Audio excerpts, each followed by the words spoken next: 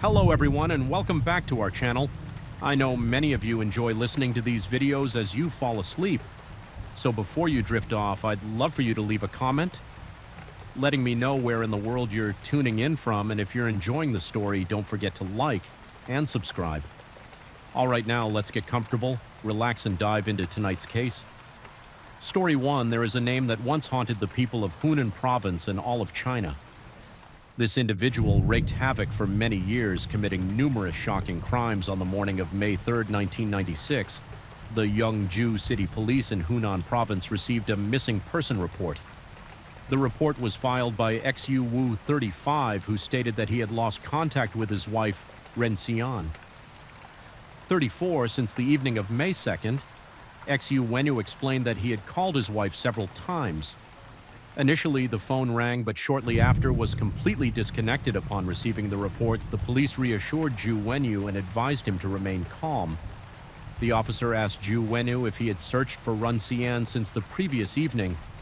Xu Wenyu confirmed that he had been in constant contact with family, friends, and even his wife's business associates, but to no avail since there was no evidence suggesting Ren Xian was in danger, and the time frame from the afternoon of May 2nd was less than 48 hours.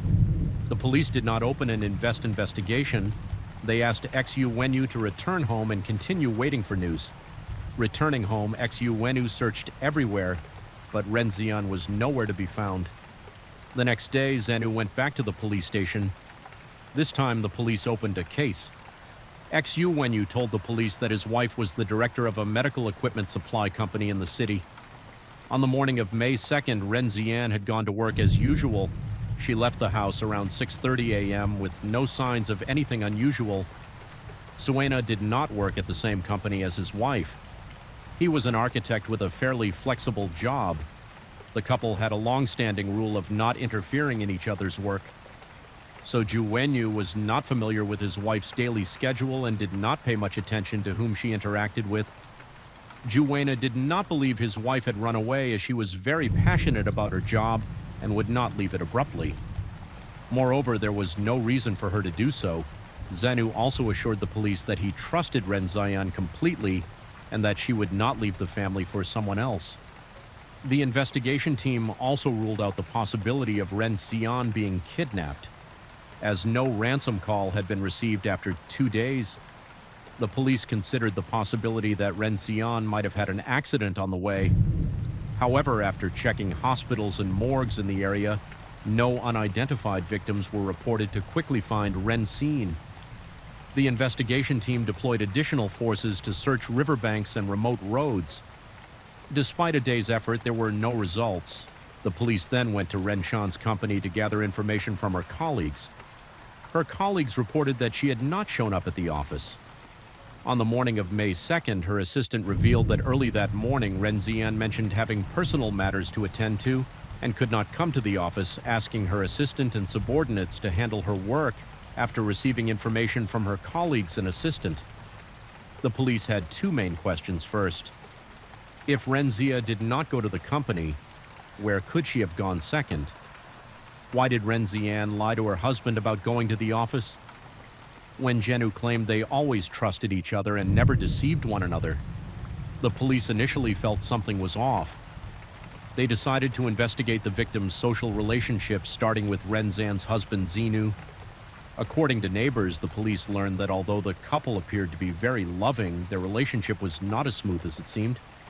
A few days before Ren Xian disappeared, neighbors heard the couple having a major argument. One curious neighbor went over and saw the door close tightly with loud noises coming from inside, resembling the sound of glass breaking.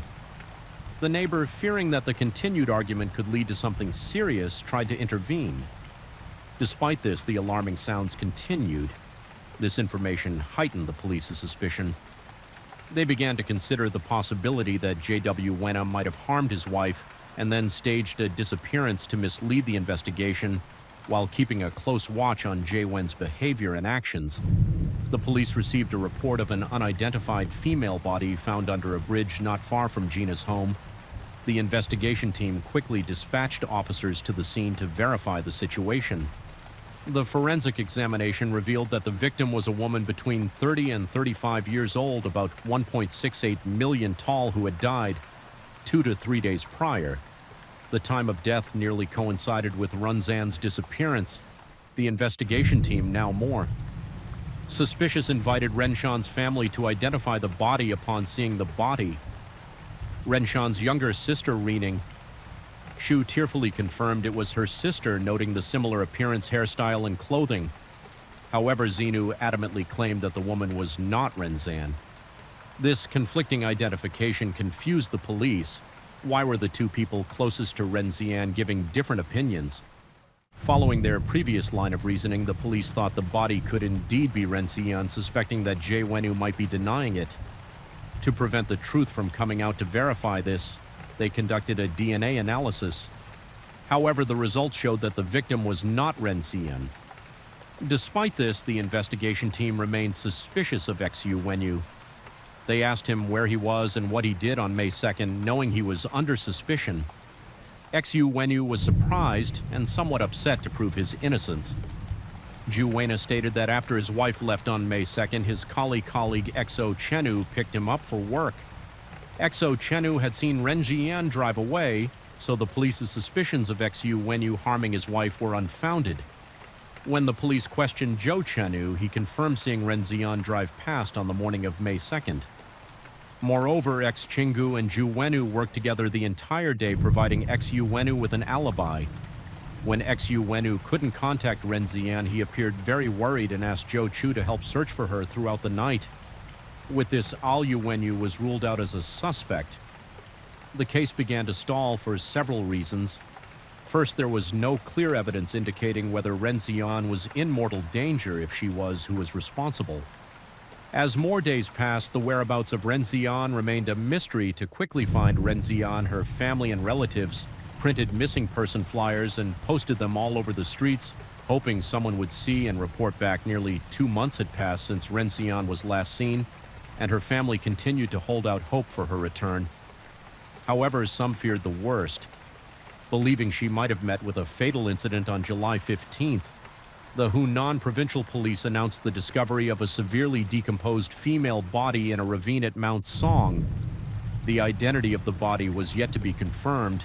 The victim was described as a woman between 30 and 35 years old with long black hair, wearing a wedding ring engraved with the names Xu Wenyu and Ren Jian. Additionally, she wore an expensive-looking watch on her left hand and a gold heart-shaped necklace. After analyzing the scene, Honan police concluded that it was not an accident. The victim's clothes were disheveled and torn in several places, suggesting a struggle. All the bones were broken, indicating she was likely pushed from a height. The police considered this a particularly serious murder case and promptly began an investigation. News of the female body found in Mount Song's ravine spread quickly across the country. Xu Wena saw the report on TV and was alarmed by the similarities between the victim and his wife. The detailed description of the ring necklace and watch matched perfectly with Renzan's possessions.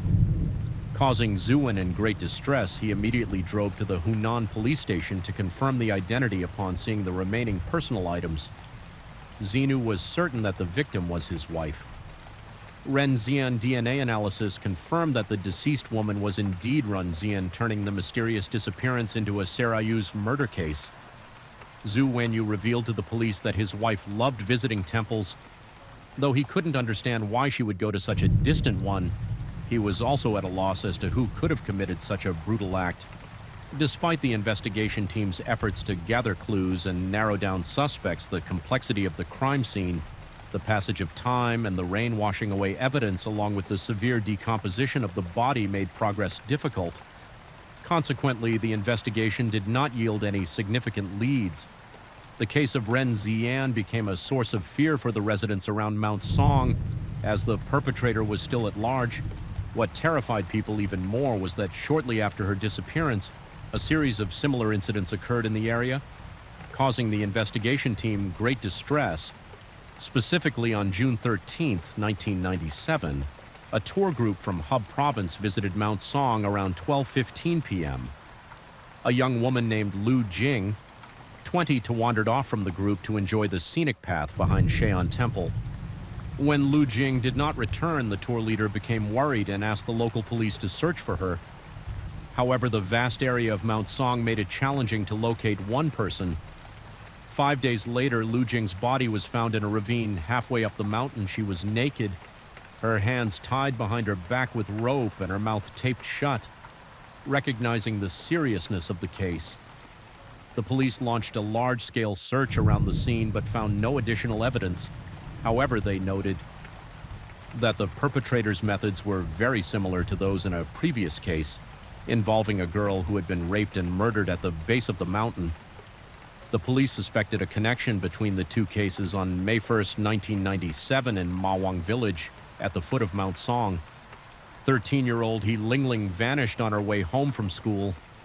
Her body was discovered in a wheat field on May 24th, in a condition strikingly similar to that of Lu Jing. As the police grappled with these three cases, another 13-year-old girl, Yao Huang, was found dead in a deep roadside ditch on the morning of September 13th.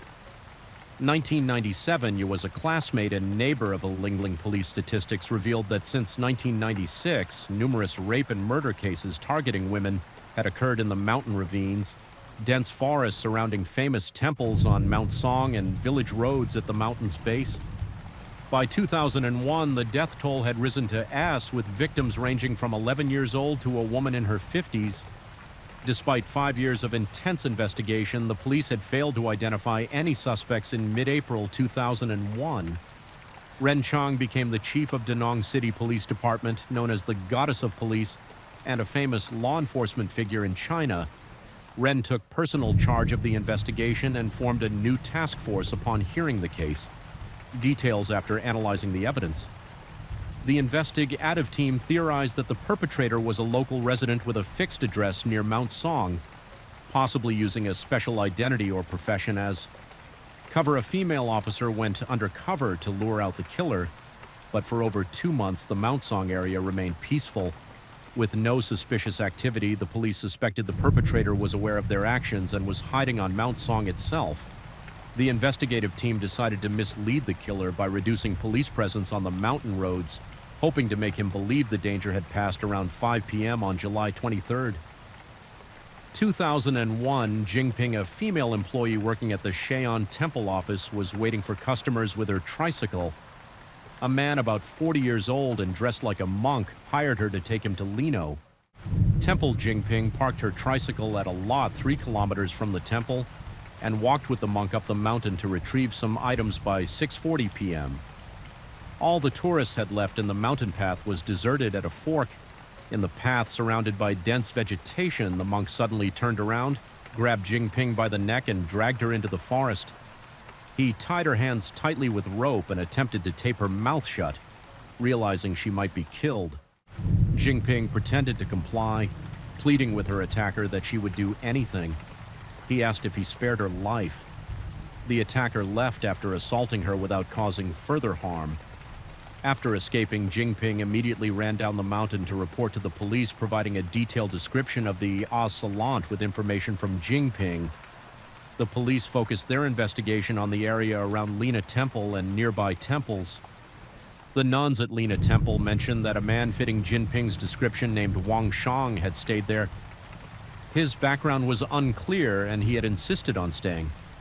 Despite being asked to leave a few months earlier, Wang Shang had been beaten for theft and had since disappeared. The abbot of Yuangang Temple confirmed that a toist named Wang Sang had also stayed there a few months prior, claiming to be gathering firewood and medicinal herbs on the mountain. Determining that the suspect was nearby, the police set up ambushes in and around the temples, blocked the only road leading into the mountain, and stationed checkpoints along the path down the mountain next to Shaolin Temple. Finally, on the evening of July 24, 2001, Wang Xing was apprehended by the police. Jingping identified him as the man who had assaulted her the previous day. Wang Zong was immediately taken to the police station. Despite intense questioning, he refused to say anything at night in his cell. Wang Zhang would often shout that he hated women and men alike. Hearing this, the police were puzzled. Although they did not know the reason for his outburst, they sensed that the suspect had likely experienced some traumatic event leading to his unstable mental state. They tried various methods to calm him, attempting to understand and soothe his emotions in hopes that Wang Gang would eventually reveal the truth. However, their efforts seemed ineffective on the fourth day after his arrest. Wang Zhang unexpectedly asked a police officer what the punishment would be for killing one person. The officer responded that it depended on many factors. Wang Zhang then asked what the punishment would be if there were multiple victims. These questions made the officer more cautious. Sensing an opportunity, the officer gave a clever response. He explained that if the punishment might be reduced and the death penalty could even be avoided. Hearing this, Wang Zhang began to waver. He sat in deep thought for over 2 hours before deciding to confess everything. Hoping for leniency, Wang Zhang revealed his real name was Wang Dongfang, a 30-year-old from Chuzhou village in Yuanyi City, Honan province. He was the elder of 2 brothers. Despite their affluent economic status, his family was unhappy. The wealth came from his father, Wang Dongyi, who was notorious for his thefts. Wang Dongyi was also known as a violent husband and father, frequently beating his wife and children, leaving them covered in bruises. Additionally, he often brought young women home and slept with them. Wang Song's mother, Safuan, was no better abused by her husband and unhappy with her life. She had an affair. When this was discovered, she was beaten and eventually left the family. This left Wang Dongfang and his brother living with their father and his mistresses, enduring constant abuse from both. Wang Dongfang dropped out of school before finishing elementary education. He started hanging out with local delinquents, engaging in bullying and petty theft instead of punishing him. Wang Dongyi encouraged these behaviors, believing that a son should surpass his father. In 1994, Wang Dongfang started dating a girl named Gillen from his village. Gillen was 2 years younger, pretty but arrogant and often disrespectful. Throughout their relationship, she frequently became upset and threatened to break up to prevent her from leaving him. Wang Dongfang indulged her every whim, even resorting to theft to give her money. Wang Dongfang believed that his sincerity and sacrifices would win Gillen's affection. However, one day he visited her unexpectedly and found her with another member of his gang. Furious Wang Dongfang swore revenge on both of them, fearing his threats. Gillen and the other young man went to the police and reported Wang Dongfang for theft, knowing he was wanted by the authorities. Wang Dongfang went on the run for 6 months. He evaded capture by moving between different towns during the day and committing petty theft at night. His criminal activities became more sophisticated over time, realizing that his fugitive lifestyle would eventually lead to his capture. Wang Dongfang decided that the most dangerous place might also be the safest. He returned to his hometown in Hunan and moved to the Mount Song area in Yangzhou City. There he changed his name from Wang Dongfang to Wang Shang and posed as a toist priest using fortune, telling to scam people out of their money. In the period following his arrest, Wang Dongfang's psychological state became increasingly erratic. Living on the mountain for an extended period, he developed a compulsion to touch and hold women's hands during fortune-telling sessions. He could sometimes indulge this urge, but it did not fully satisfy him. He grew particularly agitated when couples visited the temples together. Feeling jealous and increasingly determined to possess women, initially Wang targeted only young, attractive women. However, finding this too limiting, he decided to attack randomly, regardless of age or appearance. On May 2nd, 1996, Ren Jian, visiting from Sichuan province, came to Mount Song for sightseeing. She began her day early, visiting Shan Temple, Sona Pagoda, and other spots. Later, she walked alone along the mountain path toward the mysterious Lina Temple. Seeing her alone, Wang Dongfang followed her. Halfway there, he noticed Ren looking lost and needing help emerging from the bushes. He greeted her with A8B. Seeing the monk, Ren respectfully asked for directions to Linoa Temple. The monk warmly offered to guide her after a long, strenuous walk on the steep terrain. Ren grew exhausted, seeing her sweating profusely. Wang suggested they rest. Ren sat on a rock, admiring the scenery and praising its beauty. When she asked the monk if he felt the same, she turned to see him lunging at her. Wang grabbed and kissed her aggressively, tearing her blouse.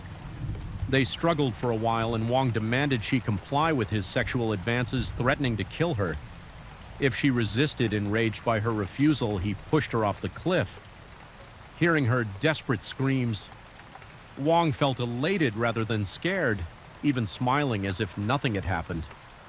More than 2 months later, Renshan's body was found on May 1st, 1997. Continuous rain had increased humidity blanketing the area around Mount Song and fog making visibility poor and reducing visitors desperate to satisfy his urges.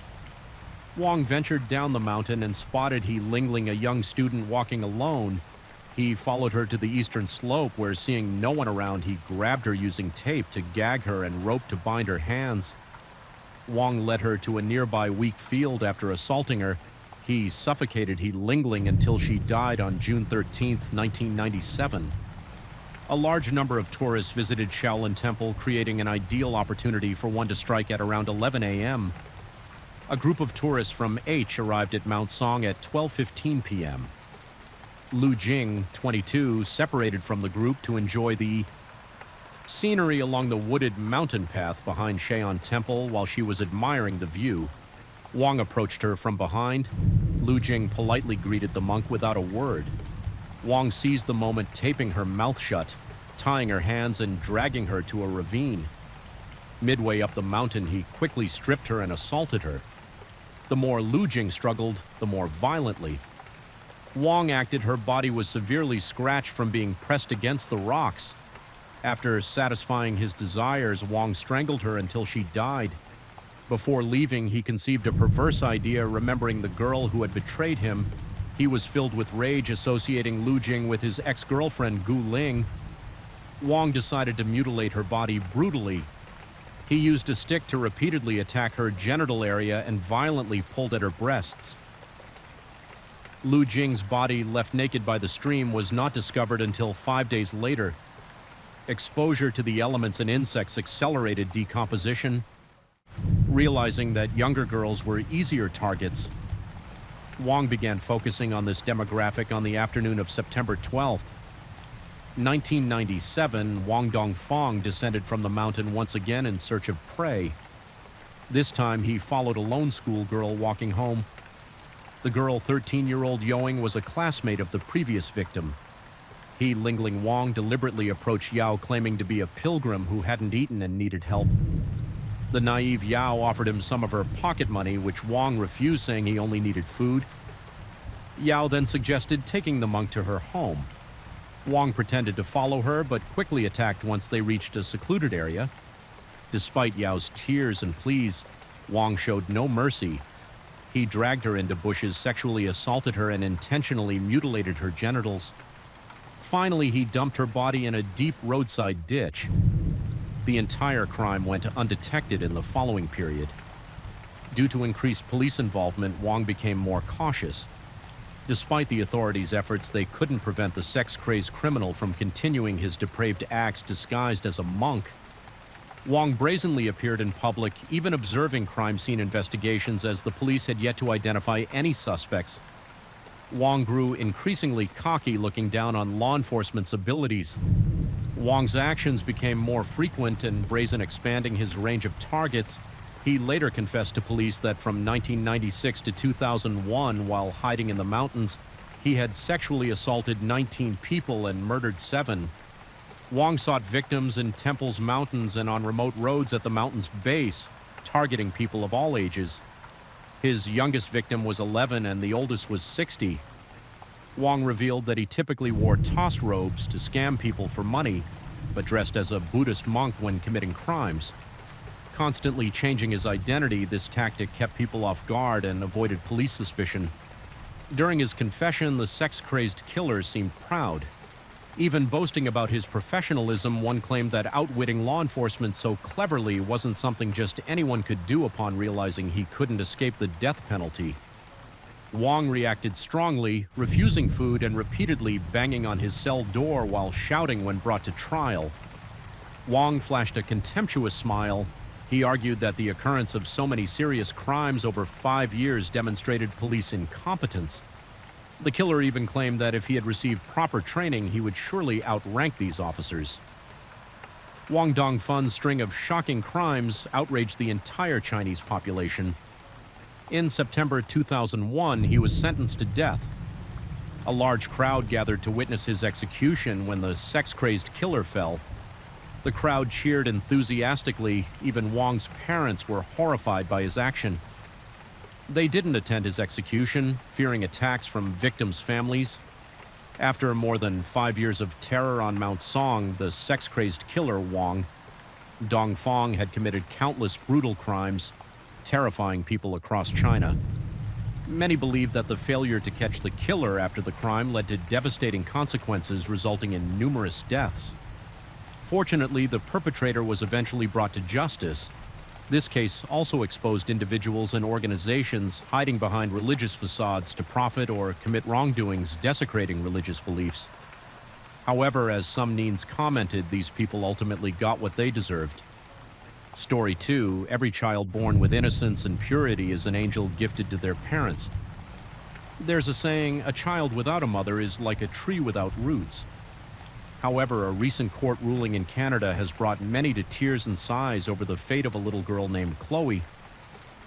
Chloe's birth captured the attention of many Canadians, but her death caused even deeper sorrow. People wondered, was it the mother's negligence or the failure of Canada's welfare system that led to this tragedy? In March 2024, the Ottawa court convicted the 30-year-old boyfriend of Chloe's mother on 6 charges, including willful neglect leading to Chloe's death. By the end of June, he was sentenced to 14 years in prison without parole. Then in early July 2024, the media revealed that the girl's mother was also charged with similar allegations and would stand trial in January next year. There's a saying, even a tiger doesn't eat its young, but when humans turn dark, they may not recognize their own kin. This case is very rare. Media agencies had to battle through multiple rounds of litigation to gradually shed light on and report the case. Consequently, we had to work hard to gather information about it. Let's go back to Sunday, May 10th, 2015, which was also Mother's Day on Air Canada. Flight AC-009 from Calgary to Tokyo, flying over Russian territory at thousands of meters above the Pacific Ocean. Most passengers were asleep and the cabin was very quiet. Suddenly, a noise came from the rear economy class. A young man frantically called for the flight attendant while his girlfriend clutched her stomach in apparent pain. The flight attendant hurried over and asked what was happening. The man said, "I don't know. My girlfriend suddenly has severe stomach pain at this point." The flight attendant quickly assisted the woman to a more spacious area at the front of the plane. However, halfway there, she could no longer bear it and had to lie down on the floor. The captain immediately called for any experienced passengers to help, and 3 doctors among the passengers came forward to assist. After receiving N4 and Tylenol, the woman was moved to a first-class seat. She then said to everyone, "Something is about to come out of my stomach." A doctor beside her quickly asked, "Are you pregnant?" The woman shook her head. The man, still bewildered, said, "We only had relations last month." She can't be pregnant at this point. No one cared about those details anymore. The doctor instructed the woman to breathe deeply and push. Soon after, the cries of a newborn girl echoed through the cabin, bringing relief to everyone. Nothing bad happened, and both mother and baby were healthy. The young mother made it just in time to celebrate her first Mother's Day. The passengers on the plane each took turns congratulating her. It was truly a special miracle. The flight attendant thoughtfully wrapped the newborn girl in a blanket. At this moment, a photograph that would later shake Canada was taken. The captain, encouraged by the good news, flew the plane with renewed spirit. Finally, the flight landed at Narita Airport in Tokyo. Half an hour ahead of schedule, the Japanese ground medical team had been informed in advance and were ready to take immediate care of the mother and baby. This young couple, who gave birth at an altitude of 10,000 m, met online. They had only been dating for about a year and were living together in Victoria, British Columbia, Canada. Their trip was to visit a relative in Japan, with the plane tickets provided by the woman's family. The woman's name was Guan, who was just 23 years old at the time, and from Calgary, Alberta, she had a temporary job. The man, Wesley Branch, was 24 years old, and from Penticton, British Columbia, he was a former employee of a moving company and was currently unemployed. The newborn girl was named Chloe, the first grandchild in the Branch family. The news brought great joy to Chloe's paternal grandparents. However, one detail caught the attention of some observant individuals in media interviews. Wesley often spoke while A.A. only talked when directly addressed. Consequently, the public frequently saw Wesley holding there. This dynamic laid the foundation for their future relationship. Of course, in the days following Chloe's birth, both the baby and mother stayed at a very good hospital in Tokyo, Japan. Once their conditions were stable, they were discharged and moved to their relatives' home in Japan. During this time, Japanese and Canadian media extensively covered the event. Thanks to this coverage, Chloe, Ada, and Wesley received many necessary baby items donated by Japanese citizens, as well as support from the Canadian Embassy in Japan. Chloe's birth certificate and passport were processed expeditiously, and the embassy even gifted the young couple a baby stroller. The family happily returned to Canada shortly after CBC Radio interviewed them with a host particularly interested in the hospital experience and costs for the mother and baby in Japan. Wesley responded that the Japanese hospital services were excellent, and in the end they only had to pay 2,000 Canadian dollars. We might not be very familiar with Japan's healthcare system, but 2,000 Canadian dollars for a few days in a hospital for uninsured foreigners in Tokyo doesn't seem too high compared to the thousands of dollars a day in the US without insurance. It's quite reasonable, however. Even this 2,000 Canadian dollar was not a small amount for the young couple. They had to set up a GoFundMe page to help cover a portion of the hospital expenses. Later, the CBC host asked the question on everyone's mind, when did you realize you were pregnant and about to give birth? I replied when I was moved to first class on the plane. Wesley immediately added I was having severe contractions. In first class, I was right beside her, holding her hand tightly when we checked her body. We saw our daughter's head. It was crazy. That's when I realized I was about to become a father. The host, still in disbelief, asked, you really had no idea you were pregnant? I responded, no, I just thought I was gaining weight, which happens to me often on the plane. I was terrified because of the intense stomach pain and thought I was dying. Wesley interjected, we did suspect something was off, but a test a few weeks earlier showed 99.99% that she wasn't pregnant anyway. A miracle happened. I'm so proud and happy we have such a lovely daughter. Finally, the host asked a very important question. How does it feel to suddenly become a mother? I glanced at Wesley several times and then they looked at each other. Wesley hugged A and said, we are very excited. We will overcome all difficulties. Wesley said, I will do my best to take good care of this little family. Notably, according to Air Canada's official website, pregnant. Women can fly if they have no history of preterm labor and are not. Beyond 36 weeks of pregnancy, typically babies born between 38 and 40 weeks are not considered premature. It is unclear if was considered premature, although as said she occasionally had stomach pains. Her doctor did not detect her pregnancy during regular checkups due to A's small frame. No one, including the airport ground staff, recognized her as pregnant. Some media speculated that A was 37 weeks pregnant regardless. The airline wanted to send their congratulations to her and her family. However, a news program couldn't resist joking that although the baby born on the plane was very healthy, the mother might need to pay a fine for carrying an extra piece of carry-on luggage. This incident captivated Canadians at the time, as babies born on planes are very rare. The first known in-flight birth occurred in 1929 in Florida, USA. The most recent happened on January 19, 2023, on an Emirates flight from Tokyo, Japan to Dubai. A 2020 article in the International Journal of Travel Medicine tallied in-flight births on commercial flights from 1929 to 2018, totaling 74 cases, or roughly 1 per 26 million passengers. Nearly the same odds as winning a lottery jackpot. However, among these 3 newborns did not survive. This rarity explains why many airlines prohibit pregnant women from flying between 38 and 40 weeks. The thin air at high altitudes is not conducive to newborn breathing, and their ears are very sensitive to air pressure. Additionally, medical capabilities on planes are very limited with a lack of medical personnel and equipment. While a normal delivery might be manageable, a cesarean section would pose significant risks to both mother and baby. Furthermore, the nationality of newborns is a complex issue. Planes are considered extensions of their registered country's territories, but the skies they fly through belong to different nations. Some countries grant citizenship based on birth location, leading to potential nationality. Ambiguities for babies born on planes complicating legal processes. For example, Chloe is clearly Canadian, but immigration lawyers have pointed out that if she were born over USA airspace, she might be eligible for U.S. citizenship. Chloe was fortunate at birth, but no one anticipated the hardship she would face.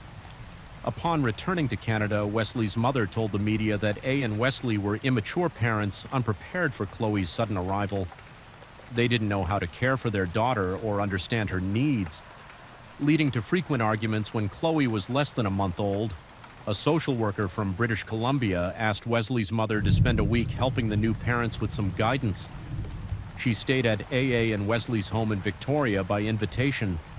To her surprise, Wesley asked her to take Chloe for a month so they could go on vacation. At that moment, Wesley's mother realized the couple was too selfish and trouble was inevitable. However, after helping care for Chloe for a week, she left Victoria and returned home indeed in August 2015, 3 months after Chloe was born. Due to A and Wesley's escalating arguments that risked violence, British Columbia's welfare agency removed Chloe from their care and placed her in temporary foster care. By the end of 2015, Aya and Wesley had broken up AA, then returned to Calgary, where she had grown up consequently. British Columbia's welfare agents transferred Chloe to Alberta's welfare agency by early 2016. Alberta's welfare agency officially took over Chloe's guardianship. However, Chloe's tragic fate continued. Ada's father, Sam Guan, and her stepmother, Lily Wong, had been married since the late 1990s and lived in Calgary. Lily had 3 sons from a previous marriage, making them Ada's half-brothers. One of them, Boss Wong, became the family spokesperson in Chloe's case. Boss stated that Alberta's welfare agency placed Chloe with Sam and Lily. When she first arrived, Chloe was very shy and easily frightened, showing signs of insecurity. It took some time before she began to trust their love and gradually opened up. Chloe started to interact with those around her, living a happy and joyful life like any other child. During Sam and Lily's care for Chloe, Alberta's welfare agency arranged weekly visits with her biological parents for what was supposed to be family time. However, social workers noticed that A and Wesley often found excuses to cancel these scheduled visits even when they did attend. Their attention was clearly not on their daughter. They appeared distracted and reluctant. It was evident that their presence was merely obligatory, as Alberta's social workers gradually concluded that A and Wesley were unfit to be parents. They began to ask Sam and Lily if they would consider adopting Chloe as family. Sam and Lily then held a family meeting. They expressed their willingness to adopt Chloe with A's half-brothers, offering strong support and promising to help whenever necessary. According to rumors, Sam and Lily even submitted the necessary paperwork for adoption. Alberta's welfare agency also interviewed them regarding the matter. However, to everyone's surprise, Alberta's welfare agency ultimately decided to return. Chloe, Ada, Sam, and Lily were deeply disappointed by this decision. Social workers explained that the government always prioritizes reuniting children with their biological parents. As a result, Chloe, then 3.5 years old, was returned to her mother, at the end of 2018.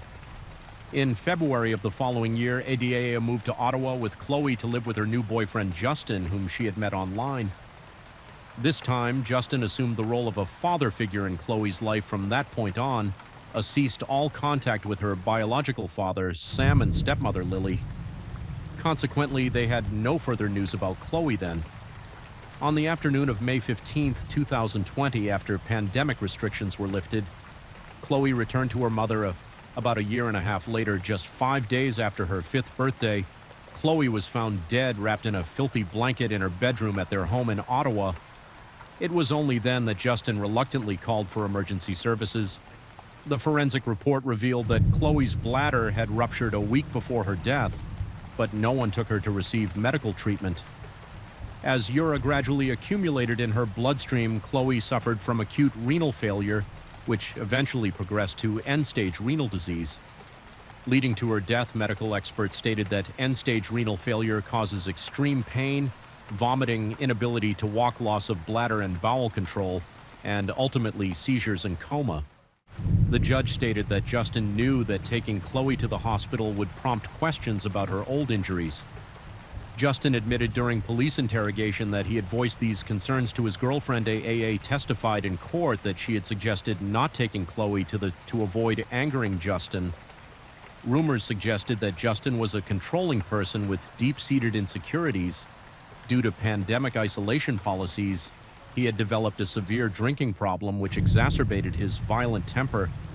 Ah told the judge that she could no longer endure Justin's abusive behavior towards her daughter, but whenever she tried to break up with him, he threatened to kill both her and Chloe.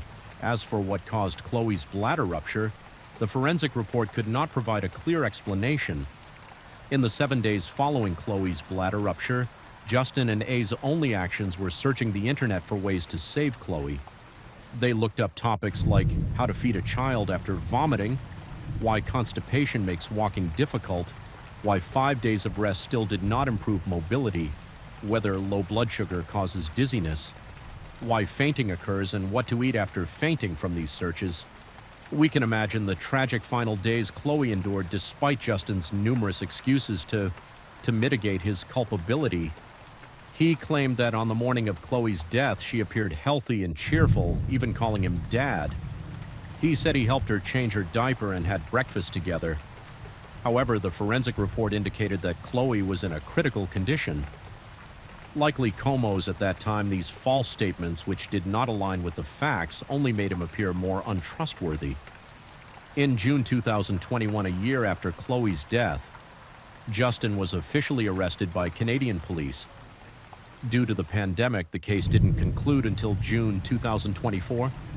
3 years later, Justin was sentenced to 14 years in prison. Initially, the prosecutor hoped for a 16-year sentence. While the defense lawyer argued that this was Justin's first offense, the lawyer also claimed that Justin had mental health issues and had suffered a troubled childhood with an abusive stepfather. Therefore, the court should give Justin a chance at rehabilitation, believing that a 16-year sentence was too harsh and suggesting 10 to 12 years as more reasonable. Ultimately, the judge settled on a middle ground of 14 years. Looking back at the entire case, a severe oversight was discovered. Chloe was never placed on the radar of Ottawa's welfare agency. No legal department from any province had informed them about Chloe's situation. Sadly, it was only after the tragedy that Ottawa's welfare agency began to investigate. By then, it was too late. Currently, it is unclear whether Alberta's welfare agency continued to monitor Chloe's situation after handing her over to Ada. Did they know that was moved to Ottawa? If they did, it's evident that Alberta's welfare agency did not transfer Chloe's file to the relevant authorities in Ottawa. Did they close Chloe's case and stop following up? The most critical question is why Alberta's welfare agency returned Chloe to Ada, and how Ada convinced social workers to grant her custody. Many questions remain unanswered and may never be answered because Alberta's welfare agency has stated that Alberta's PR privacy laws prevent them from discussing any specific cases. It's evident that there are flaws in the Canadian government's operational mechanisms. If these gaps are not addressed, similar tragedies are likely to occur in the future. As for Chloe's biological father, Wesley, it was his and the paternal grandparents' demand for answers that allowed the Ottawa court to let the media cover the case. Wesley told the media that after his breakup with Ada, he had no idea where Chloe was. He was devastated when he received the call from Ottawa police informing him of his daughter's death. He blamed himself for not trying harder to remain in Chloe's life and felt betrayed by the government system that failed to change the outcome or fate of his daughter.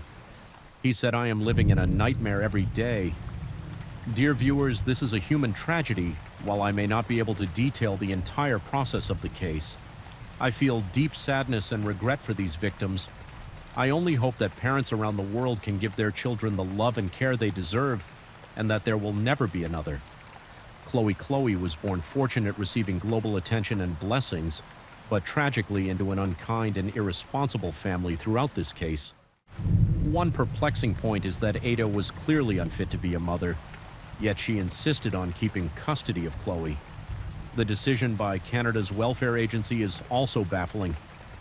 They overlooked the loving paternal grandparents and handed Chloe back to Ada. What's more infuriating is that they didn't check on Chloe for a year and a half afterward. They should have at least informed the relevant welfare agency in Ottawa. Right, currently, only Justin has been sentenced to prison, but we believe that ADA, who has also been prosecuted, will soon receive her due punishment. Story 3 Ontario County Sheriff's deputies are asking for your help tonight, finding a missing man. They say 31-year-old Adam Chase went missing on June 14th on 2012 in Ontario County, New York. A man left his home after having an argument with his wife. Initially, his family thought he just needed some time to cool off and would return once he calmed down. However, after a few days passed with no sign of him, the family grew concerned and reported him missing to the police. They also sought help from the media to appeal to the public for assistance in finding him. Months of searching and waiting passed, but eventually they only found a set of scattered white bones.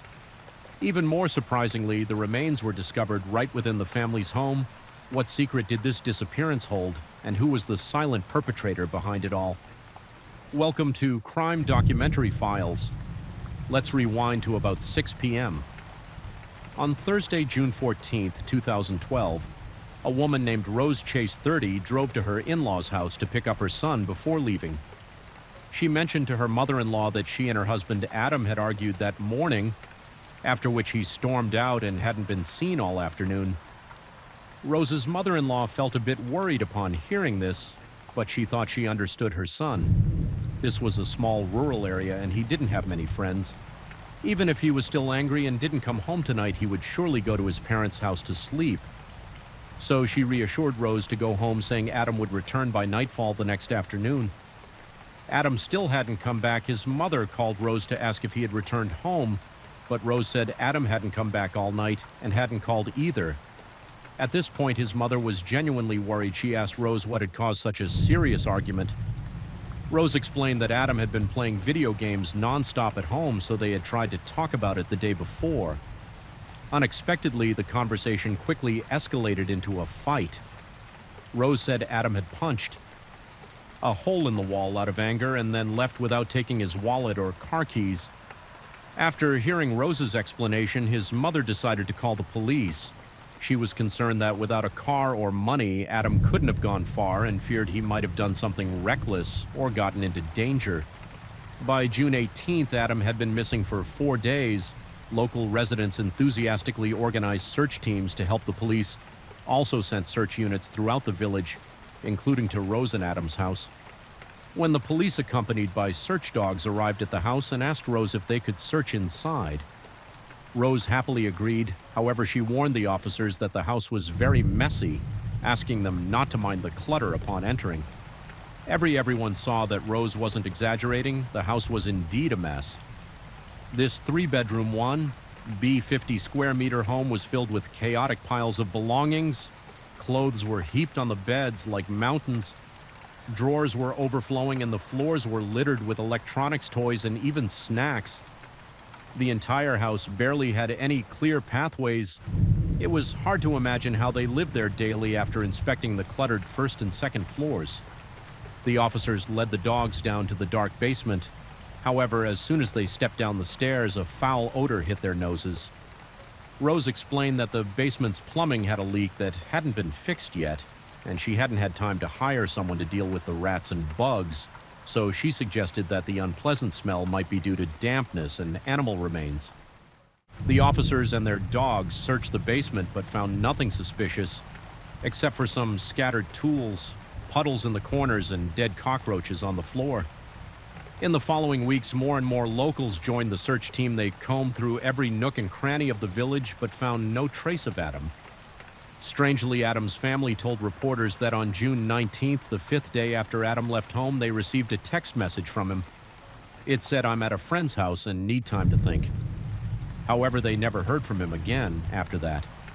Chase's sisters say there were 2 texts on June 19th, one to each of their parents. It said, "Staying with a friend in Canandon, need time to think." This message raised suspicions with Adam's parents and the police. They mentioned that Adam would typically call directly if there was an issue, and he had never sent a text message like this before. Therefore, they believed that someone might have impersonated Adam. implying that his disappearance likely involved external interference. However, the police showed little concern over this. They advised the family to be patient and wait for good news instead of getting worked up over imagined scenarios. Adam's disappearance, initially lasting a few weeks, extended into several months. Over time, the family's bad feeling grew stronger since they and the police could not agree on how to approach the case. The family had no choice but to seek help from a private detective. The detective who took on the case was Ronnie Miller, an old friend of Adam's father. Adam had grown up under Ronnie's watchful eye. He knew that no matter how angry Adam might get, he would never abandon his family after evaluating the current clues. Ronnie agreed with the family's suspicion that something bad had happened to Adam, but if Adam wasn't truly missing, then where could he be? The answer to this question was clear to them all, none other than Rose Adams' wife of 11 years, Adam. If you are seeing this, can you please come home to your family? They really do miss you, and if anybody knows where Adam is, please contact the Ontario County Sheriffs, so this way the family can know how he is and that he's okay. The family turned their attention to Rose, not only because she was the last person to see Adam, but also because her behavior over the last few months and even years suggested she had a motive to harm her husband. Since 2007, 6 years into the couple's marriage, Adam's family had suspected Rose of infidelity, however lacking concrete evidence, and with Adam staunchly defending his wife, the matter was eventually dropped. However, just a week before Adam's disappearance, a relative spotted Rose acting intimately with an unknown man in a neighboring town, fearing they might be mistaken. The relative quickly took a photo with their phone, although the picture was blurry. Adam's family recognized Rose by her features and clothing when the family showed Adam the photo. He was deeply shocked at the time. Adam said he would find time to talk to his wife, but shortly after he vanished, this gave the family reason to suspect that Adam's disappearance was somehow connected to Rose.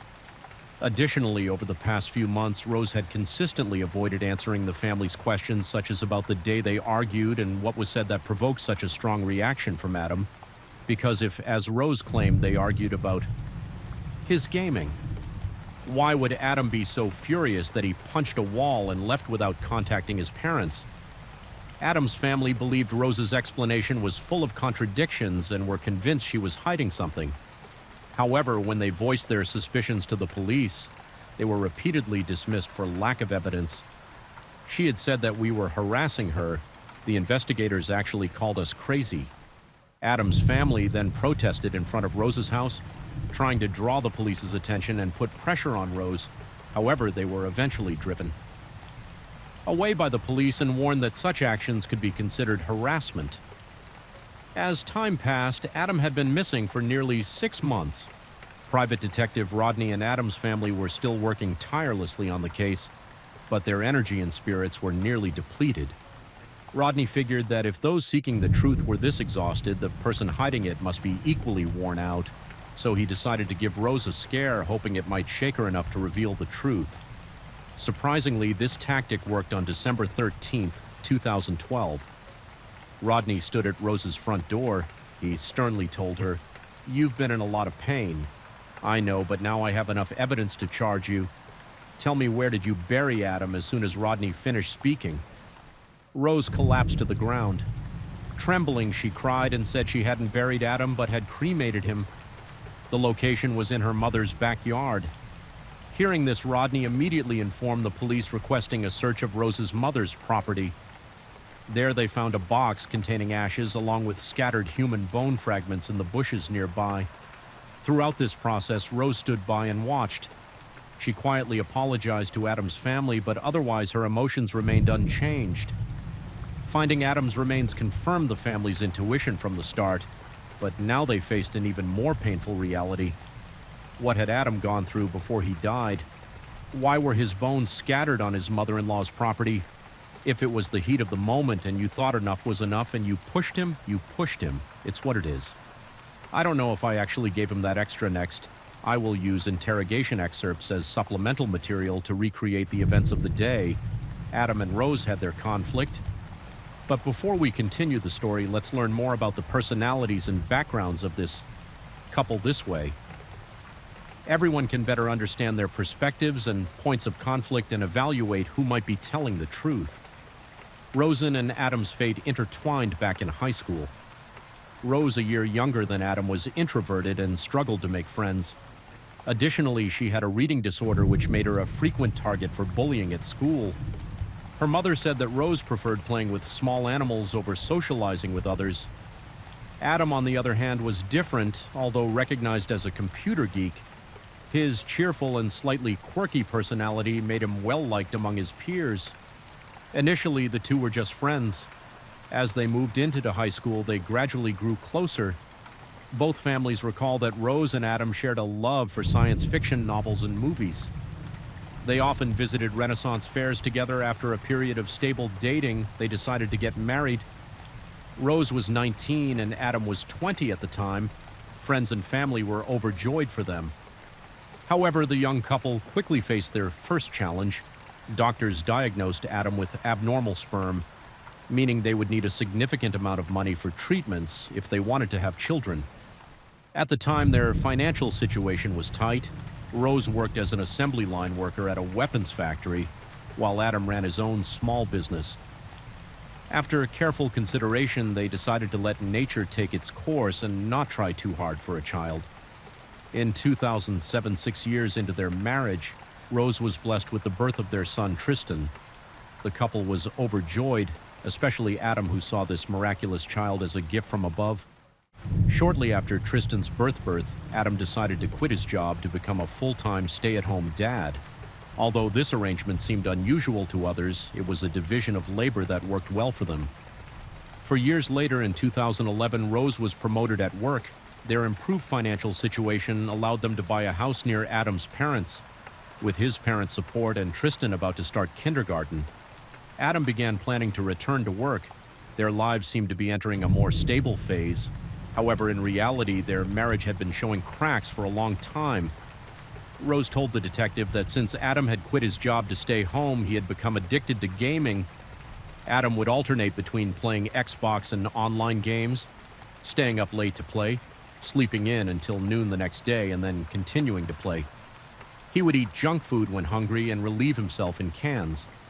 Several times, Rose came home to find their son dirty, his diaper unchanged. Rose said they argued about this many times, but after a brief period of movement, Adam would always revert to his old habits. Feeling neglected and cold-shouldered, Rose admitted to having affairs and multiple boyfriends.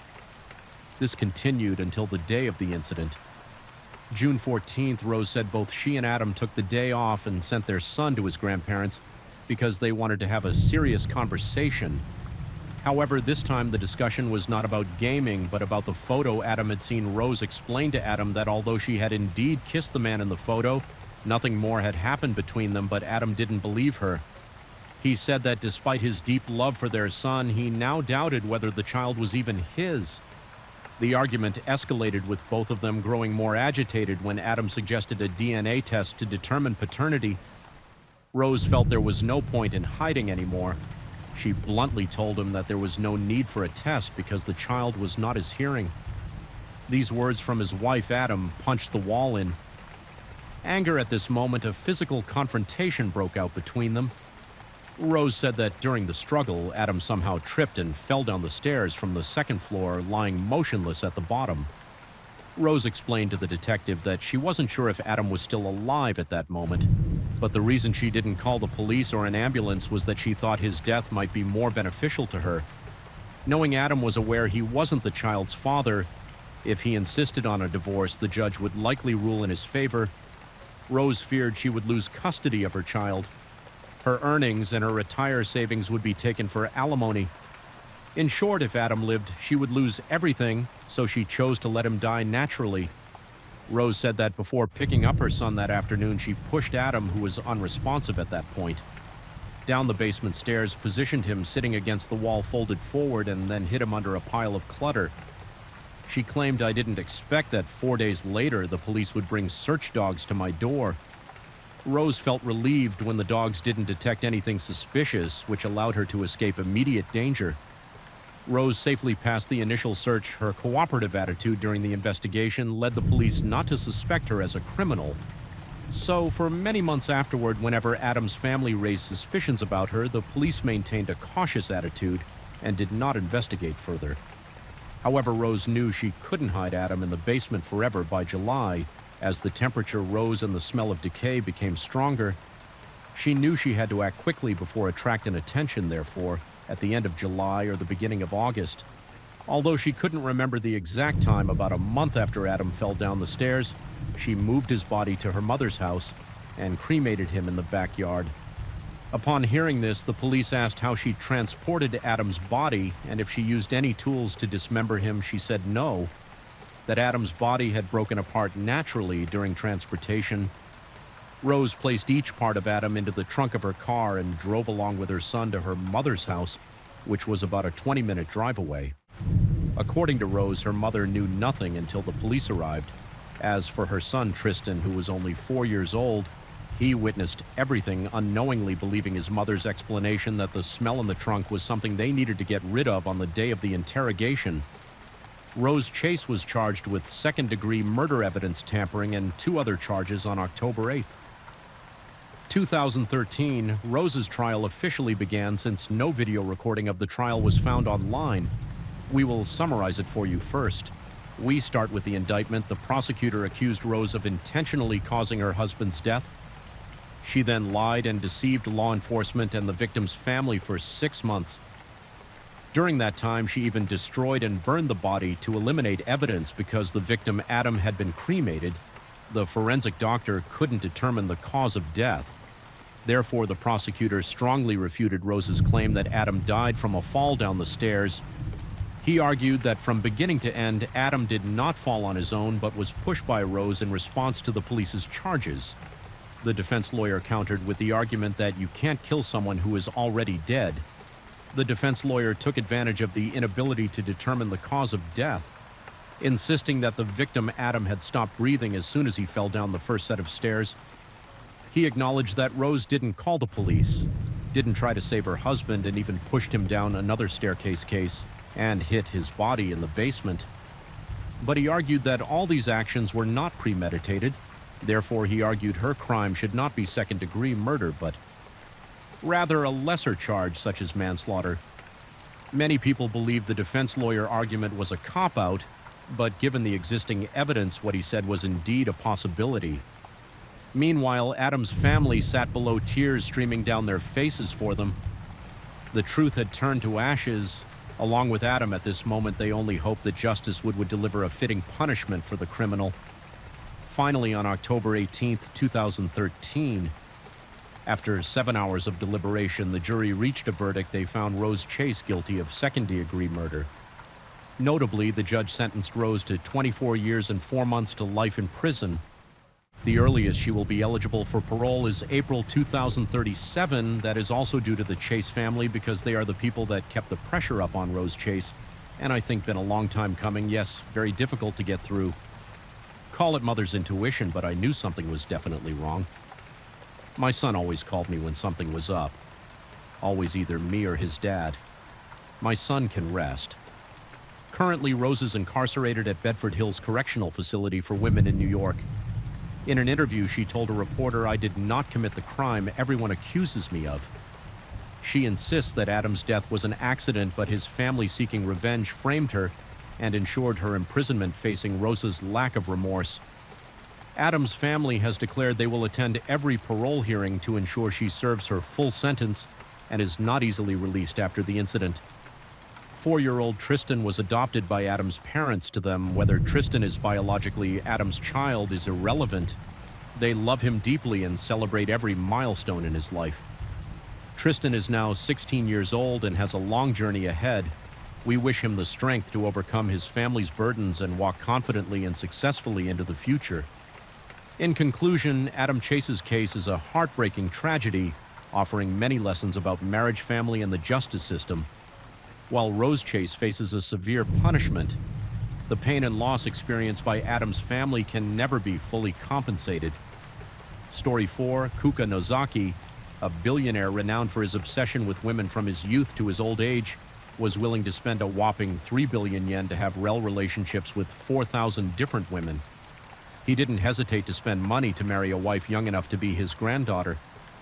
These are the characteristics the Japanese people think of when they mention the successful businessman Kuka Nozaki. Then something shocking happened at the age of 77, just 3 months after marrying his young wife. This magnate suddenly died, found naked with no clothes on.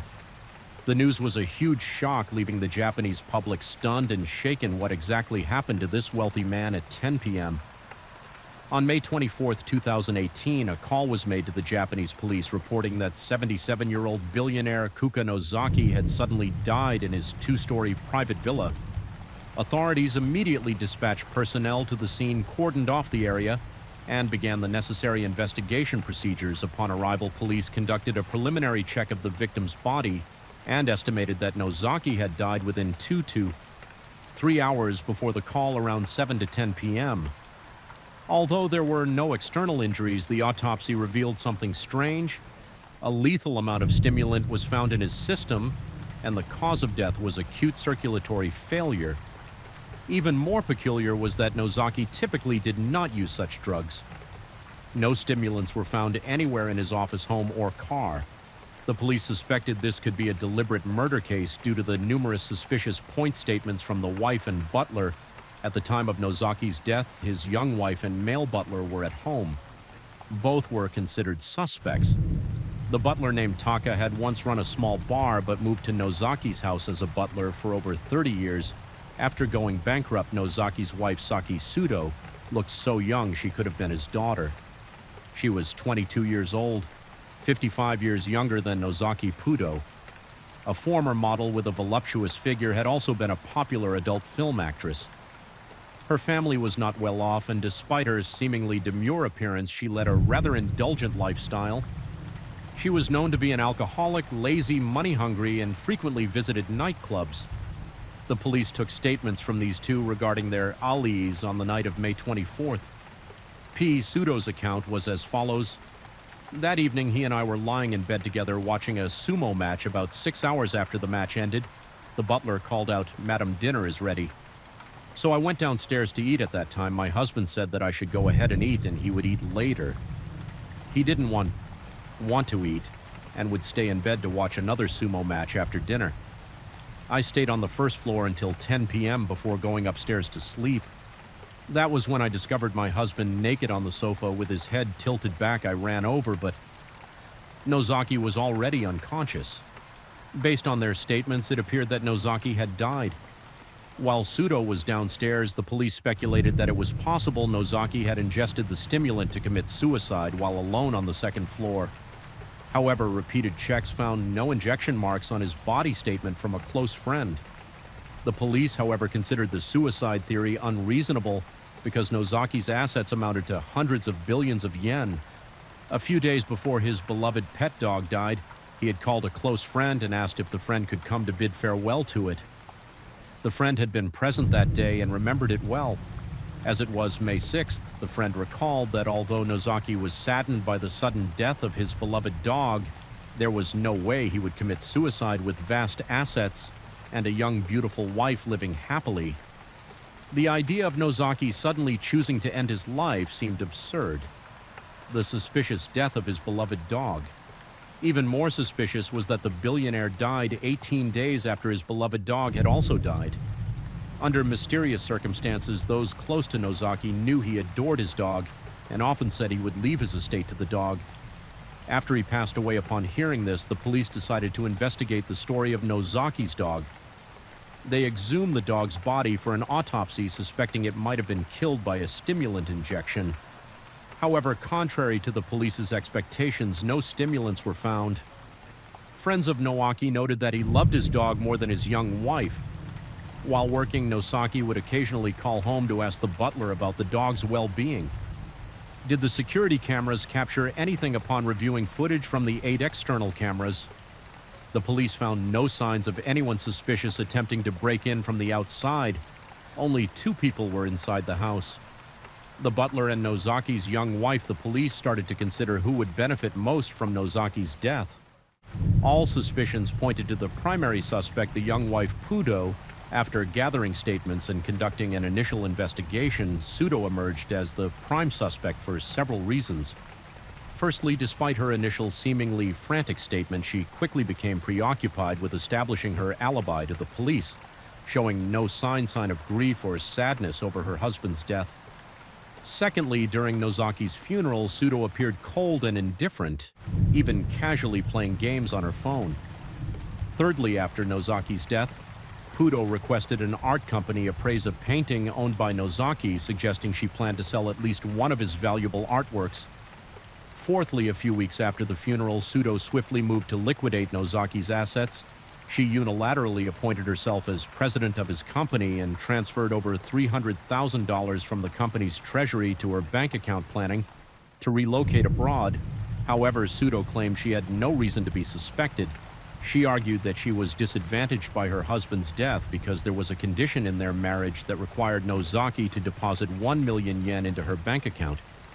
Every month from the day they married, Pseudo insisted that Nozaki's death left her at an emotional and financial loss, but the situation appeared far more complicated than PSE Pseudo's simple explanation.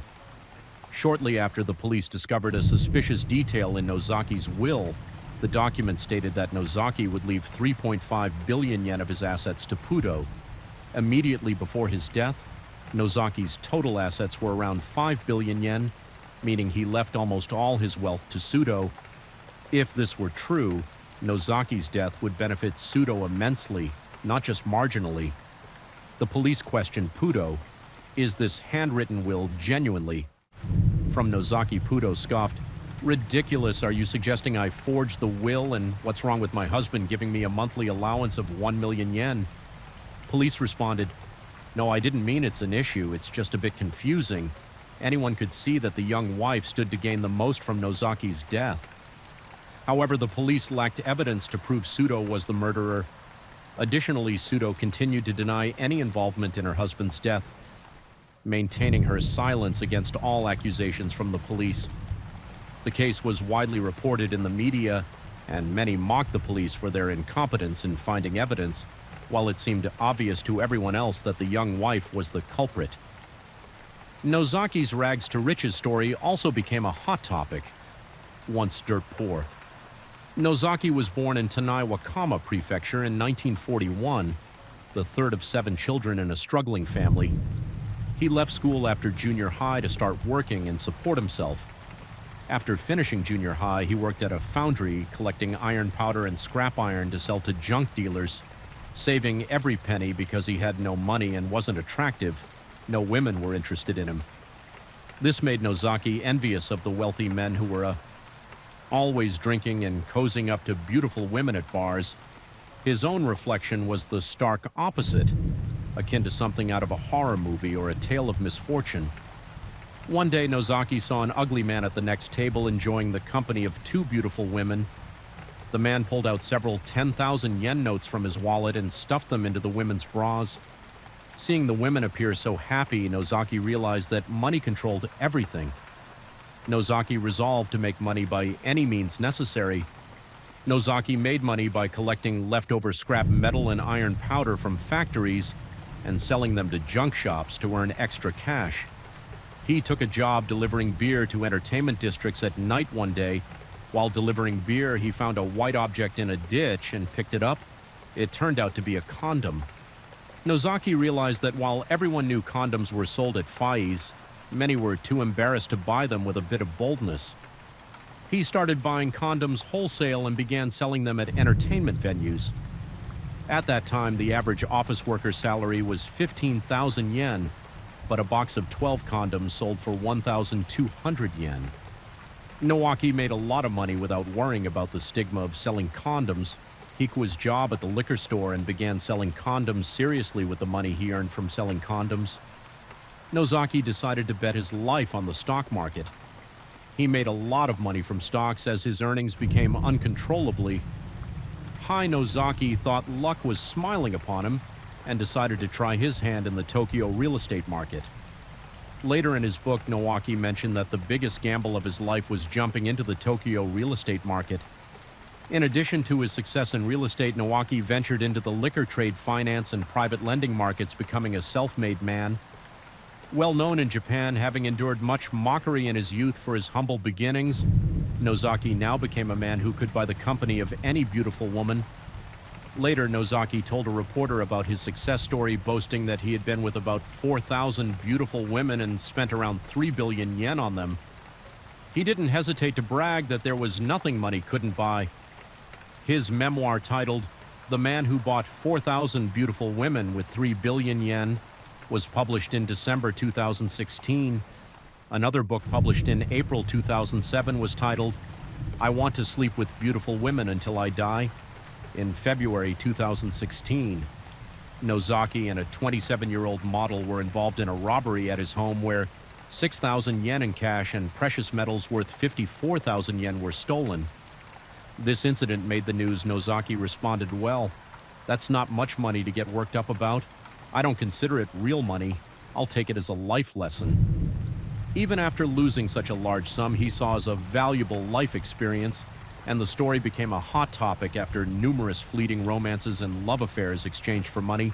Nozaki unexpectedly decided to settle down and marry a 22-year-old model named Sudo on February the 8th, 2008. According to their accounts shared with the media. One day, Nozaki fell at the airport and Sudo helped him up. He thanked her and invited her to dinner. They hit it off and fell in love. Nozaki recounted that he fell for her because she seemed pure. Unlike the other women he had met, they quickly started dating and decided to get married in an interview with Kendai Business. A few months before his death, Nozaki confidently stated that he would always be happy. Being married to Pudo, the seasoned businessman ignored all warnings about staying away from a woman 55 years younger who might be after his vast fortune. It seemed that while Nozaki had sharp instincts in business, he let his guard down entirely in his personal life with Sudo if Sudo did kill her husband. What other motives besides money could she have had? After a period of happiness, someone revealed the truth about Sudo to Nozaki. They showed him pictures of Sudo before her plastic surgery, revealing that she was not a model but a former adult film actress. Nozaki was furious to learn that she had arranged for someone to push him down and then pretended to help him at the airport. He couldn't stand the betrayal and the feeling of being used for his money. Finally, after seeing pictures of her before surgery and photos of her with another man, Nozaki decided to divorce her. He called Sudo, confirmed the truth of the revelations, and informed her about the divorce, afraid that her husband would leave her for someone else. Sudo tried to hold on to him but was unsuccessful. According to Japanese media, before his death, Nozaki seemed to have grown tired of his wife and was considering divorce. The reason was that since their marriage, Pudo had stayed in Tokyo and refused to move to Tanai to live with her husband. During this time, the 80-year-old old tycoon was rumored to have had relationships with several other women before his death. Nozaki was romantically involved with Miss AA finalist in the Miss World Japan competition. Miss was 25 years old, 5 feet 8 inches tall, and significantly more beautiful and elegant than Sudo, since Sudo didn't return to Tanai. Nowaki decided to end things with her and marry someone new. Nozaki's decisiveness put Pudo at risk of losing her luxurious lifestyle. This was seen as a motive for her to kill him to seize his vast fortune. The police theorized that Sudo feared being left with nothing if divorced, so she plotted to murder Nozaki to inherit his wealth. However, PSE Sudo's lawyer claimed she was innocent. Despite the prosecutor's claims, there was no concrete evidence that she directly committed the crime. For a time, the case seemed to be forgotten by the public after 2 years of deadlock. The sudden death of the naked tycoon Nozaki once again drew significant public interest as new details emerged in 2020. When a drug dealer was arrested, the police traced the dealer's clients and found PSE Sudo's phone number on the list. This indicated that Pudo had contacted the drug dealer, possibly buying drugs to poison Nozaki. Upon re-examining the crime scene, police found traces of stimulants on the floor and in the vacuum cleaner at Nozaki's home in early 2021. While inspecting PSE Sudo's personal items during the investigation, police discovered her computer search history contained entries on how to buy and use stimulants. Keywords like murder and how to buy stimulants were also found. This suggested that Pseudo had meticulously planned her husband's murder on April 28, 2021. Pudo was arrested as a prime suspect in Nozaki's murder on May 19, 2021. The Waka Prefectural Prosecutor's Office charged Pudo with murder and violating stimulant drug laws, according to police sources cited by Manichi. Pudo decided to remain silent and await the trial process to appeal. To this day, the case of Pseudo Saki killing her husband continues to stir public opinion in Japan. Whenever it is mentioned, driven by insatiable greed, the former adult film actress ultimately faced retribution. Not only did she fail to inherit the money, but she also faced severe penalties for murder. The fate of the once flamboyant billionaire became a never-ending topic of discussion. He enjoyed a life of luxury, but met a tragic end because of it.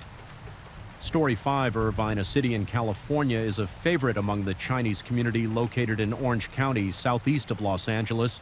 It's about an hour's drive away, according to 2020 data. Irvine's population is around 300,000, with Asian Pacific Islanders making up 45%. This makes it the city with the highest density of 280 Asian Americans in the entire United States. Notable companies in Irvine include Blizzard Entertainment, the polarizing game company Taiwan's Foxconn, and the hard drive giant Western Digital.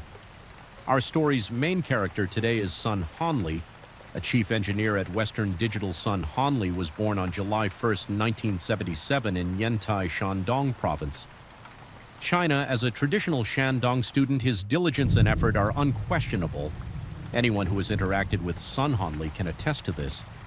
His outstanding academic performance allowed him to be directly admitted to the finance department of Zhejiang University without taking the college entrance exam after graduating from high school. Moreover, just a month after enrolling at Zhejiang University, another opportunity arose at that time. The National University of Singapore and Zhejiang University had a cooperative project intending to select 32 outstanding students from Zhejiang University for free education at the National University of Singapore. With his excellent academic record, Sun Hanli was fortunate to be selected. He successfully moved to Singapore after graduating from the National University of Singapore. Sun Hanli pursued a master's degree in electronic engineering.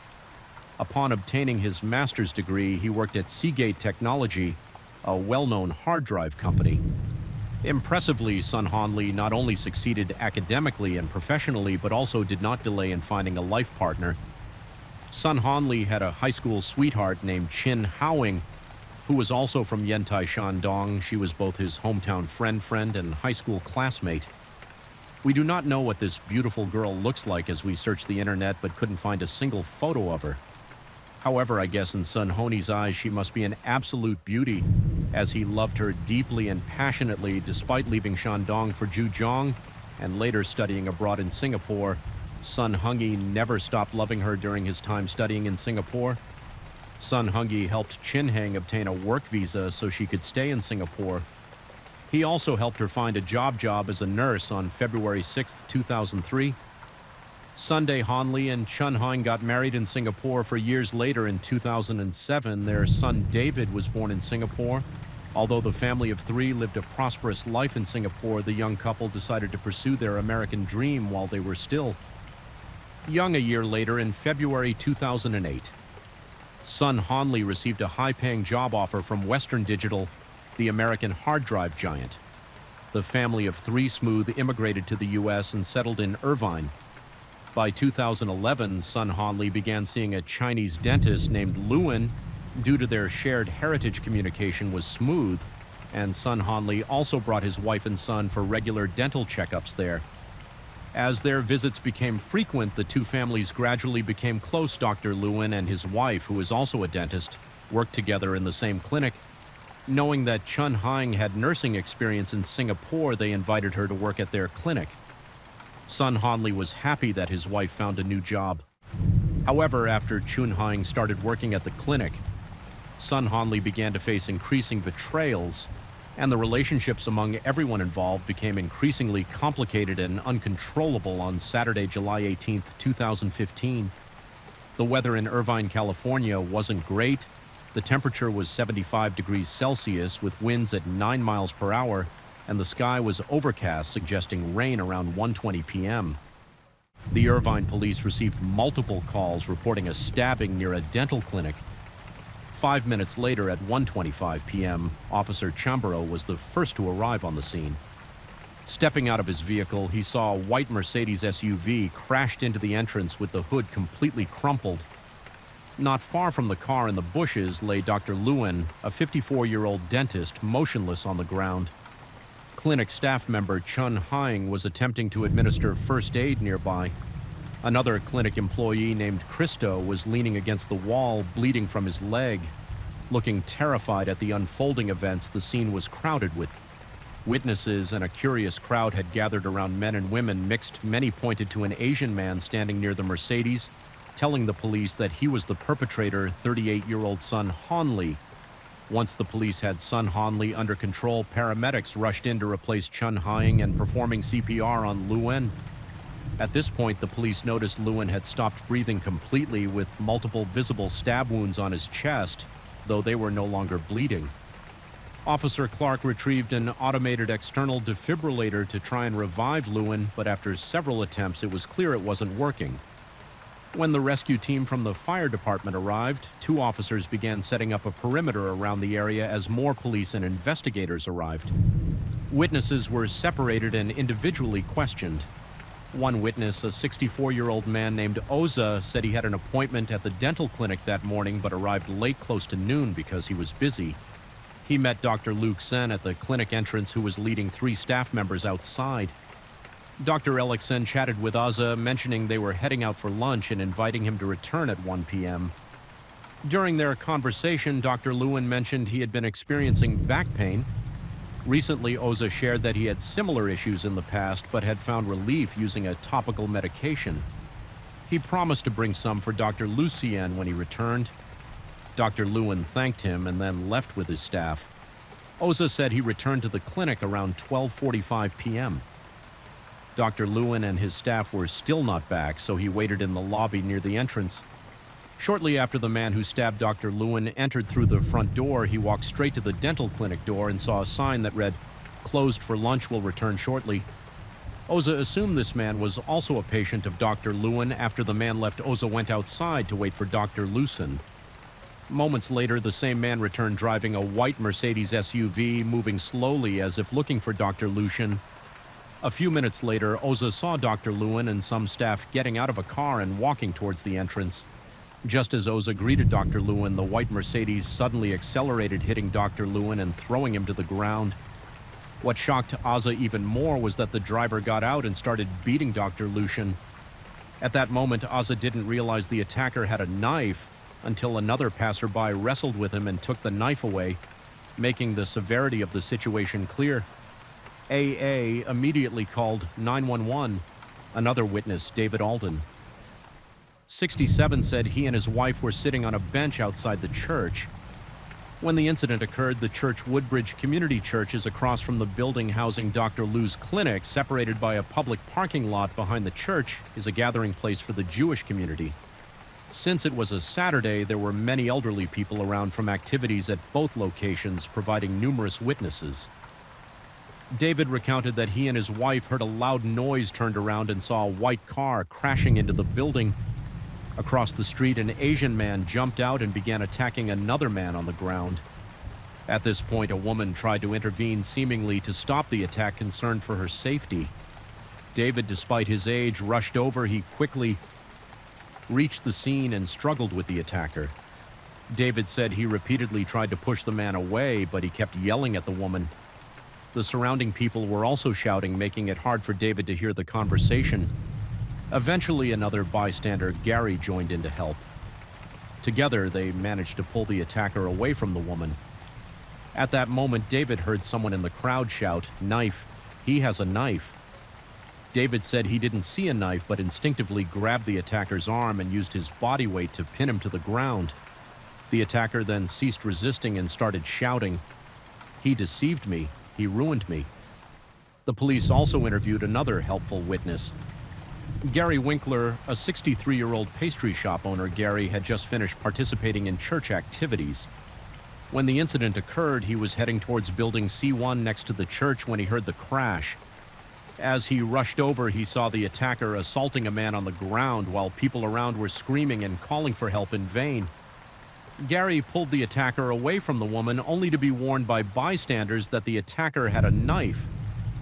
That's when he noticed the Asian man holding a knife about 8 inches long. Gary managed to wrestle the knife away from the attacker just as David pinned him to the ground, according to witness and clinic staff accounts. The story unfolded as follows. Gary handed the knife to his friend Modi, who carefully placed it on a nearby green electrical box and stood guard to ensure no one touched it. Gary shouted at the attacker, "Are you crazy? You killed him." Soon, Hongel responded, "That's exactly what I wanted to do," in an interview with Zat. A clinic employee, the police gathered more crucial information. Zet, an Iranian dental assistant at the clinic, identified the attacker as Sun Hanli and the victim on the ground as Dr. Lushan. His boss Zet had worked for Dr. Lewin for 6 years, and his colleague Chin Huang had been there for 4 years, handling paperwork and Fin finances during Chun Hong's tenure. Her husband Sun Hanli had visited the clinic many times as a patient, so everyone knew him. However, rumors later surfaced that Chun Haiying and Dr. Luan were having an affair, which led to Dr. Luan's divorce from his former wife, Dr. Jun Lia. Dr. Jun Lia specialized in cosmetic procedures.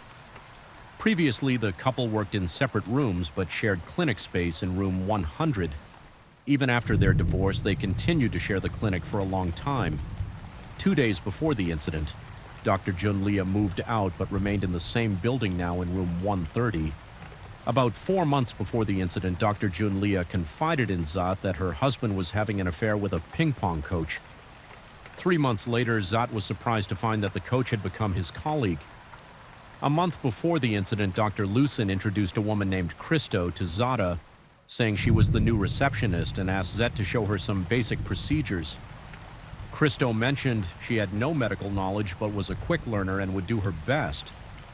She also said she had known Dr. Lewin for 10 years and was his ping pong coach. The last time Zat saw Sun Hanli was about a month and a half before the incident, when he came looking for Dr. Lucien, who was not present that day. 3 days later, after finishing his last patient appointment, Dr. Lewin announced he was closing early because he had received death threats via text message. He appeared anxious and personally checked all the doors. He refused to go home, saying the clinic felt safer. Following the threat, Dr. Lewin immediately went to China and arranged for other dentists to temporarily help at the clinic. He had returned from China only 2 weeks before the incident. On the day of the incident around noon, Dr. Lewin suggested taking everyone out for lunch. There were 4 people in the clinic at the time. Zat, Dr. Lucien, Chining referred to by Zat as the boss's girlfriend number 1, and Christo referred to as the boss's girlfriend number 2. Since they all went out together, they took one car. Chun Haiying had a black Honda and Christo had a BMW 320. I registered under Dr. Lucian's name but used by her. According to Zat and other witnesses, the story continued as follows. Dr. Lucian drove to work that day in a rented Toyota Corolla. Among the 4 Zat's car, a black Nissan Rogue SUV was the largest, so they all rode in Zat's car to a nearby Korean barbecue restaurant after lunch around 1 p.m. They returned to the parking lot outside the clinic. Dr. Lewin sat in the front passenger seat, seeing 2 patients standing at the building entrance. He quickly got out and started talking to a man named Azza. As they were exchanging a few words, a white Mercedes suddenly sped towards them, hitting Dr. Lewin directly. While the police were interviewing witnesses, Officer McFinn approached the suspect. Sun Hanli at this point, Sun Hai, was sitting by the curb, head down with a vacant look in his eyes. McFinn asked if he was injured without lifting his head, son. Hongel replied, "Can you kill me? I don't want to live anymore. She deceived me and cheated on me with that man." Mason asked, "So you deliberately ran into him?" Sun Hanli responded, "Yes." When asked for the reason, Sunli didn't answer directly but kept repeating, "Kill me, I don't want to live, just shoot me." Seeing that Sun Hanli was unwilling to talk further, McKinn left other officers to guard him and went to interview more witnesses at the scene. Meanwhile, another officer began questioning Chin Haiying. At this point, Chin Hang was sitting on a red flower bed in the parking lot wearing dark blue nurse scrubs with blood all over her left hand, both arms, her stomach, and her pants facing the officer's questions. Chin Howing immediately revealed a shocking detail. The victim, Lucian, was not only her boss but also her boyfriend, and the attacker was her husband's son, H.A.H. Despite appearing upset while recounting the events, Chin Hong's tone was remarkably calm, showing little emotional fluctuation as the rain began to fall. The officer continued the interrogation. Chun Hang explained that she married Sun Honli in 2003, and they had an 8-year-old son. She stated that she and Dr. Lugsen began their affair while working together in January 2014. By September, Sun Honli discovered her infidelity, and the couple started sleeping SE separately in October. They filed for divorce, and Chun Hang moved out.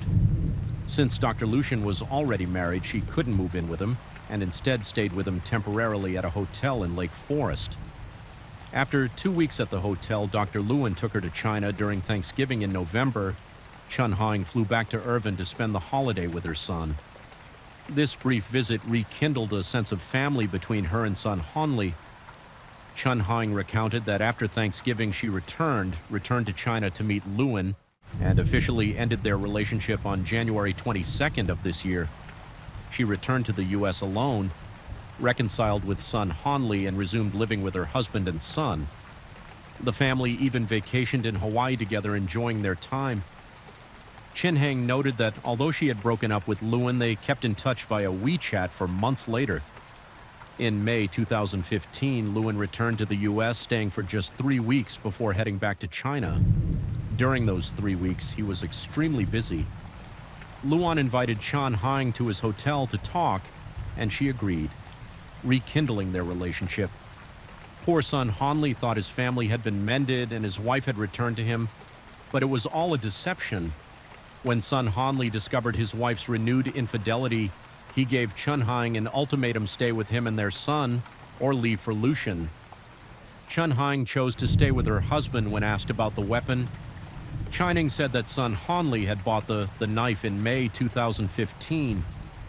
2 months before the incident, at that time, Sun Honli claimed he bought the knife for hunting, but according to Chun Hang, he had never gone hunting in all their years together. Strangely, just a day or two after buying the knife, Sun Hongel also purchased a small safe to store it. The knife was about 10 inches long and could not be folded. Chin Hang described that around 1 p.m. On the day of the incident, after lunch at the Korean barbecue restaurant, the group returned to the parking lot. Lucian quickly walked towards the main entrance to speak with a patient. As she crossed the parking lot, a white Mercedes slowly approached from the east and stopped beside her. Chun Hang was startled to see her husband Sun Honli staring at her with a menacing look. Before she could approach to speak with him, he stepped on the gas, accelerating straight into Lewin, throwing him a considerable distance. As Lewin tried to get up from the bushes, Sun Hung-yi rushed at him with a knife in hand. Chun Hang said she immediately ran over, standing between Lewin and Sun Honli, trying to grab Sun Hung's right hand that held the knife, but couldn't stop him. At this point, several bystanders rushed to help and eventually pulled Sun Honli away. Seeing Lewin on the ground, Chining, using her nursing skills, immediately began performing CPR after the police took over. She ran to Sun Honli, asking why he did this. Sun Honli replied that it was too late and asked her to take care of their son and his parents. In another corner of the scene, Christo, a clinic employee, was sitting against a wall, clearly still in shock from the horrifying event. Medical staff and police noticed dried blood around her nose, mouth, and hands. She had no visible injuries except a knife wound on her left calf to ensure she received timely treatment.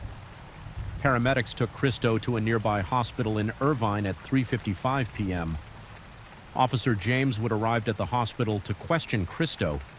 The doctor informed him that Christo had been crying and screaming hysterically in the ambulance, but had since calmed down. Her left leg had a stab wound, but fortunately it didn't damage any bones, so she would be discharged. Soon Christo told the police that she came to the U.S. in 1999 and became an American citizen in 2005. At that time, she worked at the Los Angeles Table Tennis Association as a coach Well liked by many students also in 2005, she met and fell deeply in love with Dr. Lewin at the table tennis courts. Even though she knew Lucian was married, she was willing to be the other woman and secretly continued their relationship in 2013. Christo became pregnant and flew back to her hometown in Hunan, China to give birth in February 2014. Christo and Lucian's daughter, Kimi, was born. During this period, Lucian also spent time in China as he had opened several pediatric dental clinics there, though she heard that his business wasn't doing well and was constantly losing money. Lewin was looking for sponsors and investors in China while also visiting Christo and their daughter in Hunan. Christo mentioned that she knew Lewin had a new lover and was still secretly meeting with Chin Howing when asked if she felt angry or jealous. Christo replied no, saying she had a child with Lewin and could only follow his wishes. She added that Lewin referred to both her and Chin Howing as his wives. Christo said she returned to the U.S. 3 months before the incident. As soon as she came back, Lucian arranged for her to work at his dental clinic. She hoped to bring her daughter to the U.S. and had booked a flight for July 26th, just 8 days later. Unfortunately, the tragedy happened today. She recounted that when she saw son Hanli repeatedly attacking Lucienne in the parking lot, she and Chun Hang ran to intervene during the struggle. She was stabbed in the leg, but she believes son Hanli didn't intentionally target her and probably accidentally stabbed her while trying to stab Lewin, who was on the ground. After the interrogation, Lucian's second daughter, Lily, arrived at the hospital and took Christo home around 6 p.m. Lily drove Christo back to the scene to retrieve her BMW 320. However, the police informed them they had a search warrant and needed to examine the car. First, during their conversation, Lily mentioned she was at home near the University of California, Irvine, when she received calls from both her mother and Christo about her father being stabbed. Lily said that 8 years ago, when she was 14, she knew about her father's affair with Christo, but had no idea they had a child together. Lily shared that 2 months ago in May 2015, her father returned home and played a recording on his iPhone. It was a voice message from son Hanli sent via WeChat, threatening to bring a gun to the clinic to confront Lewin. The recording also captured Chun Hang. Crying in the background, Lily said both she and her father were very worried about the message but didn't report it to the police to be cautious. Lucien returned to China in May. He came back to Irvine on June 18th to attend a court hearing related to a patient financial lawsuit. When asked if she knew that Chun Hang was also her father's lover, Lily seemed surprised and said she didn't. She explained that Chun Hang previously worked at her mother's clinic, Dr. Junlei Jia, which was in the same clinic but in a different room. After her parents divorced, Chin Hang started working for her father. When asked if her father had any other enemies, besides son Homi, Lily mentioned that her father had expressed concerns about a man named Mr. Chong. Lewin had said that Mr. Chong hated him and might harm him, but Lily was unsure of the reasons. Meanwhile, the suspect's son, Hanli, had been taken to the police station. He began his interrogation at 5:54 p.m. Son Hanli explained that he and his wife had been married for 12 years and had an 8-year-old son named David. The family had lived in Irvine for over 5 years before the incident. Chin Hyang's parents had flown in from China to help care for their grandson, despite living in the same house. Son Hanli said he felt awkward because everyone knew about his wife's affair. The couple had been sleeping in separate rooms for a long time. Son Hanli recounted that he used to trust his wife, but in September of the previous year, he found a traffic ticket in their mailbox. It recorded Chun Hang running a red light in the morning a few days earlier with a photo from a traffic camera. Son Hanli noticed the incident occurred near Santa, which was not on Chin Hang's usual route to work. After checking the map, he was surprised to find many hotels around that area. What was more shocking was that through a private investigator, he discovered that his wife was meeting Lewin almost daily to rent a room, feeling deeply betrayed. Son Hanli confronted Chen Howing, who admitted to the affair and said she wanted to return to China, with Lewin leaving Son Hanli to calm down alone on September 16, 2014. After Chun-in moved out, Son Hung filed for divorce to manage daily childcare. He had to bring his parents from Shandong to help. However, things took a turn after 2 months in November 2014. Chen Hang flew back to the U.S. from China to spend a joyful Thanksgiving with their son. At this time, she revealed a secret.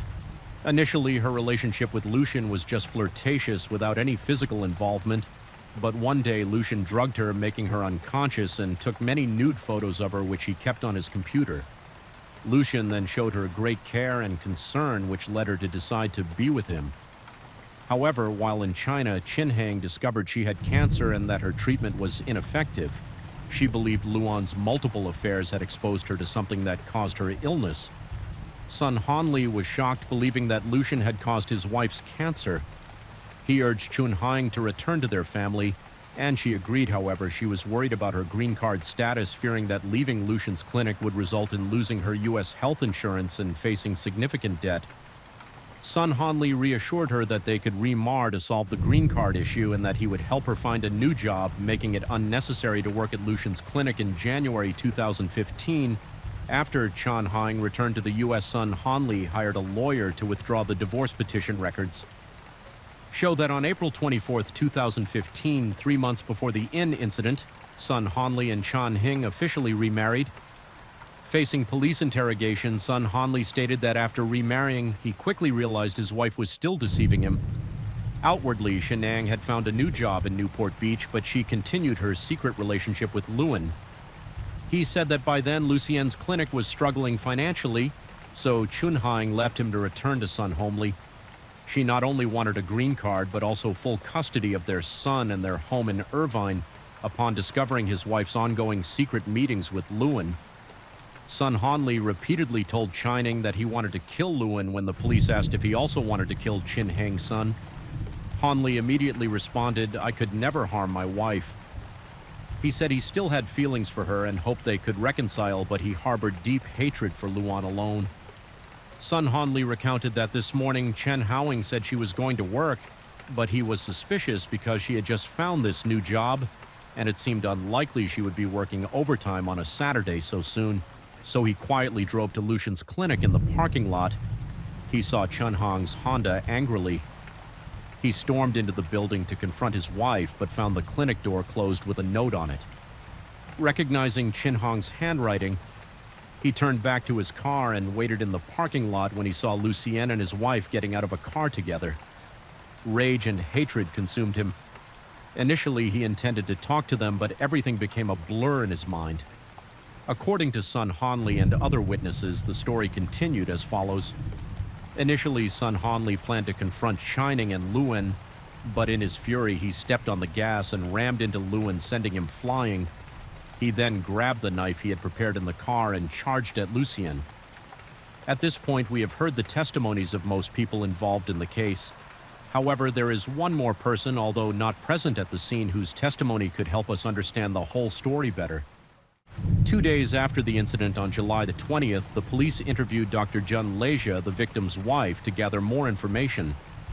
Dr. John Leja, born in 1964, was 4 years younger than her husband Luan. She graduated from Sichuan University a few years behind Luan, but they studied different majors. One pursued dentistry and the other internal medicine. They married in 1988. Their first daughter, Janice, was born in 1991, their second daughter, Lily, in 1993, and their youngest son, Jack, in 2002, seeking better opportunities. The couple immigrated to the U.S. During their time in the U.S., Luan completed a master's degree at the University of California, San Francisco, and a doctorate in dentistry at the University of California, Los Angeles. Meanwhile, Jun Leah earned 2 doctorates in medicine and molecular biology at UCLA. In 2005, Dr. Jun Lejaya opened her own cosmetic and anti-aging clinic in Irvine. In 2009, she was featured in a special interview on Phoenix TV discussing anti-aging issues on the Daily Topic program when asked about her personal life. Dr. Jun Leja revealed that she had long known about her husband's infidelity. She knew Lucian had an ongoing affair with Christo, a table tennis coach, but she didn't want to divorce him for the sake of their children's upbringing. In September 2014, she received a call from Son Hanli, who wanted to arrange a meeting. They met at a public pool in their residential area. Son Hanli bluntly stated that he had hired a private detective and confirmed that Dr. Jun Leja's husband Luan and his wife Chining were having an affair.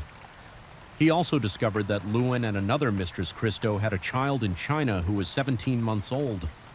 After this meeting, Dr. Juna said she was utterly disillusioned with Lewin. She had always known Lewin had affairs with many women, but had never caught him with concrete evidence, or perhaps didn't want to find it now, with Sun Honli revealing everything she felt it was time to divorce after the meeting. Dr. Yan Lia immediately called Lewin, who was in China, and informed him of her decision to divorce. Lewin simply responded with, "Okay," when asked about Mr. Chong, whom Lily had mentioned as a potential threat. Dr. Junli Jia explained that Mr. Chong and Lewin had a financial dispute. Mr. Chong had paid $140,000 to Lewin to paint an office building, but Lewin didn't keep his promise, took the money, and found various excuses to delay the work. Dr. Jun Lia said that Mr. Chong was a good man and wouldn't harm Lucien. On the afternoon of July 20th, investigators went to Western Digital, where Sun Honli worked, to question his direct manager, Mr. Chun, about Sun Hai's behavior. Before the incident, Mr. Chin stated that Sun Honli had joined the company in February 2008. Both had studied in Singapore, so they had many common topics to discuss and got along well. He described Sun Honli as friendly and calm, who never quarreled with anyone. Sun Honli was hardworking, dedicated to his job, and one of the best employees under his supervision. A year before the incident in July 2014, Mr. Chin personally wrote a recommendation letter proposing Sun Honli for a promotion. Soon Honli was then promoted to the position of chief engineer. When asked about Sun H. Longley's personal life, Mr. Chin mentioned that in September of the previous year, Sun Honli confided that his wife was having an affair with a dentist and had left to live with him, abandoning their child to take care of his son.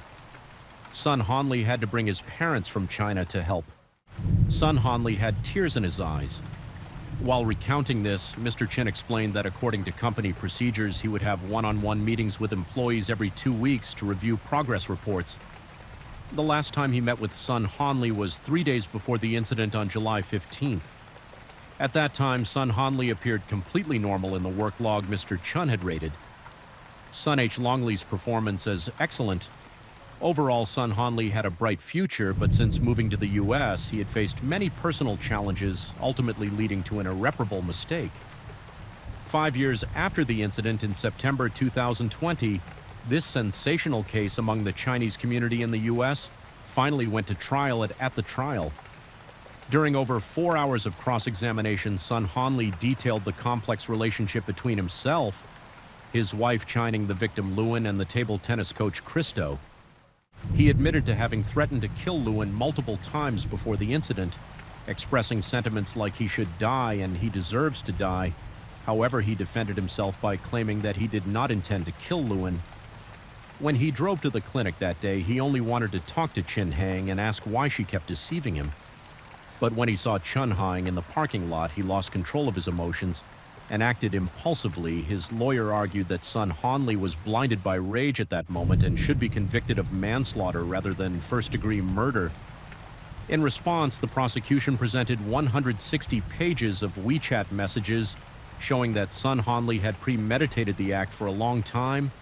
The messages revealed that Sun Honli had repeatedly expressed his intention to kill Lewin a month before the incident. He had bought the murder weapon at a Big Five sporting goods store and stored it in a safe on the day of the incident. Patient Aza saw Sun Honli arrive at the clinic. There was a note on the door that Sun Honli recognized as written by his wife Chin Hang. After discovering this, Sun Honli did not leave but waited patiently for Lewin to return to exact his revenge. All these factors indicated premeditated murder. Sun Honli's lawyer argued that the WeChat messages between Sun Honli and Chun Hing suggested that the knife was meant to protect Chin Hang. Sun Honli had exposed the affair between Lucien and Chin Hang to Lucien's wife. The lawyer also claimed that Lucien's wife had connections with some gang members who had used nude photos of Chun Hang to threaten her son. Honli bought the knife out of fear that his wife would be retaliated against. While this seemed plausible, the jury deliberated for just 1 day before unanimously concluding that Sun Honli was guilty of first-degree murder. The judge ultimately sentenced him to 26 years in prison after the initial verdict. Sun Honli appealed on March the 29th, 2012. The Orange County Supreme Court rejected his appeal and upheld the original sentence. The earliest he could apply for parole would be in 2041, at that time at the age of 64. If he exhibited good behavior, he might still be released and live a peaceful second half of his life.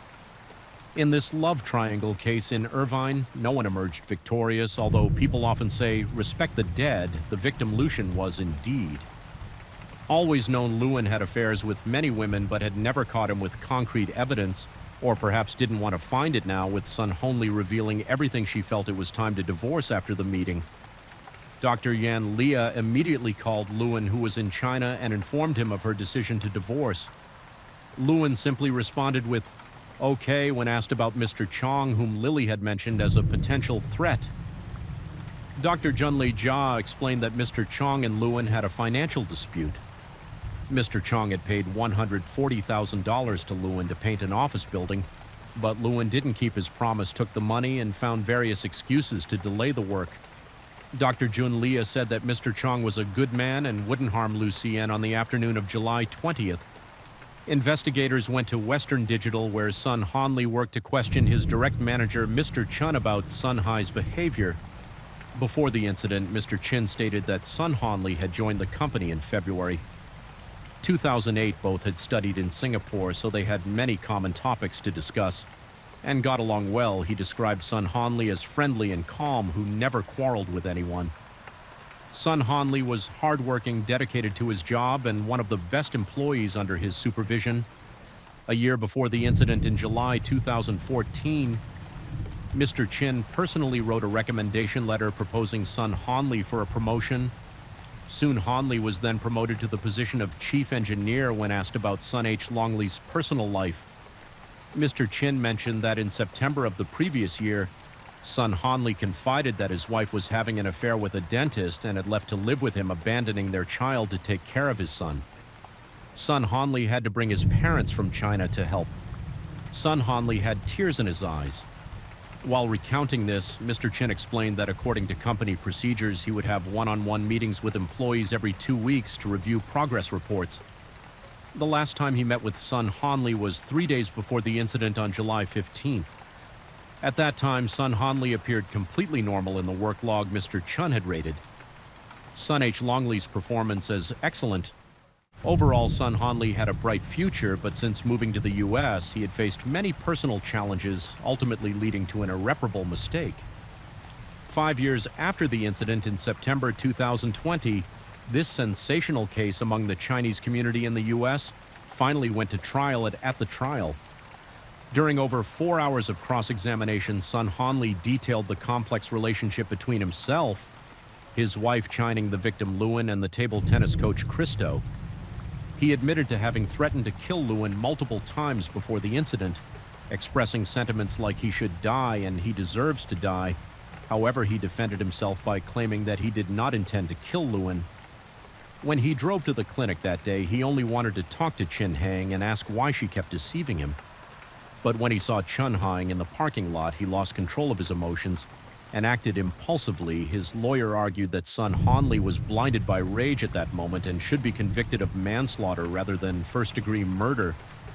In response, the prosecution presented 160 pages of WeChat messages showing that Sun Honli had premeditated the act for a long time. The messages revealed that Sun Honli had repeatedly expressed his intention to kill Lewin a month before the incident. He had bought the murder weapon at a Big Five sporting goods store and stored it in a safe on the day of the incident. Patient Aza saw Sun Honli arrive at the clinic. There was a note on the door that Sun Honli recognized as written by his wife Chin Hang. After discovering this, Sun Honli did not leave but waited patiently for Lewin to return to exact his revenge. All these factors indicated premeditated murder. Sun Honli's lawyer argued that the WeChat messages between Sun Honli and Chun Hing suggested that the knife was meant to protect Chin Hang. Sun Honli had exposed the affair between Lucian and Chin Hang to Lucian's wife. The lawyer also claimed that Lucian's wife had connections with some gang members who had used nude photos of Chun Hang to threaten her son. Honli bought the knife out of fear that his wife would be retaliated against. While this seemed plausible, the jury deliberated for just 1 day before unanimously concluding that son Hanley was guilty of first-degree murder. The judge ultimately sentenced him to 26 years in prison after the initial verdict. Son Hanley appealed on March the 29th, 2012. The Orange County Supreme Court rejected his appeal and upheld the original sentence.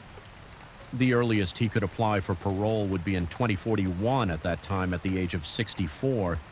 If he exhibited good behavior, he might still be released and live a peaceful second half of his life. In this love triangle case in Irvine, no one emerged victorious, although people often say, respect the dead. The victim, Lucian. Hello everyone, I am here to help you today. I know you use this video to fall asleep, so before that, like the video and subscribe to the channel. Also, where are you from and what time are you watching now? Get comfortable and relax. I remember the first time I walked through that alley at night. I had just finished a long shift at work and I felt drained. My back hurt from sitting in front of a computer all day and my eyes were tired from staring at the screen. I wanted to get home as fast as possible. The alley seemed like a shortcut that would shave 5 minutes off my commute. It looked harmless during the day, just a narrow path between 2 brick walls with a few trash cans on one side, but at night something about it felt off. I heard a faint sound like a whisper. I stopped and listened. It sounded like my name, barely audible. I shined my phone's flat flashlight down the alley, but I didn't see anything. I felt a slight chill run down my spine. I told myself it was the wind, or maybe a cat. I walked home trying to ignore the shaky feeling in my legs the next day. I used the same alley around noon. There was nothing strange about it. Then I heard cars passing by on the nearby street. I saw a piece of cardboard leaning against the wall. There was a mild odor of garbage, but it wasn't overwhelming. The alley felt boring and ordinary. I even wondered if I had imagined the whisper. I shrugged it off and headed to work that night. I finished late again. I had an option to take a longer route, but I felt stubborn. I didn't believe in ghost stories or anything like that, so I walked toward the alley. Once I got there, I paused for a second. The streetlights around that area were dim, but they worked well enough to show me the entrance. The alley was dark, so I turned on my phone's flashlight. At first it was quiet. My footsteps echoed off the walls. Then, about halfway through, I heard the whisper again. It sounded like my name drawn out in a low tone. I tried to focus on where it came from. The sound seemed to bounce off the brick walls, making it impossible to pinpoint. I felt my breathing speed up. My hands got sweaty and I tried to hold the phone steady. I scanned from left to right. Nobody was there. I felt my heart pounding. I mumbled hello but didn't get a reply. I swallowed hard, then forced myself to keep walking. When I reached the other side, I looked back. The whisper had stopped for the rest of that week. I tried to ignore the alley, but it was too convenient to pass up. It cut a chunk of time off my walk home, and I hated long detours every night. Though the same thing happened, I would get to the alley, turn on my flashlight, and start walking a few steps in. I'd hear it my name in that same hushed, drawn-out voice. The alley was never fully dark because my phone's light bounced around the walls, but I couldn't see anyone. Sometimes I thought I saw a shadow shift, but I wasn't sure if it was my imagination. I'd stop to listen. I'd hold my breath, hoping to catch a clearer sound. All I ever heard was the whisper. I tried calling out again and again. No one ever answered me. I started to feel tense. Every time I came home at night, I'd feel my stomach tighten as I approached the alley. My shoulders would bunch up, my palms would get clammy, even my throat felt dry. I told myself it was just some weird trick of acoustics or an echo. But the tension didn't go away one evening. I decided to record it. I didn't have fancy equipment. Just my phone, but I wanted proof that I wasn't losing my mind. I waited until it was late, probably around 11 p.m. When there weren't many people on the street, I turned on the camera and started recording before I stepped into the alley. My heart was already beating faster than normal. I tried to keep my breathing steady, but my chest felt tight as I walked. I held the phone out in front of me, shining the flashlight with one hand and recording video with the other. The night air felt cold on my face, and my ears picked up every little sound. The hum of a distant car engine, the shuffle of a PL plastic bag on the ground. And then that soft voice. It whispered my name again. My skin broke out in goosebumps. I pointed my phone in the direction of the sound. I saw brick walls, some graffiti, and a bit of broken glass near the corner. No movement, no person. I stood still for about 30 seconds trying to catch more audio. The whisper came again a little louder, but I still couldn't see anyone. My legs wanted to run, but I forced myself to stay. Stan, my mind was racing. I thought if someone's messing with me, they'd show themselves by now, but no one did. After a few more seconds, I hurried out of there. When I got to my apartment, I locked the door and immediately played back the video. I watched every second, turning up the volume to catch every detail. The whisper wasn't there. The sound that had creeped me out so much didn't show up at all in the recording. All I heard was my own breathing and the slight shuffle of my footsteps on the pavement. That realization made me feel uneasy. I sat on my couch, phone in hand, replaying the video. My mouth went dry and I felt my hand shake a bit. I couldn't understand why I heard something that the phone didn't pick up. I tried to see if maybe my finger had covered the microphone or if there was some glitch in the recording. Nothing seemed wrong. The audio was clear, just missing the whisper. I couldn't sleep well that night. I'd lie in bed and think about whether I was hallucinating or if there was some kind of trick happening. I woke up feeling groggy and tense the next night. I tried the alley again. I don't know why. Maybe I felt a weird need to confront it. My heart rate spiked as I stood at the entrance. I felt a tightness in my chest, like I was about to do something dangerous. The lights around me flickered for a moment, which made me jump. I steadied myself, inhaled and stepped in my footsteps, echoed my flashlight, illuminated the ground and part of the wall.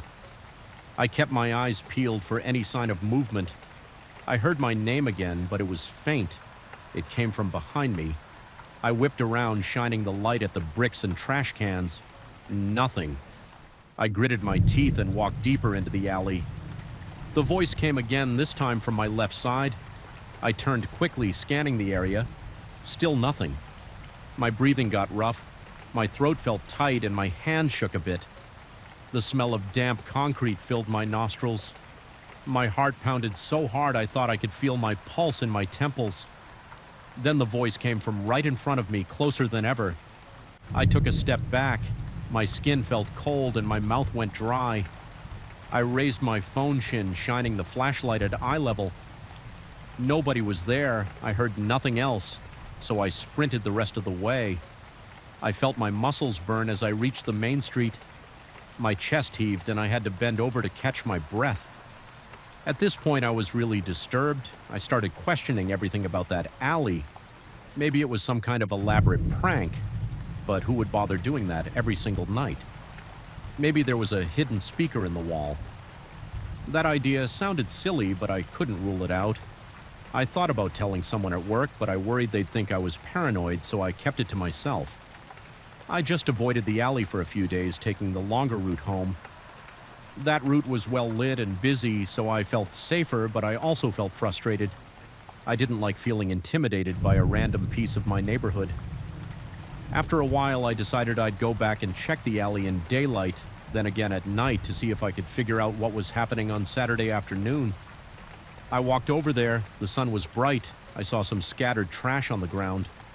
There was a broken bottle near a drain and a stack of empty boxes leaning against the left wall. The graffiti looked old. One section said something in big black letters, but I couldn't read the text clearly because it had been painted over by someone else. I walked the length of the alley, tapping on the walls to see if they were hollow. They felt solid. I didn't hear any strange echoes or whispers. It all seemed normal and mundane. I even stood there for a few minutes waiting, but nothing unusual happened. I left feeling a bit annoyed. That same night, I decided to pass through the alley again just to test. It was around 10 p.m. There weren't many people on the street, but a few cars drove by. I approached the alley and the hairs on my arm stood up immediately.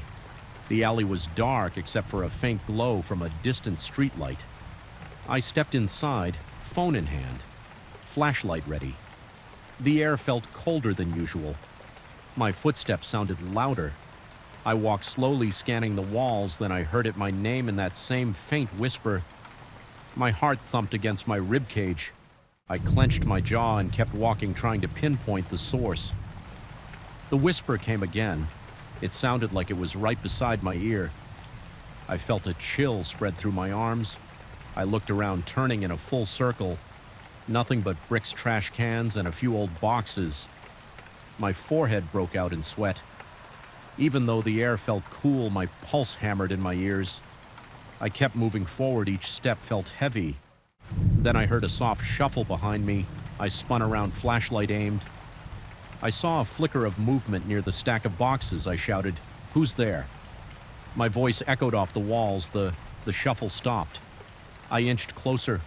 My heart was racing. I heard my name whispered again, right behind me. I turned so fast, my phone almost slipped out of my hand. I aimed the light, but saw only the alley entrance.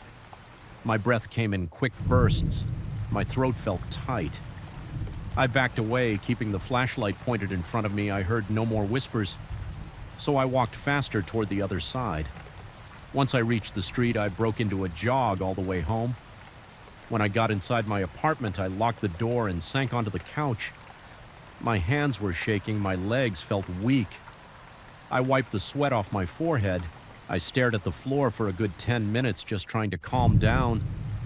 I thought about calling the police, but what would I report that I heard whispers calling my name in an empty alley? They'd probably ask if I was feeling well or if I'd had anything to drink. I didn't want that. So I sat there feeling my pulse gradually slow down. My mind was full of questions, but I had no idea how to answer them. All I knew was that alley wasn't normal at night. It felt like something was there, hidden in the dark, calling to me over the next few days. I stayed away from the alley. I took the longer route. Even if it meant wasting extra time, I still felt uneasy. My sleep wasn't great. Sometimes I'd toss and turn, hearing that whisper in my mind, but at least I didn't have to experience it in person. After about a week, I tried walking by the alley entrance without going in. I looked down it for a few seconds. It was evening and the light was starting to fade. Nothing looked out of place. I didn't hear anything. I shook my head and kept walking down the regular path. I still don't have a solid explanation for what's happening in that alley. I've never seen any person hiding in there. I haven't found any speaker or device that could create that sound. But I know what I heard. It was real to me. For now, I stay away at night. I'd rather lose a few minutes on my commute than deal with that strange whisper again. I still think about it sometimes, sitting alone in my apartment or walking around my neighborhood. It's an unsettling feeling, knowing there's a spot near my own building where something unknown calls my name. I can't fully describe the fear it causes. It's not a monster or anything I can see, but something I can't explain. That's enough to keep me out of that alley once the sun goes down. I woke up that night drenched in sweat. My throat felt tight and my arms tingled with some kind of nervous energy. I had no reason to be awake at that hour, but I couldn't push away the sudden urge to check my garage. It made no sense. I live alone and I'm usually a heavy sleeper, but something was pulling me out of bed with a force I couldn't ignore. I sat up, grabbed a pair of sweatpants off the floor, and slipped on some old sneakers. I didn't bother with a shirt. The air felt cold against my chest, but I barely noticed. My only thought was that I needed to see what was going on in the garage. I walked down the hallway with slow steps, trying not to make noise. My heart thudded in my chest. I could hear the floor creak under my feet. The house was dark except for a little light from a street lamp creeping in through the windows. My ears felt sharp, like they were on high alert for any small sound. I reached the door that led to the garage and stood there for a second, hand on the doorknob. I could feel my pulse in my fingers. I told myself I was just acting paranoid, but I couldn't shake off the feeling that something was waiting on the other side. I finally turned the knob and stepped into the garage. It smelled like motor oil and damp concrete. The overhead light switch was next to the door, so I reached out and flicked it on. The light flickered once before it settled. I scanned the place. Not sure what I expected to see. My car sat in its usual spot. A little dusty, the workbench along the sidewall looked normal. Tools where I had left them, a few empty soda cans on top. Nothing seemed out of place at first glance. Then I saw the footprints. They were wet, dark tracks across the garage floor. They formed a trail that started near the garage's side door. That door is usually locked and I almost never open it. The footprints moved in a direct line toward the driver's door of my car. Then they stopped just like that. There was no turning around, no continuation to the passenger side, and no exit path. It was like whoever left them had vanished into thin air. I stood there staring at those footprints, my mouth going dry. I felt my shoulders tense up my gut, twisted the hairs on my arms. Rose, I took a few steps closer, bending down to look at the tracks. They were shaped like bare feet. Slightly larger than mine, there were toes and a clear heel. Mark each print was about half a step apart, as if someone had walked slowly or carefully. The wetness on the floor still glistened under the light. I could smell a faint hint of damp earth, but I couldn't place where it came from. I looked around, checking every corner of the garage behind the car under the workbench near the tool cabinet. I didn't see anybody, but I couldn't ignore the thick tension in the air. It felt like I wasn't alone.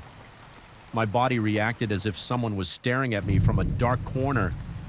My breathing was shallow and I could hear my own heartbeat. I kept telling myself to stay calm. I decided to check the garage's side door. I walked around the car, stepping carefully on the concrete floor.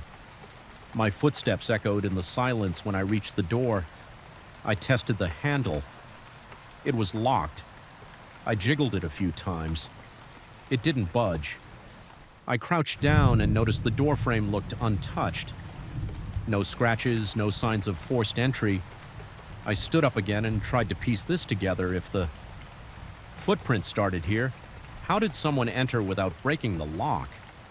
I turned back toward the car. The footprints were still there, leading from this door to the driver's side and then stopping. I walked over to the car and peered inside through the window. The seats were empty, nothing on the floor mats. I tried the door handle. It was locked. I went around the car, checking the other doors all locked. I could see a thin layer of dust on the hood. If someone had touched the car recently, I would have seen smudges or streaks. There were none. My nerves were on edge. My mind kept racing with possibilities. Could it be some prank? Did a neighbor slip in here, somehow leave these prints, and then slip out? But how the only other way out of the garage would be through the main garage door, and I always make sure it's shut tight. I looked up at the garage door. It was closed, just as I'd left it. I walked over and tried to lift it a few inches. It didn't move. Move? I confirmed the lock was still in place. I listened for any sounds, breathing, shuffling, anything. The only noises were the distant hum of a refrigerator motor in the house and a soft, barely noticeable buzz from the overhead light. I felt a knot in my stomach. My hands were shaking a bit. Though I tried to steady them, I walked around the garage again, opening the tool cabinet, pushing aside old boxes, moving a spare tire. I found nothing. Everything looked the same as always. I stepped back and stood by the workbench, leaning on it for a second. My palms felt sweaty. My breath was short. I stared at the footprints, trying to figure out what they meant. They were so clear, so fresh. There was no reason for there to be wet footprints in my locked garage. It felt impossible. I thought about calling the police, but I wasn't sure what I'd report. There was no actual break-in that I could prove no damage, no stolen items, just footprints that appeared out of nowhere. I also felt a bit embarrassed about the thought of calling 911 over footprints. So I pulled out my phone and looked at the time. It was around 3:30 in the morning. I had this tight feeling in my chest, like I couldn't relax. I decided to check my car's trunk just to be sure nobody was hiding inside. I pressed the button on my key fob to unlock the trunk. The click echoed in the quiet space. I opened the trunk and shone my phone's flashlight inside. Nothing out of the ordinary, just a spare tire, a small toolbox, and a folded blanket. No sign of anyone. I closed it. The slam of the trunk lid made me jump. A bit, my heart was still pounding. I made sure the car was locked again and walked back to the door that led into the house. My instincts told me to keep looking, but I felt uneasy staying in that garage any longer. I double-checked the garage interior. I flicked the light switch off, then on again, just to see if the sudden darkness might reveal something. Nothing changed. The footprints remained. They didn't fade or lead anywhere else. I felt watched, but I couldn't see any eyes on me. My shoulders were tight and my jaw hurt from clenching it. My mind kept screaming that there was something wrong. I turned off the light and stepped back into the house, locking the door behind me. The hallway felt cold against my skin. I stood there for a moment, hands still on the doorknob. My breathing was shallow and my head felt light. I wondered if I should grab a weapon just in case I'm not big on guns, but I do keep a baseball bat under my bed. I walked back to my bedroom and opened the closet. I grabbed the bat and held it for a second, testing its weight in my hands. It felt comforting in a basic way, like at least I had something if there was an intruder. I went through the house, flipping on lights as I moved the living room, the kitchen, the small guest room. Everything looked normal. The doors and windows were locked. I didn't see any more footprints. I didn't find any open windows. I listened for floor creaks or any sign of movement. Silence. Eventually, I circled back to the kitchen. My throat was so dry that I poured myself a glass of water. I drank it in one long gulp, trying to calm my nerves. I felt shaky, but I told myself I couldn't just ignore this. If someone had been in my garage, they could still be around. Maybe they ran off when they heard me. Maybe they were hiding outside. The thought sent a cold wave through my body. I decided to check outside the house, even though it made me nervous. I grabbed my keys, unlocked my back door, and stepped onto the patio. It was dark, except for the faint glow of the streetlights on the other side of my fence. I held the bat in my right hand, keeping it close to my leg. The grass was a little wet, so my sneakers sank in slightly as I walked. I looked at the ground, trying to see if there were more footprints. I couldn't see any. The yard was still my air conditioning unit. Hummed quietly, I glanced around the fence line, shining my phone's flashlight. Nothing, no person lurking, no strange silhouettes, no movement. I felt a chill run down my arms and I caught myself breathing fast. I forced myself to take a slow breath and keep looking. I checked the side gate. It was locked. I walked around the perimeter of the yard, searching for any signs of forced entry or disturbed soil. Everything was in order. I went back inside, locked the door, and stood in the kitchen for a moment. The house was quiet. My ears were almost ringing from the silence.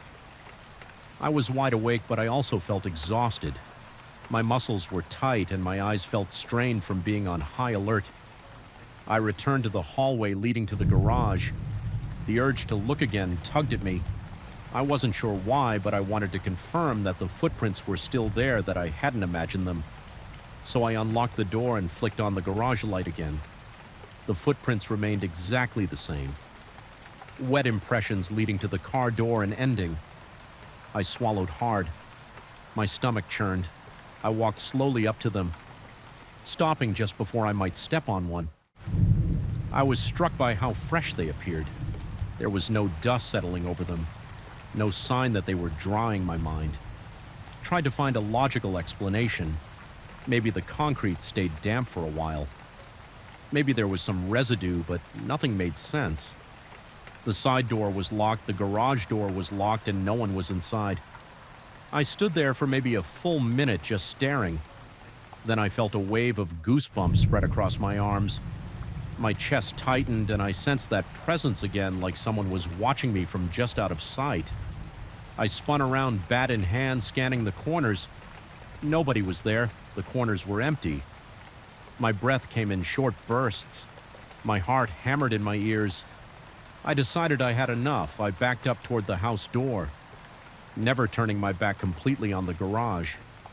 My hand felt sweaty against the bat handle. I reached for the light switch and turned it off, plunging the garage into darkness.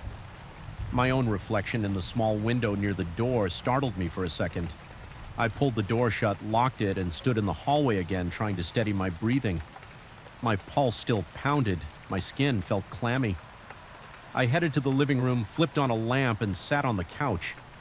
The room felt cramped, even though nothing had changed. I kept the bat close, resting it against my leg. My mind raced, replaying the scene in the garage. Wet footprints, locked doors, that intense feeling of being watched. I couldn't explain it. I didn't know if someone was messing with me or if something stranger was going on, but I knew I couldn't sleep. Not yet. I grabbed my phone again and considered calling the police, but what would I say? No. Break-in? No theft, no vandalism, just footprint. And a feeling I ended up staying there on the couch for hours every time the house settled. I twitched every time a tree branch tapped the window. My heart jumped. I kept the bat on my lap. My body stayed tense. My legs felt numb after a while. By the time the sun started coming up, I realized I had barely blinked my eyes. Stung, I got up, rubbed my arms to warm them, and walked over to the window. Dawn light began to filter in the yard, looked normal and calm. Eventually, I forced myself to check the garage again in daylight. I opened the door, expecting the footprints to be gone or changed. Somehow, they were still there, faintly damp, but starting to dry around the edges. It didn't make me feel any better. I stared at them for a long time, wishing I had an answer, but there was nothing obvious to explain them, so I closed the door and went back to the kitchen. I brewed some coffee. My body felt heavy and my eyes burned from lack of sleep. Even now, I can't get that image out of my mind, those wet footprints that appeared from nowhere and ended right at my car door. No matter how much I try to think it through, I come up empty. I checked every lock, every window, every possible way someone could sneak in or out. It's all secure. I don't know if someone is playing a trick on me or if there's something else happening that I can't understand. All I know is I felt watched and those footprints were real. I still see them in my head whenever I close my eyes, and I still lock every door twice before going to bed. Sometimes I wake up in the middle of the night just like that first time, wondering if there are more footprints waiting somewhere in the dark. I haven't found any more so far, but I haven't stopped looking. I stepped out of my car and felt the heat hitting my face. Right away, my colleague had invited me to his farm for the weekend, and I agreed. Without thinking much about it, I wanted a change of scenery, and I was curious to see what kind of place he owned. I expected a calm spot with open fields, a few animals, and maybe a cozy house near a dirt road. I didn't expect to find a boarded-up wooden shed off to the side that made me feel uneasy the moment I saw it. My colleague Tom greeted me at the entrance. He wore a dusty cap and jeans with a rip at one knee. He shook my hand and pointed around, showing me the barn, the chicken co, and the house where I'd be staying. Everything looked normal. There were a few fences. That needed repair, but nothing unusual. The main house had chipped paint and a porch with old chairs that creaked in the breeze. I felt comfortable enough until I noticed a smaller structure at the far edge of the property. It sat behind a patch of tall grass, and it seemed out of place. The walls were gray from weather damage, and the door looked slightly warped. I asked Tom about that building. He shrugged and said, "That's an old shed. Nobody uses it anymore. My uncle built it years ago to store firewood, but it's empty now." He sounded casual, and I didn't push the subject. He told me to settle in and said we could walk around later. He went back inside to make dinner. I stood on the porch for a minute staring at that shed. I wanted to see what was in there. I couldn't say why it just pulled my attention after dropping my bag in the guest room. I walked across the yard. I passed by a few chickens pecking at the ground and saw the fence that separated the main property from the patch of grass. It wasn't a tall fence, so I climbed over it without much trouble.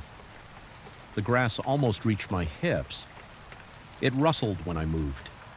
Each step created a low crunching sound. I looked back at the house. I didn't see Tom anywhere.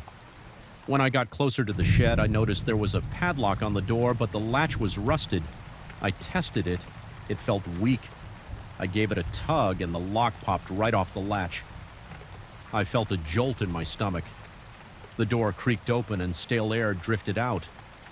I leaned forward to look inside. The interior was dim, but I could see the outline of some crates stacked along the walls. The floor was uneven. The walls looked dry and splintered. I couldn't see anything moving in there, so I took a step inside. Dust hung in the air. I smelled something burnt. I aimed my phone's flashlight at the center of the floor. There was a circle of black ash with bits of partially burned wood. It was recent. I saw a faint curl of smoke rising from the pile. It couldn't have been more than an hour old. That made no sense to me because Tom had said nobody used the shed. I crouched down and touched the ashes with the tip of my boot. They were still warm. I stood up, feeling my heart beat a little faster. I heard a noise behind me. It was a soft creak on the floorboards near the entrance. I spun around holding my phone's light in that direction. There was no one there. The door was half open. The hinges groaned when a breeze pushed it. I felt a chill on my arms. I stepped over to the doorway and looked outside. The tall grass was still. I didn't see any movement. I scanned left and right. There was no sign of a person. I felt uneasy. My scalp tingled and I swallowed hard. I'm not the type to scare easily, but something about the silent yard made me feel cornered. There was no sound of birds or insects. The air felt heavy. I peered around the edge of the shed and saw only the outline of the house. In the distance, my phone vibrated in my hand and I almost jumped. It was Tom sending me a message that dinner would be ready. Soon I replied on my way and slipped my phone back into my pocket before I left.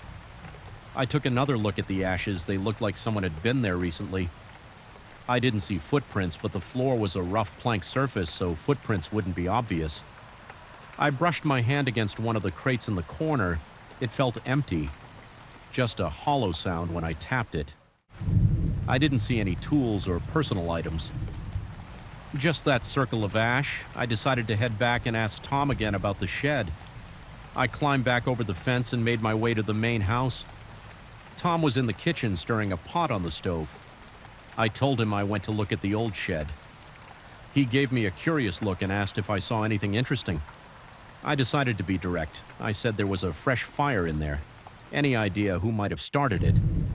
He stopped stirring, turned the burner off, and faced me. He scratched the back of his neck. He said he had no clue and that maybe a farmhand used it for warmth, but he admitted that nobody he knew had any reason to be in that shed. He even seemed a bit unsettled, but he shrugged it off and changed the subject to dinner. We ate in silence for a while. He served a simple meal of rice beans and some cooked meat. I kept thinking about that pile of ash. I asked him again about anyone else on the property. He said there were a couple of workers who came by during the day to feed the animals and maintain the fields, but they left before sundown. He had no reason to suspect them of starting a fire in a random shed. His voice was calm, but he avoided looking me in the eye after dinner. Tom went to his room saying he wanted to rest. I paced around the living room, glancing at the clock on the wall. It was around 9 p.m. The house felt too quiet. I decided to take another look at the shed, this time with a flashlight. I grabbed a heavy jacket, slipped on my boots, and headed outside. The air was cooler now and the sky was clear. The moon gave enough light for me to see the outline of the land, but I kept my flashlight pointed ahead. I took the same path, passing the chicken coop and climbing the fence. The grass rustled around my legs. I stepped carefully, listening for any movement. The shed stood in the darkness, with the door still slightly ajar. I pushed it open and shone my flashlight inside. The ashes were there, but now they looked disturbed. Someone had scattered them around the pile. Wasn't as neat as before, and there were a few spots of dirt kicked into the center. My mouth went dry. I'd been gone for maybe 2 hours, and something had already changed. I walked in, scanning the corners with my flashlight. The crates were in the same place, but one of them was open. I stepped closer and saw that it was empty except for some straw. I heard a noise outside, like a twig snapping underfoot. I froze and turned off my flashlight. My heart pounded in my chest. I leaned against the wall, trying to steady my breathing. Then I heard another crack closer. This time I inched toward the door and peered outside. I saw movement near the fence. A figure ducked behind one of the fence posts. The shape looked like a full-grown adult. I couldn't see details, just a dark outline. My muscles tensed up. I stepped out of the shed, keeping my flashlight off. I slowly made my way across the grass, aiming for the fence on the other side of the property so I could loop around the grass, tugged at my pants, and each step felt like it made too much noise. I paused every few seconds, trying to catch any hint of movement. My ears strained. I heard my own heartbeat in my ears. Then I heard a swishing sound like someone pushing through tall grass. It came from my left, so I moved right. I tried not to breathe too loudly. I reached the fence and ducked behind an old trough that stood by some broken boards. My hands were shaking a bit. My throat felt tight. I stayed still for a moment, scanning the area. I saw the shape again, moving slowly across the yard, heading away from me.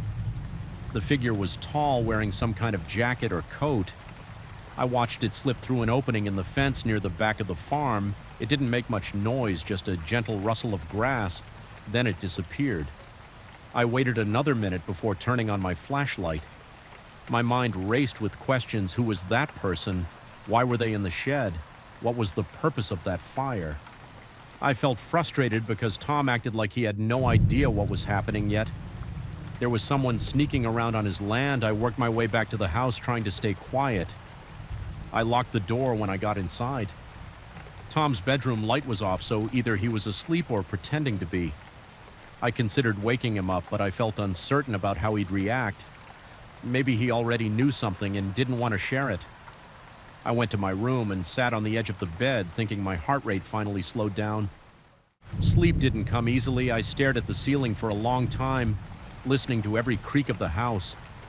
I heard the wind push against the windows. I heard the distant cluck of a chicken around midnight. I thought I heard a faint scraping sound at the back door, but I might have imagined it. I got up and checked. There was nothing there. The night dragged on, and I eventually dozed off sometime after 2 in the morning. When I woke up, the sun was already high. Tom was in the kitchen making coffee. I joined him, and he casually asked if I had slept well. I told him about the person I saw in the yard. He frowned and said, "That was strange." I asked if we should call the authorities or at least confront the farmhands. He shrugged and said we could walk around the fence line to see if we could find any footprints. I agreed. We walked the perimeter of the property, checking for signs of trespassing. We found a section of the fence behind the shed that looked loose, like someone had pushed it aside. There were a few flattened spots in the grass, but nothing else. We didn't find any belongings or tools. We didn't see footprints in the dirt, just scattered patches of dry grass. The ground was hard from lack of rain, so it was difficult to see any impressions. I asked Tom if he had enemies or if anyone local had a grudge against his family.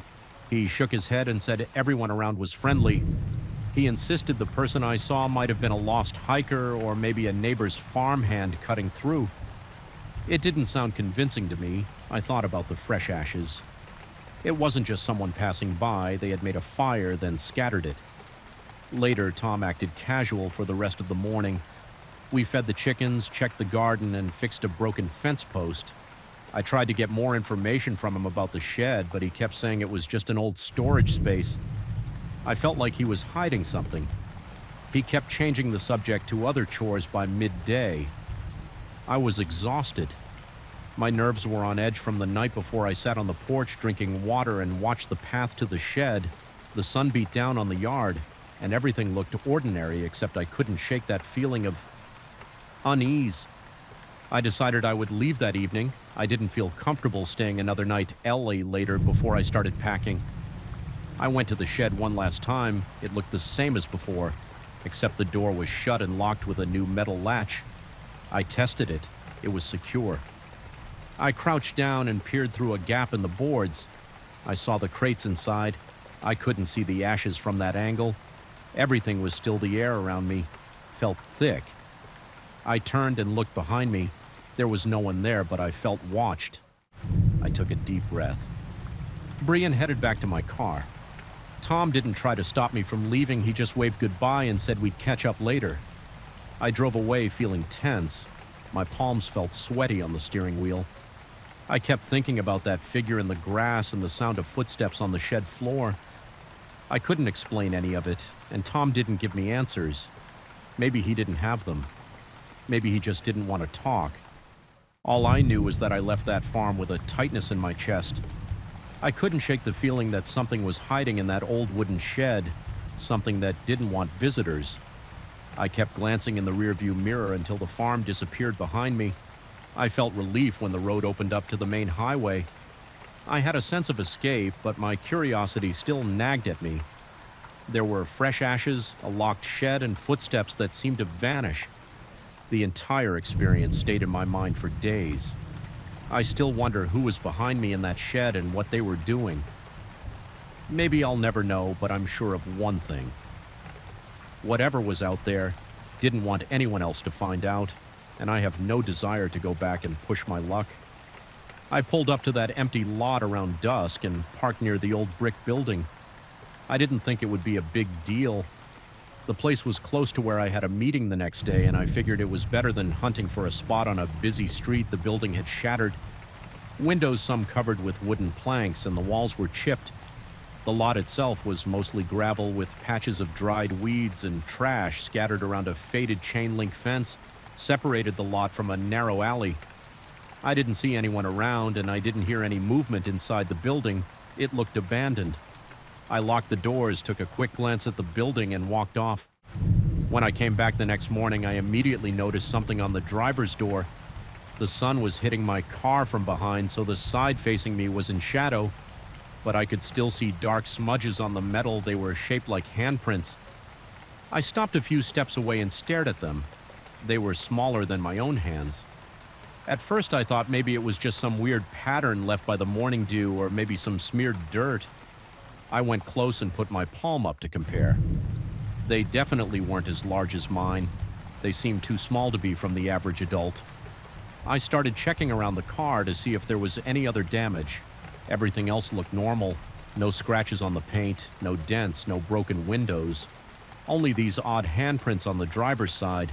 The prints didn't look like a prank because I couldn't see any footprints nearby or any trail of dust that would explain how a person got close without leaving more marks. I glanced at the ground and kicked at the gravel, but it didn't reveal anything. I felt uneasy, but I didn't want to overreact. I wiped the prints away with a cloth I kept in the trunk. They came off pretty easily, just looked like some oily residue. I shrugged it off, got in my car, and drove away all day. I kept thinking about those prints. My mind kept going back to how small they were. It was a little creepy, but I told myself it might have just been someone messing around. I had work to focus on, so I pushed it to the back of my mind.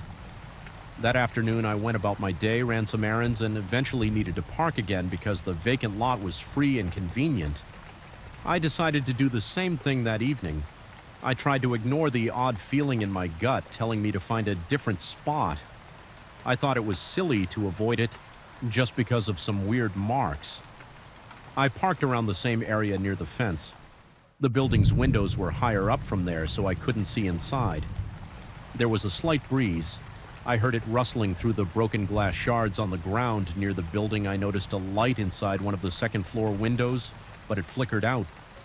After a few seconds, I told myself it might be a reflection from a passing car or maybe the city's street light hitting a shard of glass. I tried to ignore it still. I looked around to see if there was any sign of people. Nothing. I leaned my seat back a bit, trying to shake off the weird sense that I was being watched. I waited a moment, then got out of the car, locked it, and left. I came back late that night around 10. The streetlights barely reached the middle of the lot, and my car was sitting in a dim corner. As soon as I got close, I saw the prints again. This time there were several, not just on the driver's door, but on the hood and the rear bumper. They were scattered in different positions, some slightly overlapping. All of them were small, like the ones from earlier. I felt my heart rate spike. My chest tightened and my mouth went dry. I glanced around, half expecting to see someone crouch behind the car. Nothing moved, no footsteps, no voices, just the low hum of distant traffic. My hands began to sweat, and I could feel a tightness in my shoulders. I took out my phone and used the flashlight to inspect the car more carefully. The handprints looked clear with individual finger outlines, but I couldn't see any sign of scratching. It was as if someone with greasy or dusty hands had touched it. The size and the shape made me uneasy. I tried to figure out if they could belong to a smaller adult, but they still looked too small for that. They weren't shaped like an animal's paw prints. That's for sure. They were definitely human-shaped. Just smaller than my own. I pulled an old bottle of water out of the back seat and splashed some on the hood. I used the same cloth from before to wipe down the prints. I pressed my fingers against them, hoping to smear them enough that they'd disappear. They came off, but I still felt like something was off. I couldn't stand there all night, so I drove home, annoyed and a little freaked out. The next day, I went to a car wash first thing in the morning. I had the employees do a full exterior detail. I waited in one of those little waiting areas with a cheap plastic chair and a coffee machine that spat out watery coffee. I kept checking my watch, feeling restless. I just wanted my car to look normal. When they finished, the paint was spotless.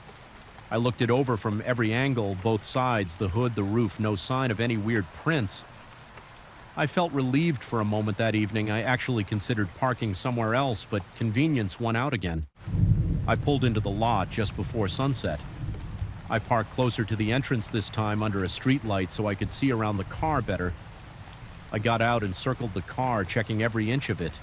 It was still clean, then I locked it and walked a few blocks to grab some dinner. By the time I came back, it was dark. The streetlight above my car was flickering in a slow, uneven pattern I remember feeling. A rush of frustration like the universe was messing with me. I took a deep breath and walked up to the driver's side, my eyes already scanning the doors. Sure enough, there they were again, 2 small handprints on the rear door's window, another faint one on the trunk near the taillight. I felt my stomach twist. My jaw clenched so hard I got a sudden headache. My skin prickled with goosebumps. I stared at the prints and I noticed they were a little smeared, as if whoever left them was in a hurry or pressed their hand at an angle. I looked around the lot, but everything was quiet. The building loomed overhead, dark. Windows reflecting the streetlights. I saw no movement. My mind raced with questions. Who keeps doing this? Why and how are they getting so close without anyone noticing? I had a sick feeling in my gut. The prints were too strange. They didn't match any adult hands. I'd seen they were so small that I felt a surge of nervous energy climb up my spine. I wanted to wipe them off immediately, but I also wanted to understand what was happening. I snapped a few pictures with my phone's flashlight on.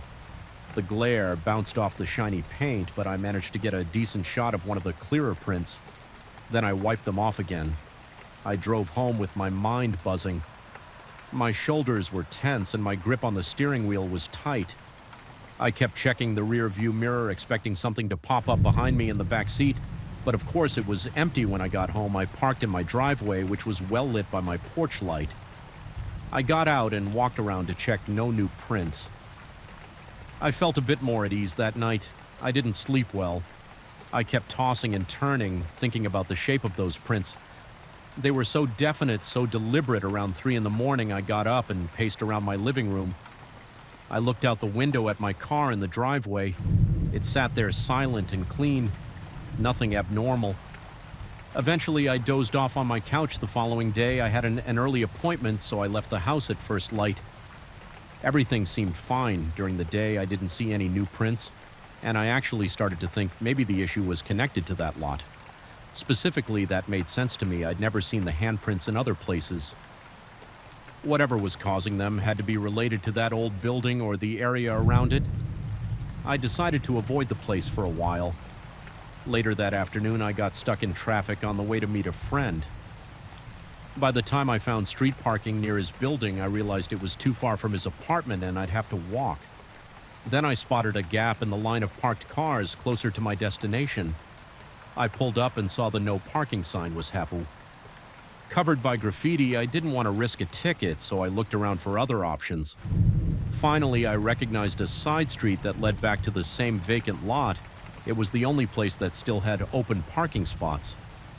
My stomach knotted up. I sat there for a minute, drumming my fingers on the steering wheel.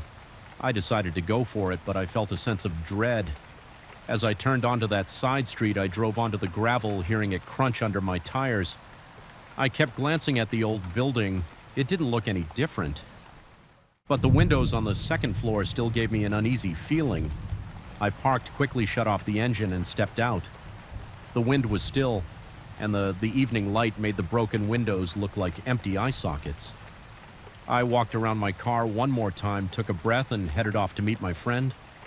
By the time I returned, it was well past sunset. My friend had offered me a ride home, but I didn't want to leave my car unattended overnight in that lot. As I approached, the streetlights were dim. The corner near my car was almost in complete darkness. I felt a tightness in my chest again. My breathing got shallow. I clenched my fists a few times, trying to stay calm. I finally reached the car and flicked on my phone's flashlight on the passenger door.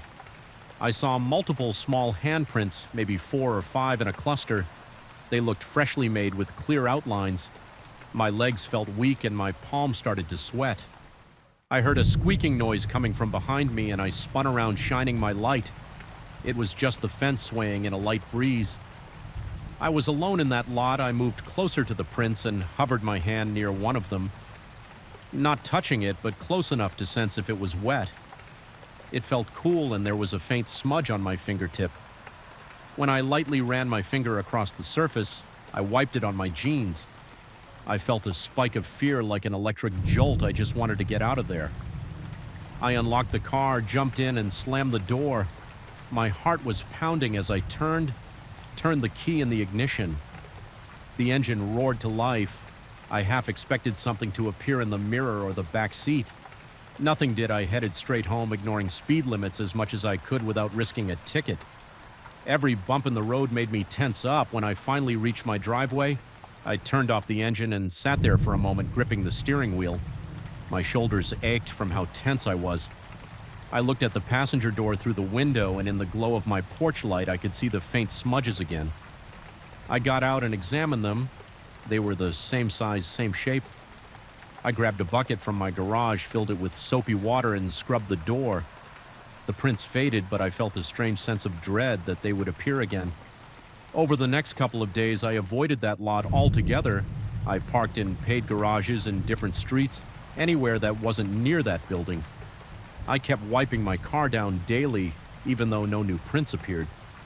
After a while, I felt myself starting to relax, but then late one afternoon, as the sun was dipping behind my house, I glanced out the window at my car. I saw something on the trunk. I went outside, heart pounding, and found a fresh handprint, same size, same shape, and I had never returned to that lot. The print looked damp, as if someone had just placed their hand there. My driveway was empty, and my neighborhood was usually quiet.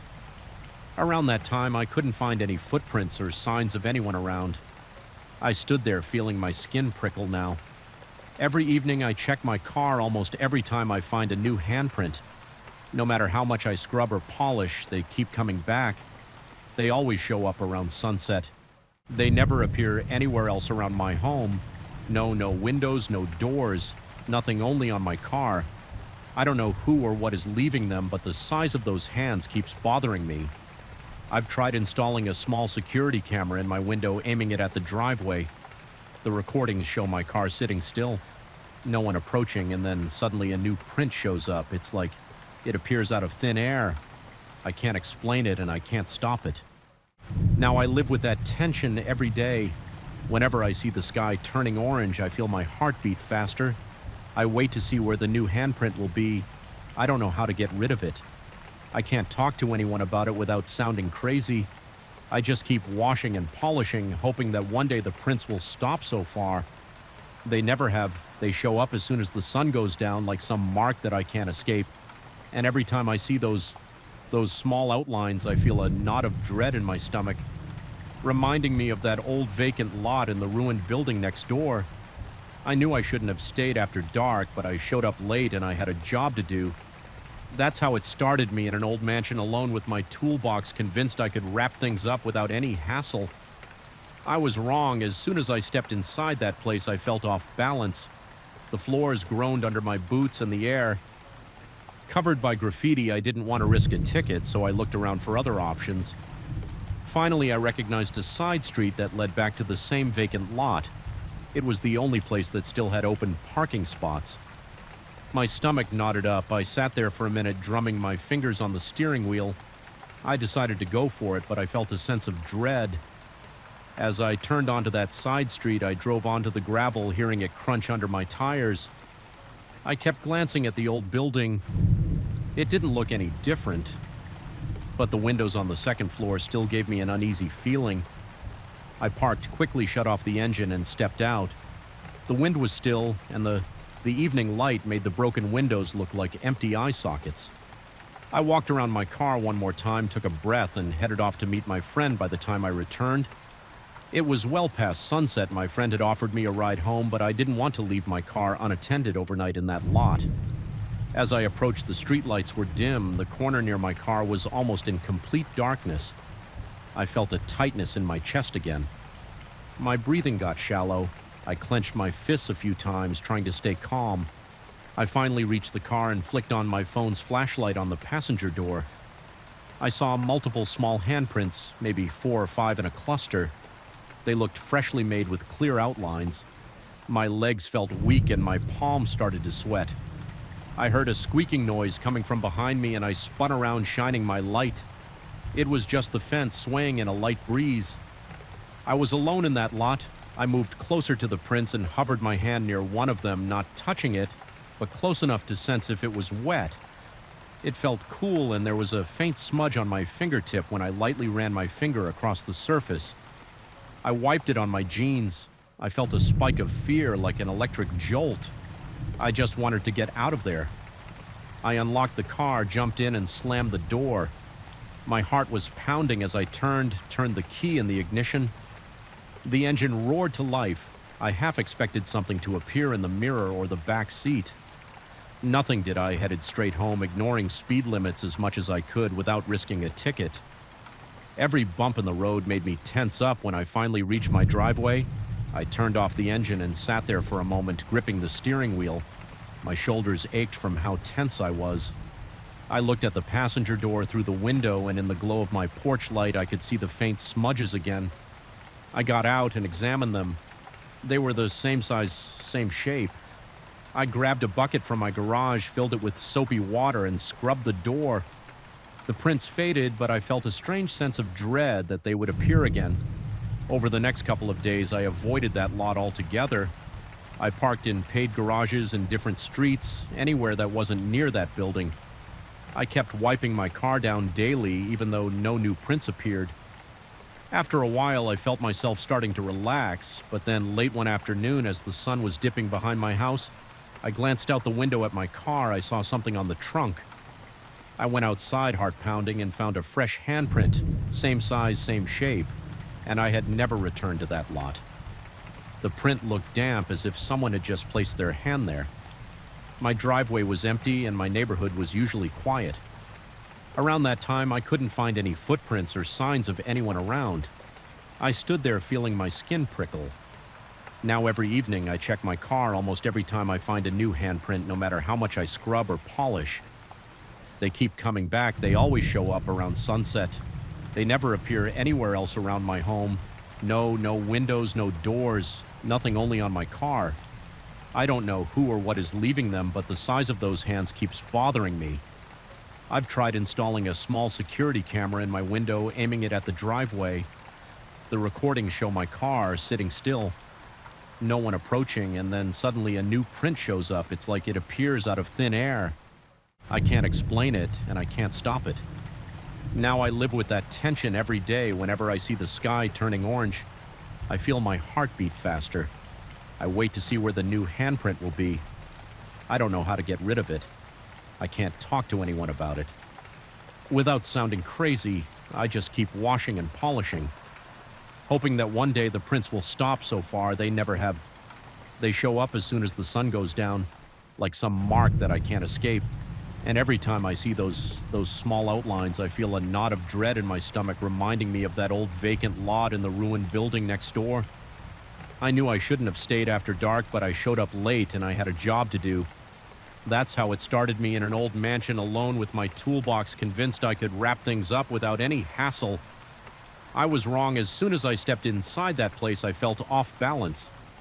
The floors groaned under my boots in the air, but I heard another creak. My skin prickled. I realized it sounded like it was coming from the attic above the site. Manager never mentioned an attic, but I saw that there was a hatch at the end of the hallway. It was an old wooden panel in the ceiling with a cord to pull it down. I stared at it, not sure if I wanted to open it. I took a few steps closer. My hands felt clammy and I gripped the pry bar tight. Just in case I tugged the attic panel, it resisted at first, then popped open, releasing a gust of warmer, dustier air that blew right into my face. I coughed and stepped back. A small ladder folded down my flashlight beam, lit up the inside of the attic. It was cramped with a pitched roof and a few wooden beams. Nothing looked out of place at first glance. I called out again, "Hey, if someone's up there, I just want to finish my work. I'm not looking for trouble." No response. I decided not to climb up. I didn't see any reason to risk it. If there was a squatter or an animal I didn't want to corner them, I figured I could call the site manager in the morning and mention it. But as I turned to walk away, I heard another squeak from directly above me. My chest tightened. I pointed the flashlight up again. I couldn't see anything. Maybe something was crouched behind the beams, or maybe it was just more settling noises. I stood there for a few seconds, breathing hard, and then I headed back down the hall. I went back downstairs, telling myself to stay calm. I wanted to finish the conduit in the main hallway, maybe check 1 or 2 spots in the living room, and then leave. I passed through the foyer and back to my tools. Everything was where I left it. I kneeled down and started running the conduit again, trying to keep my hands steady.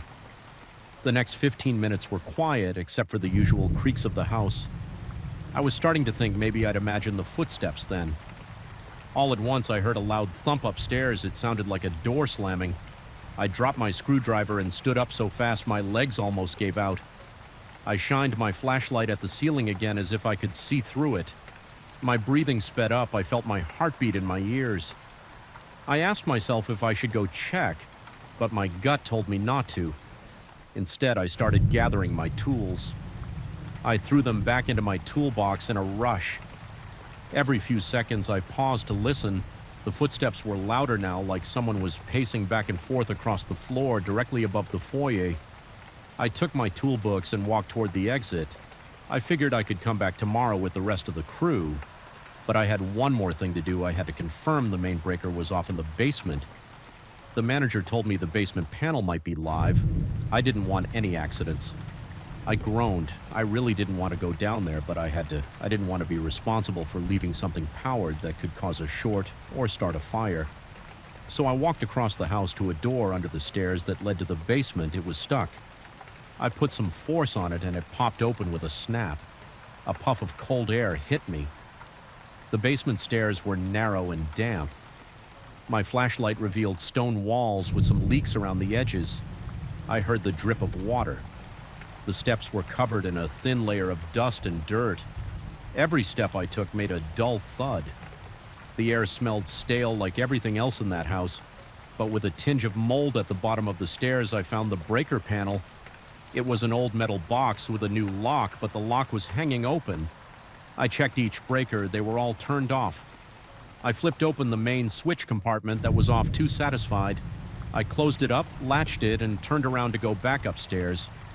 Then I noticed a small window near the ceiling. It was partly shattered, letting in a little bit of moonlight. Something brushed by outside a tree branch. Maybe it made a tapping sound against the glass. I shivered but tried to stay focused.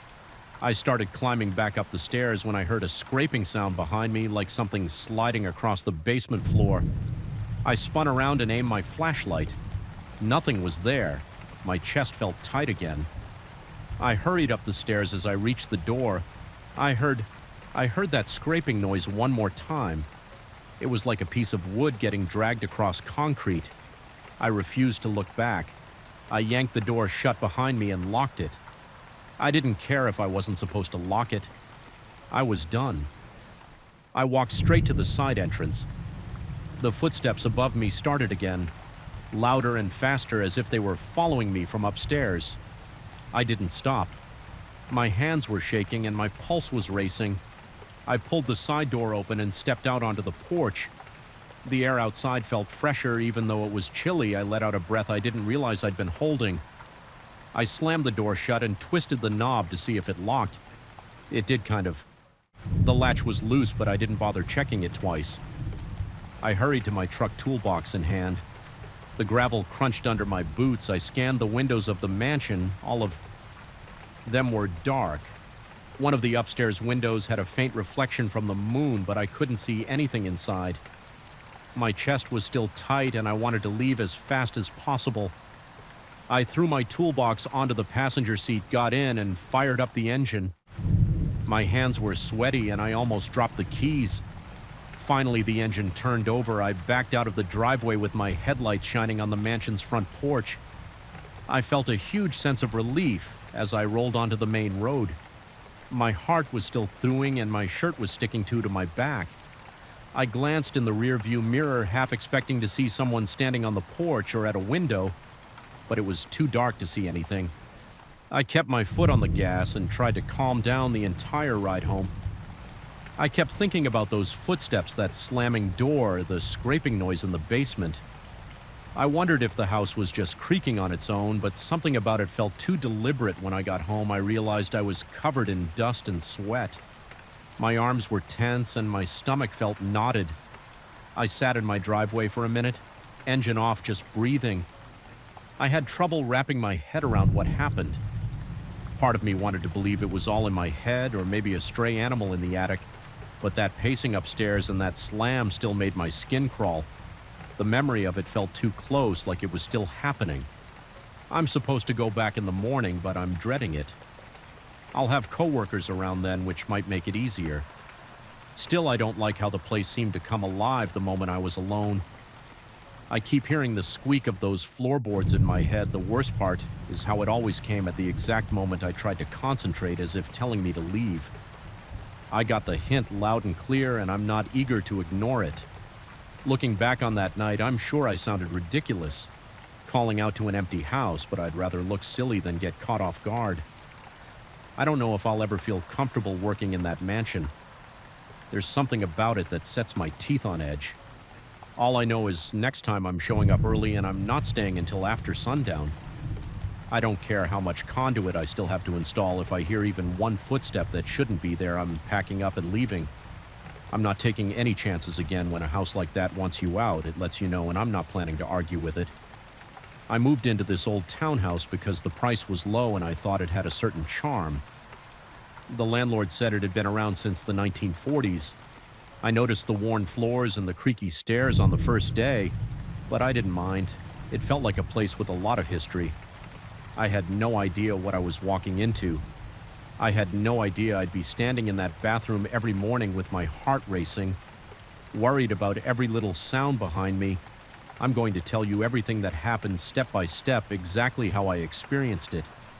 When I first got the keys, I walked through the front door and immediately noticed a faint smell of old wood. The entry hall was narrow with a single overhead light that flickered now and then. I sat down my boxes in the living room and did a quick walkthrough of the house to get a feel for it. The upstairs bedrooms looked ordinary enough. The hallway had some chipped paint and the railing felt a little loose, but I didn't see anything too alarming. The bathroom caught my attention because of the old fixtures. The sink looked like it was from another era. The bathtub had those metal claw feet that I'd only ever seen in pictures on the first day.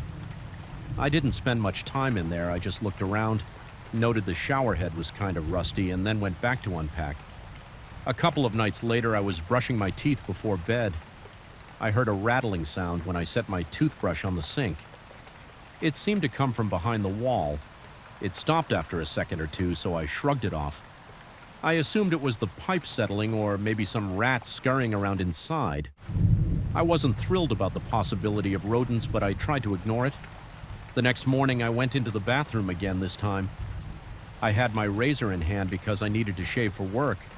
That's when I noticed a small rectangular opening near the bottom of the wall behind the toilet. It wasn't big, maybe a few inches wide. It had a cover on it, but the cover looked old and a bit loose. I wouldn't have seen it if I hadn't dropped my shaving cream on the floor and bent down to pick it up. My curiosity got the better of me, so I pried the cover off and peeked inside. I saw a handful of rusty old razor blades piled up. They looked ancient, as if they'd been sitting there for decades. Some still had little bits of old paper packaging clinging to them. I also noticed some scraps of paper with handwritten notes in what looked like faded black ink. The writing was almost impossible to read. Most of it had bled or faded into near illegibility. I held a piece up to the light and I could make out a few words like pain or maybe razor, but I couldn't be sure. My stomach felt tight as I kept looking at these dusty relics. There was a stale smell coming from that little hole, like old paper and metal mixed together. I placed everything back inside and closed the cover. I told myself I'd look at it more thoroughly some other time. Right then, I was already running late for work.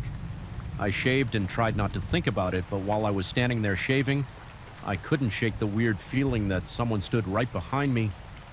The bathroom mirror, an oval one attached to a medicine cabinet, gave me a clear view of the room. There was no one there, but I felt a cold sensation on my neck. The hair on my arm stood up. I finished shaving as quickly as I could and left. When I got home that evening, I went back into the bathroom. I wanted another look at those blades in the notes. I sat down on the edge of the tub and opened the little compartment again. This time, I pulled everything out carefully. I laid the old blades and scraps of paper on the floor. I used the flashlight on my phone to examine the notes. One of them had a date, 1956. Another one seemed to say something like, "I can't do this. Watch me." The ink was faded and patchy, so I could be reading it wrong, but the words gave me a chill. My heart started to pound in my chest. I felt a creeping anxiety, like I was uncovering something I wasn't supposed to see. My breathing got faster and my hands felt clammy. I stuffed the notes back in the hole, but I kept one of the blades out for a closer look. It had some manufacturer's mark on it. I squinted and saw that it read Gillette in old lettering. The edge was rusty and a bit of metal flaked off on my fingers. I put it back in the hole. I didn't know if these had some historic value or if they were just junk.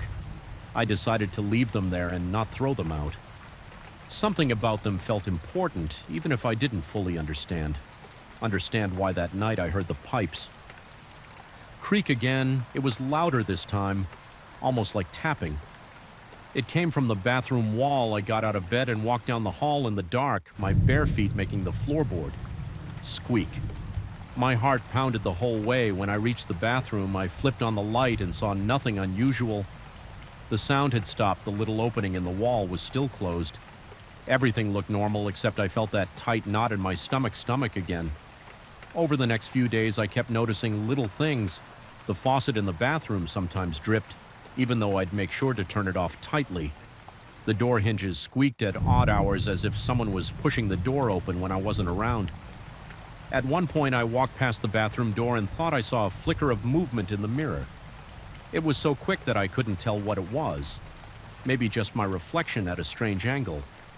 Still, it made me freeze in place. My legs felt weak and my breathing grew shallow. A week later, I woke up early on a Saturday morning to shave before meeting a friend. I stepped into the bathroom, clicked on the light, and stared at my reflection. My eyes looked tired from a rough night's sleep.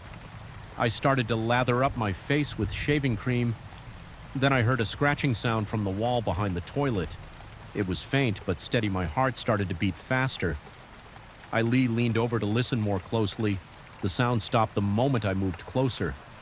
I stood there dripping shaving cream onto the floor, trying to make sense of it. After maybe 30 seconds of silence, I decided to ignore it and finish shaving as soon as I raised the razor to my face. There was a loud thud behind me. I spun around and the mirror bolted to the medicine cabinet, fell straight off the wall and clattered into the sink. Shaving cream splattered the mirror and it nearly shattered right there. I jumped back and let out a curse, my chest pounding so hard I could hear my own pulse in my ears. I checked the screws on the mirror. They were bent a little, but I could have sworn they were firm. The last time I looked, I ran my fingers over them. It felt like they'd been pulled loose.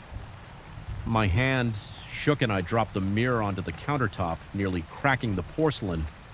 I tried to stay calm, but my heart was racing and I felt sweat building up on my forehead. My thoughts were all over the place. I didn't want to assume anything supernatural, but I couldn't ignore how strange it was that the mirror just fell on its own. The entire time I felt like someone was close enough to touch my shoulder. I had to leave the house for a few hours. After that, I drove around the neighborhood, aimlessly looking for an open cafe. I got a coffee and sat there, trying to rationalize everything. Old houses have weird quirks, mirrors can get loose, old walls can make odd sounds. But I couldn't relax. My stomach churned and my neck felt stiff like I'd slept wrong. I also noticed my jaw was tight, like I was clenching my teeth. I kept replaying that moment in my head. The image of the mirror falling out of nowhere later that afternoon. I forced myself to go back. I walked upstairs and took a good look at the bathroom wall. I tapped around to see if there were any hollow spots or rotting wood that might explain the mirror's sudden drop. The wall seemed solid. The little opening where the blades were kept looked unchanged. I pry it open again, hoping to see if something inside was pushing outward. The blades and notes were exactly how I left them. I took them all out and set them on a towel on the floor. This time I noticed one note had a sentence that looked like they watch me. I'm not certain the ink was too faded, but I caught the words "they." And watch my hands shook as I tried to focus on the writing. I felt like I was invading someone's privacy. Maybe someone who had lived here long ago. I put everything back after a minute because I couldn't stand the feeling. Nighttime was the worst. I'd try to sleep and I'd hear small scraping sounds from the bathroom one night around 2 a.m. I got up to use the toilet. I flipped on the bathroom light and my foot slipped on a small puddle of water on the tile floor. The faucet was dripping again, and the drip was much faster this time. I didn't remember leaving it on at all. My hand shook as I turned the knobs, and I felt a prickly sensation on the back of my neck. My reflection in the mirror looked pale, and my eyes were wide. I checked behind the shower curtain, even though I felt foolish doing it. The tub was empty, the shower had dripped a bit, but that was it. Everything else was normal except for that continuing sense of being watched. I started to dread shaving every morning, felt like a slow march into that bathroom where I'd stand at the sink, my eyes flicking from the mirror to the doorway, waiting for something to move or fall or break my hand. Sometimes trembled as I moved the razor across my face. More than once I nicked my skin and watched a thin line of blood trickle down my cheek. I'd quickly rinse it off and bandage it. Trying not to look at the opening in the wall, the landlord called a few times to check in, and I kept my complaints minimal. I just said there were some plumbing noises. I didn't mention the mirror or the razor blades or the notes. I didn't want to sound paranoid one day. I decided to document everything. I took photos of the opening, the blades, and the notes. I used a magnifying glass app on my phone to try to read the faded ink. I got a few more fragments of sentences. "Don't let them," and "waiting on the other side." My stomach sank when I saw that I kept checking behind me, making sure I was still alone in the bathroom. My mouth went dry and I realized I was breathing faster than normal. My heart thumped so loud that I could feel it in my chest every time I reattached the mirror to the medicine cabinet. I double-checked the screws. I tested. Their strength pulled on the mirror made sure it wouldn't come loose again, but twice more. I found the mirror off-center like someone had tugged on it one morning. It was hanging by one screw crooked. I twisted it back into place, but my hands were shaking. I could see sweat beading on my forehead. In the reflection by the second month, I could barely sleep. The bathroom felt more oppressive each day, each time I washed my face or brushed my teeth. I'd catch myself looking over my shoulder. My reflection looked exhausted. My eyes had dark circles under them. I lost a few pounds because my appetite was off. I started eating just enough to keep me going. Some nights I heard footsteps in the hallway leading to the bathroom. I'd rush out of my bedroom, flick on the light, and find nothing but the empty hall. The old floorboards would still be creaking by the time I got there, like someone had just been standing there. My skin would tingle and I'd feel a cold sweat under my shirt. I never found a logical explanation for the razor blades or the notes. I never found a logical explanation for the mirror dropping. I tried searching for any record of the previous owners. I checked local records and found that the house had changed hands a few times, but nothing jumped out. As a big clue, no mention of anything violent or tragic. I didn't discover anything about who wrote those notes or why they stuffed old blades in that hole. The best guess I had was that it was some old practice from decades ago. Some people used to dispose of used razor blades through slots in the wall. The not notes, though, made no sense to me. They seemed personal, like someone's private scribbles of fear. I couldn't handle the tension forever. Eventually, I started shaving in the kitchen sink just to avoid the bathroom, but every once in a while I'd walk by the open bathroom door and feel that same chill. I'd hear a faint rattle behind the wall. I'd see the mirror slightly off tilt as if someone had moved it. My blood would run cold and my breathing would go shallow. I told myself it was just an old house with faulty hardware and weird acoustics, but deep down I felt a presence. I felt like someone or something stayed there watching every time I even thought about shaving in that bathroom. I still don't have any answers. All I know is I'll never look at an old townhouse the same way again. Something felt wrong the moment I stepped inside. The front door creaked, and the old floorboards moaned under my shoes, but that wasn't what caught my attention. The pictures on the walls looked slightly crooked. I stared at one frame near the entrance. It seemed tilted just enough for me to notice like someone had moved it and tried to straighten it, but gave up halfway. My eyes moved to another picture further down the hallway. It had the same slant. I wondered if the place was settling or if there had been a minor earthquake. I took a few steps forward and felt a strange chill in the air. It made my stomach tighten. I approached the hostess station where a middle-aged woman with tired eyes greeted me. She spoke in a low voice and handed me a menu. She told me to choose any open table. Her tone was clipped like she wanted to get it over with. I looked around for a good spot. The restaurant was mostly empty. It was late evening and the lights were dim. I saw a booth near the back and decided it would give me a better view of the dining area. I wanted to see those walls to watch if anything else looked out of place. I settled into the booth. The vinyl seat squeaked under me. The menu was old and had stains on the edges. I glanced at the options. It was typical diner food, burgers, sandwiches, a few classic dishes. I wasn't really hungry, but I figured I should order something if I was going to sit there. A waitress came by. Her face set in a neutral expression. She gave me a quick nod. I ordered a coffee and a simple plate of roasted chicken with potatoes. While I waited, I looked around again. The lighting felt uneven, almost like certain corners of the place were darker than others. I could see a small bar area on the other side of the room. A few stools stood there, and behind the bar was a mirror lined with bottles. An older man, probably the manager, was standing behind the bar. He was cleaning glasses with a dish rag. He glanced at me a couple of times, but he didn't smile. I noticed the pictures on the walls. Once more, they were old photographs of the restaurant in its early days. Some years ago were black and white, showing groups of people from a different era sitting at these very tables in one photo. I saw a row of men in suspenders standing behind a counter.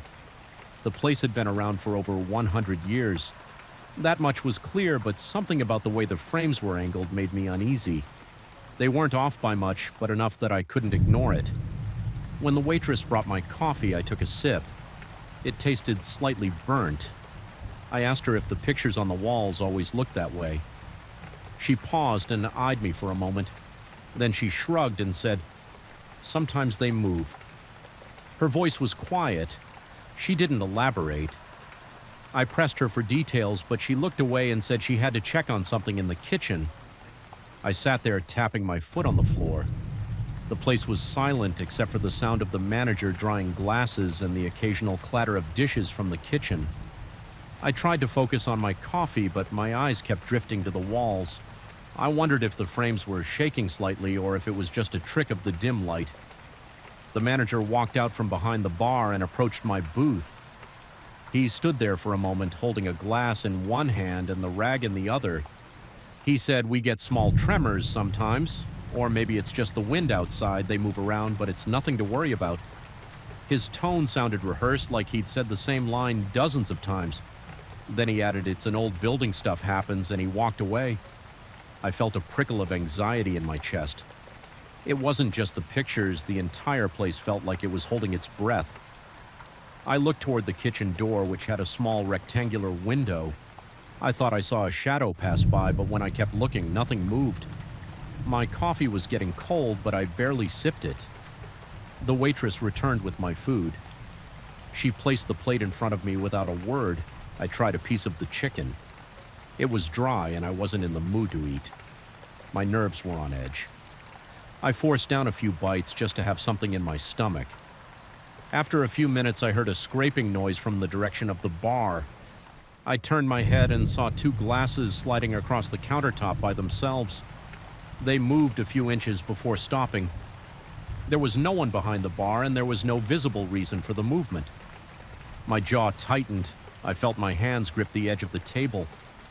I glanced around to see if anyone else noticed. The manager was in the corner, pretending to focus on a shelf of liquor bottles. The waitress was in the kitchen again. I got up from the booth and walked over to the bar. The glasses were still there, right where they'd stopped. I looked at the surface of the bar, checking for spills or anything that might explain the movement. It was dry, no water, no obvious slope. The glasses looked normal. There was nothing special about them, but I knew what I saw. They slid at least 4 inches. I felt a knot in my throat. My hands were shaking a bit. I told myself to stay calm. I took a deep breath, then turned to the manager. He saw me looking at him, but he didn't move. I said, "What was that about?" He just shook his head. Then he muttered, "Sometimes happens." His tone was flat. He wasn't interested in discussing it further. I returned to my booth. My heart was beating faster. I tried to focus on eating, but I kept glancing at the bar, half expecting the glasses to start moving again. When the waitress came back, I asked her if weird things like that happened often. She shrugged and said, "Not all the time, but enough." Then she looked around, leaned in and said, "We don't talk about it much. Some customers freak out." She moved away again, not wanting to stay near me for long. I checked the time on my phone. It was only around 8 in the evening, but the place felt like it was locked in a strange twilight. The air seemed thick. I took a few deep breaths to steady myself. My stomach felt uneasy and my shoulders were tense. I forced down the rest of the chicken, but it tasted like cardboard. I finished my coffee. Even though it was cold, I decided I wanted more answers. I got up and approached the manager again. He was stacking some plates on a side counter. I asked him how long he'd worked there.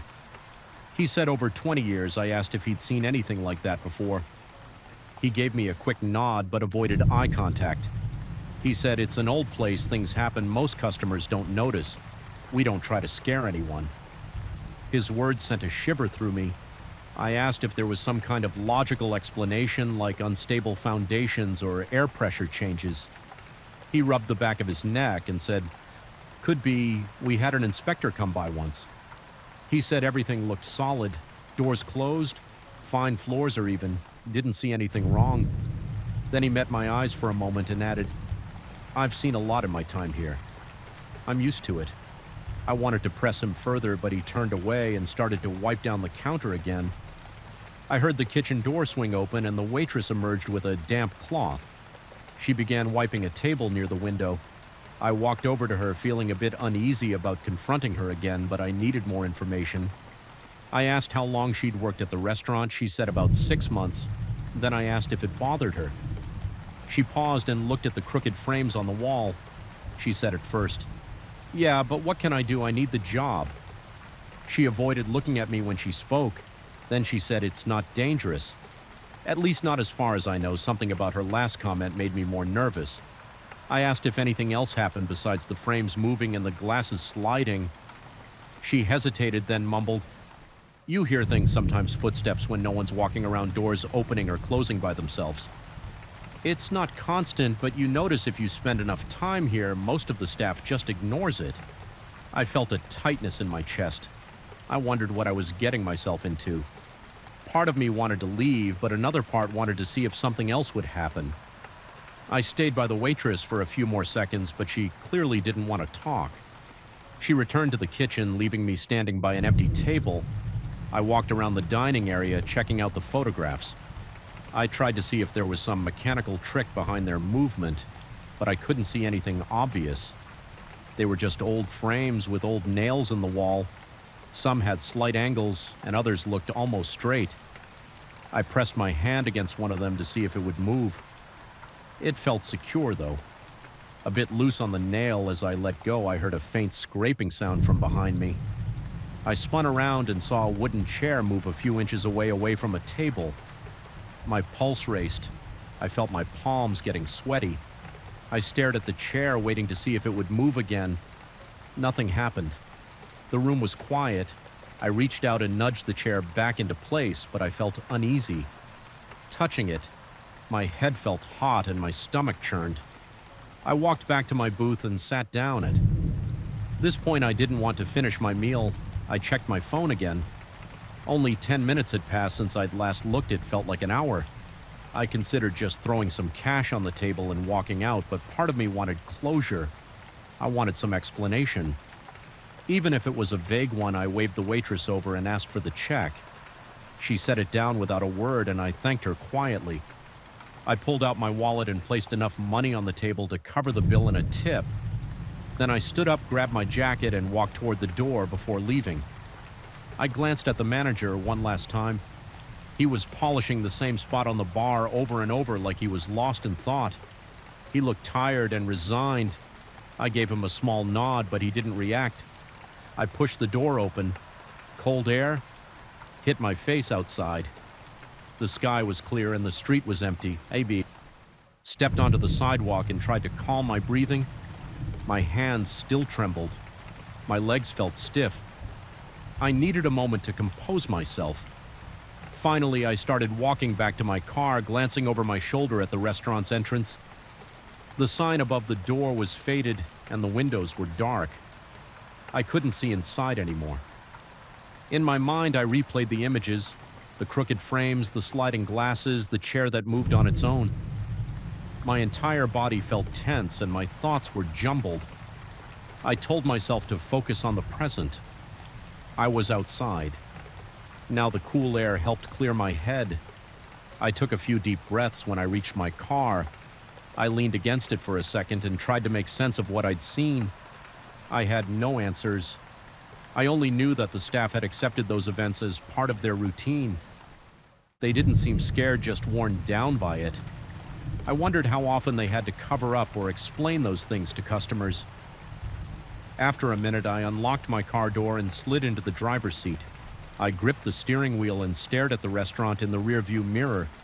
The building looked ordinary from the outside, but I knew I would never forget what I experienced inside. I started the engine and pulled away, feeling a mixture of relief and lingering unease. As I drove off, I kept glancing back until the restaurant disappeared from view. My body was still jittery. My pulse was still racing. I forced myself to focus on the road, shifting my attention to the traffic lights and the distant glow of the city. But I couldn't shake the feeling that I just stepped out of a place I should never have entered in the first place. And I still had no clear explanation for what happened in that old restaurant. It was just one of those nights I knew I wouldn't forget anytime soon. I knew something was off the moment. I compared the bedroom measurements to the official floor plan. The paperwork said one thing, but the walls told a different story. My main bedroom was supposed to be a bit wider. At first I thought the contractor had messed up, or maybe the walls were thicker than expected, but as soon as I ran my hand along the ceiling trim, my gut twisted. There was a slight hollow sound near one corner. It was almost imperceptible. It made the hair on the back of my neck stand up. I didn't talk to anyone about it right away. I wanted to see for myself. If there was a reason behind that discrepancy, I started by removing a small section of the ceiling trim close to the area that sounded hollow. I climbed up on a rickety old step stool that had been left behind by the previous owners. My chest felt tight. The idea of uncovering something hidden in my own home made my palms sweat. I took a small crowbar and wedged it under the trim. It resisted at first, but then it gave way with a crack. A thin layer of dust fell on my shoulders and I felt an odd shiver. My head was telling me to keep going, but my body felt tense. I pulled away more of the trim and realized there was some kind of sealed panel where I expected just solid plaster. The color was slightly off, like someone had tried to paint it to match the rest of the ceiling. My heart pounded as I pried the panel loose. It came down in chunks, leaving a gap large enough for me to see through. My mouth felt dry. I inhaled a mix of drywall dust and stale air. The space behind the panel looked dark, like a void that stretched beyond the normal boundaries of the bedroom. I grabbed a flashlight from my toolbox. I shined the light through the hole. The beam caught a glimpse of something wooden. It looked like the back of a chair. I blinked a few times, trying to make sense of it. Chairs don't just float behind a ceiling. I moved the flashlight around a bit more and saw the outline of a table and what might have been a sofa. All of it was covered in thick dust. The particles floated in the flashlight beam, making it hard to see clearly. I decided to enlarge the hole. My hand shook as I cut away more of the ceiling. I wanted to be systematic, so I used a utility knife and a small saw. The process took a while. At one point, my phone buzzed in my pocket, but I ignored it.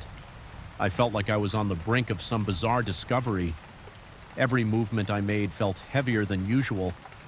My breath got shallow. I stopped a few times to wipe sweat from my forehead when I finally created an opening wide enough to fit through. I aimed the flashlight inside my stomach, tightened.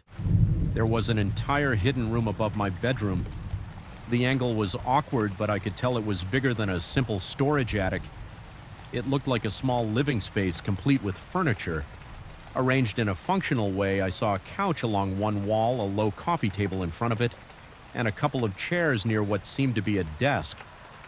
The dust suggested it hadn't been officially used in a long time, but something about the arrangement looked recent.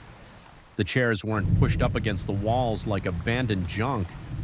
They were angled as if people had been sitting there. I hesitated before climbing up part of me. Thought about calling someone, maybe the real or a friend, but I felt a strange pull, like I had to see it for myself first. So I hoisted myself up through the hole in the ceiling. My heart thumped against my ribs when my feet found solid flooring. I tried to steady my breathing. The air was stale, but it carried a faint smell. It wasn't mold or rot. It was more like old wood and a hint of something chemical, maybe varnish that never fully aired out. I swung the flashlight around dust SW world, making me cough. I walked slowly across the room, watching the floor for weak spots. My boots left clear tracks in the dust. I saw older footprints too, but they were hard to make out. They might have belonged to someone wearing smaller shoes, or maybe just a different tread. My shoulders felt tight. The idea that someone else had been up here more recently than the dust suggested made me uneasy. The furniture looked antique. There was an ornate wooden chair with carved legs, a coffee table with a glass top, and a heavy sofa with faded fabric. I ran my hand over the sofa's armrest. Dust clung to my fingers, but beneath the grime, the fabric felt surprisingly intact. I looked at the coffee table. A few old magazines lay there, their covers yellowed. The dates were from about 10 years ago. I picked one up, the pages stuck together a bit, but I could flip through. There were pictures of outdated electronics, no personal notes, no scribbles. It didn't tell me much. The tension in my chest grew stronger as I moved toward the desk in the corner. I placed the magazine back on the table and aimed the flashlight at the far side of the room. The desk was simple, with a single drawer. I heard a faint scraping sound when I stepped on a loose floorboard. My pulse quickened. I snapped my head around, shining the light behind me. Nothing moved. The only sound was my own breathing. I felt like I was being watched, even though I saw no one else there. My arms felt cold, even though I was sweating at the desk. I tried the drawer. It stuck, but a quick tug with both hands pulled it open inside. I found a few pens, a dried-up ink bottle, and some scraps of blank paper. No letters, no documents. I tapped the desk surface. It felt sturdy. The top had a few scratches and rings from cups or cans. Then I noticed something on the floor by my foot. It was a small thread of fabric, dark blue, wedged in a crack between the floorboards. It looked fresh, as if it had snagged off someone's clothing. My stomach lurched.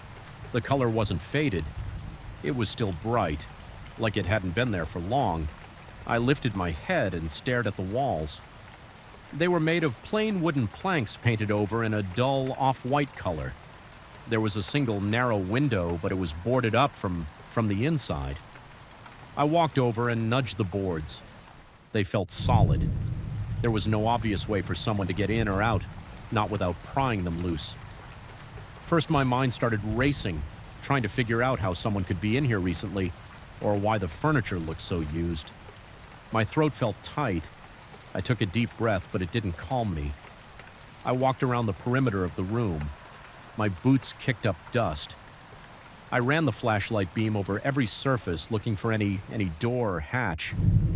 I saw nothing except the boarded window and the opening I'd come through. There was an old lamp in one corner, but no light bulb in it. The cord dangled uselessly. I tried to turn the lamp on out of habit, but of course nothing happened. There was a small trunk against the back wall. It had metal latches that looked rusted. I knelt in front of it. My knees creaked. I slipped my fingertips under one latch and tried to pop it open. It gave with a screech. The other latch was harder, but I managed to loosen it. Inside, there were a few blankets folded neatly. They smelled musty. I shook one out and coughed as dust filled the air beneath the blankets. I found some old clothes, button-down shirts, slacks. A sweater all looked outdated, but they were neatly folded. I felt the fabric. It was stiff with age, but I didn't see any major discoloration or holes. Every looked preserved, but not completely abandoned. It unnerved me. Standing up, I looked around again, my mind buzzing with questions. Why hide a fully furnished room in the ceiling? Who maintained it? And what about the difference in measurements in the bedroom floor plan? I figured that was just part of the deception, a way to mask this extra space. My spine tingled whenever I thought about how recent some details felt. That single thread of fabric refused to leave my mind. I decided I'd had enough. My legs felt shaky, my lower back was tense. I started toward the opening I'd created. I pointed the flashlight at the ground so I wouldn't trip my own footprints in. The dust stood out, but every few feet I saw faint impressions of other footprints. They looked older, but not ancient. I tried to judge how big they were compared to mine. It was hard to tell in that low light, but they seemed narrower when I reached the gap. I switched off the flashlight and put it in my pocket. I climbed down slowly, feeling the edge of the cut ceiling pressing against my sides. Once I was back in the bedroom, I exhaled a long breath I didn't realize I was holding. My heart still pounded, my fingers trembled a little. I sat on the floor, leaning against the wall. Dust covered my clothes and I felt lightheaded. I stayed there for a minute, trying to process everything. The reality was simple. My new apartment had a hidden room complete with furniture, but the details made it more unsettling. The recent feel of the setup, the footprints, that piece of fabric. It all implied someone might have been using that space. I pictured someone creeping up there while the place was vacant, or maybe even during the open houses before the sale.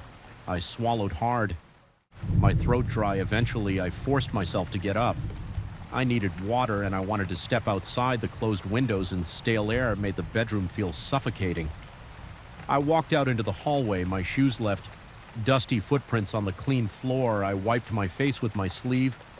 My body felt clammy, and my stomach was in knots. I realized I had to decide what to do next. My first thought was to call the real estate agent, but I wasn't sure how to explain it without sounding paranoid. Part of me just wanted to seal that opening back up and forget about it, but the thought of leaving that hidden room unchecked made my skin crawl. I stepped into the kitchen and ran the tap. The water was cold and I gulped it down. The sensation grounded me a bit. I rested my hands on the counter and took a few slow breaths. I noticed my reflection in the microwave black door. My face looked pale. My eyes seemed a bit wide. I didn't recognize my own expression. I felt like I just lived through an unsettling moment that I couldn't shrug off. I wandered back toward the bedroom. The silence in the apartment pressed in on me. The corridor lights were still turned off and the day sunlight was fading. The shadows felt heavier. My mind started replaying every step I took up in that hidden space. I remembered the angle of the furniture, the thick dust, and the footprints that weren't mine. My lips felt dry. I licked them and tried to steady my breathing again. I stopped right in front of the bedroom room door. I stared at the ceiling where I'd cut away the panel. A faint draft came through the opening. It smelled old and stale. I shivered. The idea of sleeping beneath that space made me uneasy. My arms felt goosebumps rising. I turned on the bedroom light, but it didn't make me feel better. The hole in the ceiling cast an odd shadow across the floor. My phone buzzed in my pocket again, but I still ignored it. I couldn't focus on anything except that room above of me. Finally, I grabbed my tools and began the process of covering the opening. My hands trembled as I lifted the spare drywall pieces and tried to wedge them back in place. I kept glancing up, half expecting to see someone staring down at me, but I saw nothing. Just the dusty edges of the hidden room. Each time I heard the rustle of drywall or the scrape of a tool, my heart jumped. I felt an urgent need to close it off, at least temporarily. Once I had a rough patch in place, I stepped back and rubbed my neck. My shirt clung to my back with sweat. I still had so many questions, but I couldn't handle staying under that hidden space any longer. The tension in my body felt overwhelming. I decided I'd call a contractor friend the next morning and get a second opinion. I also planned to speak with the real estate agent, though I had no idea how that conversation would go for now. I just wanted to get out of the apartment. I needed fresh air, and I wanted to clear my head. As I walked to the front door, I couldn't shake the sensation that I wasn't alone. Every sound seemed magnified. My pulse raced. I kept looking over my shoulder. I clenched my fists a few times, trying to get the blood flowing. When I finally opened the door and stepped into the hallway of the building, relief washed over me. The air outside the apartment felt cooler and cleaner. I could breathe again without my lungs feeling trapped. I locked the door behind me. My mind was still spinning, but at least I was away from that hidden room for the moment. I stood there in the hallway, dust still clinging to my clothes, my hair probably a mess. I had no idea what I just stumbled into. I just knew I couldn't ignore it. My next steps would involve confronting the people who sold me this apartment, but first I needed to calm down. My heart was still pounding and my thoughts were tangled. I walked toward the elevator, my footsteps echoing in the empty corridor. I pressed the button. My body felt drained as I waited for the elevator doors to open. I caught myself glancing back at my apartment door. I felt that chill in my spine again. Then I looked away and forced myself to focus on the elevator display, counting down each floor. I just wanted to get out of there. The door slid open and I stepped inside. I tapped the button for the lobby. When the doors closed, I finally let out a long, shaky breath. My pulse throbbed in my temples. I stared at the elevator walls and tried to settle my nerves one floor at a time. I noticed the glow from half a block away. It was late and all the other buildings on that street were dark. This one still had a faint flickering light in the corridor visible through the glass doors. It didn't make sense because every rumor I'd heard said this building got shut down years ago. No one should have been inside, but the emergency lights told a different story. I felt an urge to check it out, maybe find a switch or a breaker that someone forgot. A small part of me also wanted to satisfy my curiosity. It felt odd and I couldn't let it go. I walked up to the main door. The metal handle looked dusty. I placed my hand on it and pushed it stuck for a second, then gave way with a creak. My pulse kicked up a notch. I glanced over my shoulder, wondering if anyone was watching me from the street, but everything outside stayed silent and empty. I stepped inside and let the door close behind me. A dull thud echoed in the lobby. The entrance smelled like old cardboard and stale air. There was a reception desk to my left, but it was bare. A few scattered business cards were spread across the surface. The overhead light was out, so the only illumination came from the emergency lights in the hall. I didn't see any sign of movement, but I got a nagging feeling that I wasn't alone. My chest felt tight and my stomach tensed. I tried to stay calm. I noticed a short corridor behind the desk. It led to a row of offices on one side. I saw a door marked maintenance. I figured if I wanted to figure out why the power was still on. That was my first stop. I walked past the reception area and pushed on the maintenance door.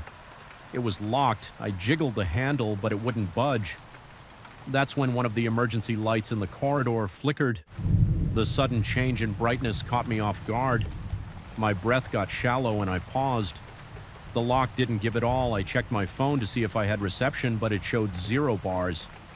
Typical, I thought. Old buildings like this sometimes had thick walls or some weird wiring that blocked signals. I turned back to the corridor and paused. Something didn't feel right. The air was stale, but I swore. I felt a cool draft run along the floor. It brushed against my ankles like a slow breeze. It shouldn't have been there. Not in a locked-up place, the corridor stretched ahead with several office doors on either side. The red glow of an exit sign at the far end gave me a little guidance. I decided to move forward and check each door, hoping one might be open or lead to an electrical panel. I reached the first door. It was unmarked. Just a blank wooden door with a standard knob. I reached out and turned the handle locked. The emergency light above my head flickered. The second my fingers touched the metal, I stepped back and stared at the flickering bulb. My heart pounded. I told myself it was just a coincidence, maybe a bad connection. Still, my palms were sweaty. I wiped them on my jeans and kept moving. The second door had a small label. It said Office 1. Oh, 1. I tried it, same thing. Locked as I touched the knob. Another emergency light flickered farther down the corridor this time. That weird sense of being watched crept up on me again. My neck felt stiff, like I wanted to keep glancing behind me, but I forced myself to keep my eyes forward. I took a few more steps and noticed a single fluorescent bulb hanging at the end of the hall. It looked like a maintenance light. Not an official fixture it was on, but it kept buzzing and flickering. I could hear that electrical hum getting louder as I walked closer. Underneath that bulb was a door with a sign saying stairwell. I figured that might lead me to other floors, maybe a basement or a utility room. The second I rested my hand on the doorknob, the overhead light flickered 3 times fast.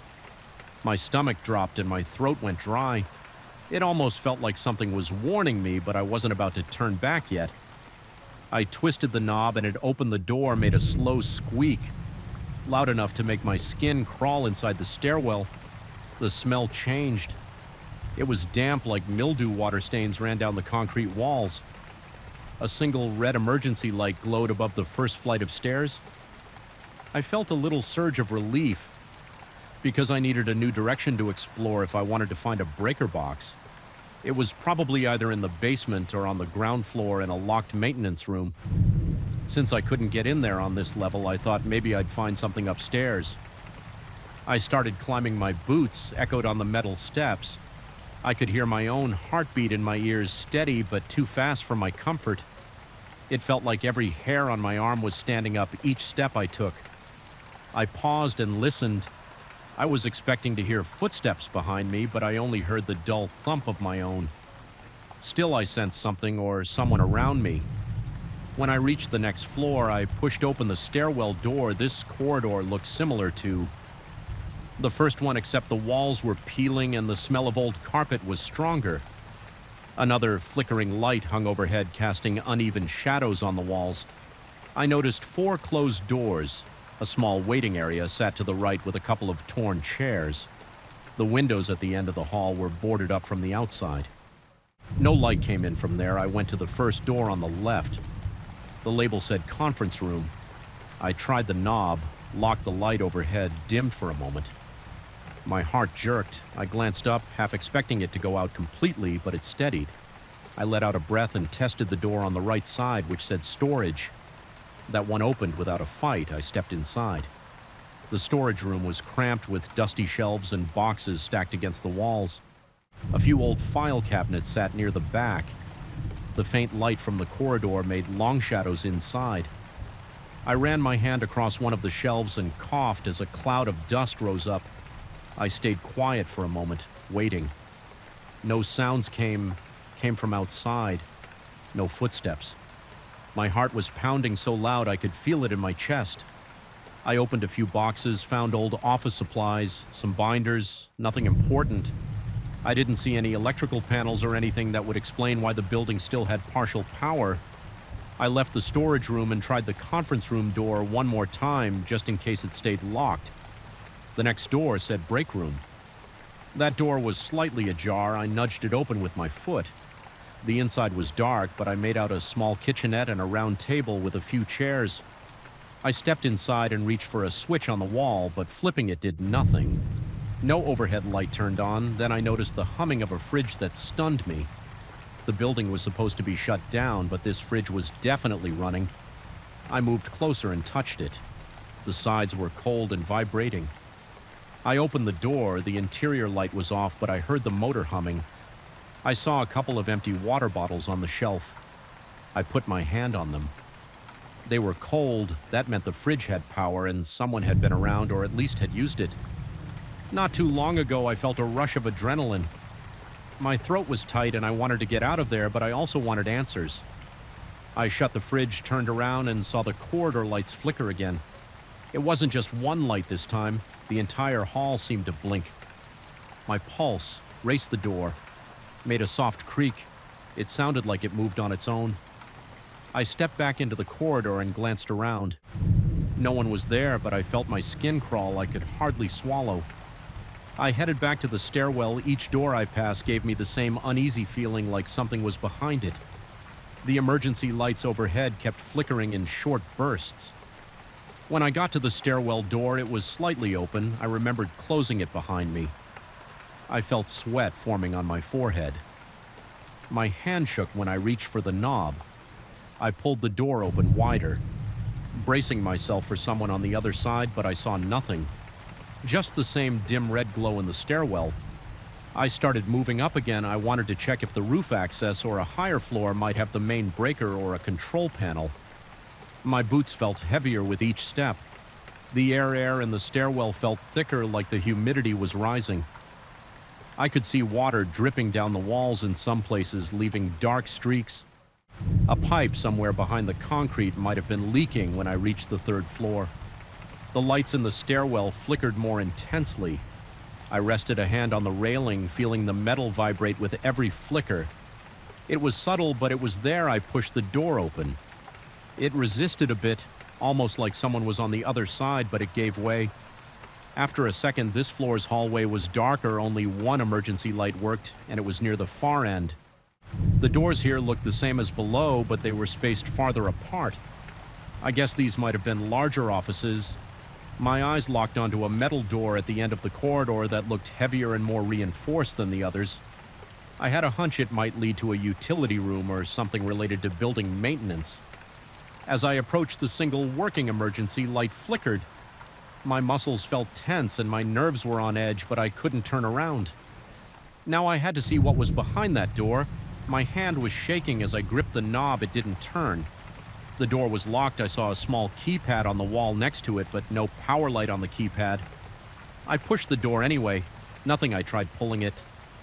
Stayed shut. Then the light above me flickered again more rapidly, and the corridor dimmed for a second. I let go of the knob and stepped back. My mouth felt dry and my head started to ache from the tension.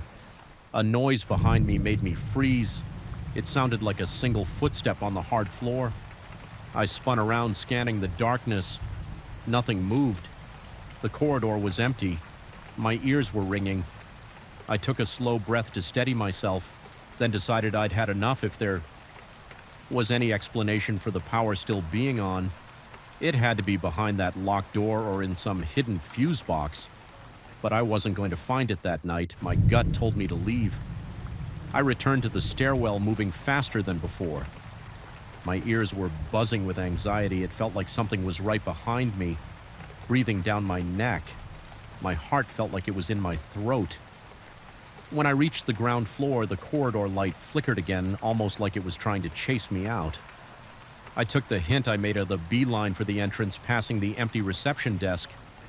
The outside light was still non-existent, but the faint glow from the parking lot street lamp gave me a target. I reached the door and shoved it open. A rush of cool night air hit me, a relief. After the stale, heavy air inside, I stepped onto the sidewalk, breathing hard. My hands were shaking and my legs felt weak. I turned around to look at the building. One last time, the corridor light inside was still flickering, casting rhythmic flashes on the glass doors. I felt certain someone was in there or something was keeping the place barely alive, but I wasn't about to go back in for a second round. I pulled out my phone and checked for service. I still had no signal. I walked a few blocks away until my phone finally picked up a single bar. I stopped, stared back at the outline of the old commercial building, then headed home. I haven't been back since. I keep telling myself I should let somebody else worry about that broken breaker or that open fridge. It's not my responsibility. Yet a part of me still wonders if there's some caretaker or guard who's never officially left, or maybe it's just an abandoned building with faulty wiring that flickers for no real reason. All I know is every time I think about that place, my spine tingles and my stomach knots up. I remember the way the light seemed to react to my steps, almost like they were telling me to stay out and maybe next time I'll listen. I first heard the tapping on my second night in the house. It was around midnight. I was sitting on the couch in the living room reading through my phone messages when I felt a slight vibration through the floor. At first I thought it was a distant neighbor or a car passing by. Then I heard a faint knock beneath me. It felt deliberate. I stood up and walked around trying to figure out where it was coming from. I pressed my ear to the floorboards near the center of the room and I heard it again. 2 knocks spaced a few seconds apart. I straightened up, trying to ignore the chill running through my arms. The house was a single-story rental in a quiet neighborhood. Nothing about it seemed unusual when I toured it. The landlord was a calm woman who only mentioned that the house had a small subfloor. She showed me an old Aleppo in the hallway. She said it led to a space that was sometimes used for storage. I didn't pay much attention, but I remembered where she pointed it out. Now I was wondering if something below the floor might be banging against the underside of the boards. I walked to the hallway and flipped on the light. I crouched down and pulled on the small handle for the subfloor hatch. I hesitated, but the sound had me on edge. I wanted to check if there was some animal down there. I lifted the hatch and looked inside. A bit of dust flew up and the smoke smell of old stagnant air hit my nose. I grabbed a flashlight from the kitchen drawer and pointed the beam into the darkness. I saw a short ladder leading down to a narrow space. The ground below looked uneven and covered in loose dirt. There were a few cobwebs and nothing else. No sign of movement, no boxes, no footprints. I listened, but everything was silent. I took a few deep breaths, then carefully climbed down the flashlight, illuminated thick dust in the air. I looked around, checking the corners. It felt cramped. The floor was a few feet below the beams, leaving only enough space to crouch. I moved along, each corner touching the walls to see if they were stable. The walls were made of old concrete blocks. There was no sign of an animal. Nest, no pipes banging, no dripping water. Everything seemed abandoned after a few minutes. I climbed back up, closed the hatch, and tried to convince myself it was nothing. That night, the tapping started again. It was around the same time, maybe a bit later. I was in bed trying to fall asleep when I heard that low thud again. It came from somewhere beneath the bedroom. This time it was a slow, repetitive tapping. I sat up and listened. My heart picked up speed. I turned on the lamp and walked around the bedroom, pressing my foot into the carpet, hoping to feel some movement. It was just solid floor beneath me. The tapping stopped for a while, so I went back to bed, but I had trouble sleeping. I kept waiting for the next knock over the following nights. The tapping continued. It moved from one area of the house to another. Sometimes it was near the living room couch, sometimes near the kitchen table, sometimes near the hallway. I couldn't find a single spot that made sense. It always happened late at night, sometimes for only a minute, sometimes for longer. One evening, it started at around 1 in the morning. I got out of bed feeling a jolt of nerves in my stomach. My neck felt tense and my breathing quickened. I grabbed the flashlight again, but I didn't go down to the subfloor instead. I pressed my ear against the floor in the hallway. I heard what sounded like slow, careful knocks. They were spaced in a pattern of 3. Knock, knock, knock. A pause. Then it repeated. I grabbed my phone and recorded the sound for a minute. My hands were shaking and I felt sweat forming on my forehead. I had no idea what to do. I wasn't sure if I should call someone or just ignore it. The landlord never mentioned anything like this. I decided to send a message to a friend who lived nearby asking if I could call him the next day. I didn't go back to sleep easily. I kept hearing faint sounds, and every time my eyes closed, I felt a jolt of fear. The next day I showed my friend the recording. He looked at me and shrugged. He said it might be pipes or an old foundation settling. He suggested checking around the exterior of the house. Maybe there was a loose panel or some tree root pushing against the foundation. I took his advice and walked around the outside of the house. That afternoon, the walls looked intact. The ground was dry and flat. I didn't see any holes or cracks. I noticed a few old vents along the base of the house, but they seemed clogged with dirt and spider webs. Nothing jumped out at me that night. I decided to stay up late and keep the lights on. I set up a small camping chair in the living room facing the hallway because that was where I heard the loudest tapping. I had my phone ready to record. I waited until midnight, then 1 a.m., then 2 a.m. By 2:30, I was half asleep. My eyes were heavy and I was struggling to keep them open. Right when I considered giving up, I heard a steady knock from underneath the living room floor. My chest felt tight. I forced myself to stay calm. I pressed record on my phone again. I listened as the knocking formed short bursts like it was delivering a simple code. The hair on my arm stood up. I couldn't tell if it was random or if it had a pattern, but it sounded too consistent to be random. I waited it out for a few minutes until it stopped completely. The next morning I replayed the recording. The taps were clear and separated by almost the same interval. Every time I felt uneasy, I considered contacting a professional to check the foundation, but I also worried they would think I was hearing things. I decided to investigate the subfloor again. This time in the daylight, I opened the hatch, climbed down, and tried to see if there were any sections of the subfloor that looked hollow or replaced. I tapped on each beam and each port. Everything seemed solid. I crawled around, coughing at the dust. I found a few old nails and a piece of cardboard, but nothing else. The space was empty. My frustration grew. That afternoon, I went to a hardware store and bought a small camera that could be mounted on a rod. It was the kind people use for plumbing inspections. I thought maybe there was a hidden space beneath the dirt. I spent a few hours jabbing it into the ground in different spots. Moving the camera around the feet on my phone showed nothing but dirt cobwebs and the same concrete walls. I felt sweat dripping down my neck as I worked. It was hot down there and the air felt stale, but I didn't see anything that would cause knocking. After I finished, I sealed the hatch. Again. The knocks came back that night. They were louder. They happened around 1 in the morning, then again at 2, then again at 3. They were slow-measured T-caps, each set lasting about half a minute. My heart pounded each time I sat up in bed. My mind racing, I checked under the bed and the closet behind the door. Even though I knew the sounds were coming from the floor, I couldn't rest. By the time morning came, my body felt exhausted. My eyes burned. My muscles were tense. I called my landlord that morning. I told her about the noises. She sounded surprised and said she had never heard of anything like that happening in the house. She offered to come by and listen. That evening, she showed up around 600. We walked through every room. She looked at the subfloor hatch. She admitted she had never gone down there herself, but she said the previous tenants never reported anything unusual. We waited until about 10 o'clock, but nothing happened. No knocks, no vibrations. Eventually, she left. The house felt quiet again, and I felt anxious because I knew the knocking would probably return once I was alone. I was right around midnight. I heard it again this time.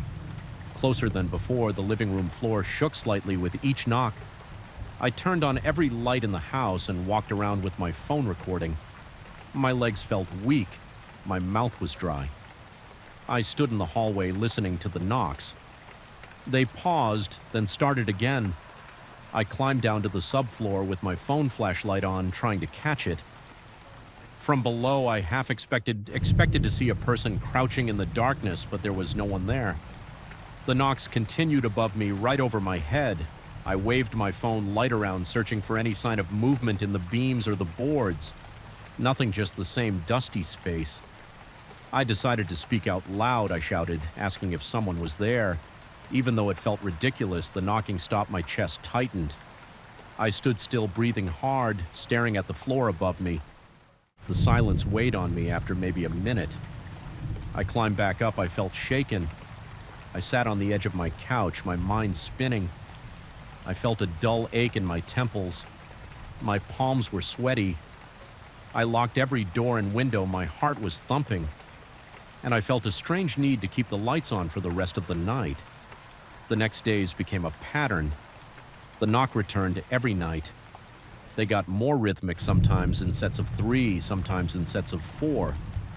I tried to record them every time. When I played them back, they were always clear, but I couldn't figure out a pattern. I tried researching old houses with subfloors, reading about foundation issues, animals in the walls, plumbing knocks, and everything else.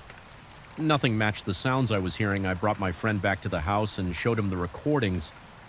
He listened with a serious look on his face. We stayed up that night, both of us in the living room. The knocking happened around 1:15 a.m. He heard it. His eyes went wide and he quickly got up to check the hallway.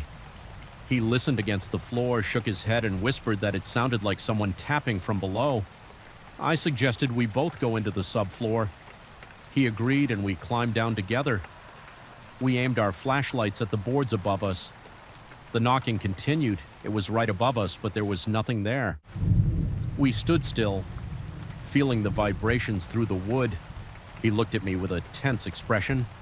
I felt my stomach tighten. We stayed until it stopped. Then we climbed back out without saying much. He left around sunrise. Neither of us had an explanation. He told me he didn't think it was a prank. We didn't see any sign that someone could get under there without the hatch. There was no entrance from outside.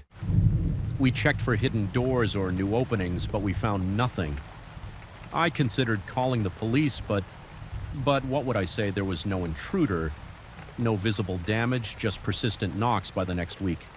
I was sleeping maybe 2 hours a night. The knocks came almost every night. Sometimes they lasted for 10 minutes, sometimes longer. Sometimes they paused for half an hour and then started again. I felt run down my head, HD, constantly. My hands shook from lack of rest. My heart jumped at every little sound. Even during the day, I tried turning the TV up wearing headphones. Even staying at a motel for a night when I returned, the knock continued. I kept thinking there had to be a logical reason something was causing the vibrations.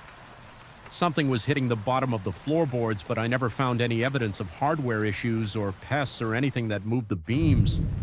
The landlord was as confused as I was. She suggested I might want to move out if it was that disruptive, but I didn't have enough money to break the lease. I felt stuck. The knocks are still happening last night. They started around midnight, then returned at 2 a.m., then again at 3 a.m. I stood in the hallway staring at the floor, my pulse racing. I felt heat in my cheeks. Every time the knocking started, I felt my body tense. I tried hitting the floor back, thinking it might scare off whatever was down there. When I did that, the knocking stopped for a few seconds, then started again. It was slow, like a response. I shouted at it to stop it. Didn't. I'm at the point where I'm considering ripping up the floorboards to see if there's something hidden beneath them. I don't see another option. I can't sleep and I can't relax. I don't have an answer for why this keeps happening. I've tried everything else I can think of tonight. I might take a crowbar and pry up a section of the floor in the hallway. I don't know what I'll find. Maybe it'll just be the same dirt and dust. Maybe there's some unknown hole or an old pipe. I just need to know.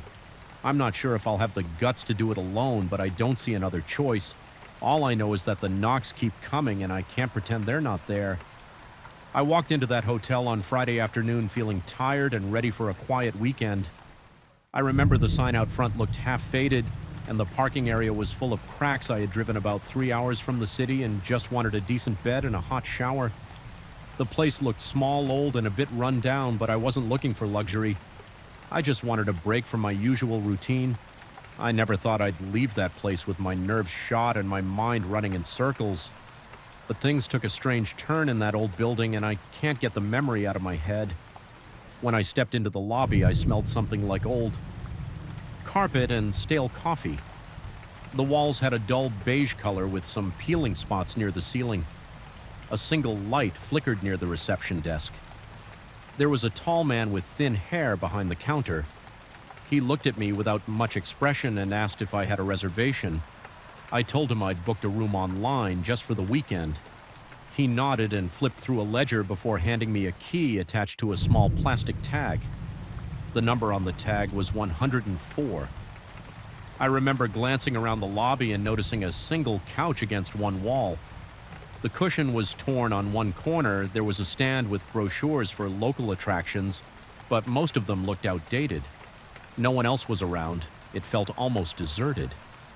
I asked if there were any nearby places to eat, and the man said something about a diner.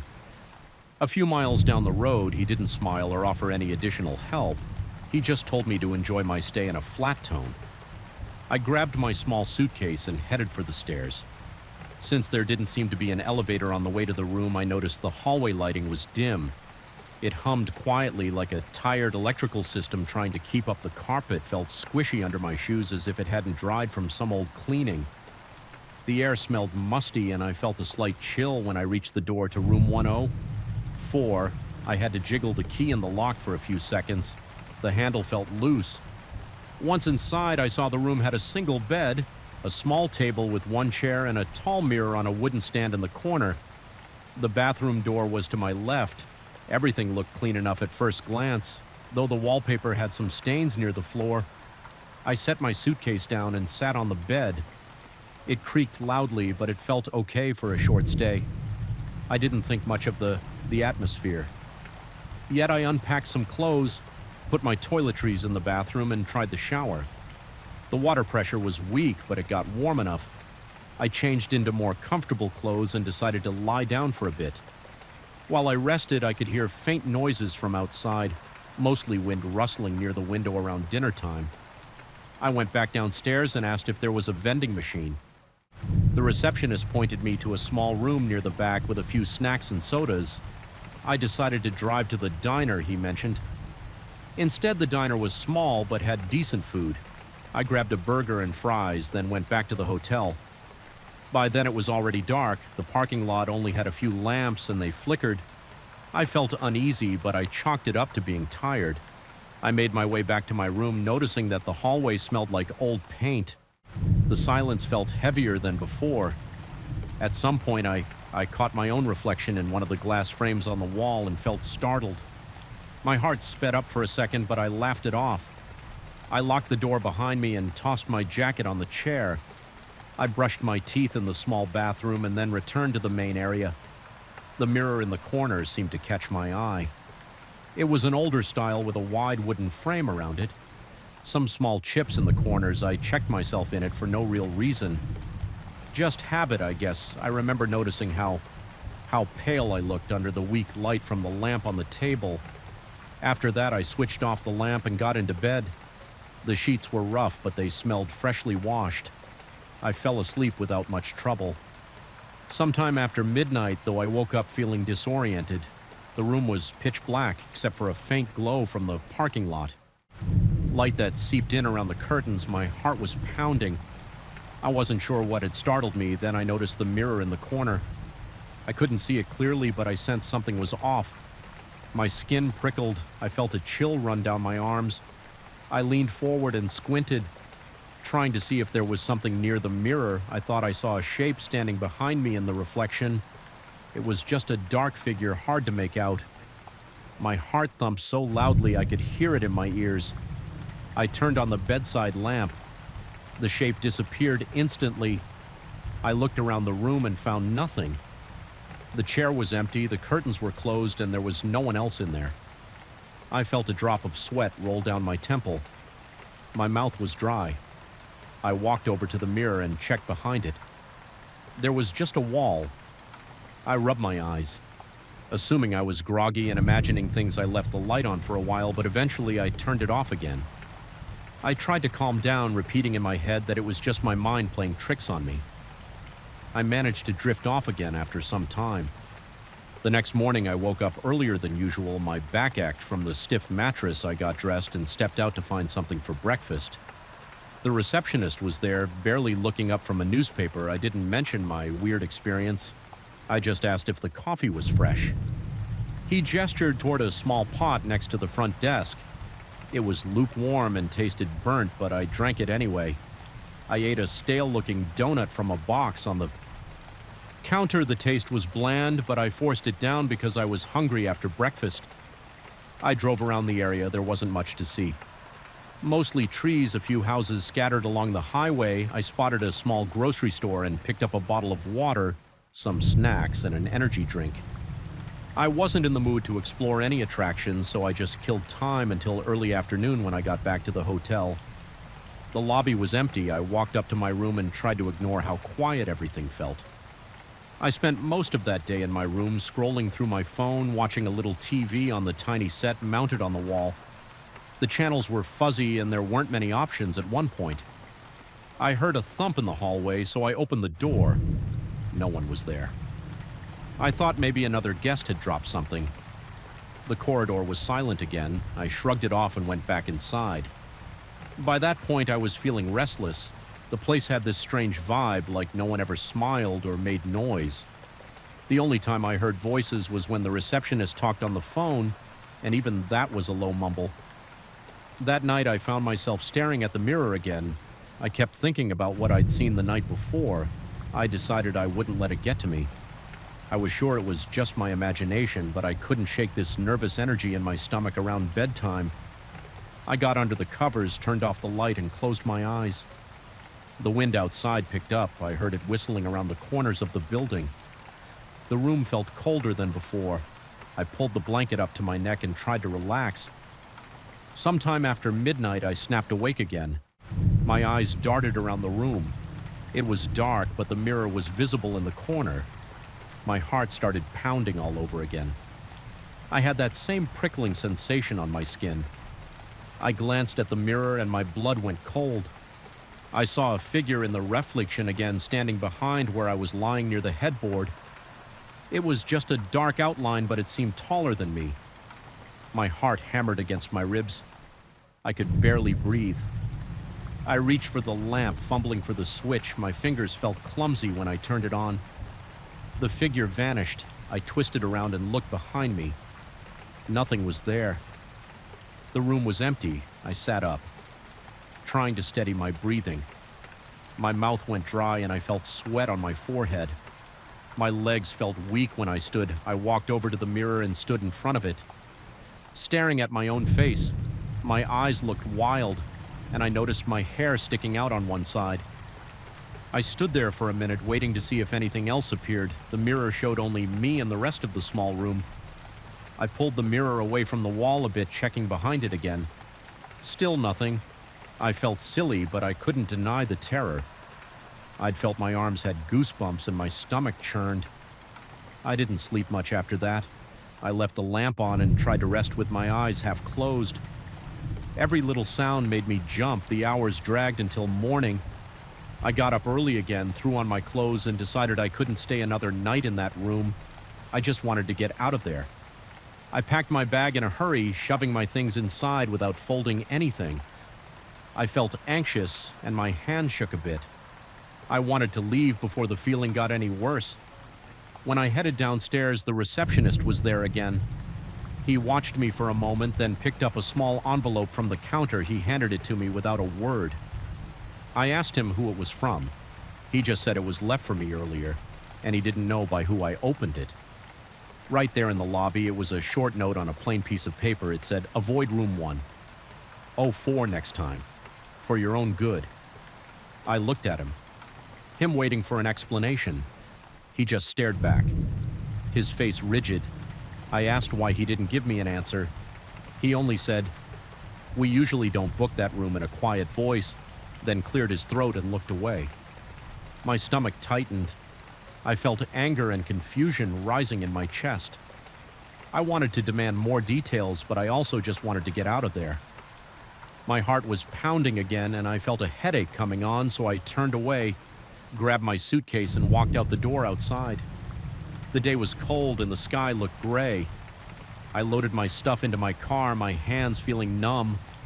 I glanced back at the hotel, one last time, wondering if I'd imagined everything, but the note was still in my pocket and the fear was fresh in my mind. I started the engine and pulled out of the parking lot. My eyes flicking to the rearview mirror, I half expected to see a shape in the back seat, but it was empty. During the drive home, I kept replaying. The moment I saw the figure in the mirror, I tried to convince myself it was a trick of the light or a dream, but the fear I felt was real. My throat had gone tight. My stomach churned and my heart raced, as though I'd seen something tangible. By the time I reached the city, I still felt uneasy. I parked in my usual spot and carried my suitcase inside without talking to anyone. Once I was in my apartment, I locked the door and stood still. For a moment, the silence felt better. They're less oppressive. I never got an explanation for the note. I called the hotel a few days later, trying to speak to the same receptionist. But someone else answered. They told me there was no record of a note. They said room 104 was just a normal room. When I asked to speak to the guy who had given me the key, they said he worked there part-time and wasn't available. I tried one more time a week later, but I couldn't reach him. Eventually, I gave up. I just accepted that the place had something off about it. And I wasn't going back now. Whenever I pass by a mirror in a dim room, I feel a little nervous. Sometimes I catch myself checking the corners, making sure there's no one lurking in the reflection. It's not something I can easily explain to other people. They'd probably laugh or think I'm exaggerating, but I know what I saw. Even if it was just a shape or a shadow, I remember the terror. My body's reaction was too strong to ignore more. I can't say exactly what happened in that hotel. I only know that I saw something in the mirror 2 nights in a row, and every time I turned around, it was gone. I know the receptionist gave me a note telling me never to stay in that room again, though he wouldn't explain why. And I know that right now I have no desire to go near that place. I still have the note folded in a drawer. Sometimes I take it out and read it again, but it doesn't offer any clues. It just reminds me that room 104 is a place I never want to see again. I haven't told many people about this. It still gives me chills. All I can say is that if you ever find yourself in a lonely hotel with a tall mirror in the corner, pay attention if you see something in that reflection that shouldn't be there. Trust your instincts. That's all I've got. I spent one weekend in that room and I'll never forget it. I woke up on my second night in the new apartment and felt my pulse hammering in my throat. I could hear a faint creak near the front door. At first, I stayed still in bed, my eyes glued to the hallway. I didn't see anything in the darkness, but my stomach twisted. Something felt off. I got up, walked over to the doorway, and flipped on the overhead light. The apartment looked normal. Nothing was out of place, but I could still hear that slow squeak somewhere like metal rubbing against metal. I moved in here last week. The building's old with chipped paint on the walls and faded tiles in the kitchen. The landlord warned me about a few quirks, noisy, plumbing, drafty windows. He didn't mention hinges that squeak all night or windows that unlock themselves the first night. I wrote it off as ordinary old building noises, but after that second night, I couldn't brush it off so easily. During the day, the place seems normal. The living room has an old couch I bought online. My TV sits on a rickety stand, the kitchen cabinets stick, and sometimes I have to yank on them to open them. The bathroom light flickers if I leave it on too long. Everything is manageable during daylight. It's at night that things get strange. I started hearing the squeaking noise every time I lay down in bed. I would sit there, arms crossed over my chest, waiting the sound would start near the kitchen, then fade, then come back near the living room window. It didn't follow a clear pattern when it stopped for a while. I'd feel relief, but then it would start again. Sometimes I wondered if a neighbor upstairs was pacing, but the building's walls are thick. I barely hear footsteps. This squeaking felt closer, almost like it was coming from my own apartment. I tried turning on some music to mask it that lasted maybe 15 minutes. Then I heard a soft click and realized my bedroom window was open. I knew I locked it. I got up, walked to the window, and felt a cold breeze hit my face. My hands were trembling. I touched the latch. It was flipped up. I couldn't figure out how it got that way. I pushed it down and heard it click into place. I tested it by tugging on the window frame. It stayed shut. I went back to bed telling myself I must have forgotten to lock it the next morning. I woke up with that same uneasy feeling. My neck felt tense and my eyes were dry. I checked the window. First thing, it was unlocked again. This time I knew for sure I had locked it. I remembered the exact moment I pressed the latch down. My breath caught in my throat. I tried not to panic. I looked around for any signs of forced entry. Nothing. I lifted the window up and examined the lock mechanism. It didn't look broken. I tested it a few times and it stayed locked. I left the apartment for work, feeling rattled at work. I couldn't focus. All I could think about were those squeaks at night and the window unlocking itself. I got home after dark. The building hallway smelled musty. The overhead light in the corridor buzzed and flickered. I stepped into my apartment and checked every corner, the living room, the tiny dining area, the kitchen, and the bedroom. Everything was where I left it, but when I reached the bathroom, I saw a small puddle on the floor. The faucet was dripping. I stepped closer and realized the hot water knob was turned slightly to the left, like someone had used it. I hadn't taken a shower that morning. I was running late. I had no reason to turn that knob. I wiped up the water. My heart was pounding. I told myself I must have bumped the knob or something, but I kept replaying my morning routine in my head. I definitely didn't turn on the hot water still. I tried to stay calm. I double-checked the windows, locked them all, and decided to heat up some dinner in the microwave at around 11. I turned off the TV and got ready for bed. I made sure every door was locked, including the deadbolt on my front door. I even tested it by pulling the handle. It didn't budge, feeling safer. I climbed into bed and switched off the lamp. The room was quiet, my breathing slowed. I started to drift off. A loud groan from the hinges of the bedroom door jerked me awake. I snapped my eyes open and saw the door move an inch, then stop. I fumbled for the lamp switch. Light flooded the room, the door was closed, there was no one there. My mouth was dry, my hands shook. I stayed still for a few moments, listening. All I heard was my own heartbeat throbbing in my ears. Then I caught a whiff of something familiar perfume. It smelled like flowers. It wasn't mine. I hadn't brought any scented items into this apartment, and nobody else had visited since I moved in. I stood up and walked to the door. The hallway was dark. I reached out, flipped the corridor light switch, and looked around. Nothing. The living room was empty. The bathroom door was open, and the room was dark. The front door was locked. I even checked it again. Turning the knob gently, it was secured. I flipped off the lights and went back to bed, trying to push away the uneasy feeling every night. After that, I woke up at some point to the same squeaking or the same clicking of a window latch. One night I tried sleeping with the earplugs, didn't help. I still felt the bed shake a bit, like footsteps passing by the hallway. Another time I propped a chair under the bedroom door handle to keep it from opening at around 3 in the morning. I woke up to the chair sliding across the floor. That scraping sound made my skin crawl when I turned on the light. The chair was pressed against the wall. The door was still shut, but the perfume scent was so strong it made me cough. By the end of that week, I was exhausted. My eyes were always bloodshot. I kept coffee machines in business at night. I'd do anything to avoid going to bed. I'd watch some random show or wash dishes just to put off the moment I had to lie down in the dark, but eventually I had to sleep. That's when the noises got bolder one evening. I invited my friend Mark over. He's a pretty grounded guy, and I thought maybe having someone else around would either confirm that I wasn't losing my mind or help me figure out a logical explanation. He came around 7. We ate takeout in the living room. I told him everything, squeaky hinges unlocked. Windows, the perfume smell. He looked around the apartment, opened closets, checked under the bed, tested the locks on the windows. Everything seemed normal. We stayed up late watching a movie with the lights off, waiting for any strange noises. It stayed quiet around midnight. Mark said he needed to head home. I walked him to the door. As soon as he left, I felt my shoulders tense up again. I heard a soft thump from behind me.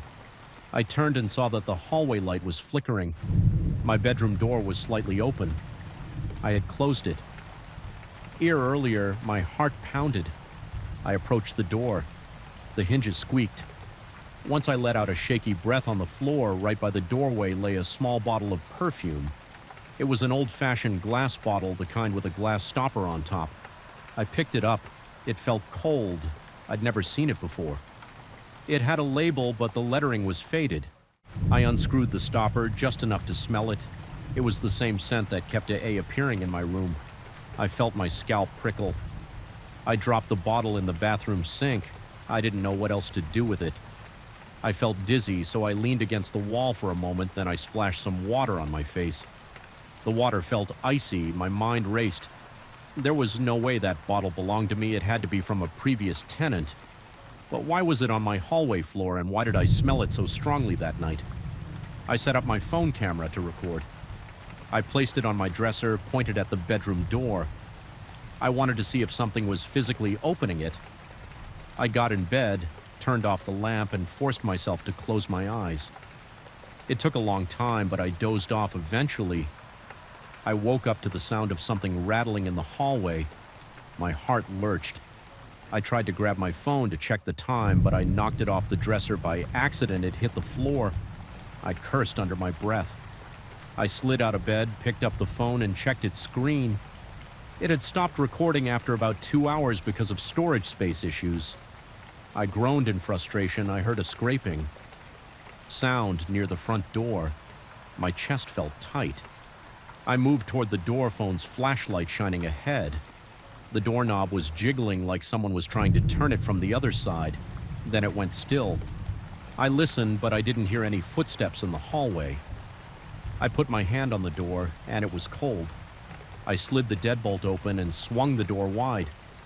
The corridor was empty. I shut the door again, locked it, and backed away. My pulse pounded in my ears. That's when I noticed my bedroom window was wide open. I hadn't heard it slide. I rushed over and looked outside. There was only the dim glow of a street lamp below. The wind blew in, rustling my curtains. I closed it, locked it, and tested the latch several times. The perfume smell drifted by my nose. Again, I gagged from the intensity. Suddenly, a sharp clang came from the kitchen. I ran in there and found a pot rolling on the floor. The cabinet door above it was open. I hadn't touched that pot in weeks. That was the last straw I grabbed. The pot shoved it back in the cabinet and slammed the door shut. My hands were shaking so badly that I knocked over a glass of water on the counter. Water spilled everywhere. I mopped it up with a F-towel, tossed the towel in the sink, and decided I wasn't spending another night in that bedroom. I grabbed a blanket, my phone charger, and headed to the living room. I plopped onto the couch and forced myself to breathe slowly.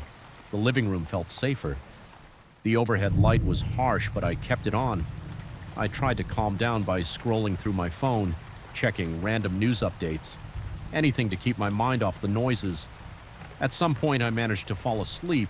I woke up to early morning sunlight coming through the window. My neck was stiff and my back ached, but at least I hadn't heard anything else. The rest of the night, for the next few days, I slept on the couch. I avoided the bedroom whenever I walked in there to grab clothes. I felt a chill. I made sure to lock the windows and ignore the squeaking hinges at night. If I heard any noise, I'd crank up the volume on the TV. It worked, kind of. I still felt anxious and jumpy one evening. I tried to gather up the courage to sleep in my bedroom again. I changed the sheets, vacuumed the floor, and even sprayed some air freshener to mask that perfume smell when bedtime came. I stood in the doorway. Heart racing, I told myself I wasn't going to let some weird noises scare me out of my own room. I laid down, turned off the light, and pulled the covers up to my chin. I stared at the ceiling. Minutes passed inside. Silence. My eyelids got heavy. I rolled onto my side.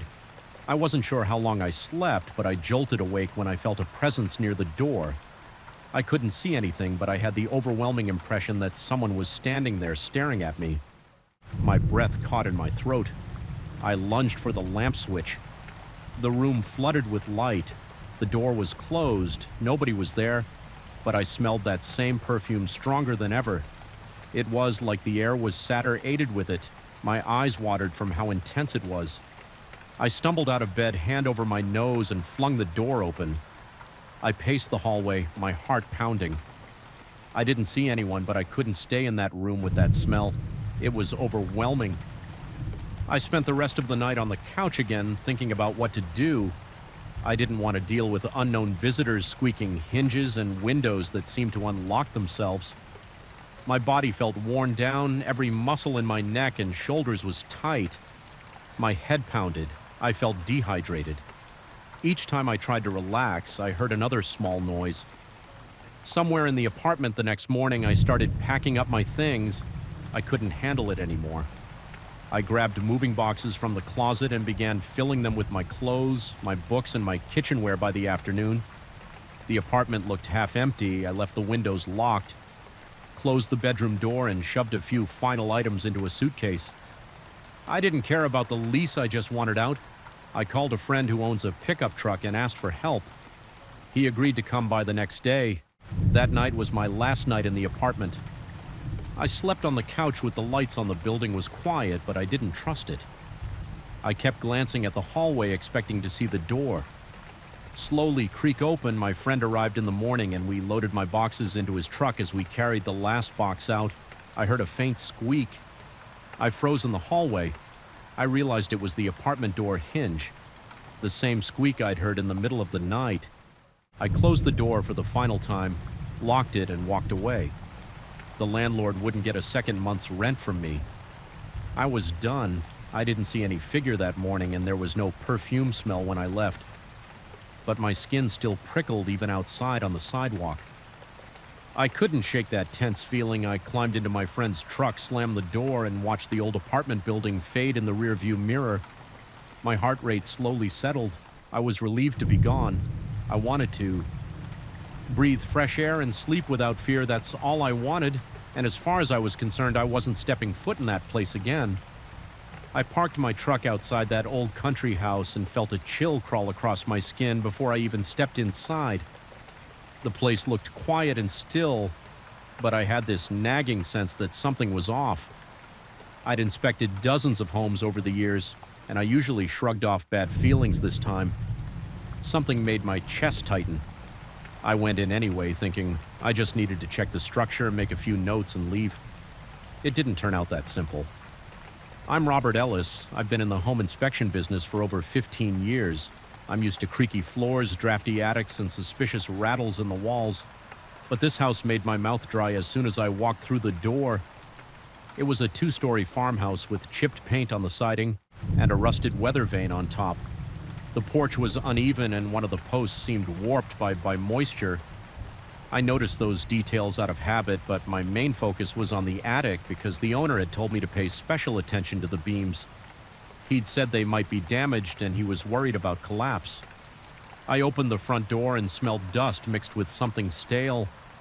The hallway was dark, lit only by the small windows in the adjacent rooms. My boots echoed on the wooden floor, which creaked under my weight. I glanced around, noting the peeling wallpaper and the thin layer of dirt on everything. My flashlight beam revealed a few cobwebs in the corners. I saw some old furniture left behind a sofa, a few chairs, a cabinet missing a door. It felt like nobody had been in there for a long time.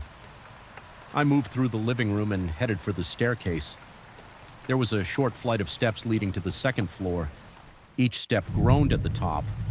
I walked down a narrow hallway until I found a pull-down ladder that led to the attic. A simple chain hung from the ceiling, and I tugged it. The ladder came down with a stiff screech of metal hinges. It sounded loud in the silence. Before I climbed up, I shined my flashlight into the attic opening. The darkness up there seemed heavy, as if the light didn't penetrate far. I wasn't sure why it bothered me so much. I've been in countless A-sets, some creepier than this. But that day, my palms felt damp and my pulse throbbed in my neck. Still, I had a job to do. I climbed up step by step until my head poked into the attic. I scanned the space with my flashlight. I saw wide wooden beams. Crossing beneath the roof, I also noticed random items scattered on the floorboards. A couple of suitcases, some clothes, a broken lamp, a few books with bent spines. It looked like somebody had been in the middle of packing, but then left in a hurry. Nothing was neatly stacked or stored. Everything was just tossed around. I climbed the rest of the way and stood on the creaking boards. The attic smelled musty and the air felt colder than downstairs. I zipped my jacket a bit higher and rubbed my hands together. My breath felt heavy, like the air was thicker than usual. I set my toolkit down near the opening and walked carefully toward the rafters. I touched the wood, checking for rot or insect damage. The beams felt solid in some places, soft in others. I made mental notes and then checked the nails and connectors. My flashlight picked up dust motes swirling in the air. Each exhale made a faint white cloud, which told me it was colder than normal. The temperature shouldn't have been that low, not in early autumn, and especially not during midday. I started to feel uneasy, like someone was standing behind me. I turned around, but there was no one there. I tried to stay focused on my inspection. I bent down and looked at a section where the beam met the roof. There were some old water stains. I tapped the wood with a small hammer to see if it was hollow. Then I heard a faint shuffle behind me. It sounded like something scraping across the floor. I quickly stood up and swung my flashlight back. The light fell on a cardboard box that looked damp and partially collapsed. Nothing else seemed to be moving. I told myself it was probably just a rodent or a loose board. My heart thumped harder than usual, and I realized I was clenching my teeth. I forced a slow exhale and kept working. I jotted down notes about the condition of the rafters. After a few minutes, that cold feeling around me got stronger. The attic had no open windows and there wasn't any wind yet. I felt a draft swirling around my legs. It made me shiver. My breath was now visible with every exhale, like I was standing outside on a winter day. My nose felt numb and my fingers were stiff. I decided I had enough information. I didn't see any major structural issues. Beyond some rot and possible leaks, I thought it was time to get out of there, but on my way back toward the attic ladder, my foot kicked something. It felt soft like cloth or a sweater. I shined my flashlight down and saw a jacket on the floor. It looked worn with a rip along one sleeve and mud stains on the hem. I didn't see any tags. I nudged it aside to keep going, but something about it made me pause. It was an ordinary jacket, but the way it was dropped there near a battered suitcase and a pair of boots felt strange. I picked up the boots. They were caked with dried mud laces missing. It looked like someone yanked them off in a hurry and never bothered to clean them. I was trying to imagine why someone would leave all this stuff behind. I found a wallet next to the boots, too. The leather was worn, and I opened it without thinking. There was no ID inside, just a couple of faded receipts. The dates were from 5 years ago. That made me uneasy. This stuff had been here a while, but the layer of dust didn't look that thick. I had inspected other abandoned houses, and usually the dust was thicker. After so many years, this place felt like it had been left recently, but the receipt said otherwise. That contradiction sank a weird feeling into my gut. I decided I was overthinking. It may be the owner had come by occasionally and shuffled things around that could explain the disturbed dust. I closed the wallet and put it back. Then I heard a creak behind me that sounded like a footstep. I whipped around, shining my flashlight in every direction. The beam shook a little because my hand was trembling. I saw boxes, suitcases, and old furniture draped with sheets.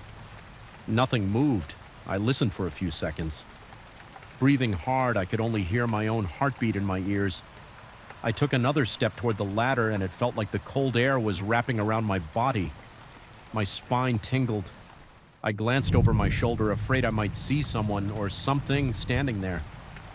The flashlight only revealed the same cluttered space. I rushed to the ladder, set my foot on the top rung, and then felt a sudden pressure on my shoulder. It wasn't a push exactly. It felt like someone touching me lightly. My skin crawled under my jacket, and I let out a startled grunt. I spun around so fast that I almost lost my balance. My flashlight beam jumped across the rafters. There was nothing there.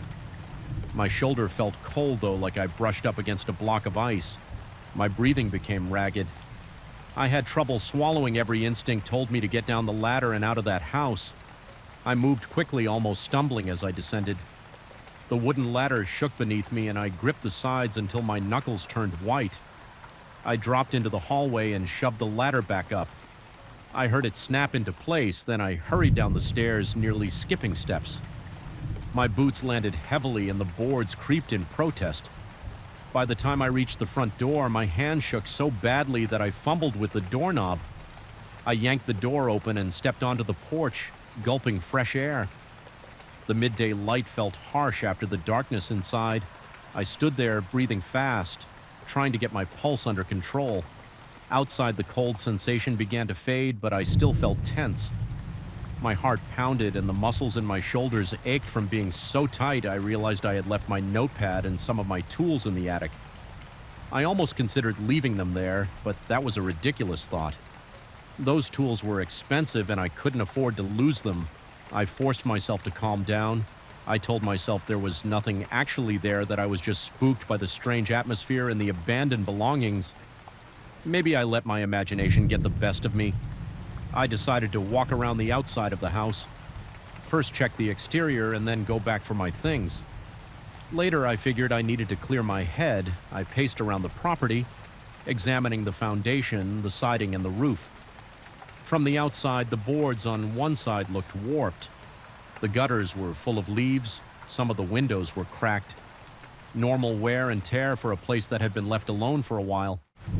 I tried to focus on my job, but every few minutes my mind drifted back to that attic. I couldn't shake the feeling that I wasn't alone up there. Eventually, I realized I was just delaying the inevitable. I had to go get my stuff. I walked back to the front door, took a deep breath, and stepped inside again. The air felt heavy, though not as cold as before. I went upstairs, my boots echoing in the quiet. My stomach churned with anxiety, and my palms started sweating again when I reached the pull-down ladder. I paused. I listened for any sound. Nothing. I grabbed the chain and eased the ladder down. My flashlight was still in my hand. I clicked it on and aimed it into the attic. The space looked exactly the same, just shadows and random junk scattered around. I climbed up slowly, telling myself I would grab my gear and leave. Right away, my notepad was near the rafters and my toolkit was on the floor next to it. I forced myself to walk across the boards. Each step felt like a challenge. My breath quickened as I reached my things. I shoved the notepad into my jacket pocket and grabbed the toolkit by the handle. Then I heard another soft scuffling sound. My chest tightened. I turned my flashlight toward the source of the noise. The beam revealed a suitcase with a corner ripped open, and I thought maybe a small animal was inside it, but I didn't see any movement. I backed away, keeping the flashlight aimed forward. The cold crept in again, and I felt a prickling sensation on my arms. My lips felt numb, and there was a tightness in my throat. I stepped carefully, trying not to trip over the clutter. Just as I was about to reach the ladder, I heard the creak again, like a board shifting underweight. It came from behind me. My heart was pounding so hard it hurt, and a bead of sweat rolled down the side of my face. I didn't turn around, I just kept moving. I made it to the ladder opening and climbed down fast the moment my feet touched the hallway floor. I gave the ladder a hard shove. It sprang up and banged against the ceiling. My breathing was loud in my own ears. My hand shook and I held the toolkit in a death grip. I hurried down the steps, careful not to trip and break my neck. I was out the front door in seconds. Once outside, I didn't even bother to lock up. The owner had given me a key, but I just left it in the door. I'd sort it out with him later. I rushed to my truck, tossed my toolkit on the passenger seat, and slammed the door shut. My head was pounding and my hands were clammy. I started the engine and cranked the heat. Even though I was already sweating, I wanted to get warm or maybe just feel normal again. As I backed out of the driveway, I glanced at the farmhouse. The upstairs window looked dark. I had this urge to look away, but I couldn't. I half expected to see a face peering out from behind the dirty glass, but there was nothing. Still, the hair on my arm stood on end. I turned my eyes to the road and pressed my foot on the gas. Leaving that place behind me, the ride home was tense. I kept replaying everything in my mind. Those random belongings tossed around the sudden cold. The noises behind me, that strange touch on my shoulder. I tried to rationalize it. Maybe there was a Dr. Ra and maybe my nerves were on edge for no real reason, but none of that explained why I felt so certain that something wanted to follow me out. It was just a feeling, but it was strong. Even after I got back to my place, showered and changed, I couldn't shake the unease. I wrote up the report later, focusing on the structural issues. The rotted beams, the water damage, the compromised flooring. I avoided mentioning the cold or the strange sounds. Clients don't pay me to write ghost stories. They pay me to talk about wood rot and insulation, yet I couldn't help thinking about those suitcases. The clothes and the muddy boots left behind, it looked like the owner of those things had been in a rush. There was no note or indication of where that person went. Everything just sat there waiting in the attic. And when I stood among those scattered belongings, I felt like that emptiness was watching me. I'm not one to believe in haunted houses or anything like that, but that attic made me question a few things. I never told the homeowner about the strange cold or the sense that something was up there with me. I kept it to myself. I also didn't ask him why all those personal items were abandoned. He might have had a simple explanation, and I didn't really want to know. All I knew was that I'd done my job. I'd inspected the beams, and I wouldn't be going back there unless someone paid me a fortune to do so. That's the end of it for the most part. I still think about it when I'm alone in another dark attic or basement checking for leaks or pests. Sometimes I feel a similar draft or hear a creak, and my stomach tightens. I remember how my breath turned visible and how it felt like something pressed on my shoulder. My reaction is different now. I move a bit faster, keep my flashlight steady, and remind myself that I'm just there to do a job. Still, I can't forget that house, and I'm not sure I ever want to step inside it again. I noticed something wasn't right. The first day I set foot in that old house, the front door creaked in a way that made me tense, and the hallway smelled stale. I had just inherited the property from a distant uncle. I didn't have fond memories of him or the house, but I needed a place to stay. I moved my bags into the foyer and looked around the walls. Had yellowed wallpaper, and the floorboards groaned with every step. I felt uneasy. My chest felt tight and my palms were clammy. The place felt occupied. Even though I was alone, I made my way through each room, flipping the light switches. The electricity was supposed to be off at the main breaker until I arranged a new account, but some bulbs still glowed faintly. I checked the breaker box in the basement. The switch was off. I flipped it on and off a few times to test it. The overhead lights in the living room flickered, but they never went out completely. I felt my heartbeat pick up. There was no logical reason for it. I took a breath, shrugged it off, and went back upstairs. The office was the room that caught my attention right away. It had a large wooden desk with drawers on both sides. Old books and folders were stacked in corners, and the ceiling fan was off. At that moment, I stood near the doorway, flipping the wall switch up and down. The fan didn't budge. I tapped the blades lightly with my fingers. They felt solid. I checked the chain hanging from the motor. It clicked, but the fan didn't turn. I assumed it was broken that night. I settled in the bedroom down the hall from the office. I didn't unpack much. I just threw a couple of changes of clothes into a closet and set my toothbrush in the bathroom. The house was cold, even though it was still warm outside. I dragged an extra blanket onto the bed when I laid down. I listened to every single noise, the creak of the stairs settling, the faint hum in the walls, and my own breathing. I felt my throat tighten. I forced myself to shut my eyes. Sometime around midnight, I heard a light whirring sound. It was low-pitched like a dull motor noise. I got up and followed the sound into the hallway. The floor felt chilly against my bare feet. My shoulders felt stiff, and I noticed goosebumps on my arms at the office door. I realized the ceiling fan was spinning. The pull chain swayed slightly, and the blades rotated at a slow speed. The overhead light fixture was off. The entire room was dim. I stood there staring at the rotating blades.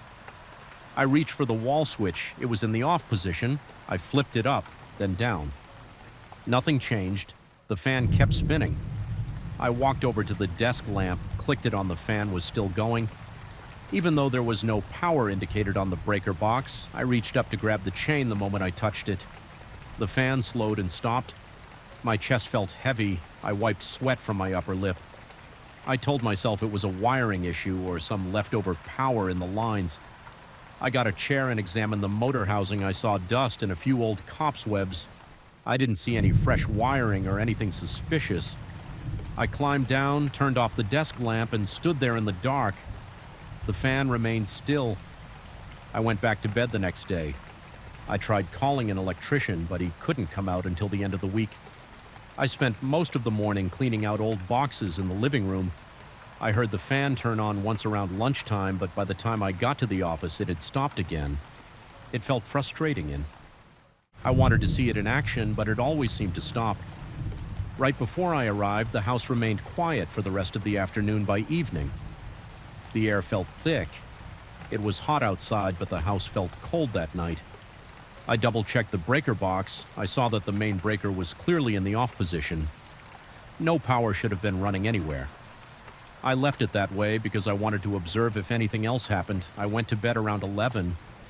My muscle felt tense, and I had a small headache. The room was silent. I drifted off. I jolted awake at around 2 in the morning. My heart raced. I didn't hear anything particular, but I felt an urge to get up. I sat on the edge of the bed, rubbing my face. The air in the bedroom smelled slightly musty. I stepped into the hallway with the lights off, guided by the moonlight. Through the windows, my footsteps were slow and my breathing was shallow. The hallway light switch didn't respond because the power was off. I felt uneasy, but I kept moving. My chest tightened when I noticed a faint movement near the office. It was dark, but I sensed something shift. I approached the office door. The fan was still its chain hung motionless and the room was silent.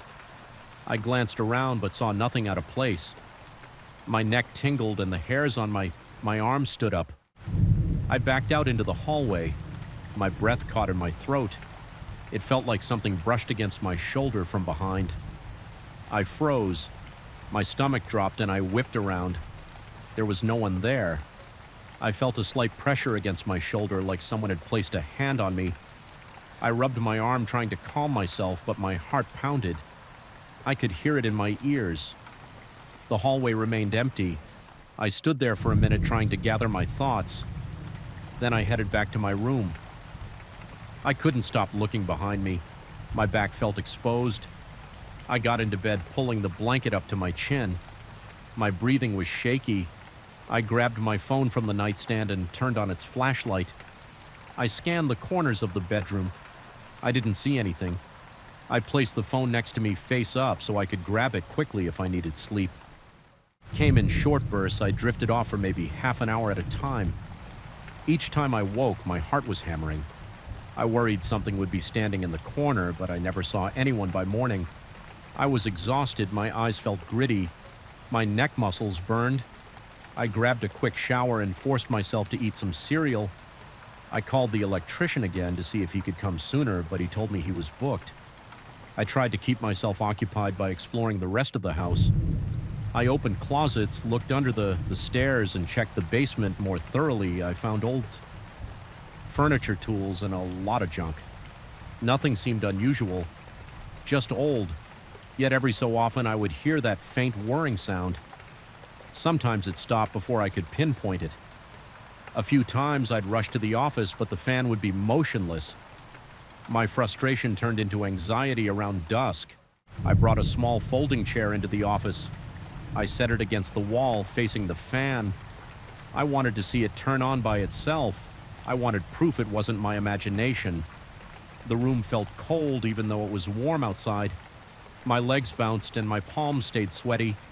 I watched the ceiling. The fan stayed still for over an hour. My eyes felt heavy, so I got up and started rummaging through the desk drawers. I found old ledgers, some receipts, a few handwritten notes. The notes mentioned minor repairs around the house, but nothing about the fan. I went back to the chair and waited another 30 minutes. Nothing happened. I stood up and headed into the hallway. I was about to call it a night when I heard a soft humming. I spun around and saw the fan turning. I felt a rush of adrenaline. I walked back into the office. The fan's chain was swinging. The blades moved slowly, the overhead light on. The fan was off, so the room was dim. I heard the blade cutting the air. I stood there in disbelief. My heart pounded so hard that my chest hurt. I reached for the wall switch. It was off, but the fan spun. I stepped closer to the center of the room. My legs shook. I lifted a hand to the pull chain, but I hesitated. My skin felt prickly, and I noticed my breathing quickened. I yanked the chain. The blades slowed down in an unnatural way. They didn't coast to a stop like a normal fan. They seemed to slow in a halting motion, almost step by step until they froze in place. A drop of sweat rolled down my temple. I felt a chill spread across my back. I tried to remain calm, but my mind raced with confusion. I went back to the hallway, keeping my eyes on the fan for as long as I could. Once I was in the hallway, I felt a sudden pressure behind me. It was the same feeling as the previous night. My shoulder jerked forward. I spun around expecting to see someone. Nothing. My ears rang my stomach, twisted into a knot. I walked backward until I reached my bedroom door. My legs were shaky and my heart felt like it was going to explode. I shut the bedroom door behind me and locked it. I stood there for a few minutes, pressing my head against the wood. My breath came in short gasps. My pulse throbbed in my throat. I sat on the edge of the bed, phone in hand, thinking about calling someone. I didn't know who to call, maybe a friend, maybe the electrician, maybe a neighbor. But it was late, and I was embarrassed to explain why I was so rattled by a ceiling fan. I stayed there, breathing in and out, trying to slow my heartbeat. The room felt dark and oppressive. Finally, I decided to place a chair against the door handle. I pushed the dresser too. Adding another barrier, I lay in bed staring at the ceiling phone. Flashlight on, I didn't sleep more than a few minutes at a time. The next morning, I woke up with a stiff back. I moved the dresser and chair aside, grabbed my phone, and took a walk around the house. The floor seemed quieter in daylight, but the atmosphere felt heavy. My nerves were fried. I went to the kitchen to make coffee, but the coffee maker wouldn't turn on. Right, the breaker was off. I stepped outside to get some air. The bright sunlight hurt my eyes. My mind felt scrambled.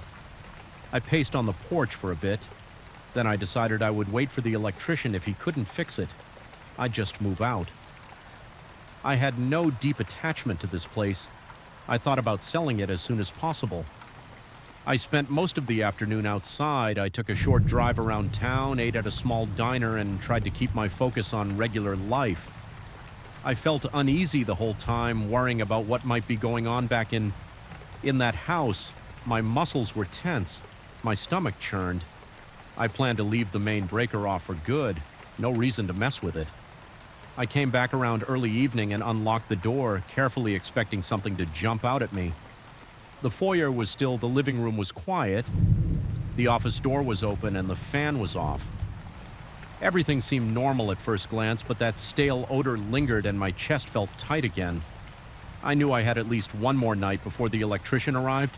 I decided I'd barricade myself again in the bedroom if anything strange happened. I checked all the doors and windows to make sure they were locked. I gathered some snacks, water, and a flashlight in my room. I was determined to stay in there and wait out the night if I heard or felt anything. Again, it was around midnight when I started to doze off. I had my phone on the nightstand, volume turned up. The bed felt uncomfortable, but I forced my eyes to stay shut. Suddenly, I heard a faint clack from the hallway. It reminded me of the sound of the fan's chain hitting the blades. My heart rate jumped. I tried to ignore it. Then I heard a dragging sound like something brushing against the wall. My chest tightened. I grabbed the phone and turned on the flashlight. The beam shook because my hand was trembling. I got out of bed and put my ear to the door. My breath was shallow. The sound seemed to stop. I slowly opened the door.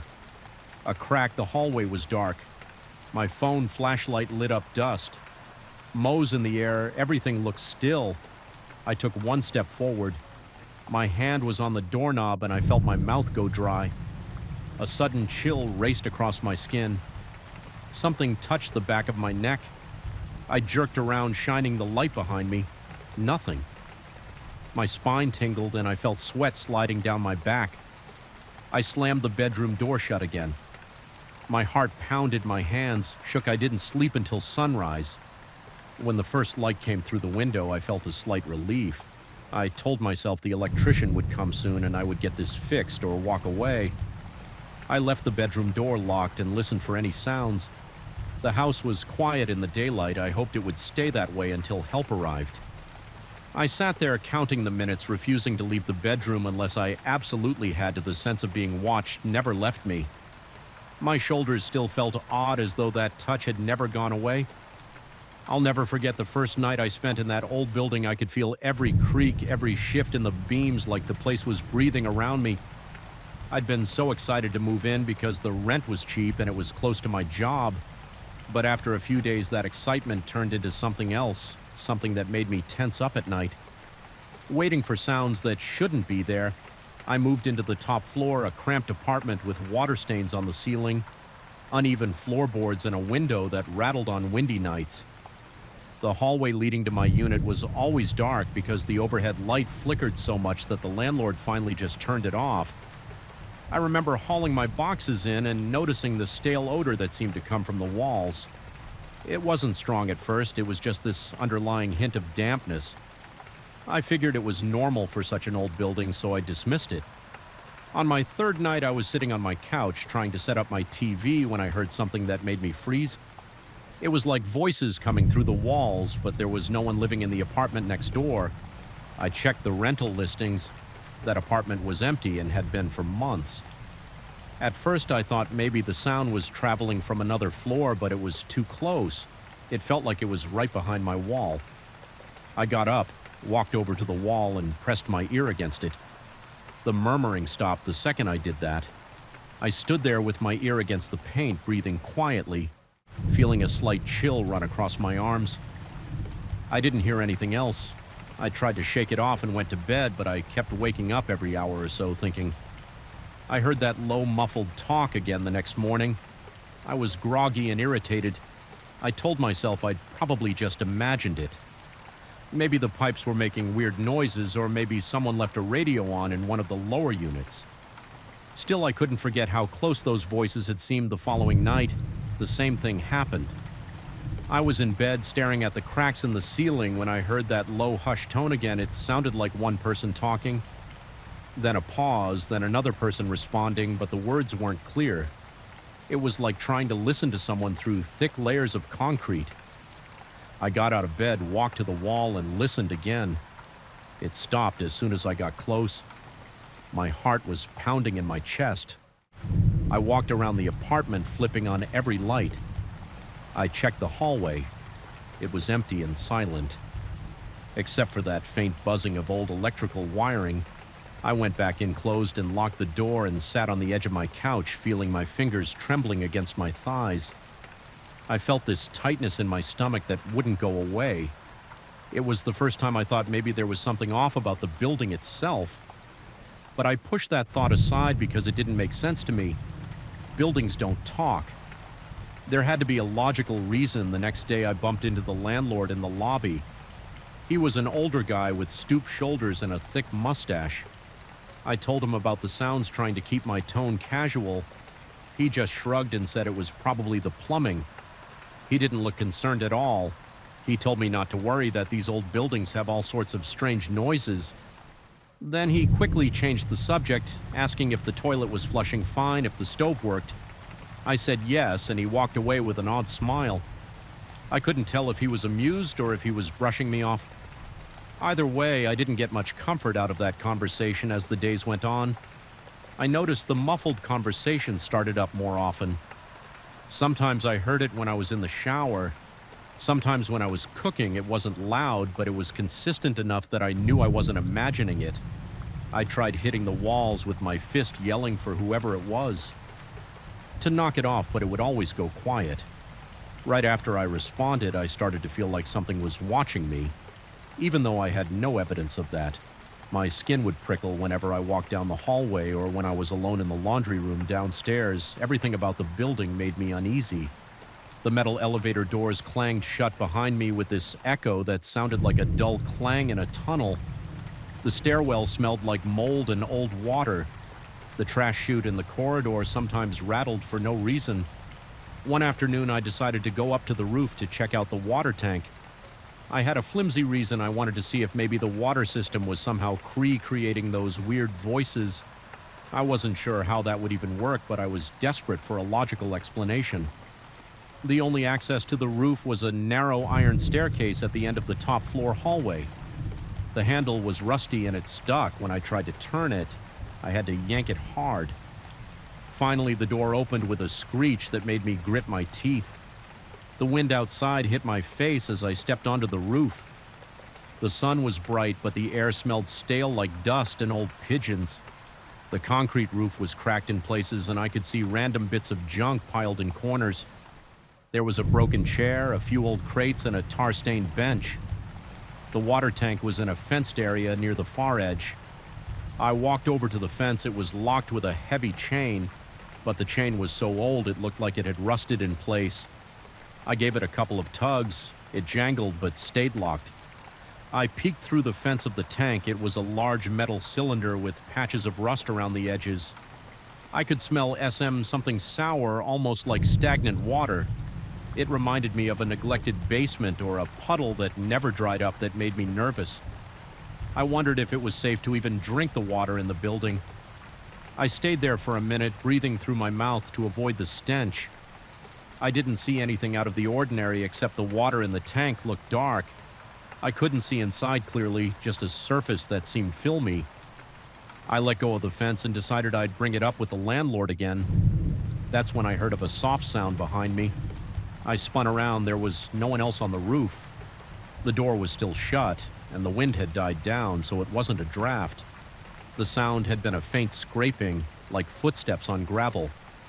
My heart started pounding and my palms got sweaty. I waited, listening. I heard nothing else. My mind raced through possibilities. Maybe a bird knocked something over or a piece of debris shifted.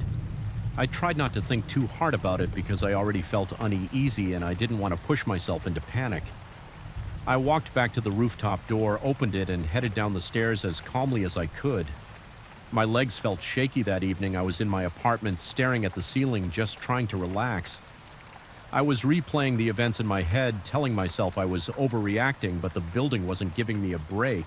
As I was brushing my teeth, I heard that conversation again, right through the bathroom wall. My chest tightened, and I accidentally jabbed my toothbrush against my gums. I spat blood into the sink, rinsed my mouth, and leaned my head closer to the wall. It sounded like two people talking in hushed tones. I couldn't make out words, just the rhythm of speech. My own heart was pounding so loud in my ears that it was hard to focus. I splashed water on my face, half expecting the voices to stop, but they didn't. They kept going like they were in the middle of an argument or a heated discussion. I put my hand on the wall. It felt cold under my palm. I stood there for a long moment, not sure what to do. Eventually, I walked out of the bathroom, turned off every light, except for a small lamp by the couch, and sat down to think. My mind was scrambling for a reasonable explanation. Maybe someone had managed to sneak into the apartment next door.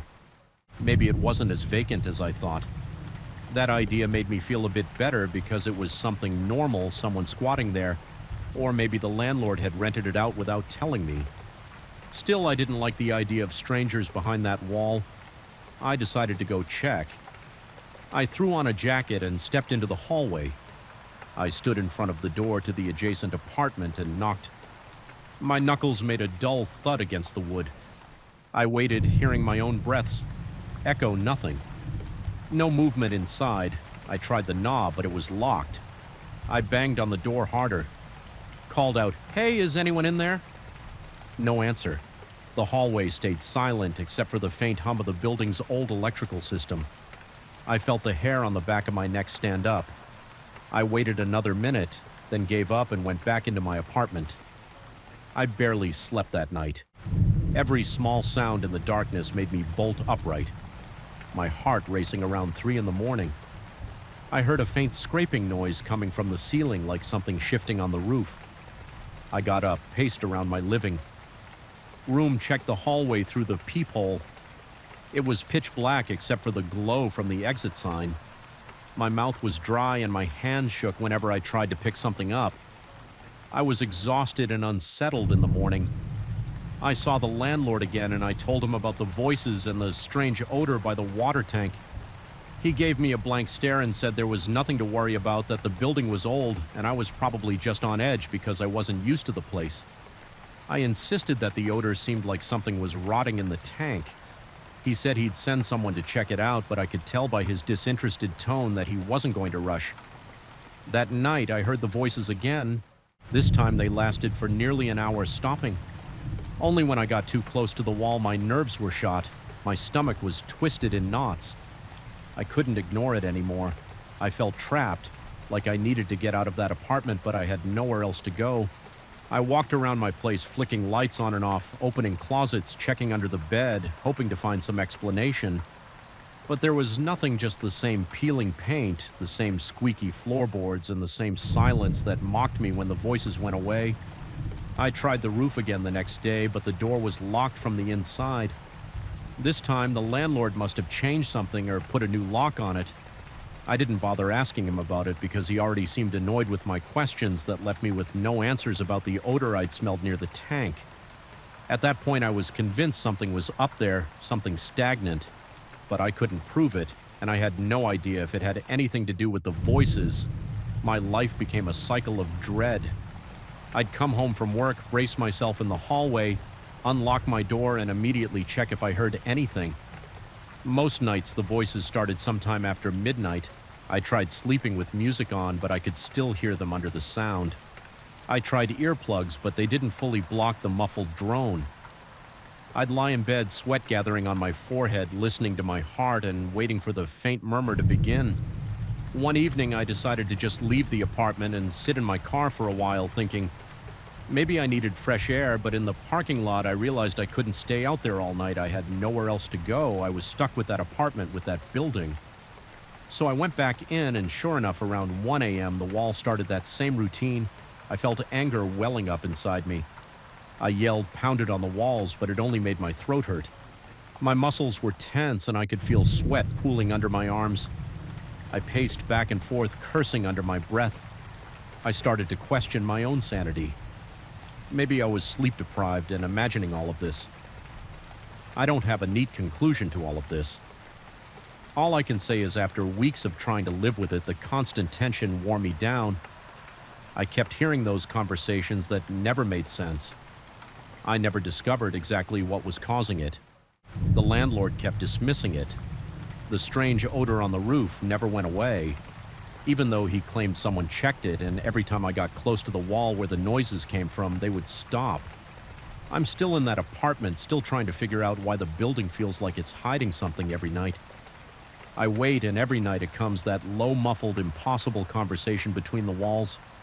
I've learned to keep the lights on and try not to listen too hard, but it's difficult. I feel my body tense at the slightest sound. My jaw aches from grinding my teeth. My eyes burn from lack of sleep, and when the voice is finally quiet, I'm left with my own heartbeat and the knowledge that it's not over. Whatever's causing it, it's still there just on the other side of that old cracked wall, and every time I think about it, my stomach twists, my palms sweat, and I feel an urge to run out of this building and never come back. But for now, I have to stay. Even though I know this place isn't normal, so I just wait for the next night, wondering when I'll hear that strange conversation again and praying it doesn't get any closer than it already is. I never expected a routine afternoon at work to turn into the most unsettling experience I've had in years. I was just doing my job trying to fix a power issue that wouldn't stop bothering the main office. Nobody else seemed available, so I said I would check the basement. I felt confident at first. I've handled small electrical problems before, and it was usually a quick process. Flip a breaker, tighten a wire, and get out. But this time, every moment I spent down there only made me more tense when I first opened the door to the basement. The hallway lights upstairs were bright enough to guide me. The stairs creaked under my feet. The air smelled stale, like no one had opened a window in ages. I took each step slowly because the overhead light in the stairwell was faint. The last few steps disappeared into darkness. I couldn't see the bottom of the staircase at all. My breath felt shallow, and I tried not to think about how quiet it was down there. I reached the concrete floor, and my shoes made a slight tapping sound. That noise felt too loud for my own comfort. I found a single overhead bulb near the electrical panel. It was flickering on and off. The breaker was right there inside a metal box on the wall. I walked over and flipped it for a moment. The flickering stopped. I heard the hum of the lights come back to life, and I thought I had fixed the problem, but within seconds there was a loud click and everything went black again. I stood still, heart pounding my fingers still on the breaker switch. I flipped it back to on, but it immediately clicked off. That was unusual. Usually a breaker only trips if there's a serious overload or a short circuit. I kept telling myself it was just an electrical fault. I cried again, no luck. I fumbled for the flashlight on my phone. The small beam cut through the darkness, but it also made everything feel strange. The dancing light created shadows on the walls, and the basement looked bigger than it was. The overhead bulb stayed off, and that left me with only my phone to guide me. A few old shelves and cabinets stood against the walls, stacked with forgotten office supplies and old cleaning products. The smell of dust and damp concrete became stronger, and I had to cover my nose for a moment. My pulse was racing, but I told myself it was just because I was frustrated with the breaker. I tried to stay calm. I checked the panel to see if there were any burnt wires or loose connections. My phone's light revealed some cables that looked worn, but nothing obviously charred. Then the breaker clicked back into place on its own. Lights flickered for 2 seconds. During those 2 seconds, I noticed something that made my stomach tighten on the far side of the basement, past two big metal storage cabinets. I saw a shadow move. It didn't look like a reflection of my own body. It seemed separate, like someone else was standing behind the cabinets. I froze and watched as the light blinked off again. Darkness swallowed the space and I couldn't see anything. My heart pounded harder. I tried not to panic. I moved my phone light toward the cabinets. All I could see was dust on the floor and some old boxes nearby. I didn't hear footsteps, but I felt like someone was there. My hands were sweaty and I wiped them on my pants. I told myself maybe it was my mind playing tricks on me. The basement was mostly silent, except for the distant hum of the building's ventilation system. I kept hoping someone would come down and ask me what was taking so long, but no one did. I decided to go back upstairs for a moment to see if I could reset the breaker from the main panel. In another part of the building, my legs felt shaky as I climbed the steps. The door at the top felt heavier than before, or maybe my nerves were making me weaker. When I got upstairs, I asked our maintenance guy if there was some other switch or fuse that might be affecting the basement.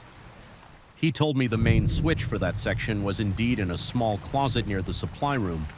I went to that closet, checked the panel there, and everything looked fine. Nothing tripped, no sign of an obvious short circuit. He said we might have a faulty breaker downstairs that needed replacement. He offered to come with me, but he got a call on his radio about a spill in another area. He sounded annoyed and said he had to handle that. First, I waited a few minutes for him, but then I realized it might take longer. I didn't want to waste more time, so I told him I would try again alone. I went back to the basement door as soon as I opened it. The smell of damp concrete hit my nose again. I held my breath for a moment, not wanting to inhale more dust. I used my phone's for flashlight to guide me down the stairs. My shoulders felt tense and my ears were on high alert. I heard my own heartbeat. Each step down made me more anxious. I reached the bottom and aimed my light toward the breaker box again. I tried flipping the breaker a few times. It stayed on for a moment, then tripped off. Each time the overhead bulb flickered for about 2 seconds. During one of those flickers, I saw movement behind the cabinets again. It was quick, like someone shifting from one side to the other. I heard a soft scrape as if a shoe slid on the concrete. I spun around, shining my phone light at the cabinets. Nothing I wanted to shout, "Who's there?" But I felt unsure about how smart that was. My mouth felt dry and my throat felt tight. I walked closer to those cabinets. My feet scuffed against the floor, kicking up a small puff of dust. My phone light trembled because my hand was shaking. I reached the edge of the cabinet and peeked around it. The backside led to another corner of the basement. I hadn't really paid attention to the walls. They were lined with old pipes and what looked like a few metal crates stacked on top of each other. The corner was dim even with my flashlight. I didn't see anyone. I only heard a drip coming from a pipe above. The dripping sound echoed in the silence. I was about to step into that corner when the breaker clicked again. The lights flickered, but then they died just as fast. I felt a wave of panic. I hurried back to the electrical panel. My mind raced. I thought maybe I should leave and wait for the maintenance guy, but the rational part of me wanted to fix the problem now without calling for backup. I also felt a strange urge to see if I could catch whoever was moving around. A part of me kept thinking maybe it was a coworker playing a prank. Our office sometimes had people who messed around like that, but the longer I stayed, the more uneasy I felt. I started examining the wires again, opening the panel, tugging gently on each connection. That's when I heard a quiet thud behind me. It sounded like something bumped against the cabinet. I whipped around with my flashlight. My pulse pounded in my ears. I moved toward the sound. Feeling my throat tighten again, I nudged the side of the cabinet with my foot. Checking if it was unsteady, it seemed solid. Another sound came from the corner, a soft rustling. I aimed my light there, but it only revealed old crates and pipes. My fingers twitched on my phone, ready to call someone. I decided to speak in a firm voice. "Hello, is anyone there?" My voice echoed. No answer, just that dripping pipe. My stomach was churning. My arms felt cold even though the air was stuffy. I wanted to leave, but I also felt stubborn. I didn't want to be the guy who got spooked by an old basement, so I walked back to the panel, forced the breaker into place again, and held it. The light stayed on while I held the switch. My phone light was off now, so the overhead bulb was my only source of illumination. It flickered a bit, but it stayed on.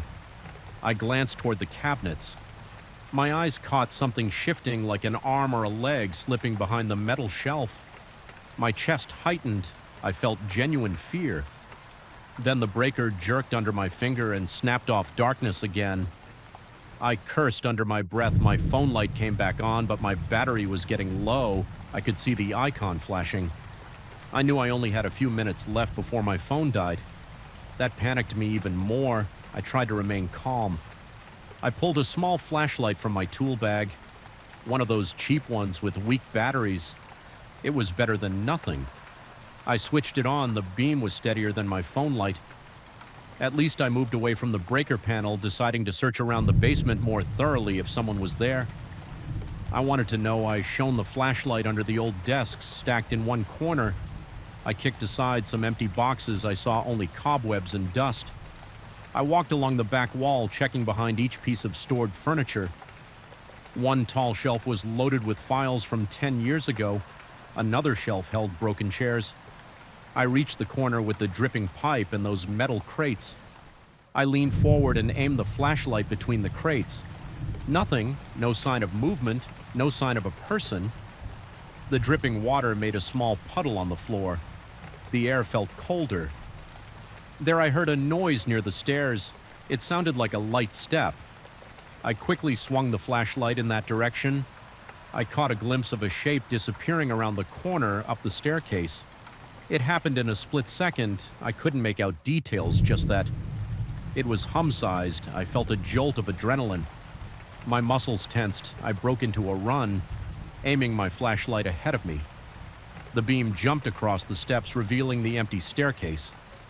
I climbed quickly. My breathing was loud in my own ears. The door at the top was closed, but not locked. I pushed it open.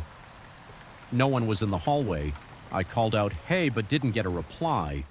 I looked both ways and saw nobody. The corridor was silent except for the hum of the overhead lights. I paused there, trying to catch my breath. I glanced down at my phone. The battery was at 5%. I felt shaky. I walked to the supply room, hoping to find the maintenance guy, but he wasn't there. I grabbed an extra flashlight from the shelf one with fresh batteries. Then I headed back down again. I didn't want to leave that basement with the breaker still failing. I also wanted to find out who was messing around. When I got back downstairs, the smell felt heavier and the silence seemed more oppressive. I switched on the new flashlight, letting the beam spread across the floor. I made my way to the panel. I flipped the breaker again. It clicked into place and the lights buzzed overhead. They stayed on for about 3 seconds in that brief time. I scanned the basement. I saw shadows across the walls. One moved near the cabinets, then darted behind them. I ran toward that spot. My shoes squeaked on the floor. The overhead light died again, but I kept going. Guided by my flashlight, I reached the cabinets. I swung the beam around. Nothing. The corner with the crates was empty. My hands were shaking now. My stomach twisted in knots. It felt like there was someone there always. One step ahead of me, I decided it wasn't safe to stay. Alone, I turned and hurried back up the stairs. My heart hammered so hard it felt like it echoed in my ears when I got to the top. I slammed the door behind me. I locked it. Then I went looking for my coworker again. I found him finishing up his cleaning job. I told him about the strange shadows and the breaker tripping on its own. He didn't seem too surprised. He said the basement wiring was old and he had heard other people mention seeing things down there before. He said we'd handle the breaker tomorrow with a better set of tools and maybe replace it entirely. I spent the rest of the day avoiding that basement. My clothes smelled musty and my skin felt clammy. I kept replaying the moments in my head, the flickering lights, the shadows behind the cabinets. The shape on the stairs. I tried to convince myself that there was a logical explanation. Maybe another coworker, maybe some vagrant who found a way in, but it didn't sit right with me. The feeling of being watched was too real. I know I didn't imagine the footsteps or the soft scraping sounds. Later that evening, I closed up my desk, grabbed my jacket, and left the building without going near the basement again. My boss asked if the lights were fixed. I mumbled that I needed more time. I didn't want to admit that I ran out of there on the drive home. I kept checking my rearview mirror, half expecting to see a dark shape in the back seat. Hello everyone, I am here to help you today. I know you use this video to fall asleep. So, before that, like the video and subscribe to the channel also. Where are you from and what time are you watching? Now get comfortable and relax. I got the apartment keys on a Monday afternoon right after signing the lease in a cramped real estate office. I stood outside the building for a moment, staring at its chipped paint and tall windows, and I felt an odd rush of anticipation. Though landlord told me it had been vacant for years, but the rent was cheap and the location was perfect for my new job. I didn't question it much at first. I just wanted a place to crash. I was 33, new to the city, and not in the mood to hunt for anything else. It seemed convenient, and that was enough for me. When I first walked in, the apartment smelled stale, like old furniture and dust. The living room was bigger than I expected, but the light fixture on the ceiling didn't have a bulb. There was a ceiling fan, but it looked rusted and stuck in place. A single couch sat in the corner, covered in a thick layer of dust. Next to it, an old floor lamp leaned to one side, missing its shade. The kitchen was narrow, with outdated cabinets and a refrigerator that hummed in a low, uneven drone. I tried the stove. 2 of the burners worked, the others clicked but never lit. I noticed a single wall-mounted phone in the hallway. It was one of those old rotary models with a faded beige color. The cord was twisted, the plastic worn near the earpiece. I wondered why it was still there. I assumed it was dead, a leftover from decades ago. I tapped the dial, expecting nothing. Then I heard a dial tone that startled me for a second. I picked up the receiver again and listened closely. The tone was strong, clear. I hung up and shrugged it off, thinking maybe the line was still somehow active. I didn't care much about it at the time. That first night, I barely slept. I don't know if it was the new surroundings or the thick, musty air, but I kept waking up a couple of times. I thought I heard noises in the hallway. It sounded like someone moving around in the dark. Each time I switched on my phone's flashlight, got out of bed, and stepped into the hallway, no one was there. Of course, just the empty corridor leading to the front door on one end and the small guest room on the other. I chalked it up to my nerves. The next morning I went to work. I stayed late, caught up in a rush of new responsibilities. By the time I came back to the apartment, it was almost 9 at night. The building was quiet. The hallway lights were weak, flickering in a few spots. I opened my door, turned on the overhead in the living room, and started taking off my jacket. That's when the phone rang. It wasn't a gentle ring. It was loud, an old school rattle that echoed through the empty rooms. I stood there, jacket half off, staring at it. Nobody knew I lived there yet. I hadn't given the number to anyone. Hell, I didn't even know the number. Curiosity got the best of me. I picked it up. Hello? I waited, no response. I heard static, maybe some faint shuffling on the other end, but no voice. Hello, I repeated. There was a pause. It sounded like breathing, or at least some low, muffled sound. Then a click call ended. I felt a prickly sensation at the back of my neck. My heart rate sped up a little. I set the receiver down and listened to the silence. I told myself it was a wrong number, probably a telemarketer. No big deal, but my mind wouldn't let it go. It seemed off. The phone rang again the next day around noon, just before I left for work. Same scenario. I picked up, said hello, heard nothing but a bit of static and maybe a soft rasp. Then the click. I cursed under my breath and slammed the receiver down. It gave me an uneasy feeling, but I didn't have time to dwell on it. I hurried out, determined to ignore it. That evening after work, I ran into the building superintendent, Mr. Davidson. He was an older man, short, with thick glasses. He was hauling a bucket of tools up the stairs. I asked him how long the apartment had been empty before I moved in. He said it had been vacant for years, maybe 5 or 6, possibly longer. I asked if anyone ever had the phone line connected.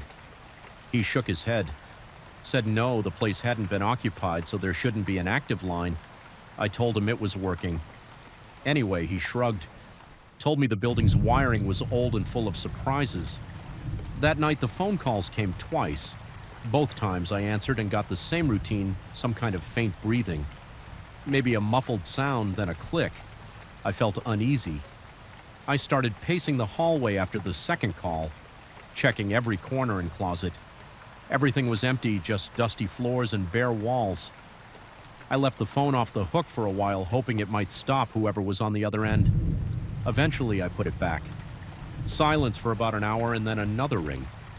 This time, I let it ring until it stopped. The apartment felt darker than usual. My stomach was tense. I felt near the phone, just waiting. It didn't ring again that night. The next day, I called the phone company from work. I wanted to see if I could get some info after a lengthy wait on hold. A representative said the line was still assigned to a person named Jay Wright. No first name, just an initial. The rep said the account showed no activity for years. The bills were apparently paid automatically from some account that hadn't been updated in forever. The rep wouldn't give me more details. They sounded as puzzled as I was. I asked if they could disconnect the line. They said they couldn't, to it without the account holder's permission. I argued for a while but got nowhere. The phone calls continued every day, sometimes during daylight, sometimes late at night, each time the same silent treatment. I started answering the calls with anger, almost yelling into the receiver, "Who the hell is this?" I'd say, "What do you want?" No response, just static and that odd sense of someone breathing, then click. My frustration grew. I tried ignoring the rings, but the sound cut through the silence of the apartment in a way that was almost unbearable. My sleep got worse. I heard footsteps in the apartment at night, or at least I thought I did. They were faint, but I couldn't ignore them. I checked every room, flipping on lights and scanning corners. Nothing moved. The phone's ringing became something I dreaded. Even when it wasn't ringing, I caught myself flinching at any electronic hum. My heart pounded every time I walked past the phone, like it might jump off the wall and start ringing right in my ear. One evening, about a week into this, I came home early. The sun was still up, shining through the tall windows. I decided to take a closer look around the apartment top to bottom. I opened every cabinet, checked every closet, looked for any sign that someone else had access. The bathroom was grimy with cracked tiles and a mirror that never looked clean. I found nothing. No secret doors, no hidden passages, just old empty spaces. I called Mr. Davidson again and asked about the key situation. He insisted that all sets of keys were accounted for. I even changed the lock on my front door just in case. That night the phone rang at around 11 p.m. I was lying on the couch dozing off with the TV. On the ring startled me. I shot up, heart racing. I stared at the phone. My hands felt clammy. I answered it with a trembling voice, same static, same breathing, same click. I felt anger flood my body. I gripped the receiver until my knuckles turned white. My temples throbbed. I caught myself yelling into the deadline. Nothing. I hung up and turned on all the lights in the apartment. I sat in the living room with a lamp pointed toward the phone. Like I was interrogating a suspect. I didn't sleep at all that night. A few days later, I managed to track down the real estate agent who leased me the place. I asked her if she knew anything about the previous tenant. She looked surprised that I was digging around. She said the last recorded occupant was some older man. She didn't know if that was Jay Wright or someone else. She told me that the person had disappeared. No notice, no forwarding address. The apartment stayed vacant. No one had tried to rent it in years. Then the listing came up through the property's owners, who offered a discount to get it rented fast. She shrugged, said that was all she knew. I told her about the phone calls. She looked uncomfortable, but she didn't show much reaction. She said maybe it was a line glitch or a neighbor's call redirecting. She suggested I call a technician. That was the end of our conversation. I left feeling frustrated. I tried calling a phone repair service. They sent a guy who arrived in the late afternoon. He was tall, wore a tool belt, and seemed competent. He unscrewed the phone. Jack in the hallway fiddled with the wiring. He confirmed that the phone was indeed active. He said the line led out of the building into the main junction box, and from there it was a standard connection, but he couldn't tell me who was calling. He tested the line, dialed a few numbers, told me everything was normal. He offered to replace the phone with a more modern one. I declined. I wasn't sure if that would solve the problem he left, and I felt like nothing had changed that evening. I tried something new when the phone rang. I picked it up and didn't speak. I just held the receiver to my ear. Listening for several seconds, there was nothing. Then I heard that muffled breathing again, like someone was pressing the phone against their mouth. My stomach turned. I could feel sweat forming on the back of my neck. My throat felt dry. I tried to focus on any detail I could pick up. Was there background noise? Was there a radio or TV? I only heard static, a few crackles, and that breathing. I whispered, "Who are you?" Silence, then a click. My hands were shaking when I hung up. The calls became more frequent, sometimes 5 or 6 times in an evening. It became impossible to ignore my work performance suffered because I was constantly on edge. I started to dread coming home. The apartment felt colder at night, even though the heaters were on. I kept checking the thermostat and it would read a normal temperature, but my skin felt clammy and my breath felt heavier, like the air was thicker. I told Mr. Davidson about the calls again. He gave me the same shrug, said it was strange, but he had no explanation. He offered to come up and check the place. We did a quick walkthrough. He tested the phone himself, calling his cell phone. It worked normally. "See," he said. As if that proved everything was fine. I couldn't argue with his logic. The calls that bothered me weren't happening in front of him. I started unplugging the phone at night. That helped me get some rest, even though I felt a bit uneasy about it. During the day, I'd plug it back in half, hoping it was over. The phone would ring again sooner or later, and I'd feel that same surge of stress and confusion. No matter what I did, I couldn't trace the calls. I couldn't talk to whoever was calling the phone. Company wouldn't shut off the line. It felt like I was trapped in someone else's unfinished business. I began to suspect that the old tenant Jay, Wright, or whoever it was, might be behind this. But that didn't make sense if they had disappeared. Maybe some friend or relative still had the number, but why breathe into the phone and hang up? Why call so many times a day? It felt malicious, like someone wanted to mess with my head. I checked the locks, constantly made sure my windows were closed. I heard noises in the corridor sometimes, but whenever I looked, it was empty. One night around midnight, the phone rang again. I answered, feeling my heart pound. "Hello," I said. I heard that ragged breathing. I swallowed and forced myself to speak calmly. "Listen, I don't know who you are, but I want this to stop." I waited. The breathing continued, heavy and close. My palms were sweaty against the receiver. Talk to me or stop calling. I heard a faint mumble, like a voice trying to form a word. Then a harsh burst of static, followed by the usual click. My knees felt weak. I steadied myself against the wall. Something about that mumble gave me chills. It reminded me of someone trying to say my name, but I wasn't sure I left the phone on the hook this time. Partly out of defiance and partly out of exhaustion, I paced the living room waiting for another ring, but it didn't come. The next morning, I woke up early feeling agitated. I grabbed a coffee at the corner shop and headed to work. I told a coworker about the calls. He shrugged it off, said I should just get rid of the phone. I tried to explain I didn't control the account, but he didn't get it. I felt alone in this problem when I came home that night. I realized I was shaking as I unlocked my door. The hallway was quiet. I set my stuff down and waited a few minutes. Later, the phone rang. I picked it up, heart thudding. No one spoke. Then I heard what sounded like a faint sigh. Click. I slammed the phone down and almost threw it across the hallway. I wanted to rip it out of the wall. Instead, I picked it up and unplugged it. I coiled the cord around it, stuck it in the closet, and shut the door. That was it. I decided I wasn't dealing with it anymore. If someone wanted to call, they could call. I wouldn't hear it. I don't know what will happen next.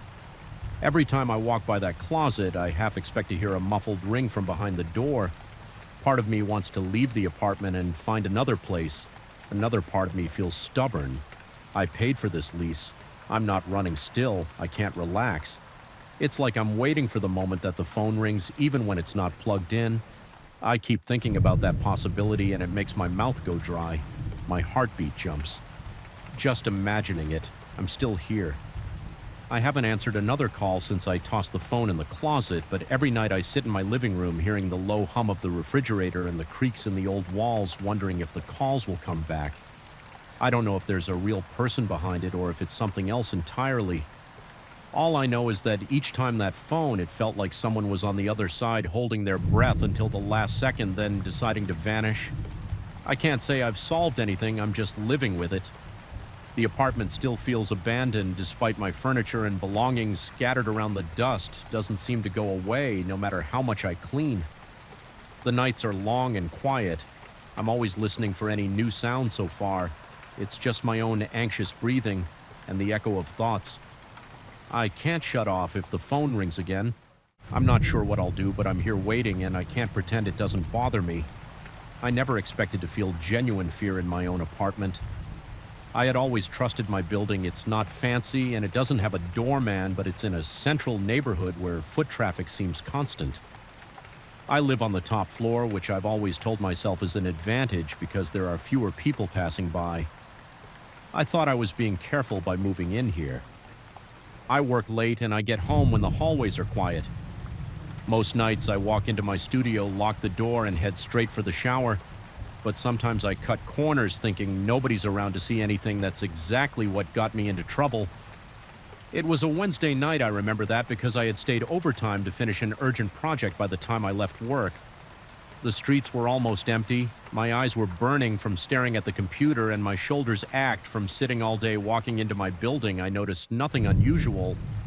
The stairwell lights were dim as usual, and the elevator was out of service again. I trudged up 4 flights of stairs, cursing under my breath about the landlord's lack of maintenance, and still I felt safe. I'd been there for a year and nothing ever happened. People come and go, minding their own business. I reached my studio door, rummaged for my key, and let myself in. The place is tiny. It has a small open-area living space with a kitchenette in the corner, plus a cramped bathroom separated by a flimsy door.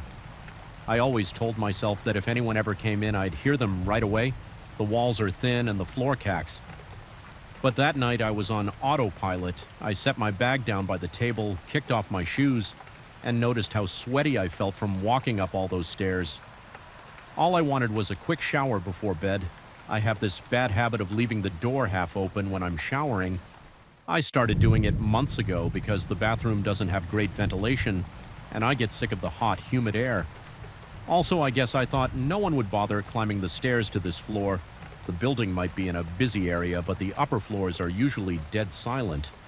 I pulled my shirt off, threw it on a chair, and stepped into the bathroom. As usual, I didn't bother turning the lock.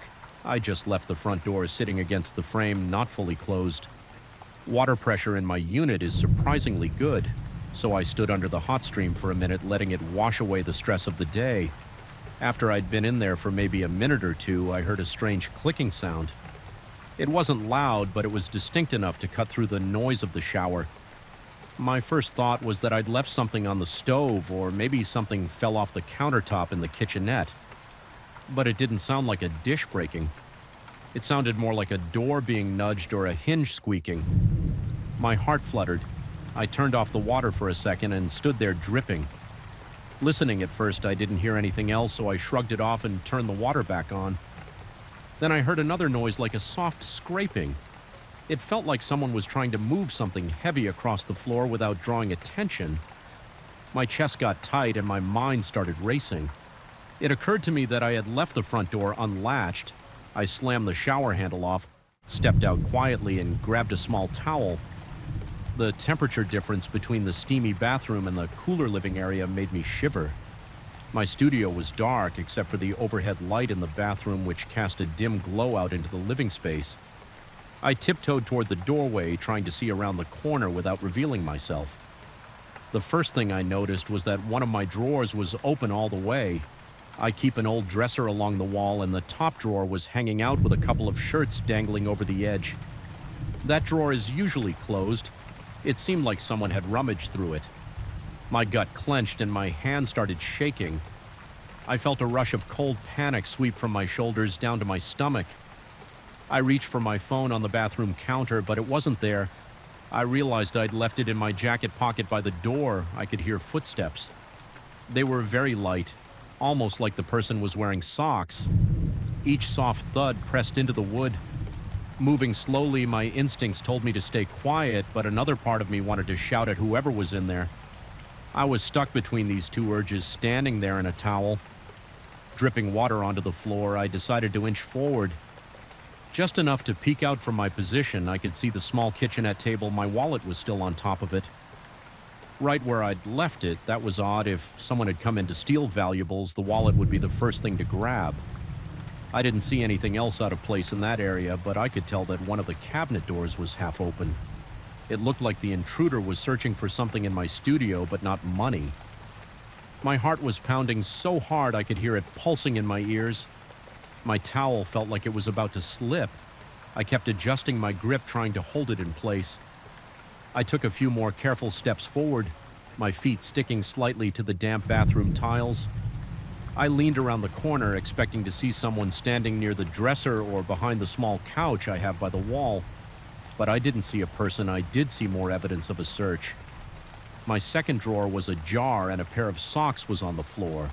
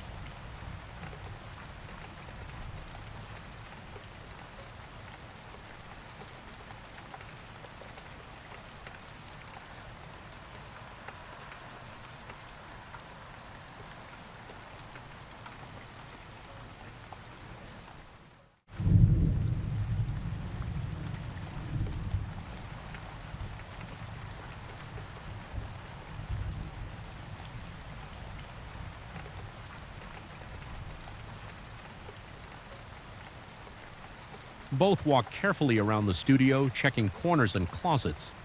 It's a small place, so it didn't take long to confirm that no one was still inside.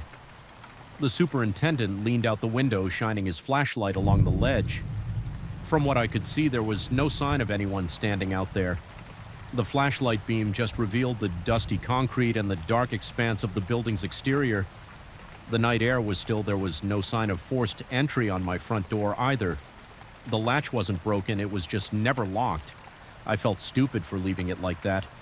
But I also felt unnerved that someone had decided to walk in and rummage around. We didn't find anything out of place except for the scattered clothes and papers. Nothing was missing. At least as far as I could tell in that moment. Still, the superintendent suggested I file a police report in case I discovered items missing. Later, he offered to check the security cameras in the lobby. Unfortunately, our building only has a camera covering the front entrance, and it's pretty low quality.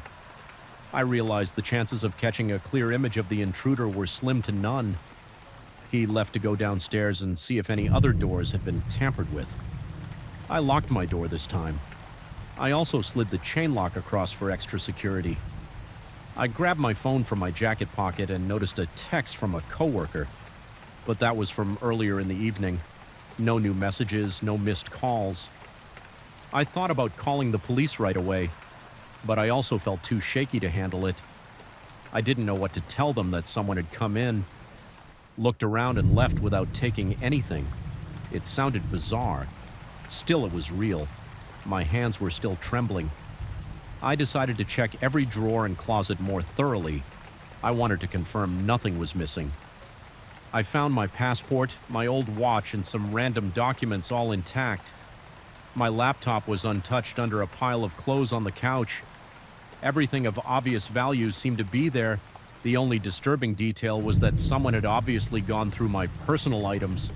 I could see the signs of rummaging things out of place, certain shirts and pants pulled out and left on top, old receipts scattered. It wasn't random chaos, it looked like a search. But I couldn't imagine what they'd been looking for after triple checking the apartment. I sat down on my couch. The tension in my muscles made everything hurt. I stared at the window. The possibility that the intruder had escaped through there was frightening. Maybe they were still in the building, lurking in someone else's apartment or hiding in the stairwell. I felt uneasy staying there, but I didn't want to leave and risk running into them in the hallway. I kept looking at the door, half expecting it to swing open again. Eventually, the superintendent came back with the news that he didn't see any clear tampering on the other floors, and the front door camera didn't show anything suspicious. Of course, if someone had followed me in when I entered, they might never have been clearly caught on camera. He suggested I keep the door locked at all times and file that report in the morning. He seemed concerned, but also looked like he'd seen enough strange incidents in his years on the job to not be entirely surprised. That night, I barely slept. Every little sound in the building made me jolt awake. I kept checking the window in the hallway through the peephole. The idea that someone had been in my personal space, rummaging through my stuff looking for something unknown, stuck with me. I couldn't shake the feeling that they might come back. I locked every window and door. I even blocked the door orc knob with a chair, which probably wouldn't help if someone was determined. But it gave me a tiny bit of comfort. In the end, I didn't find out who it was or what they were searching for. The police came the next day, took a quick statement, and told me they'd keep an eye out for similar incidents, but they didn't have much to go on. No one else in the building reported missing items, and there weren't any obvious signs of forced entry anywhere. It became one of those unsolved, uneasy experiences that left me feeling on edge. Even now, I can't leave my door unlocked for a second, and when I think about that open window and the sound of soft footsteps, I get a chill. I'll never again assume that I'm safe. Just because I'm on the top floor, I wasn't planning on spending my summer in a creaky old house, but I had no choice. Once I found out I inherited the place from an uncle, I never really knew on the day I arrived. I felt uneasy. The exterior looked sturdy, but I couldn't ignore the strange atmosphere inside. It smelled like old wood and stale air. The halls were narrow and the rooms felt cramped, even though they had plenty of space. I remember thinking something didn't add up. The layout of the walls seemed off. Some hallways were too short and one closet stuck out at an odd angle. It was like there was space behind that closet, but it didn't show up on any visible plan of the house. I walked around, tapping on the walls and floors, searching for hollow spots. I felt a strong urge to explore. Every inch, something was telling me the place wasn't as simple as it looked. I placed my bags in what used to be my uncle's bedroom. The furniture was large and heavy, with a solid wooden bed frame and a bulky dresser. I opened the dresser drawers to see if he had left anything behind. Mostly I found old clothes and a few moth-eaten blankets. Nothing unusual. The wardrobe smelled a bit musty, but that's normal in an old house. There were no pictures or personal items around, no diaries or letters. The walls were bare except for a coat of faded paint. The windows rattled a bit in the wind, and there was a persistent draft. Even though I closed everything, I noticed the corner of the room was slightly darker than the rest, but I didn't see any mold on the surface. Still, the air felt heavier there, almost like I was stepping into a different space. Whenever I went close to that corner, I spent my first night trying to get comfortable. The bed creaked every time I turned over, and the darkness made the house's sounds more pronounced. I heard a drip from somewhere, but I couldn't locate it. Floorboards settled and groaned. In the night, I got up once to check the hallway. I stepped on a loose plank near the bedroom door, and the sudden noise gave me a jolt. My mouth felt dry, so I grabbed a glass of water in the kitchen on my way back. I passed by that odd closet that I'd noticed earlier. I paused and just stared at it. I was half asleep, but I swore. I felt a bit of cool air coming through the cracks around the frame. It made me think that there might be some hidden area behind that wall. I tried to forget it and went back to bed, but the curiosity stayed with me the next morning. I inspected that closet more carefully. It was about 3 feet deep, with a rod for hanging coats. There were 2 shelves and an overhead space that was too high for me to see without a stool. I grabbed a small flashlight from my bag and shined it on every angle. The wood paneling was solid, but showed a few scuff marks near the edges, like someone had been pulling at it or scraping it. I knocked on it a few times. The sound was hollow. I took a step back and looked at the corridor behind. If I imagined the floor plan, there should have been no space left behind that wall. Yet my knock suggested otherwise. I started to poke around the edges, trying to see if there were any hidden seams. I found a spot that looked like it had been pried open before the paint was chipped, and the wooden panel looked a bit loose at the corner. It was enough for me to slip my fingertips in. I pulled gently, and the edge came away from the wall by about an inch. I felt a surge of adrenaline. My heart thumped. It wasn't every day you discover a possible hidden passage in your own house. I pressed my ear to the gap, but I couldn't hear anything. There was a faint musty smell that reminded me of damp basement. I tugged again, and the panel gave way with a creak.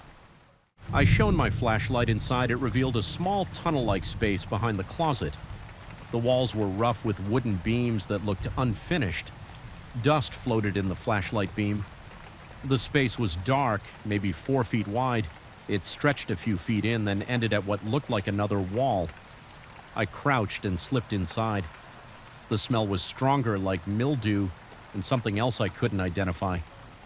It reminded me of stale smoke, the kind that lingers in old bars or empty motel rooms. My family doesn't smoke, and as far as I knew, my uncle never did.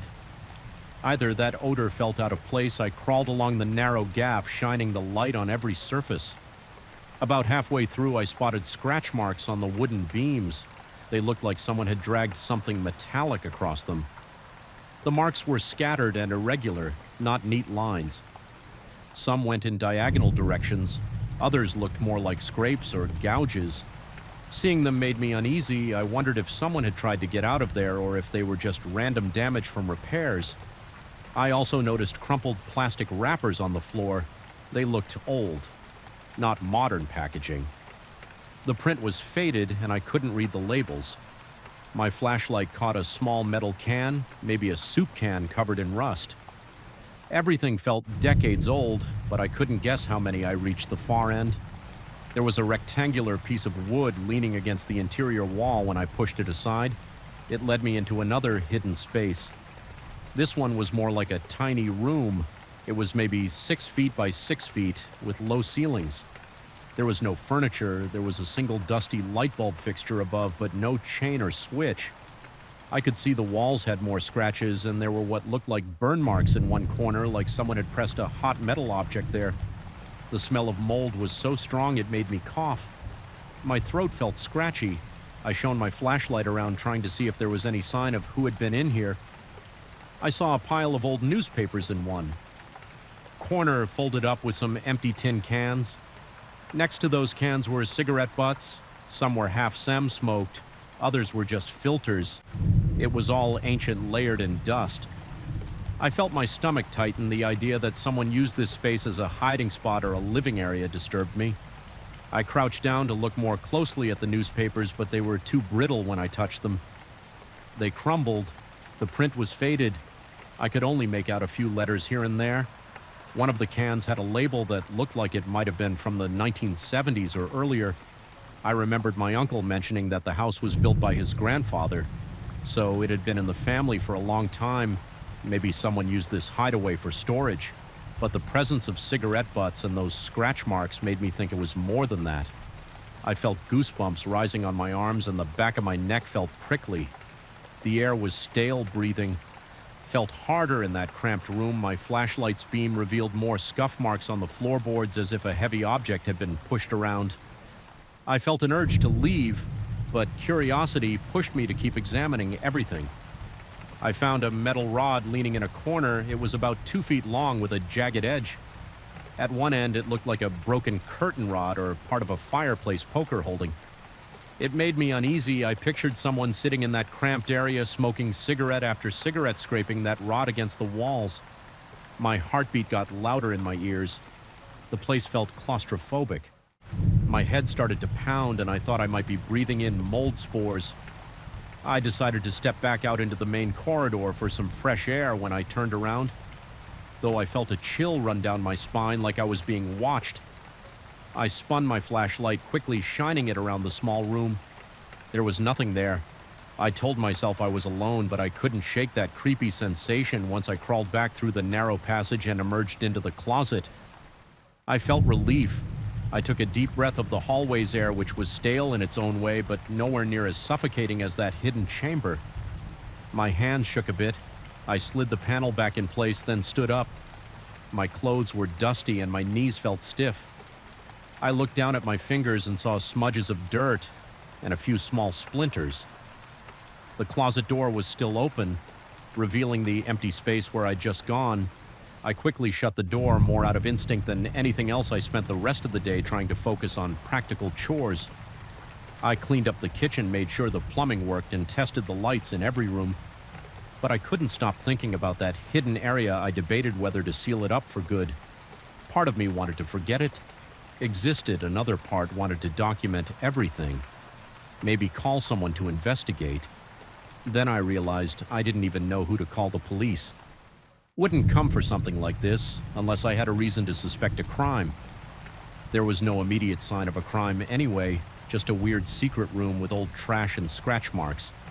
I thought maybe I should check the local records or talk to a neighbor, but I wasn't sure if that would do any good. That evening, I found myself standing near that closet again. I was drawn to it against my better judgment. The house was quiet, the sun was setting, and the hallway was dim. I still smelled that faint hint of cigarette smoke lingering around the panel. It made my stomach clench. Nobody had smoked in this house for as long as I'd been alive. As far as I knew, the smell must have soaked into the wood, or maybe there was still something hidden in there. I opened the closet door, half expecting to see something or someone. It was just the same empty closet. I hesitated before pressing on the loose panel. I could feel the cool air seeping through the gap again. My palms started to sweat. I closed the closet door instead of going in. My mind was racing with possibilities, but I needed time to digest everything. I decided to sleep on it and figure out a plan in the morning. That night I had trouble resting. My head was full of images of that cramped space every time I closed my eyes. I pictured the scratch marks. I also recalled those old wrappers and cigarette butts. It bothered me that someone might have stayed there without my uncle ever mentioning it, unless he didn't know, or maybe he did and never told anyone. The house creaked and groaned again. Each sound made me tense up. Around midnight, I got out of bed and checked the hallway. I used the flashlight on my phone because I didn't want to turn on the overhead lights. Everything looked normal. The closet door was still shut. I felt a weird desire to open it, but I resisted. My body was on alert, like I was waiting for something to happen. I stood there breathing slowly, ears straining for any noise. All I heard was the faint hum of the fridge in the kitchen. Eventually, I went back to bed, still restless. The next day, I woke up with a headache. The first thing on my mind was that compartment. I had to explore it in daylight. So I forced myself to eat a quick breakfast, then grabbed my flashlight gloves and a little pry bar. I wanted to check the walls inside that hidden room more thoroughly. Maybe there was a door hatch I missed. I entered the closet, opened the panel, and crawled back inside. Daylight streamed through the cracks in the outside walls, giving me just enough light to see dust particles floating around it. It was strange, but I noticed a slight draft. It felt like air was coming from somewhere else. I aimed my flashlight at each corner, looking for a gap or opening. I didn't see any large holes, just the edges where the beams met. The scratch marks looked even more erratic in the daylight. Some were deep, and I ran my finger over one. It felt rough. My heart pounded harder, and I sensed an overwhelming tension when I reached the tiny room. I inspected the walls more closely. The burn marks had a shape like someone pressed around hot metal surface repeatedly, or it could have been from a small heater. I ran my hand over the dark stains. It felt like charred wood, rough to the touch. The smell of cigarette smoke was everywhere, though the cigarette butts I saw yesterday were still there, unchanged. I had trouble breathing, so I opened my mouth to inhale the moldy air. Tasted stale.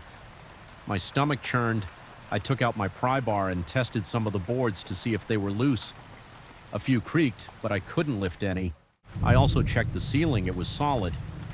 Then I looked at the floor. Part of it felt slightly uneven near the far corner. I pressed my heel on it. It sank maybe half an inch, then stopped. I tried prying that board up, but it wouldn't budge it. Just flexed it. Made a popping noise and then settled back into place. I found no obvious door or trap. I stayed there for what felt like an hour, going over every surface. The tension built up in my chest. My hands were shaking again, and I had to remind myself to breathe. The smell, the tight space, the old scraps of paper, and the idea of someone living right behind the walls made my head spin. I felt like I was invading someone's private spot, even if it was abandoned. Eventually, I couldn't stand the claustrophobic feeling anymore. I backed out of the tiny room, crawled through the passage, and returned to the hallway. I went outside. After that, I needed fresh air. I sat on the porch steps staring at the fields. The yard was calm, the sun was warm, and a light breeze moved the tall grass. But I kept picturing that hidden place behind the closet. The house didn't look creepy from the outside. It looked like a regular country home with chipped paint and old shutters.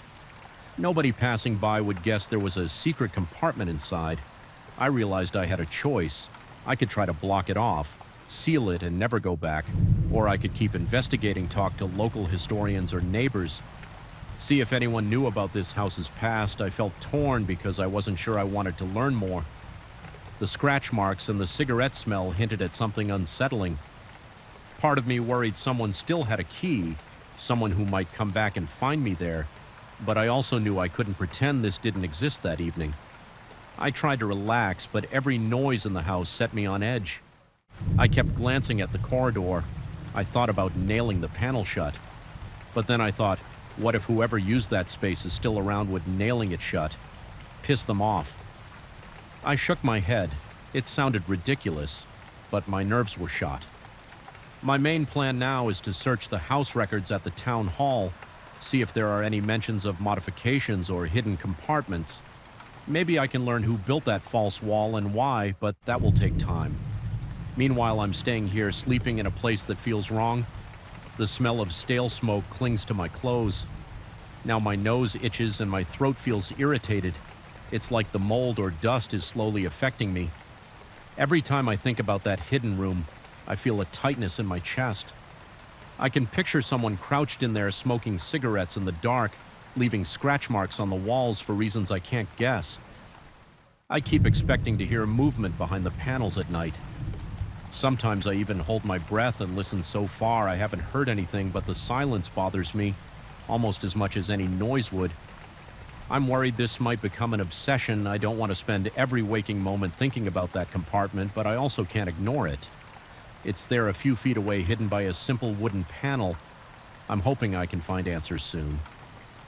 For now, I'm just taking it one day at a time, checking that closet in the morning to make sure nothing has changed. I keep the door shut at night and sleep with a flashlight on my nightstand.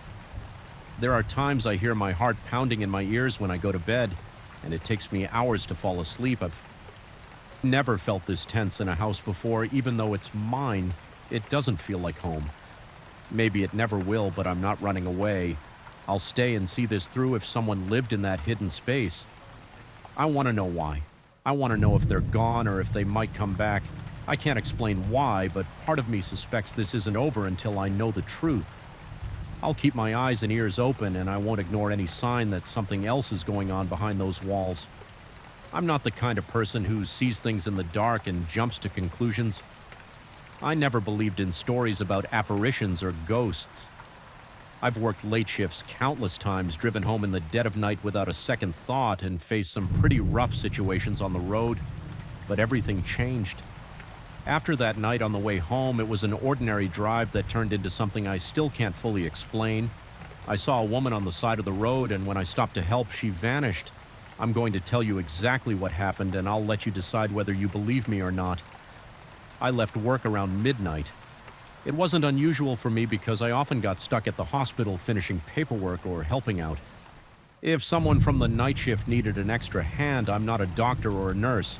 I work in administrative support, but sometimes I stay a bit longer to assist with some tasks. That night I felt more tired than usual.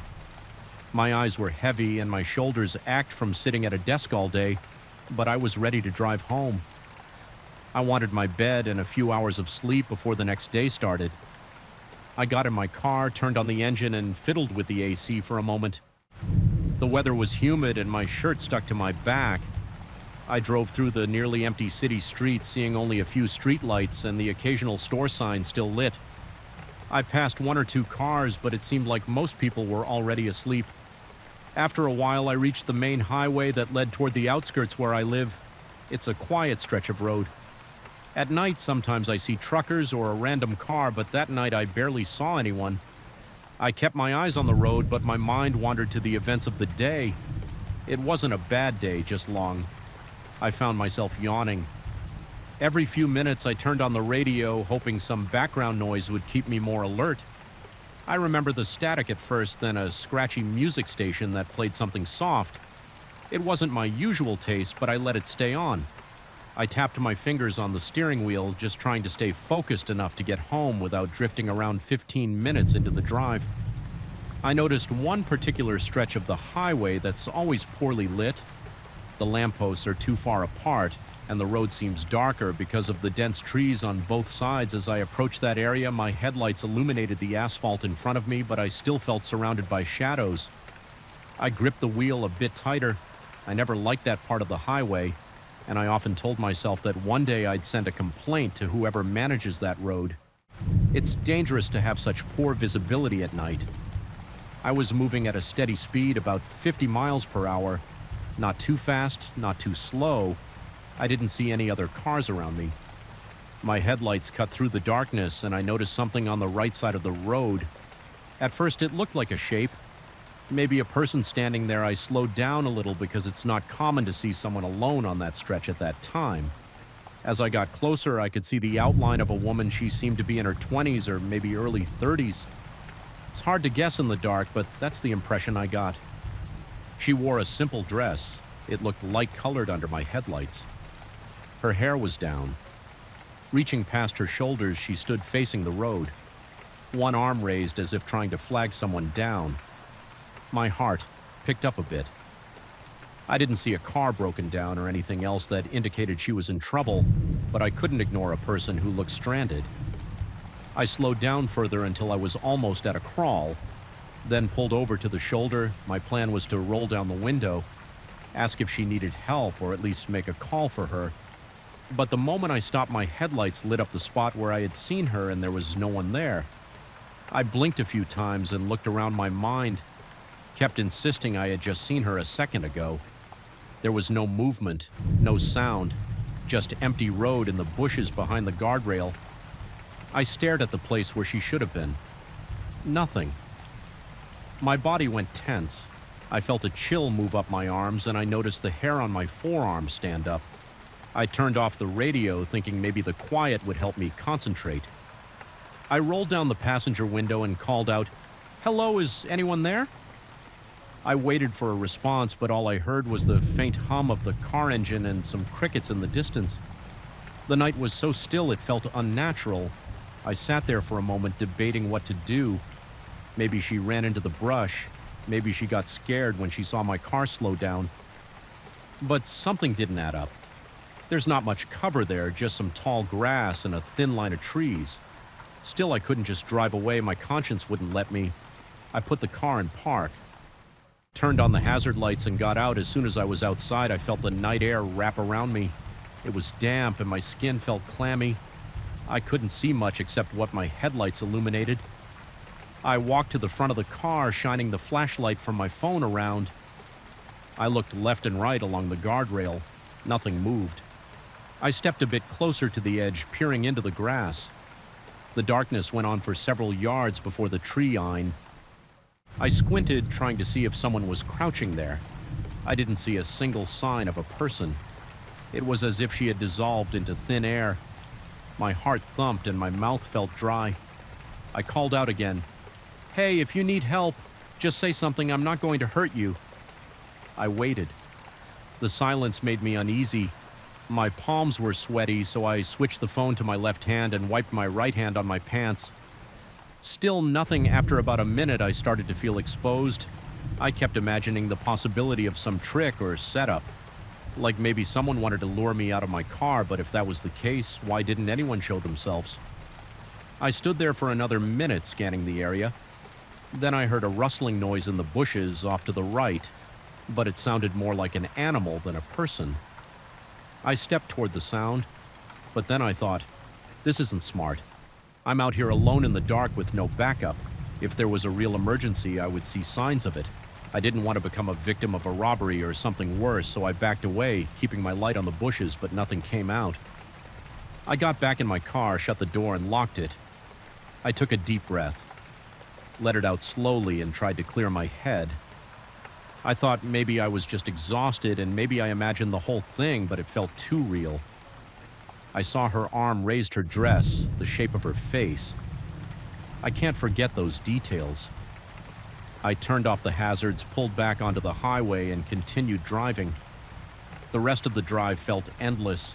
My chest was tight and I kept looking in my rearview mirror, half expecting to see a figure appear in the back seat. I turned the interior light on for a second just to be sure no one was there. Of course, it was empty. My hands were shaking and I had to focus on keeping the car steady. I was relieved when I started seeing lights from the small town near my neighborhood. As soon as I got home, I locked the door behind me and went straight to the kitchen for a glass of water. My pulse was racing, my throat felt constricted, and my stomach was in knots. I barely slept that night. Every time I closed my eyes, I pictured that woman on the side of the road. I kept thinking about her expression, though I only had a fleeting look at her face. It looked neutral, but her eyes seemed focused on me, like she wanted me to stop. I kept replaying the scene. One moment, she was there. The next, she was gone. It made no sense. My rational mind told me I was just tired and seeing things, but I couldn't shake the lingering feeling that something strange had happened the next day at work. I was distracted. My coworkers asked me if I was okay. I just said I didn't sleep well. I didn't want to tell them the real story. I was afraid they'd think I was losing my grip or that I was making something up for attention, but it bothered me so much that I ended up telling one close friend during our lunch break. He listened quietly, then shrugged. People see weird stuff at night. He said, "Your eyes play tricks on you, especially when you're tired." I agreed with him out loud, but inside I still felt unsettled that evening. I worked late again, but I made sure to leave earlier than the previous night. I didn't want to face that road in the same conditions, yet a part of me was curious, like I needed closure. I wondered if I'd see her again or if there'd be some clue about what happened. The drive home was quieter than ever. Every time I approached that dark stretch of highway, my heart sped up. I was tense, gripping the wheel with both hands. My eyes flicked to the shoulder of the road as I passed the spot where I saw her. It looked the same as always. Maybe a little more foreboding because of my memory. There was no one there. After that, I started changing my route. I figured I could take a different road. Even if it meant adding 10 or 15 minutes to my trip, I found myself looking for excuses to avoid that particular part of the highway. Sometimes I told myself I needed to stop for groceries on a different side of town. Other times I said I was just exploring new routes, but I knew the truth. I didn't want to see that apparition again. It freaked me out in a way nothing else ever has. I wasn't ready to deal with another night of restless sleep and sweaty nightmares over the next few weeks. I kept playing the event in my head. I asked myself if it could have been a real person who disappeared into the bushes. That would be possible if she was fast or if I looked away at the exact moment she ran, but I don't think that's what happened. I'm certain I would have heard movement or picked up some clue of a person hiding there. It didn't feel right. There was no sign of anyone, and the whole area was silent. I also considered that I might have hallucinated the whole thing. I was tired. I'd been under a lot of stress at work, but I've never experienced any kind of hallucination before, or since it was too detailed to be a random trick of the eyes. I saw her clothes, her posture, her face. I can still remember the length of her hair and the way she held her arm out. That memory stuck with me. Sometimes late at night. I'd see that image again in my mind. A woman standing in the darkness, asking for help and vanishing. The effect was more than just surprise. It made me question my sense of reality. I spent a few nights reading about tricks of the light illusions and other phenomena that can happen on the road. I found plenty of stories about people who saw hitchhikers that weren't there. Some folks called them ghosts. Others said it was fatigue. Whatever it was, it left a mark. I still drive that highway occasionally when I have no choice. If I leave work too late and can't afford the extra half hour a different route would take. I go through that dark stretch again, but I'm always tense. I keep glancing at the shoulder, half expecting to see her a few times. I noticed something out of the corner of my eye, but whenever I looked, it turned out to be a road sign or just a patch of weeds. My heart pounds every time, and I feel that chill again. Recalling the night I stopped for someone who wasn't there to this day, I can't explain it. My routine changed because of it. I don't like passing that spot at night. Even if someone tries to wave me down, I'm not sure I'd have the courage to pull over again. The thought of stepping out of my car and finding nothing there scares me. It's not fear of danger, it's fear of that complete emptiness that doesn't make sense. It's the kind of experience that makes you question what you see and what you think. You know, when people ask why I avoid that part of the highway, I usually joke about it, saying the road conditions are bad or that it's out of the way, but inside I remember how my heart hammered, how my skin felt cold, and how my flashlight showed nothing but tall grass and darkness. I remember driving the rest of the way home in a state of alert, checking my mirrors like I expected a passenger to appear in the back seat. I've seen a lot of strange things while driving at night. Animals crossing debris on the road, broken down cars. But nothing compares to that. It's not something that can be dismissed easily. It's the reason I'm still cautious. Every time I pass a lone figure on the side of the road, I always slow down, but I don't always stop. I can't help remembering that moment when the figure just disappeared. I feel guilty if I leave someone behind who might be in real trouble, but I'm torn because of what happened. The doubt creeps in. Is it real, or is it another vision? That's the story. I don't expect everyone to believe me, but I know what I saw. I still feel that knot in my gut. When I think about it, I still remember gripping the steering wheel, scanning the darkness, and wondering if I had crossed into some area of reality I wasn't supposed to see. It wasn't a dream. It wasn't a random thought. It was an actual moment on a deserted stretch of highway with a woman standing there raising her arm for help, and in a split second she was gone now. Whenever it gets late, I keep my eyes on the road and I keep my mind as clear as possible, but I'll always have that memory and I'll always avoid that area if I can because I have no desire to see her again, standing in the shadows waiting for me to stop. And if I do see her again, I'm not sure what I'll do. Maybe I'll floor it and get out of there, or maybe I'll stop one more time. but I'm hoping I never have to make that choice again. I froze the second I saw the footprints. I just pushed open the main gate to my grandfather's old workshop, a place I hadn't set foot in for months, and there they were, clean recent sneaker prints on a layer of thick dust. My throat went dry. I glanced around at the empty street. It was late, the sky was dark, and there weren't many lights on in this rundown neighborhood. The gate creaked in the quiet air. I stepped inside and let the gate swing shut behind me. I stood still for a moment, watching the footprints trail across the concrete floor. I inherited this workshop about a year ago, right after my grandfather passed it down. I'd never found a reason to keep it active, so I locked it up. I didn't bother selling it because it held some sentimental value, and I liked knowing it was still there. If I ever needed a place to tinker, the space was small with an office up front and a larger area in the back for mechanical work. My grandfather used to fix car engines here, build custom parts, and keep a stock of old metal scraps. Now it was dark, quiet, and layered with dust. At least it was supposed to be. I stared at those footprints. They started at the entrance, right where I stood, and led straight to the back of the workshop. Each step was distinct. The prints were spaced out in a way that told me whoever made them was walking calmly, not running or sneaking around. I tried to guess the shoe size, probably not too big, maybe around a men's size 9 or 10, hard to tell, under the dim overhead bulb that still worked near the entrance. The rest of the workshop was mostly shadows. The ceiling lights didn't all function anymore, and I hadn't bothered replacing the bulbs. A musty smell hung in the air, mixed with old engine oil and rust. My pulse felt heavy in my temples. I wasn't sure if I wanted to investigate or just grab my old tools and leave, but I couldn't ignore it. Someone had been in here, or maybe they still were. I pressed the light switch on the wall. Nothing happened that didn't surprise me. I took out my phone, turned on the flashlight, and stepped deeper inside. I could hear my footsteps scuffing the dust. There was a slight echo from the concrete walls. My phone's light cut through the darkness, and I followed the footprints carefully as if they might vanish. If I looked away, the prints went straight to the back corner near the shelves where I used to store spare parts. There was a door in the back that led to a small fenced area behind the building. That door was usually locked.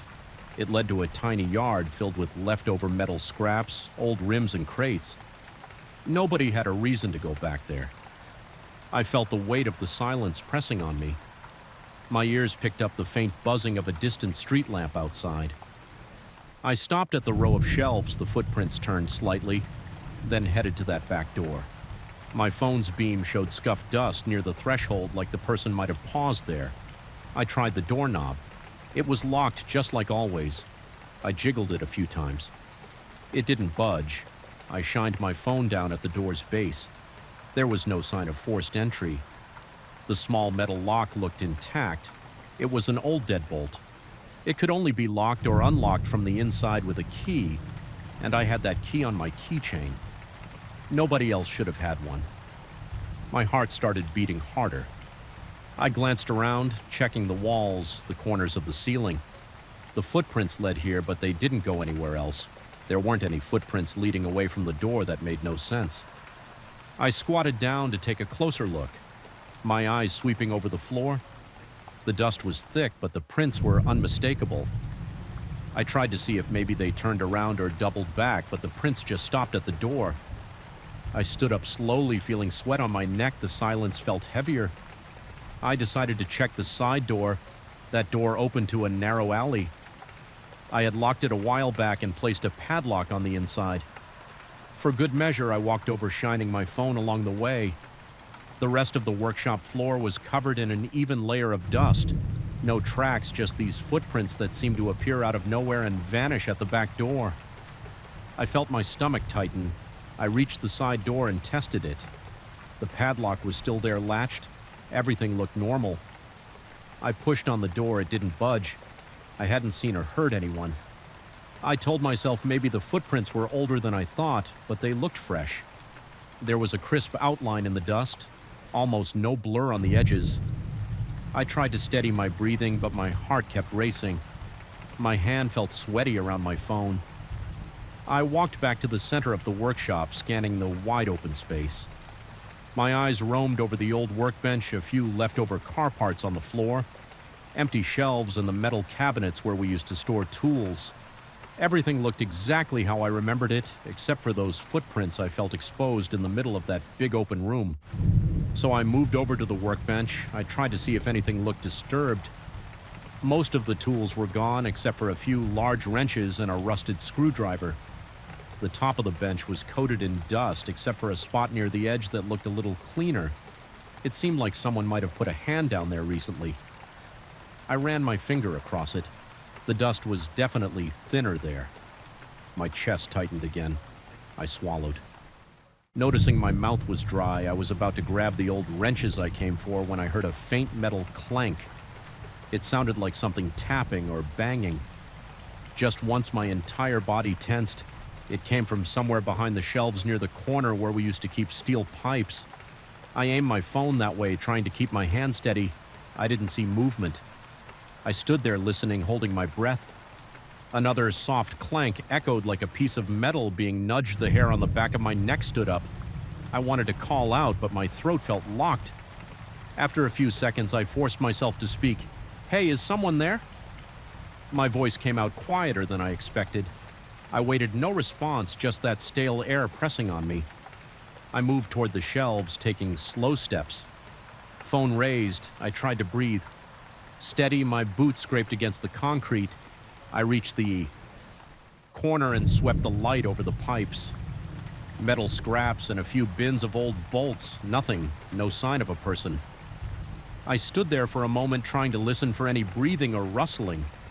The silence made my ears ring.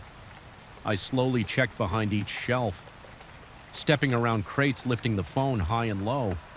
No one was there. I was alone, or at least I couldn't see anyone. I felt a chill on my arms.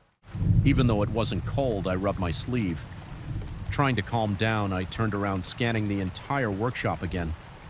My eyes landed on a small office door near the front. It was a wooden door with a foggy glass panel. That office used to be where my grandfather kept his records and receipts. I realized I hadn't checked it yet.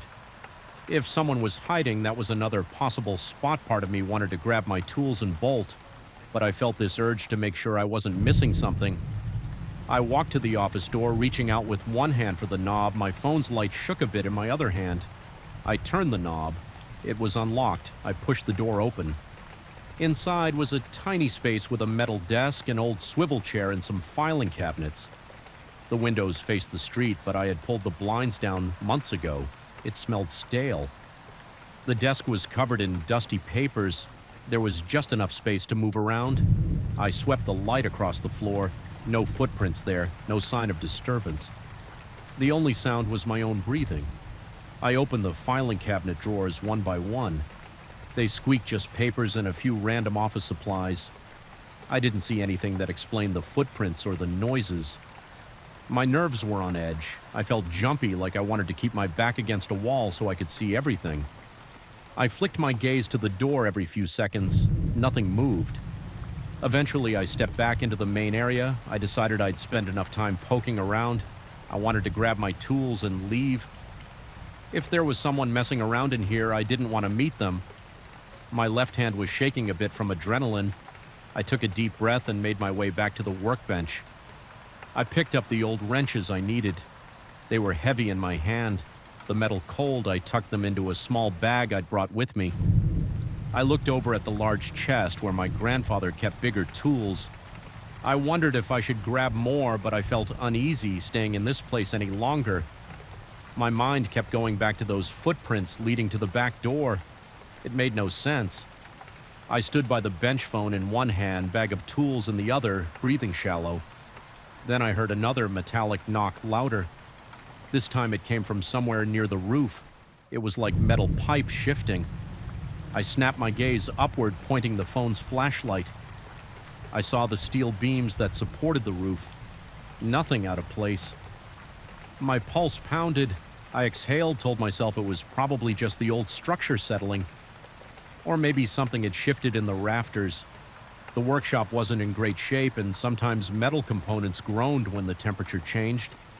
I didn't want to stay and find out if I was right. I walked quickly toward the front door. My boots left their own tracks in the dust, and I could see them intersecting with the footprints that weren't mine. That gave me a weird feeling when I reached the door. I turned around for one last look. The workshop was dark, mostly quiet, except for the faint buzzing from the exterior lamp. The footprints still shone in my phone's light, leading to that locked back door. A wave of unease rippled through my chest. I swallowed and stepped outside. The air felt slightly fresher. I locked the front door behind me, tugging on the handle to make sure it was secure. I walked out to the street, my footsteps echoing on the pavement. The neighborhood was empty. A couple of houses had lights on, but it was close to midnight, so it was mostly silent.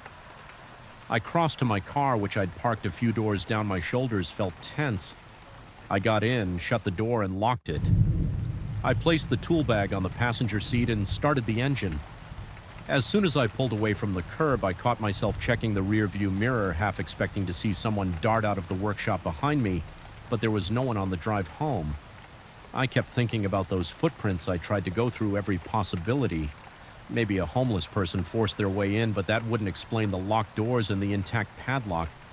Maybe I was seeing older footprints that somehow stayed fresh-looking, but the dust pattern didn't lie.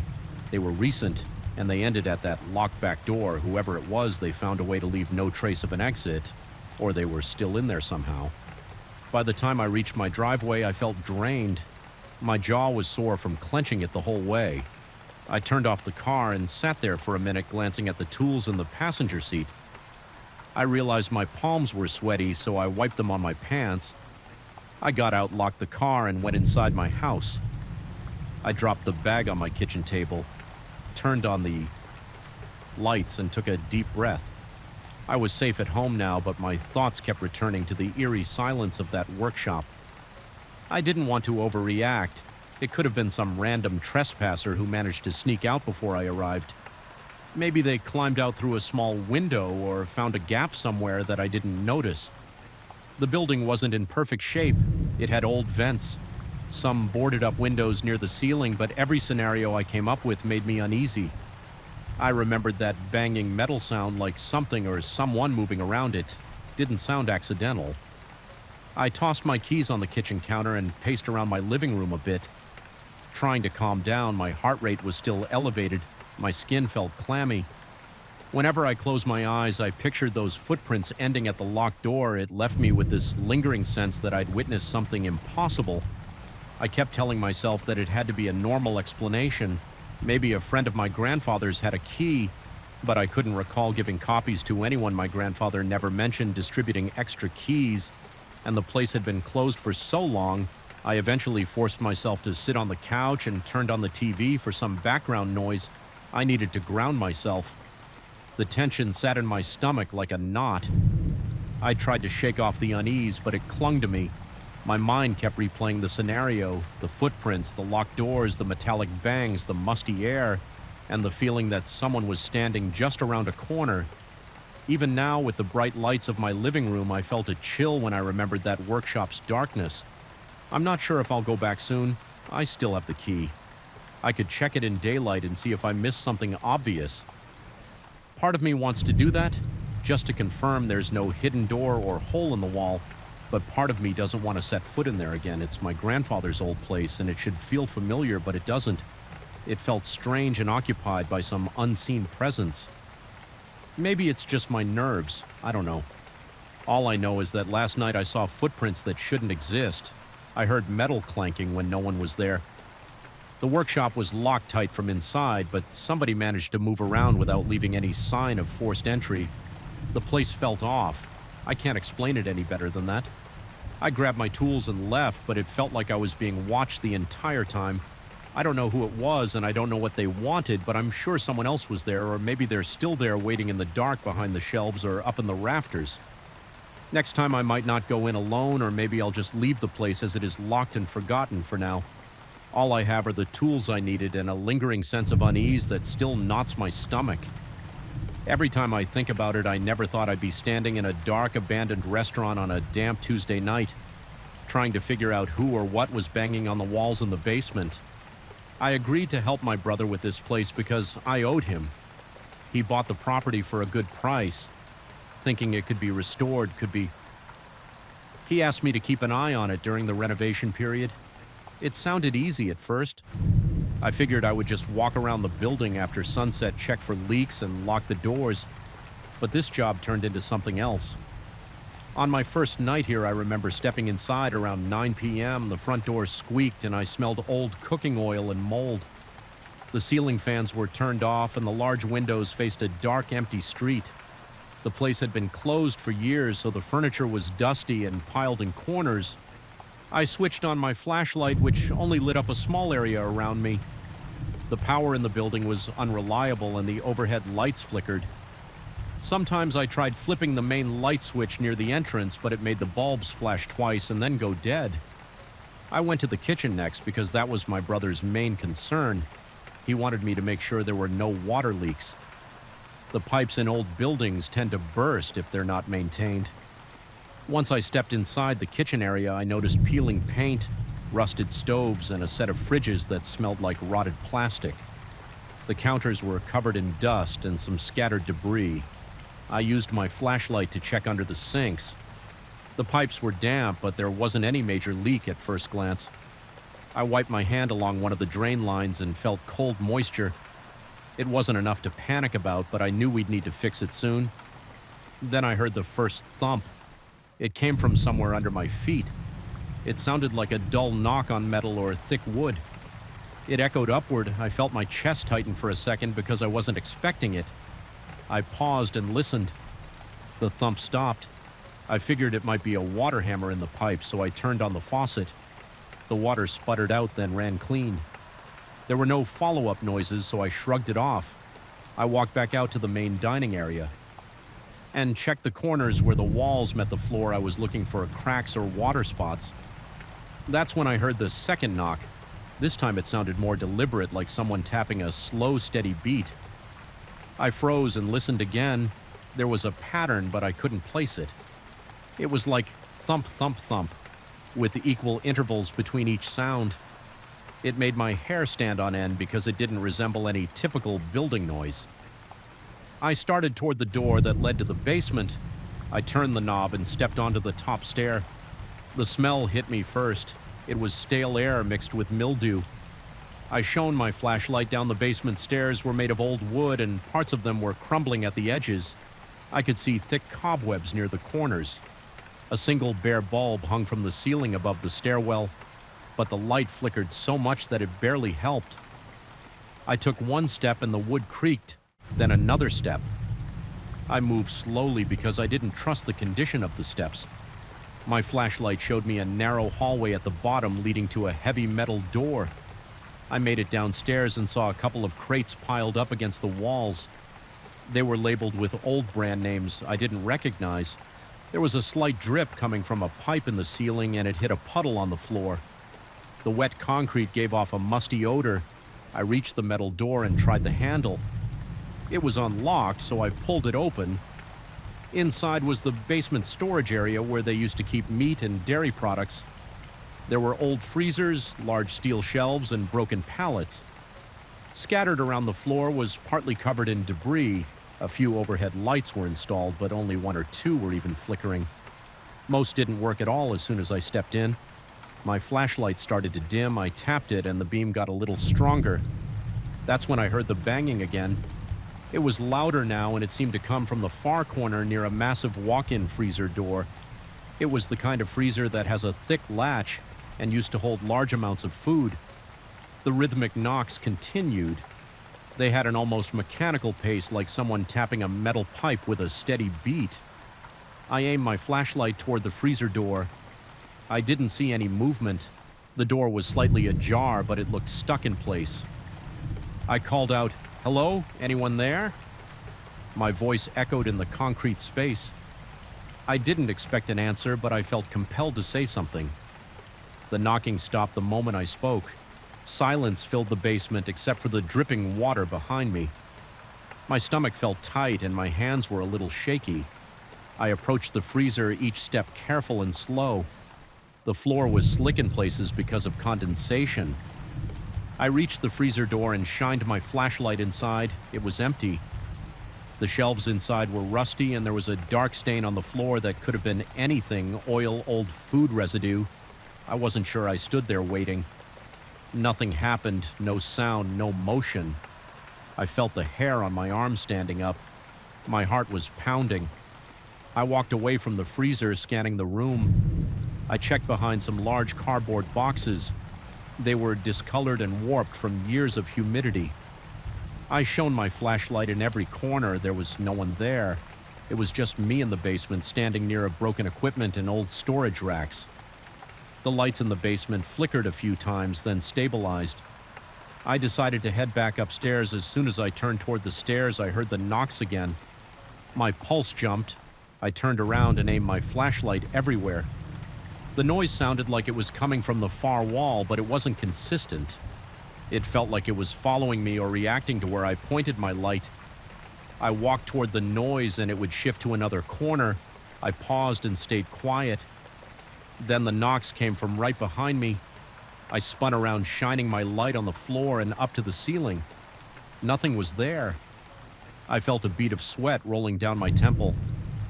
I decided to pull out my phone. I wanted to record the sound to show my brother every time I pressed the record button. The knocking stopped. I would stand there, phone in hand, feeling my heart thud in my chest. I would wait 10 or 15 seconds. Nothing. Silence. As soon as I ended the recording, the knock started again. It felt like some kind of sick joke. I tried 2 or 3 times. Each time the sound vanished the moment I tried to capture it. Then as soon as I stopped recording, it came back steady and rhythmic. I felt anxious and annoyed. My legs were tensing up. My breathing got faster. I thought maybe it was the old ventilation system turning on and off, so I walked around and checked for vents. The restaurant had a few ducts, but none were running. The entire place was quiet. No fans, no air conditioning. Nothing. I looked at the walls, checking for any mechanical system that might cause a repeated knock. I found nothing but old pipes. I tapped one of them with my knuckles to see if I could replicate the sound. It produced a dull clang, not the exact rhythmic beat. I'd heard I gave up on that idea and looked around for other explanations. The basement walls were thick. The building was old, so the foundation was made of stone in some places, concrete in others. Water sometimes seeped in. But I didn't see any major leaks here. There were some rusted brackets in a few places where the wall was cracked, but I couldn't find anything that explained the steady knocks. I decided to take a quick walk outside to see if maybe passing trucks or some external force was causing vibrations. I climbed back upstairs, making sure to watch my step in the main dining room. The air felt a bit fresher, but the tension in my shoulders wouldn't go away. I reached the front door, stepped outside, and listened. The street was empty. No cars, no pedestrians, just silence. There was a street lamp about half a block away flickering. That was it. I re-entered the restaurant, locked the door behind me, and flipped on my flashlight again because the overhead lights were still worthless. I hesitated, thinking about going back down there. I didn't really want to, but I couldn't just ignore it. My brother expected me to check everything thoroughly. I sighed and made my way back down to the basement. The air felt heavier this time, like it was clinging to my skin. I noticed a small trickle of water running down one wall near the stairwell. It looked recent. I reached out to touch it. It was cold. The knock returned before I even crossed into the main storage area. It was fainter, more distant. I walked toward the big freezers again. I stood near the largest one and listened. The knocks sounded like they were behind the walls or maybe underneath the concrete floor. It had a pattern of 3 knocks, then a pause, then 3 more knocks. I tested the phone recording again. Same result the moment I hit. Record it went silent. The second I stopped, it came back. I felt my throat tighten. My heart was pounding harder. My scalp tingled. I wiped sweat from my forehead with my sleeve. I looked around for a fuse box or circuit board. I found an old electrical panel on the basement wall. I opened it, hoping maybe the breaker was causing some weird repetitive clicking. The panel was dusty and had cobwebs. I flipped a few switches back and forth, but everything seemed normal. The knocking continued. I could feel it vibrating through the floor. Sometimes the entire situation made my stomach churn. I took a step toward the corner of the room where I noticed an old door that I hadn't opened yet. It was smaller, probably a closet or another storage section. The door was made of wood with a corroded doorknob. I tried turning the knob, but it was stuck. I pulled harder, it gave way with a scrape, like it was jammed from years of disuse behind that door. There was a cramped space with shelves and crates. I aimed my flashlight in and checked every inch. I saw some jars and cans all expired long ago. The ceiling in that area was low and the smell was stale. I didn't hear anything coming from that closet. No knocks, no tapping. It was just an old storage nook. I backed out and let the door close again. The knocking seemed to resonate in the center of the room. Now it was the same pattern of 3 knocks and a pause. I placed my hand on the concrete wall to see if I could feel a vibration. My palm tingled with each knock like the building was carrying the sound. My skin was clammy and I could feel my heart in my ears. I scanned around the floor for any kind of trapdoor or extra hatch, something that might lead to a sub.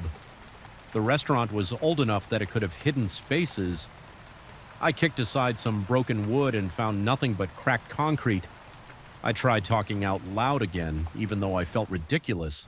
"I know someone's here," I said. My voice echoed. The knocking paused, then it came back.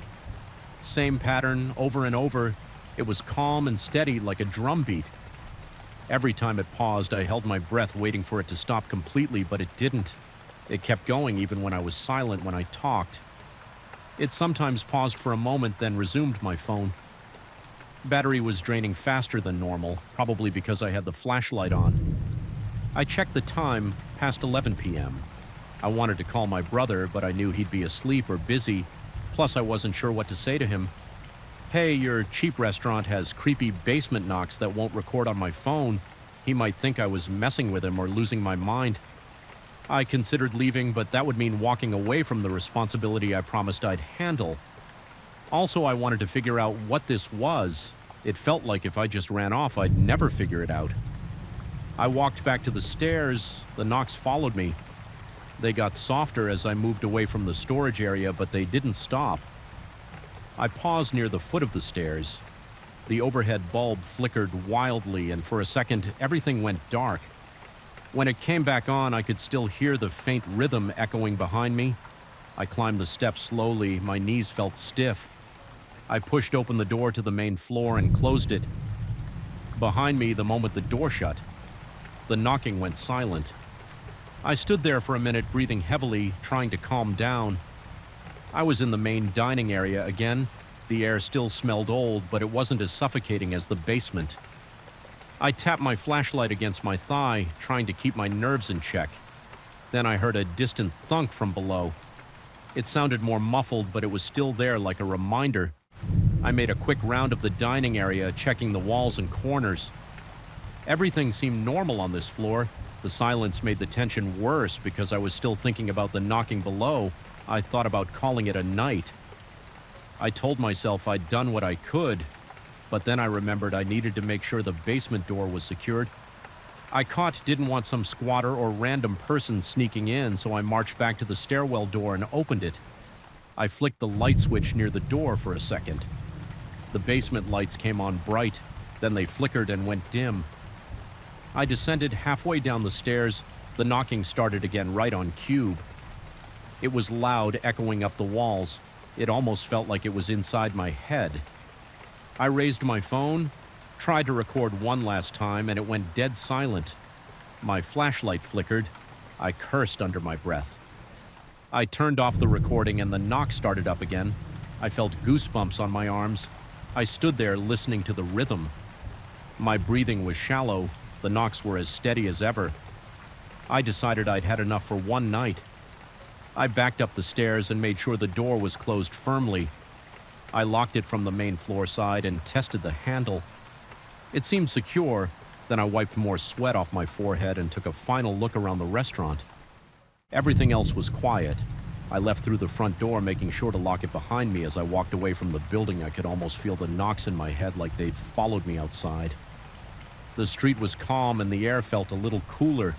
I slid into my car, turned the engine on, and sat there for a moment staring at the dark restaurant facade. My heart was still racing. I felt a dull ache in my shoulders from all the tension I pulled away and drove home. My mind was spinning. I wasn't sure how to explain what happened or what I'd heard. I didn't have a single recording that proved anything, but I knew something was down there banging on the walls or the pipes in a deliberate way. I wondered if it would happen again the next night. I had a strong feeling it would, and I wasn't looking forward to going back, but I also knew I didn't have much of a choice. My brother was counting on me to keep the place safe, and he was determined to restore it. I just hoped I could figure out what was causing those knocks, or at least figure out a way to make them stop, because I knew I'd be back there soon. Whether I liked it or not, I still remember the first night I saw that old car parked in the far corner of the lot. It was close to midnight, and the whole place was silent, except for the low hum of the overhead lights. I was heading to my own car, thinking about nothing special, when I spotted those two men leaning against the driver's side door. They didn't move. They didn't say anything. They just looked straight at me, and my heart started to pound. I work in a small industrial complex that has a few workshops and offices all clustered together. Most of the employees leave around 6 or 7 p.m. I usually stay until at least 10 p.m. because I handle some after-hours tasks.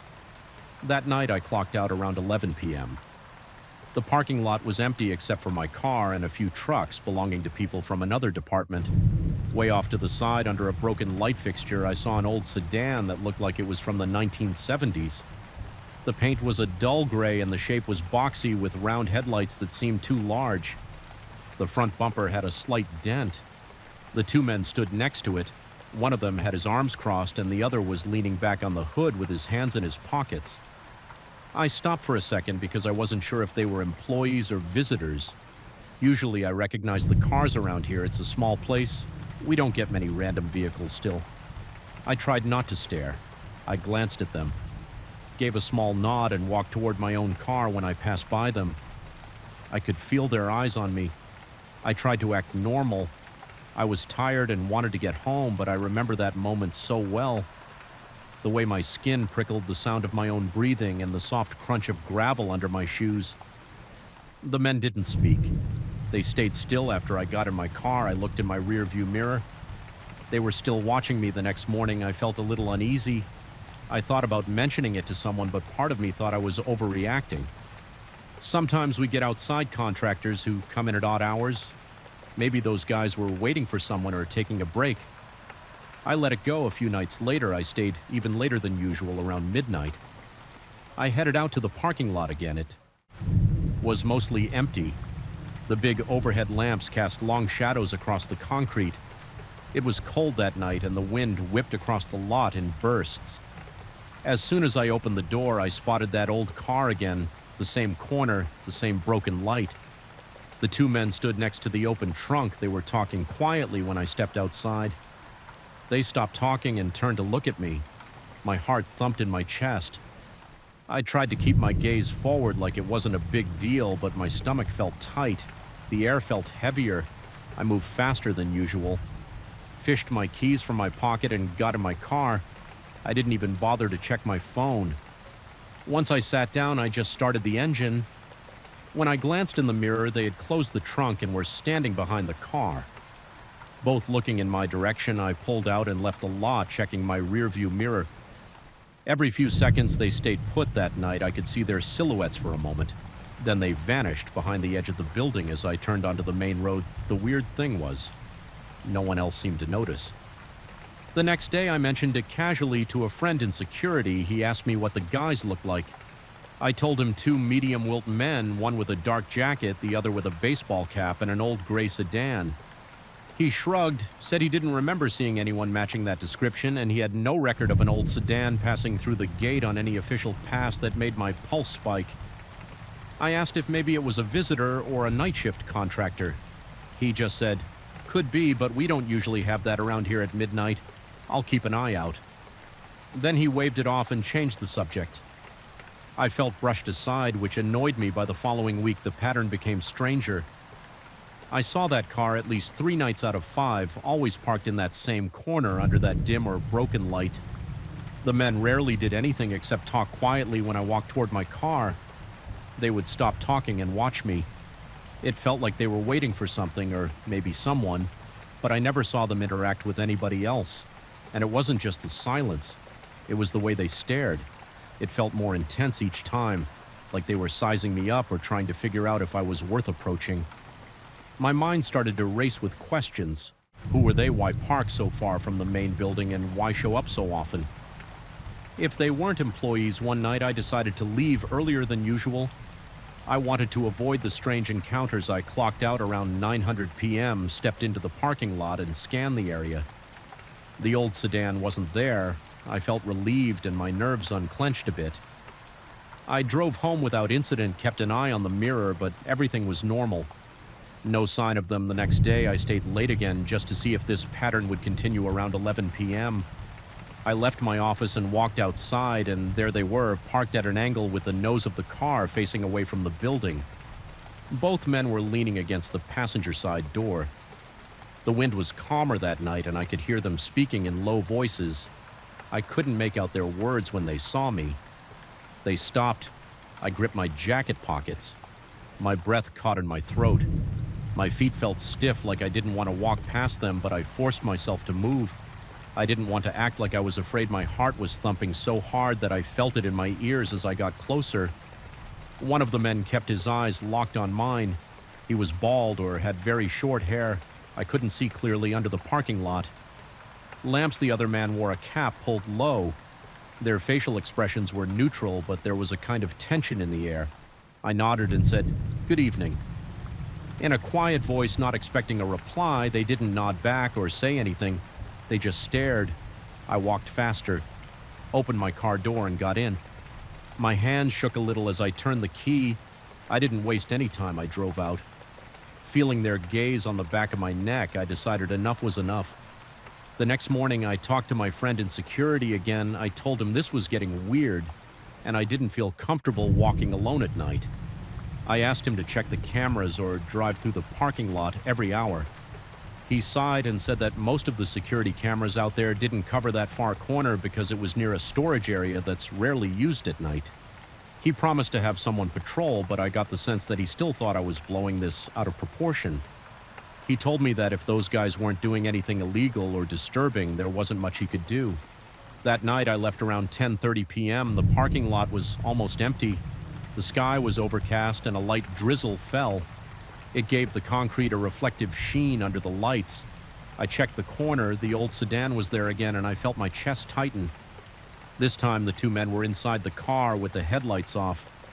I only noticed them because the streetlight behind the car made the windows glow faintly. I walked as fast as I could to my car without running. My heart thudded and my mouth felt dry. I unlocked my door and slid behind the wheel, then locked all the doors. I glanced at the sedan. One of the men in the front seat was turned, slightly looking in my direction through the passenger window. It felt like he was waiting to see what I would do. I started the car and left the parking spot, keeping my eyes on the rear view mirror. The sedan didn't move right away. I turned onto the access road, and for a moment I thought maybe I was safe. Then in the mirror I saw headlights turning onto the same road. A few seconds later my stomach dropped. I couldn't see the shape of the car clearly, but the headlights were spaced wide apart, like older models. Sometimes are. I tried to stay calm. I kept telling myself it might be a coincidence. Maybe they just headed out at the same time. I drove the speed limit, which is about 40 miles. Acquired beyond that stretch, my nerves spiked whenever I glanced in the mirror and saw those headlights behind me. At one point I switched lanes, and after a few seconds the car behind me switched lanes too. My hands were sweating on the steering wheel and I swallowed hard. I thought about pulling into a gas station, but there weren't any open ones on that road. At that hour, I finally reached a more populated area near a set of traffic lights. There were a few convenience stores, a 24-hour diner, and some other late-night spots. As soon as I approached the light, I checked my mirror again. The headlights were gone. I scanned the side streets, but I saw no sign of that old sedan. My shoulders relaxed, and my breath came in quick bursts. I rolled down the window to get some fresh air. My heart was still pounding, but at least they weren't following me anymore. I drove the rest of the way home, constantly checking my mirrors, half expecting them to pop up again the next day at work. I told my security friend about what had happened. He nodded slowly this time, looking more concerned than before. He said he'd do a thorough patrol around midnight to see if he could catch them there. He'd also check the ID logs at the gate, but he reminded me that if they weren't entering through the main entrance, maybe they were coming in from some other access point. Our complex has multiple gates and some are less monitored. After a certain time, I asked if we could block those off, and he explained that management wouldn't just seal gates without a strong reason. I felt my frustration rising. I still had to work. I couldn't just quit or change my schedule overnight. I tried to adjust my hours so I wouldn't be alone, but sometimes my workload required me to stay late. I started bringing a small flashlight and keeping my phone in hand whenever I walked to my car. I considered getting pepper spray, but I wasn't sure if that was allowed on company property. My focus at work suffered. I couldn't stop thinking about those guys in their old sedan for about a week. I didn't see the car. The tension in my chest lessened. I started sleeping better. I began to think maybe they found another place to hang out, or maybe security confronted them on a night I wasn't around. But then on a Thursday night, I ended up working until almost midnight again. I remember the date because it was a few days before we had a big shipping deadline. When I stepped outside, the hairs on my arm stood up. The old sedan was back in that dark corner. The trunk was open again, and one man stood near it. The other was leaning against the driver's door, looking at me. I stopped for a second, then took a shaky breath and started walking toward my car. My palms were slick and my pulse hammered in my temples. The man near the trunk closed it with a thud. It echoed across the empty lot. Then both men walked around the car so they were standing near the passenger side facing me. I kept walking, although every part of me wanted to bolt. I fumbled for my keys in my jacket pocket. My fingers felt numb when I was about 15 feet away. One of them said something in a low voice. I heard the sound, but not the words. Then he took a small step toward me. I froze. My instincts screamed at me to run, but I forced myself to keep walking, eyes on my own car. My heart pounded so hard I was sure they could hear it.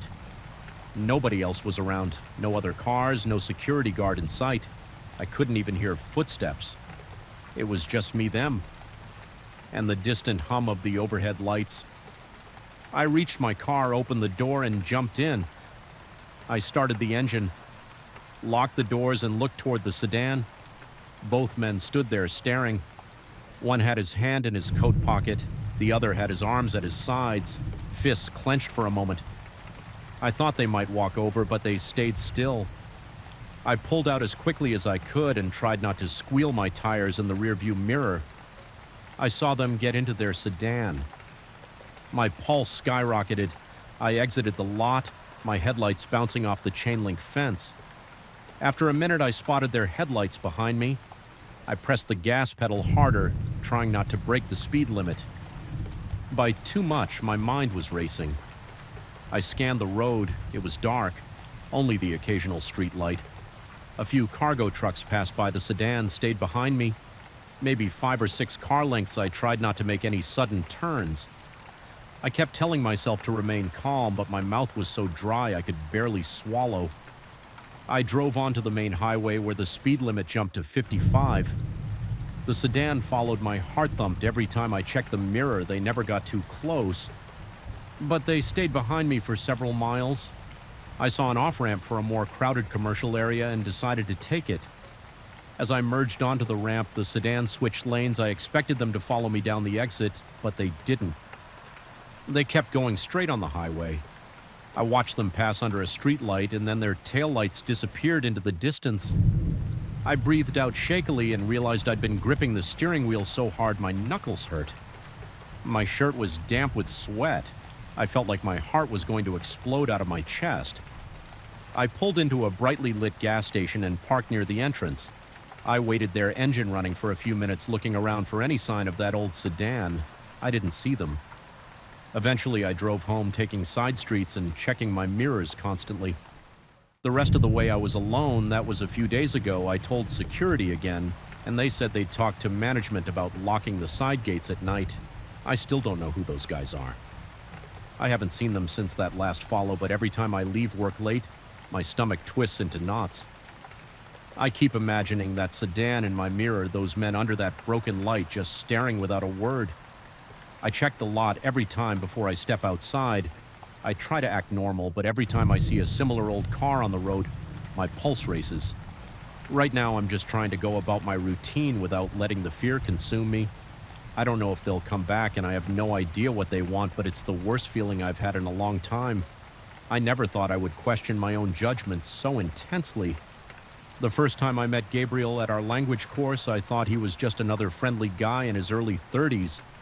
He had a confident way of speaking, always ready with a quick joke or a helpful suggestion about grammar exercises. We both needed a ride to and from class, so we started carpooling. That was how it all began. My first impression was simple. He seemed polite. He would open the passenger door for me.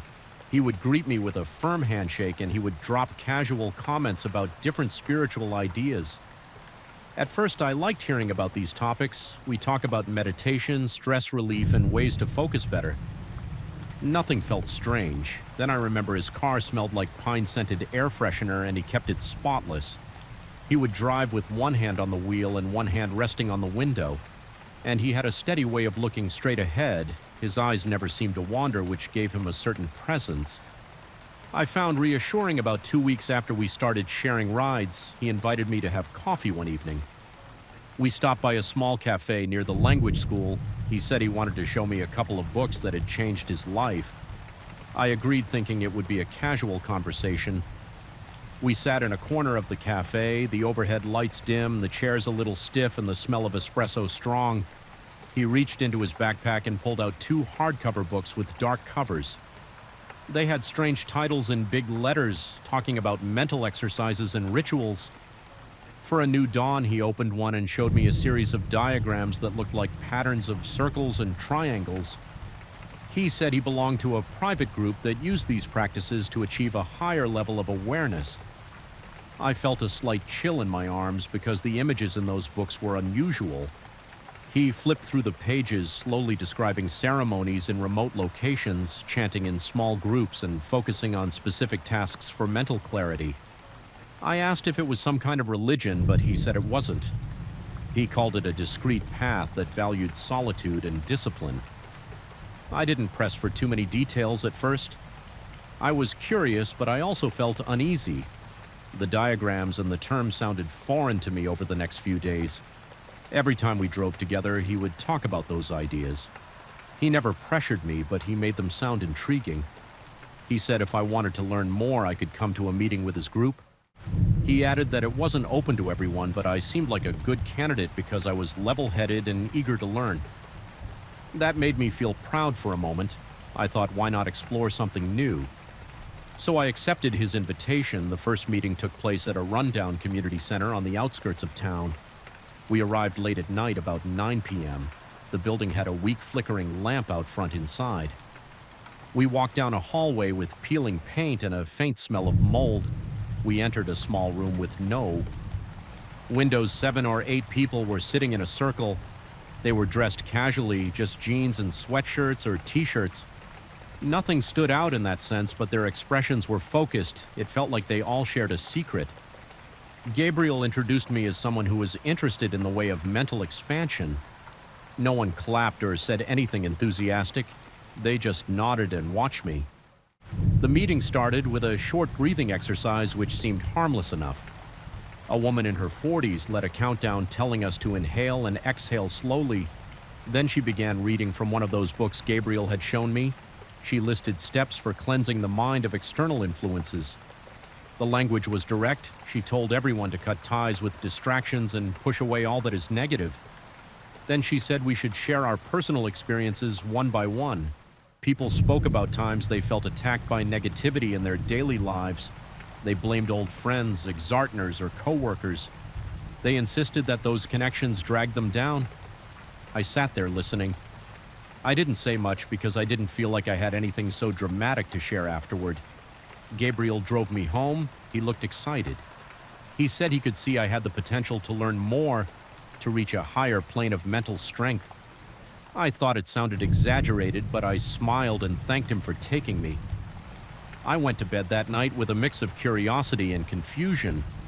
My mind felt heavy with those concepts of negativity and distractions. A couple of weeks passed, and Gabriel kept inviting me to small get-togethers. With members of that group, they showed me more advanced exercises that involved standing for long periods, staring at a single point on a wall and repeating certain words in a low voice. They never used candles or robes or anything dramatic. Everything felt stripped down, focused on repetition and concentration. I admit it gave me a sense of calm. Sometimes my job was stressful, and these exercises made my head a bit clearer. That's what pulled me deeper into their activities.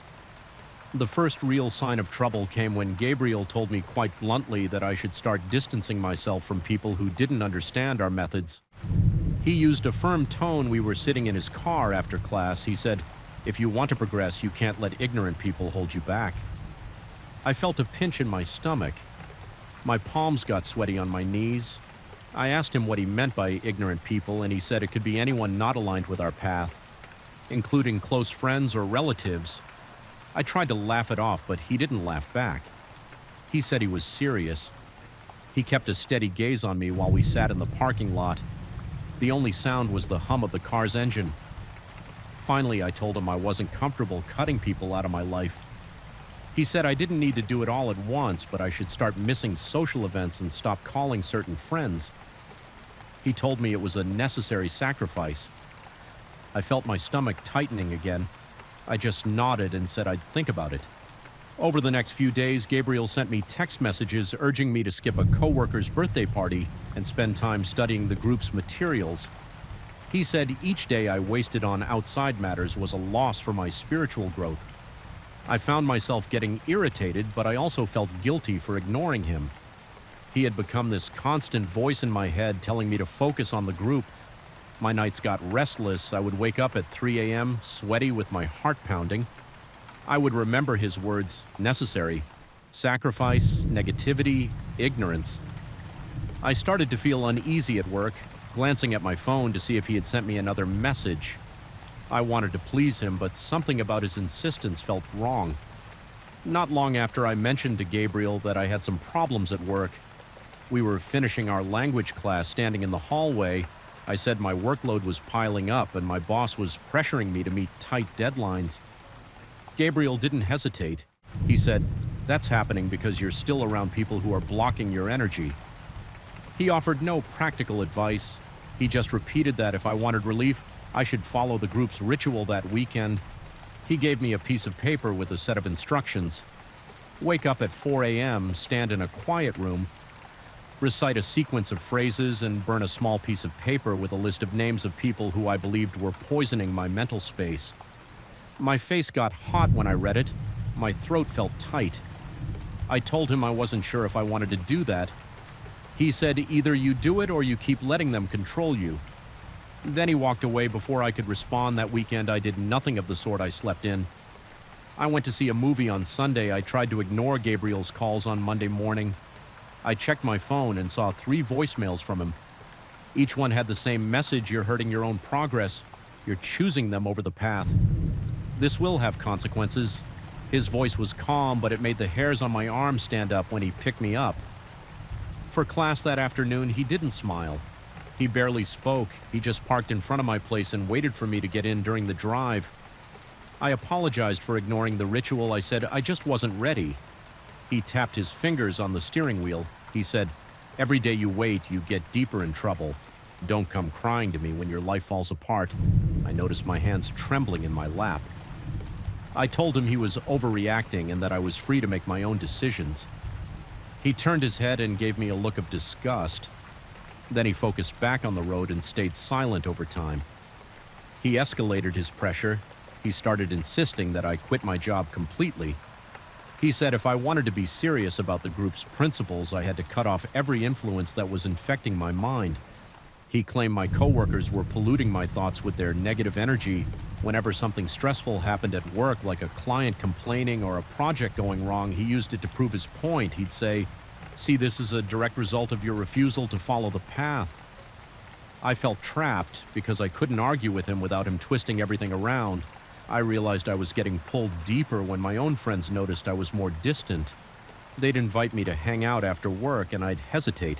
I'd feel this internal conflict. Part of me wanted to go and relax, but another part heard Gabriel's voice scolding me for wasting time. My mood grew dark. I spoke less. My appetite changed. I sometimes felt a tightness in my chest when I tried telling Gabriel that I was concerned about these physical symptoms. He brushed it off and said, "That's just your body resisting the path, keep going." I started making excuses to avoid seeing him outside the car rides and classes, but we were still in the same language course, so I couldn't escape him easily when he picked me up. The conversation always came back to the group. He'd demand to know if I had tried the rituals yet, or if I had finally started cleaning out my social circle. If I didn't give the right answer, he'd get agitated. Sometimes he would grip the steering wheel so hard his knuckles turned white. He'd run his hand through his hair with a sharp motion and sigh loudly like he was dealing with a stubborn child.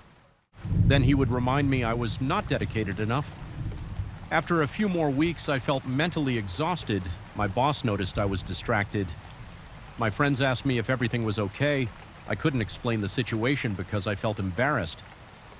I kept hearing Gabriel's voice in my head telling me they wouldn't understand. He'd repeat lines like, "You'll regret sharing our secrets with outsiders." The tension in my body built up, my neck got stiff, and my lower back ached from constant stress. My sleep patterns got worse. I had occasional nightmares, waking up drenched in sweat. My heart pounding one evening, Gabriel asked me to go to a special meeting. He said it was going to be held outside the city at a small cabin in a secluded area. He told me this was a crucial step if I wanted to achieve real progress. I hesitated. He looked at me with a cold stare. He said, "If you don't come, you can forget about the group. You'll be on your own and things won't be easy." I felt cornered. My stomach churned. I told him I needed time to think. He said, "There's nothing to think about. Either you're in or you're out." That night I couldn't sleep. My mind raced, imagining what might happen at that cabin. I pictured a scenario where I couldn't leave or where they might demand something extreme. My heart thumped in my chest and I could feel sweat forming on my forehead by morning. I decided I had to distance myself completely, no matter the consequences at class. The next day I avoided Gabriel. I didn't respond to his messages. I drove myself there after class. He cornered me in the hallway. He gripped my arm and said, "You're making a mistake. Everything you do from now on will be harder and you'll see how this world is against you. Don't come looking for me when it all collapses." His voice was low and calm. I pulled my arm away and told him to back off. My heart was pounding and I felt a slight nausea. I walked out without looking back. Over the following weeks, I limited all contact. I stopped going to the group meetings. I stopped answering his calls. I felt anxious, worried he might show up unannounced. I changed my routine, leaving my home earlier and taking different routes. My sleep was still messed up for a while. Every time my phone buzzed, I felt a jolt in my stomach, expecting his name to appear on the screen. But gradually the calls slowed down. Eventually they stopped. Now when I look back at that period, I remember the tension in my muscles, the constant headaches, and the way my pulse would race every time I thought about him or the group. I can still picture his cold stare, the calm threats, and the logical-sounding explanations he gave for everything. My life wasn't perfect before I met him, but I never felt as trapped as I did when I was under his influence. That's my story. I'm still cautious around people who offer quick solutions to complex problems. I'm still jumpy when I see someone reading a strange book of rituals, but I've regained a sense of normalcy. The tension in my chest is gone and I sleep better. Most nights I won't deny that Gabriel had a certain power in his words, but I learned how easily someone can twist logic to push you into a corner. I learned to listen to my instincts when something doesn't feel right. If I hadn't stepped away when I did, I'm not sure where I'd be right now. That's the honest truth of it. Last night I stood outside an abandoned hospital on the outskirts of my neighborhood, gripping my phone and feeling my heart hammer against my chest. It was around 2 o'clock in the morning. I had just left a party a few blocks away. I was a little buzzed, but not drunk. I felt sharp enough to notice every broken window, every graffiti tag, and every small sound that came from that massive, decrepit building. The darkness around it seemed thicker than the rest of the street. There were no lights on inside, but I thought I heard faint voices somewhere above me. I can't explain why I stopped. Maybe curiosity got the best of me. Maybe I just wanted to confirm the rumors I'd heard about people sneaking in at night, whatever. The reason I froze near the entrance trying to listen. I grew up in this neighborhood. I remember when that hospital still operated. It wasn't the best place, but it served people who couldn't afford going anywhere else. Then it shut down. Folks said it went bankrupt and never recovered after that. It stayed empty. Windows were smashed over time. Gates were cut open, and everyone warned me not to go near it. They said users and squatters hung around inside. Some of them unpredictable. I never went in. I had no reason to. But standing there last night, the building had this strange pull. The broken windows, the cracked walls, and the darkness inside felt almost alive. I took a few steps closer to the side entrance. The gate was locked with a rusted chain, but the chain looked loose like someone had messed with it. I nudged it and saw it slide a bit. That was when I heard the first sound from the second floor, a short burst of laughter echoing in the empty corridors. I looked up. Everything was dark, but I had that uncomfortable feeling of being watched, like there were eyes in those busted windows. I tried to stay calm, but my throat tightened and I felt my hands getting sweaty. My heart pounded harder because I knew the place had no electricity, so whoever was laughing wasn't using any lights or anything, at least. Not that I could see. I turned my head toward a small gap in one of the boards covering a first-floor window. It was just big enough to peek through. If I got close, I hesitated. My mind told me to get the hell out of there and go home, but my legs wouldn't move. I inched closer, listened for more laughter, and kept my eyes on that gap. Right then, I heard footsteps on concrete coming from the second or maybe the third floor. The steps were uneven, like someone pacing back and forth. The sound echoed, making it hard to tell where exactly it was coming from. I bent down to look inside through the gap, but I couldn't see much. Just shadows and some old furniture tossed around. Suddenly, a shape flickered past the corridor in my line of sight. It moved fast and smooth with no flashlight or anything else. My heart jumped. I almost backed away, but I forced myself to stay. I pressed my face closer, hoping I might catch another glimpse. I saw a hallway that stretched to the left, piled with debris and broken ceiling panels. There was a door half off its hinges, then I saw that shape again, passing in the opposite direction. It looked like a person wearing dark clothes, but I couldn't see a face. The figure didn't trip or slow down, even though there was no lighting in there. It walked with confidence. Like it knew every inch of that hallway. A chill ran through my body. I could feel the hair on the back of my neck stand up. I felt kind of exposed. I worried someone inside might notice me or worse, come out to confront me. I stepped back, panting a bit. My heart thudded so hard I could hear it in my ears. That was enough for me. I decided to turn around and leave, but before I could walk away, I felt like someone was staring at me. I looked up at one of the second-floor windows and thought I saw the faint outline of a head or a shoulder. It didn't move. It was too dark to tell. But my chest tightened and I got this urge to run. I felt sweat forming on my forehead and my stomach twisted. I glanced around the street. It was empty and quiet except for a stray dog sniffing around a trash can. No cars, no people, nothing that could help distract me from that sickening feeling of being watched. I looked back at the window and that shape was gone, but I still felt eyes on me. I tried to control my breathing and remind myself that it was probably just some person exploring or maybe some homeless person who called the building home, yet I couldn't shake the tension in my gut. I took a few more steps away from the hospital and checked behind me. The gate was still there, the broken windows were still there, but everything looked more menacing. My imagination ran wild. I pictured someone creeping down the stairs to come outside and confront me. I told myself I was being paranoid, but I couldn't help it. The tension got too heavy. I finally decided to leave. Stepping onto the sidewalk and walking quickly down the dimly lit street, my ears stayed alert for any sign of someone following me. I heard nothing except my own footsteps when I got home.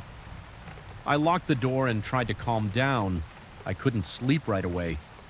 Every time I closed my eyes, I saw that silhouette. I kept replaying the laughter I heard. It was either one person or maybe multiple people. I wasn't sure it sounded like a group, but it echoed strangely. I stared at my ceiling for what felt like hours, half expecting to hear knocking on my door or see someone lurking outside my window. Nothing else happened that night, but I felt exhausted by morning. The next day, I couldn't shake the feeling that I'd missed something crucial. I needed to walk by the hospital again just to see if there were any signs of what I'd heard. Maybe I wanted to confirm it was just a few homeless folks having a late-night gathering, or maybe I was hoping I'd find some logical explanation.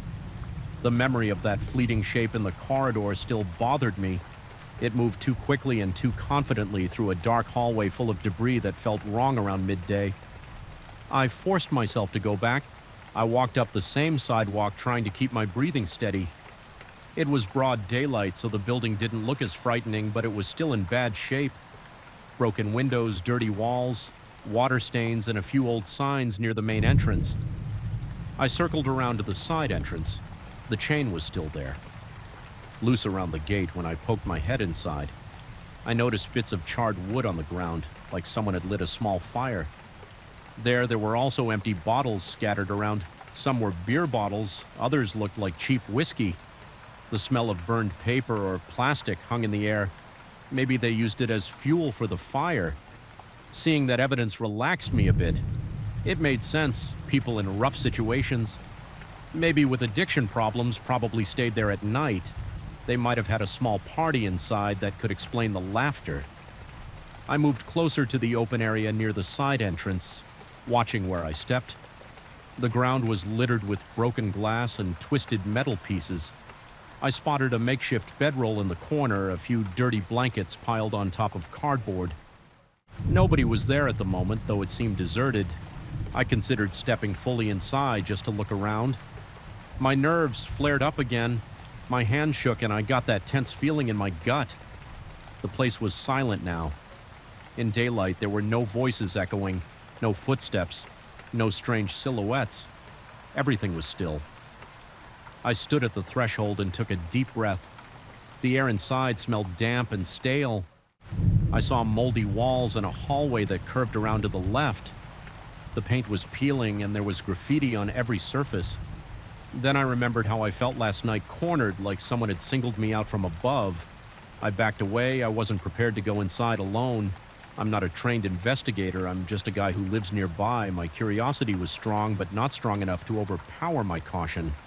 I turned around and left the side entrance, walking around the Wow building. I looked at the broken windows on the second floor, trying to identify the one where I thought I saw a face. They all looked pretty much the same.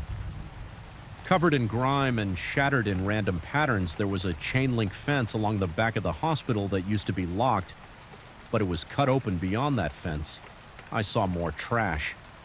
A couple of old chairs and some graffiti that said stuff like "Get Out," or random tags. It seemed like people had been coming here for a long time. I thought about how many nights this place might have been full of strangers, laughing, fighting, doing whatever they do in a spot where no one bothers them. Maybe they all know each other. Maybe they're territorial. The idea made me uneasy. I circled back to the sidewalk and paused near the main entrance. The front doors were boarded up, but someone had pried one board away enough to squeeze through. I stared at that opening. My heartbeat quickened as I remembered the silhouette. The way it moved stayed stuck in my mind like a replay. I couldn't skip it. Moved without fumbling, that was the worst part. No light, no hesitation. Nothing. It glided across that corridor as if it owned the place. I told myself it was probably someone who spent a lot of time there and knew the layout by heart. Still, the sense that something else was going on wouldn't leave me alone. I'd heard rumors that the hospital had been left with some equipment still inside some old X-ray machines and hospital beds. Were too big or expensive to move, thieves might have broken in over the years, but I wondered if there was still something left in there. Maybe that's why people kept coming, besides just having a place to sleep. I thought about possible hidden spots, locked rooms, or leftover medical supplies that someone could sell. My imagination ran in circles. I left the hospital behind and went home, but the tension stayed with me all afternoon. I felt a little jumpy checking my windows. Now and then I wondered if I should tell anyone about what I saw, but I didn't see much. Just a figure in a dark corridor.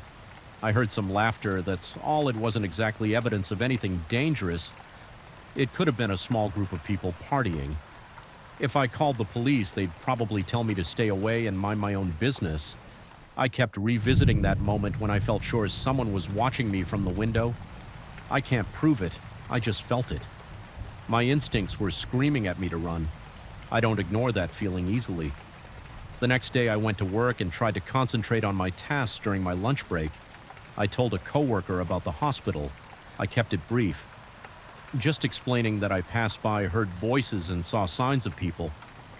He shrugged and said, "Yeah, man, that place is a hot spot for squatters." Then he laughed a little and told me I was lucky no one jumped me for my wallet. He didn't seem to take it seriously that night. I lay awake thinking about going back, but not alone. Part of me wanted to see more. Another part wanted to forget the whole thing and move on. The next morning, I forced myself to swing by again just for a quick look during daylight. I found the same burnt area, the same empty bottles, and no people around. The blankets were gone, though, which meant someone had moved them or taken them. Everything else was exactly how it was. The chain on the gate was still loose. The boards on the windows were still pried open. That place wasn't going anywhere. I told myself I'd forget it, but I can't deny the itch in my brain. Something about the way that person moved inside the hospital felt off. My gut told me it wasn't just homeless people or casual trespassers, but I have no proof, and I'm not about to risk my safety for a hunch. I know myself well enough to avoid dumb decisions. I'm not going inside there at night without backup. For now, I'll let it be. That building has its own secrets, and I'm not sure I want to discover them alone when I pass by the hospital. Now I keep my distance. I don't stare up at the windows. I don't listen for sounds, but I can't unhear that laughter echoing down the empty hallways. I can't unsee that silhouette moving without a flashlight. In a place that should be pitch dark, people say it's just squatters. I've seen signs of them myself still. I feel like something else is there, and it's the kind of thing I don't want to provoke. Maybe I'm just paranoid, or maybe my instincts are right. Either way, I'm staying away. After sundown, that tension in my chest hasn't faded, and I don't think it will until the day they finally tear that place down or seal it shut for good. Until then, I'll leave it alone. That's all I can do. I noticed something was off the moment I came back from lunch. My coworker's desk was empty, but his coffee mug was still there. The computer screen showed a half-finished email. His blazer hung on the back of his chair. At first, I assumed he had stepped out to run an errand or make a quick call, but as the hours passed, I started to feel uneasy. By 5, I realized he was gone and no one seemed to care. I work in a small company on the 7th floor of an old office building. The walls are yellowed and the lights in the hallway flicker whenever someone in the adjacent suite uses a microwave or a copy machine. We occupy the entire floor. There are maybe 10 of us, plus our boss, who keeps an office in the corner. He's always behind a closed door. His name is Matthew Johnson, but we just call him Mr. Johnson that Tuesday. I returned from lunch around 1:30 p.m. I remember the time because I glanced at the small digital clock on my desk. My coworker, let's call him Mark, usually left for lunch around noon and came back by 1 row when he didn't show up by 2. I looked around to see if anyone else noticed, but people had their heads down. I got up to stretch, walked past the conference room, and checked the break room. No sign of him. I shrugged and went back to work, figuring maybe he had an appointment or some personal errand by 3 hour. I felt a small knot in my stomach. Mark never left his coffee mug on his desk if he planned to be gone all day. He was the type who rinsed it out immediately after every use. The mug still had a bit of coffee inside. It looked cold and thick.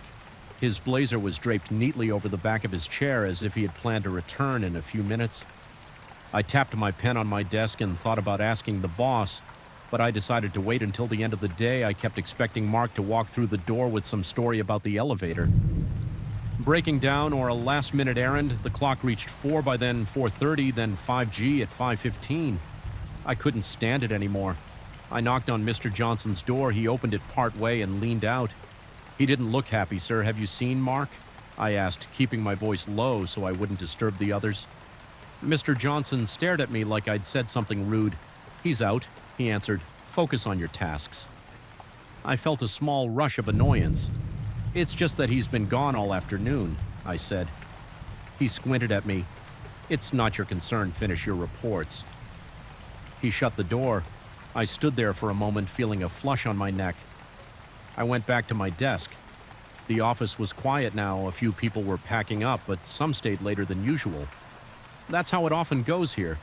We don't have a strict schedule, and deadlines force us to stay by sixth gear. Most people had left. I had a stack of reports to complete. The overhead fluorescent buzzed and the air conditioner rattled. Mark's desk was next to mine, and I couldn't stop looking at it. His email was still open on the screen. It read something about a client order, but the sentence was unfinished. I shut off my computer around 7:30 and decided to check one more time. If Mark had come back, maybe through a different entrance. The office was empty. Everyone else had gone home. I walked around the perimeter of our floor, the conference room. Lights were off. The break room was dark. I noticed Mark's Tupperware container in the mini fridge with his name written on a piece of tape. It was still there, unopened. His desk lamp was off, but his coffee mug was in the same place. I felt a chill. I told myself that he must have had an emergency. Still, there was a weird vibe in the air. I returned to my desk and flipped through my phone contacts, thinking, maybe we had a company list that included Mark's number. I couldn't find anything. The only contact information I had was the general office phone. I glanced at the employee directory on the company internet. His name wasn't there, which confused me. I was sure I had seen his profile before when we first started working side by side a few months ago. Maybe it was some glitch in the system. I stood up and felt a strange urge to leave. I gathered my papers, but I remembered I still had a set of reports to finalize. Mr. Johnson had asked for them by the next morning. I sighed and sat down again. The building was silent except for the creaking of the old ventilation system around 8D. I heard something in the hallway. It was a soft scraping sound like shoes on the carpet. I froze listening when it stopped. I got up and walked toward the main corridor. The overhead lights there were on a timer, so they were dimmed. Casting the hallway in a pale glow, I saw no one. I walked back to the office area, but my footsteps echoed. I felt a bit self-conscious, like I was being watched when I came back to my desk. I stopped cold. Mark's desk was completely clean. The mug was gone, the blazer was gone, the computer was shut down. There was no sign he'd ever been there. My heart pounded. I scanned the room to see if someone else was around. The place was empty. I ran my hand across the surface of Mark's desk. It was dust-free, like it had just been wiped. I checked the drawers. They were empty. I opened the top drawer. Nothing. I opened the filing cabinet next to his desk. It was locked. I felt a tingling sensation on the back of my neck, like the air was colder. I decided I needed answers. I walked straight to Mr. Johnson's office, but the door was locked. The lights were off inside. I stood in the hallway for a moment, trying to decide if I should call security. Then I remembered that our office rarely deals with building security. We have a code for the front door downstairs, and the building security is minimal after hours. Usually there's just one guard in the lobby, and he's half asleep. I hurried toward the elevator, and while I waited for the doors to open, I felt a strong urge to look behind me. I turned around. The corridor was empty, but I noticed a flickering light near the supply closet. It made the hallway look darker than usual. I stepped into the elevator and pressed the button for the lobby. The ride down was slow. The elevator always smells like old carpet and stale air. My stomach was tight in the lobby. I saw the guard behind his desk. He was an older man wearing a rumpled uniform. I approached him feeling a bit awkward. "Excuse me," I said. "Have you seen a guy about my height, brown hair, wearing a blue blazer come through here in the last few hours?" He frowned and looked at his sign-in sheet. "Nobody's come or gone for a while," he answered. "I would have noticed." I nodded and tried to hide my unease. "Thanks," I said. I walked out to the street. It was dark outside, and the streetlights buzzed. I stood on the sidewalk, feeling the cool air. Part of me wanted to go home, forget everything, and hope Mark showed up the next day, but something told me that if I left now, I'd never get an explanation. I went back inside, rode the elevator up, and stepped onto my floor again. It was quieter than before. I turned on every light switch I could find, making the hallway bright. I walked into the main office area. My desk was just as I left it, but Mark's was still empty, like it belonged to no one. I decided to check the company's employee records. We keep a few paper files in a locked cabinet near Mr. Johnson's office, but I have a spare key because I handle some of the HR duties. From time to time, I unlocked the cabinet and sifted through the folders. I found mine, the other employees, and some older files. Mark's name was not in there. I checked again, carefully reading the labels. Nothing. It made no sense. I pulled out my phone and tried to remember if Mark had ever emailed me from a personal address or if I had any text from him. Nothing came up. My head felt cloudy and my chest felt tight. I stood up and felt like I was moving through some strange dream, but everything looked normal, just empty. I glanced at the clock on the wall. It was nearly 9:30. The building would lock down soon and the lights in the hallway might shut off. I decided to gather my stuff and leave as I moved back to my desk to get my backpack. I heard footsteps behind me again. They were soft, like someone wearing sneakers. I spun around. No one was there. My throat went dry. I said, "Hello." Quietly, no answer. I walked across the room and checked every cubicle. They were all empty. I stopped at Mark's desk. I leaned in close to the computer monitor, but it was off. The power cord was disconnected. There was no sign that anything had been on his desk at all. I felt a cool draft from somewhere the air conditioning was supposed to shut off after, but I heard it humming faintly. My arms felt prickly and I realized I was sweating. Even though the air was cold, my eyes darted around and I had the sensation that someone stood right behind me when I turned. Nothing was there. I couldn't handle the tension anymore. I grabbed my things and headed for the elevator. This time I kept looking over my shoulder. The corridor felt longer than usual and the flickering light near the supply closet made me nervous. The elevator arrived with a ding and I jumped inside, pressing the lobby button quickly. The doors closed and I exhaled. I drove home feeling numb. I hardly slept that night.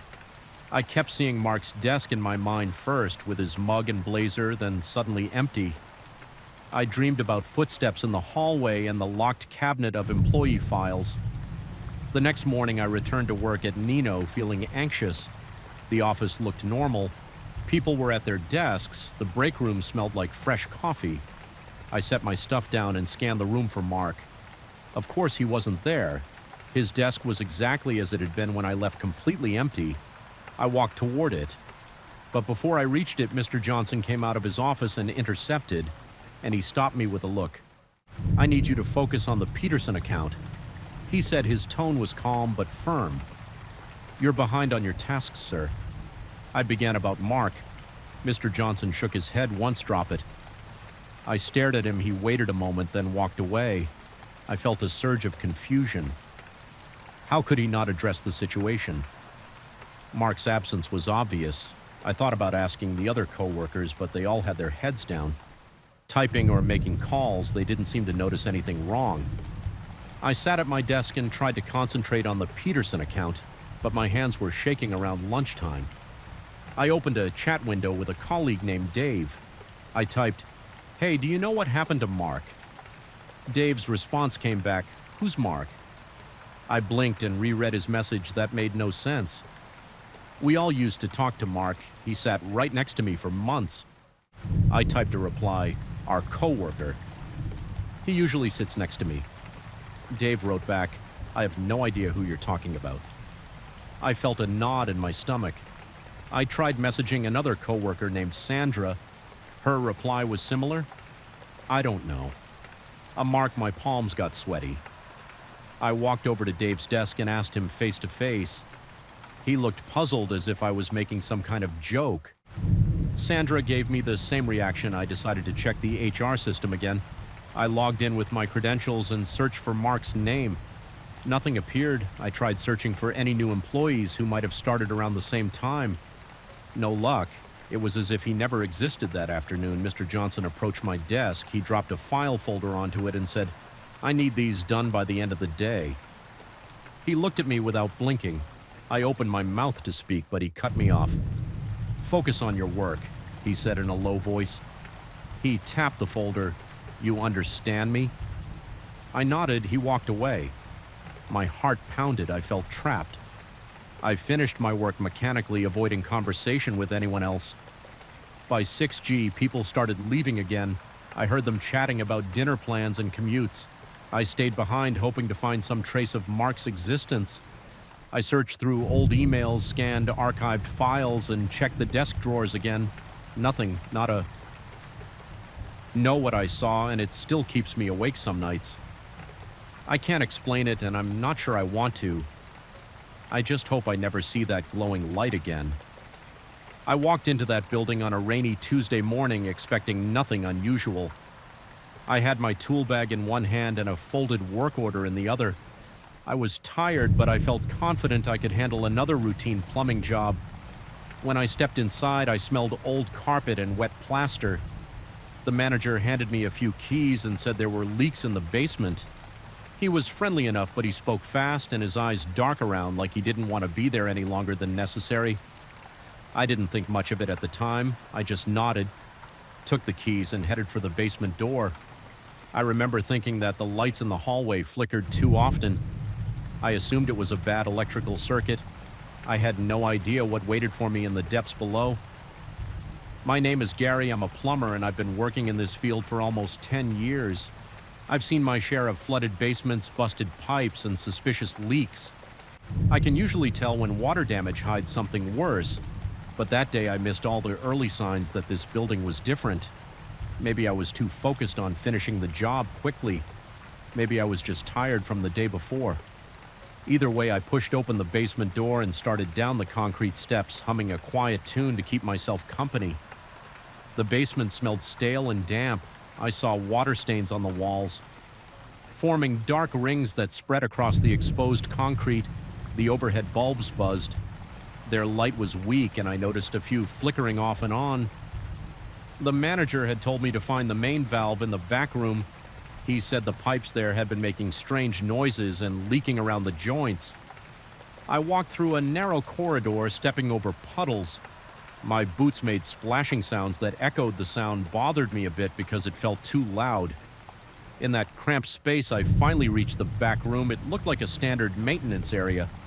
There were shelves full of old tools, boxes of spare parts, and a strong smell of metal and grease.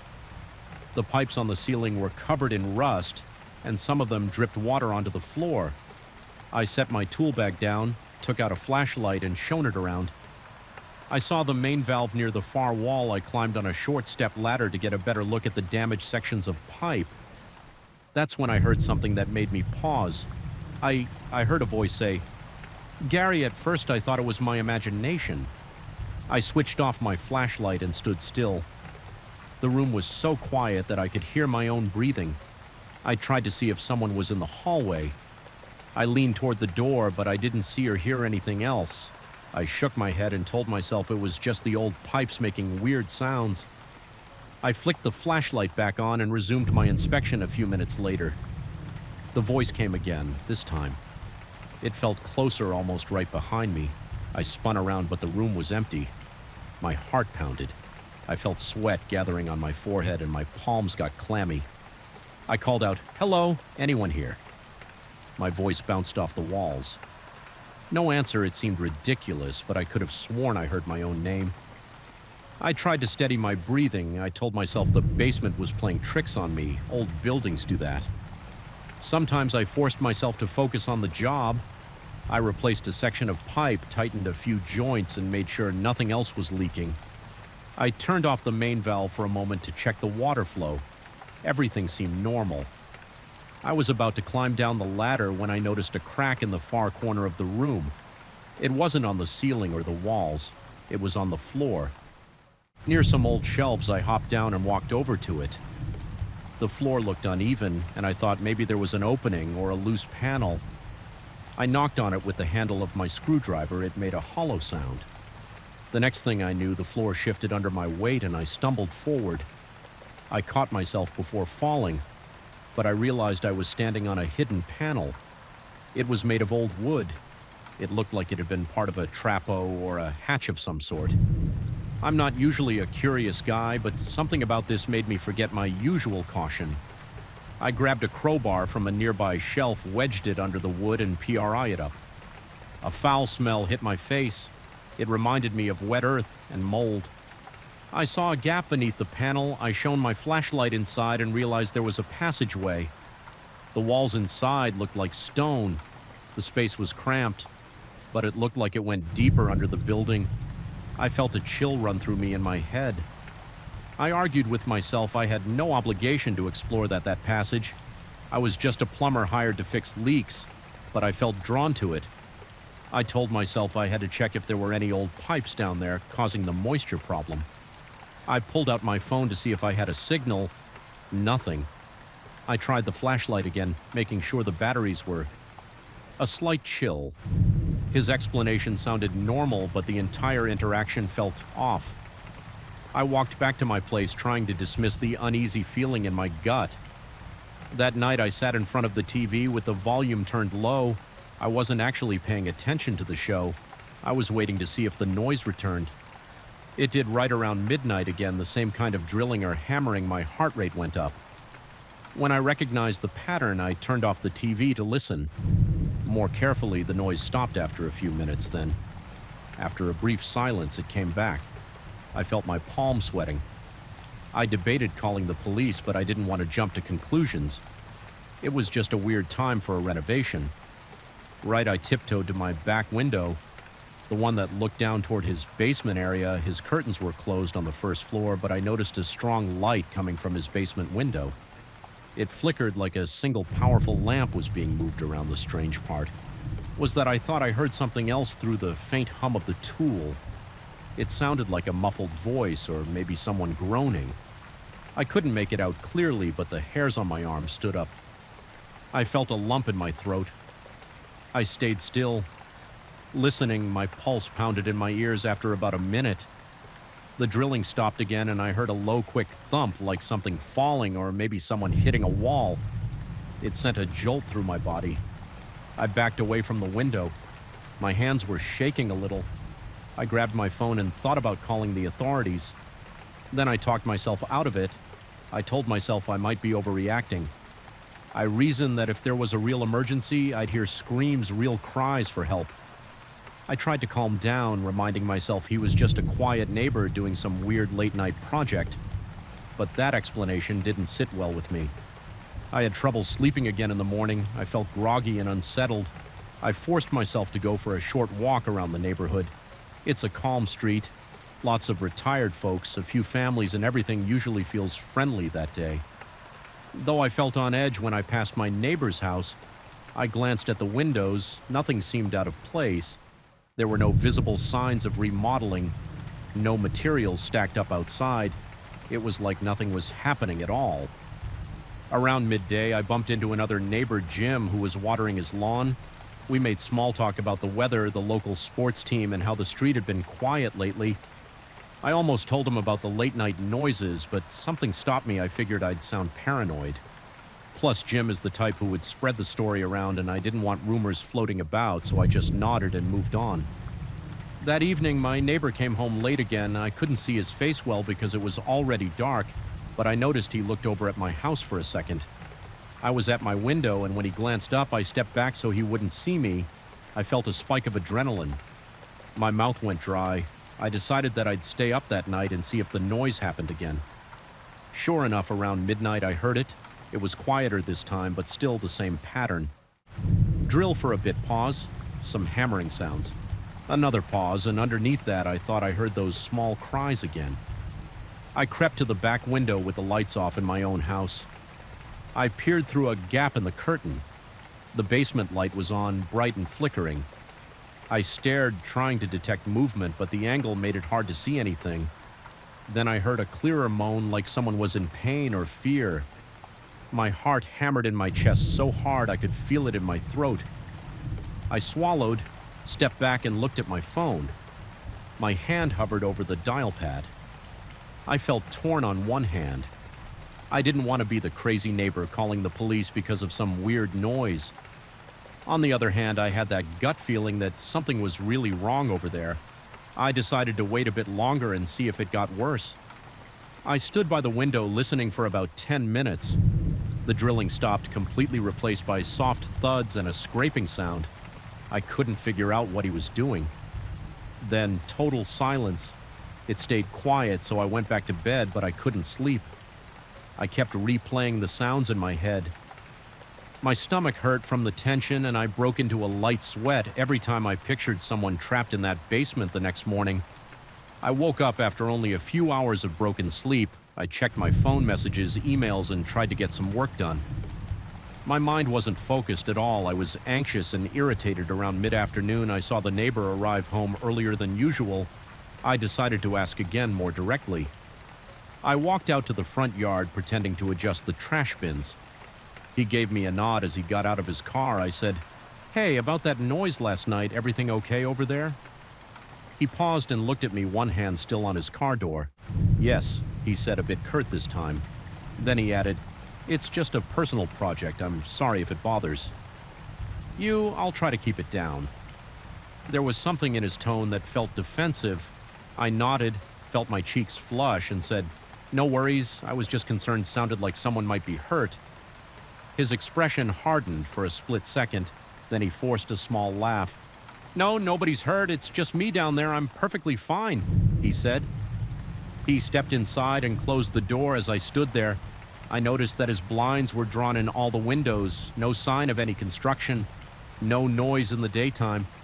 Nothing. My nerves were shot that night. I was determined to get more concrete evidence. If I heard the noises again, I decided I'd take a short walk around to the side of his house to see if I could spot anything through the basement window.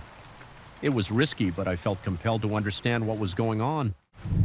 Midnight came. I turned off every light in my house and waited in the dark. My heart pounded. I felt jumpy, like I had too much caffeine. Then the drilling started again, louder. This time I put on dark clothes, stepped out my back door, and crept along the fence that separated our yards.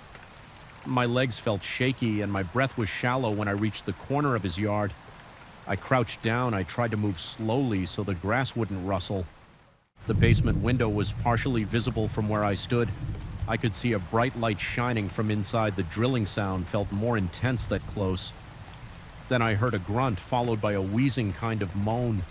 I froze. My mouth went dry. I inched closer, keeping low. Through a thin gap in the curtains, I caught a glimpse of a figure. It looked like my neighbor standing over a metal table. I saw him holding something. It looked like a power drill. Then I saw movement on the table. It seemed like another person was on that table, restrained or stuck. Somehow I felt sick to my stomach. My limbs felt cold and my breathing turned shallow. I realized I was shaking. My mind raced. I thought there's someone else in there and they're in pain. The drilling stopped and I heard muffled sounds that could have been crying or groaning. I couldn't see clearly enough to be sure, but my instincts told me it wasn't normal. I backed away, worried he might look toward the window and see me. My heart was pounding so loud I thought it would give me away. I made it back to my back door, fumbled with the knob, and slipped inside. I locked it and leaned against it, heart racing. I grabbed my phone and called the police when the dispatcher answered. My voice shook. I explained that I heard disturbing noises and thought someone might be in danger. The dispatcher said they'd send someone to check. I felt both relieved and terrified. I stood there by the window, waiting, eyes scanning my neighbor's property for any sign of movement. Maybe 10 minutes later, a patrol car pulled up. 2 officers got out and walked to his door. I watched as he answered.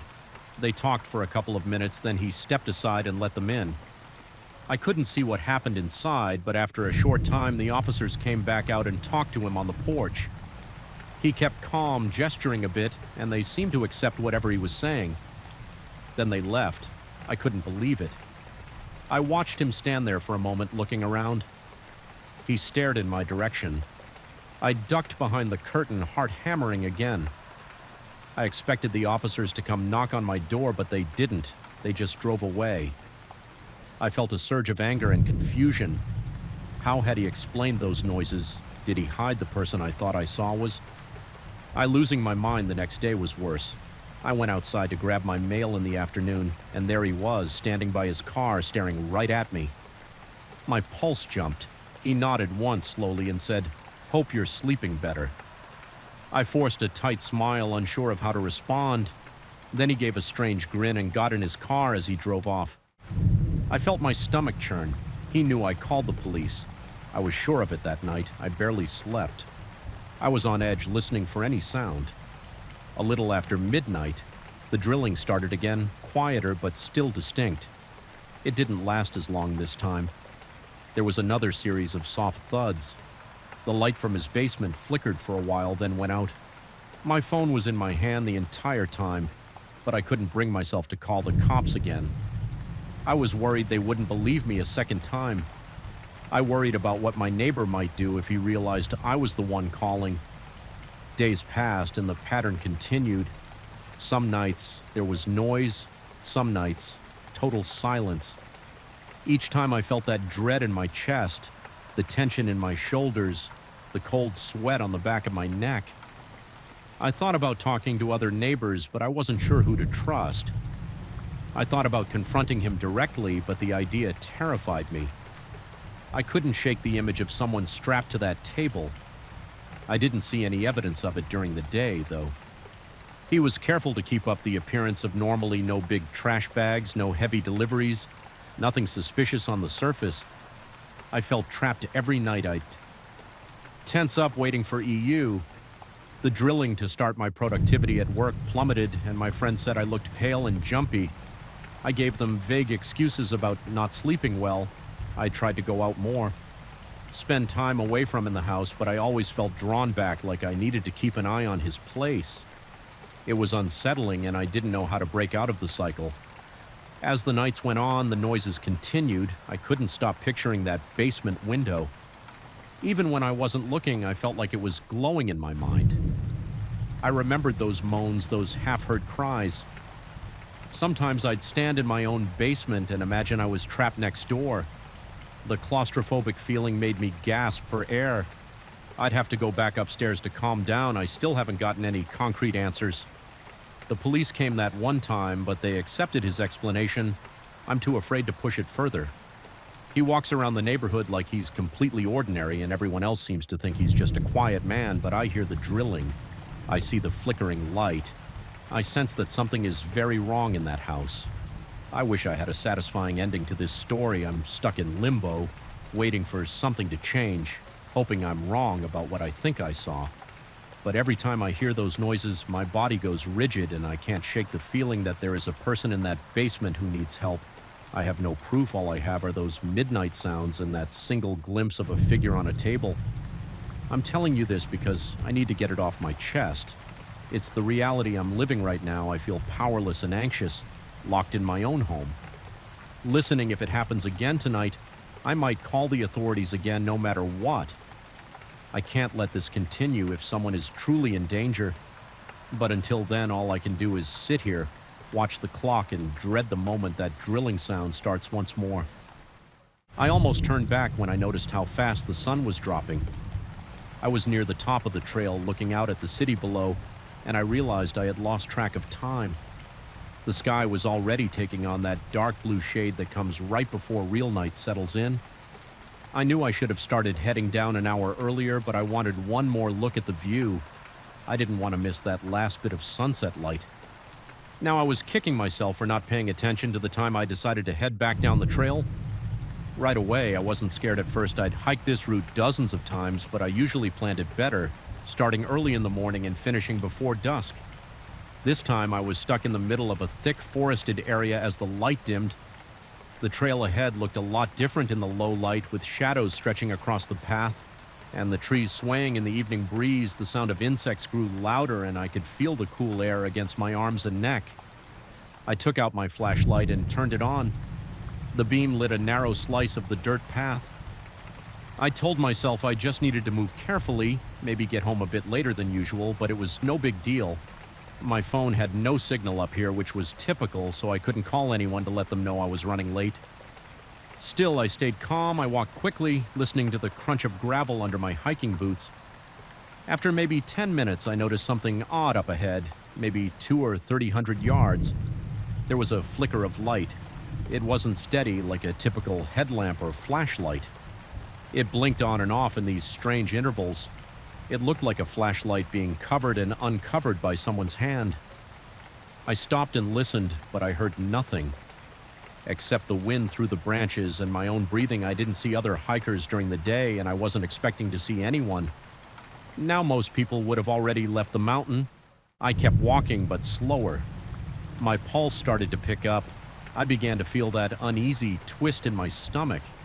My mind jumped around trying to figure out what that light could be. A lost hiker, a group messing around, or maybe someone looking for an animal. The possibilities raced through my head, but none of them felt right. The blinking was too deliberate, like a signal or a code.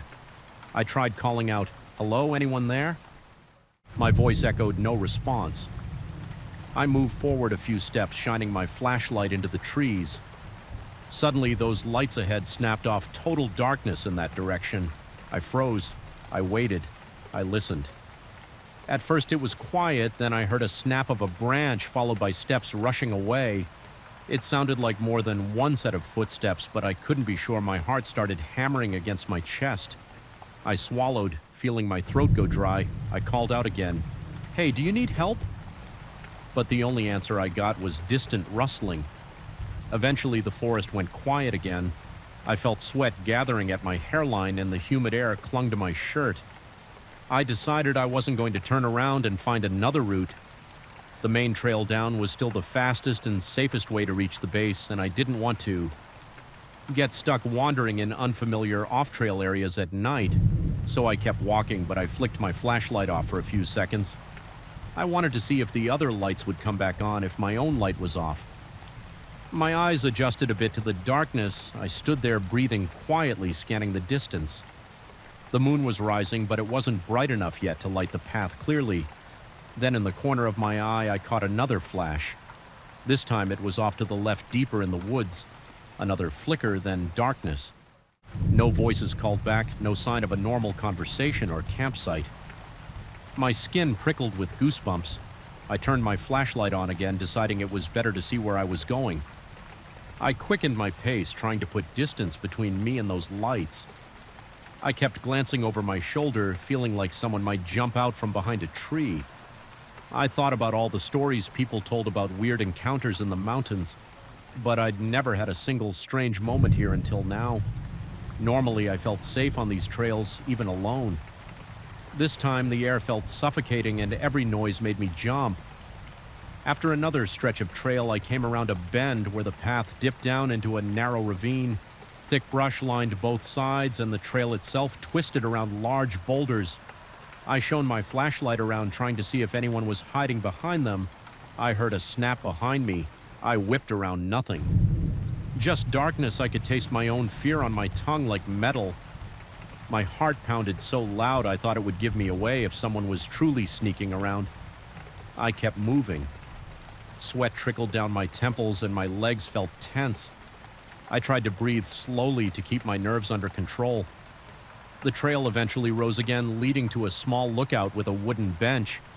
I remembered that bench. Well, it was where I often stopped for a quick water break during the day. Now it looked eerie under the moonlight. The bench's wood was weathered and cracked, and the nearby trees formed tall, looming shapes. I paused at the bench, trying to decide if I should rest or push forward. Suddenly, from behind one of the trees, I saw a silhouette dart out of sight. It was fast, a quick movement. My breath caught in my throat. I tried shining my flashlight there, but I couldn't catch any detail. All I saw was the shape of a person, maybe wearing dark clothing. Then they were gone. I whispered a shaky greeting. I don't mean any trouble, but there was no reply. I could hear my heartbeat drumming in my ears. I wiped my forehead, which was covered in sweat. My chest tightened. I looked around and saw nothing else. I had to keep going. Standing there was making me paranoid. I took a long drink from my water bottle, then started moving again. Stepping carefully to avoid tripping on rocks in my rush, I kept hearing faint shuffling in the trees on either side of the trail. Every time I turned to look, I saw only swaying branches, but I knew someone or several people were out there. The lights had been real, the footsteps had been real, the silhouettes were real. I tried calling out a few more times, hoping it was just a group of pranksters or other hikers, but no one answered. I only heard hushes or muffled sounds like they were deliberately keeping their voices low. I turned corners on the trail as fast as I dared. Feeling my calf muscles burn from the steep incline, my flashlight beam bounced across tree trunks and bushes. Occasionally I caught a glimpse of movement, but never for long. Sometimes I heard faint whispers that I couldn't make out, as if more than one person was discussing something in hushed tones. Eventually I reached the lower section of the trail where the path widens and the terrain becomes less rocky. I could smell wet earth and hear the distant sound of a small stream that was a familiar marker that I was maybe 15 or 20 minutes from the trailhead parking area. Relief washed over me, but my guard stayed up. If someone had been following me, I figured they would back off. Now this area was more open, and soon I'd be near the main lot, but as I passed a bend near the stream, I noticed something in the darkness, footprints in the muddy ground. They looked fresh, maybe a few different pairs heading down the trail in the same direction as I was going. It made sense, but it confirmed there were multiple people. My breathing quickened again, and I picked up the pace when I finally saw the small wooden sign that marked the trailhead. I felt a surge of relief. The parking area was just beyond that sign, about 100 yards away. A single lamp stood near the parking lot, giving off a weak yellowish glow. My car was the only one left. I spotted it right away. A silver sedan parked under that flickering light. But as I got closer, something was off. The driver's door was slightly ajar. At first I thought I might be seeing it wrong in the poor light. I walked closer and realized with a jolt of fear that it was definitely open a few inches. I froze in mid-step. Every hair on my arm standing up, my mouth went dry again. I whispered to myself, "What the hell?" I hadn't left the door open. I always locked my car when I parked here. There was no chance I just forgot I stood there. Maybe 20 feet away, shining my flashlight on the car's door. The lock wasn't broken, but the door was unlocked. I didn't see anyone inside. I wanted to run to the driver's seat, start the engine, and get out of there. But fear pinned me in place. My mind spun with the possibilities. Who opened the door? Did they steal anything? Why was it left partially open instead of closed or left wide open? I approached slowly, one step at a time. My palms were sweaty. I gripped my flashlight so tight that my knuckles ached. When I reached the car, I gently nudged the door open with the toe of my boot. Shining my flashlight inside, the seats looked the same as before. Nothing seemed missing. My phone charger was still in the center console. My backpack was on the back seat. Even the coins in the cup holder were there. The only difference was that the glove compartment was open and the papers inside it were scattered across the passenger seat. My stomach churned. Someone had searched through my car, but why nothing valuable was gone? At least from what I could see. I looked around the parking lot, but it was empty. I listened for footsteps or voices, but it was quiet, except for the distant chirp of insects. I felt vulnerable standing there. My brain raced. They could be watching me, waiting for a chance to scare me again or do something worse. I slammed the car door shut, threw my backpack inside, and slid into the driver's seat. My hands were shaking, and I struggled to get the key into the ignition. I finally got the engine started and locked the doors. My headlights lit up part of the lot, showing a row of bushes and the start of the trail. I didn't see anyone, but I swear I felt eyes on me. My heart was pounding so hard I could feel it in my ears. I put the car in reverse, checking all my mirrors, half expecting someone to appear from behind a bush or tree, but no one did. I drove out of there as fast as I could without risking a crash. Once I hit the main road, I kept glancing in the rearview mirror, paranoid that a car might be following me, but there wasn't any traffic around. It was late, and most people were probably home or out in busier parts of town. During the drive home, I replayed everything in my head. The strange lights, the broken branches, the footsteps, the whispers. I tried to come up with a normal explanation, but I had nothing that made sense. The part that really shook me was the car door. I didn't see any reason for them to open it. look through my glove compartment, and then leave it at that. There was no money in there, just registration papers, receipts, and a map. They didn't even take the change. It felt like they wanted to show me they were there, that they had enough time and opportunity to search my car without me catching them. When I finally got home, I parked in my garage and sat there for a minute, letting my breathing slow. My body was tense and my head ached. I couldn't stop thinking about the flashlights blinking in the distance and the way they shut off whenever I tried to approach. The memory of those rapid footsteps and the sudden rush of movement in the trees made my skin crawl. The feeling of being watched still clung to me, even in my own garage. Since that night, I haven't gone back up that trail so late.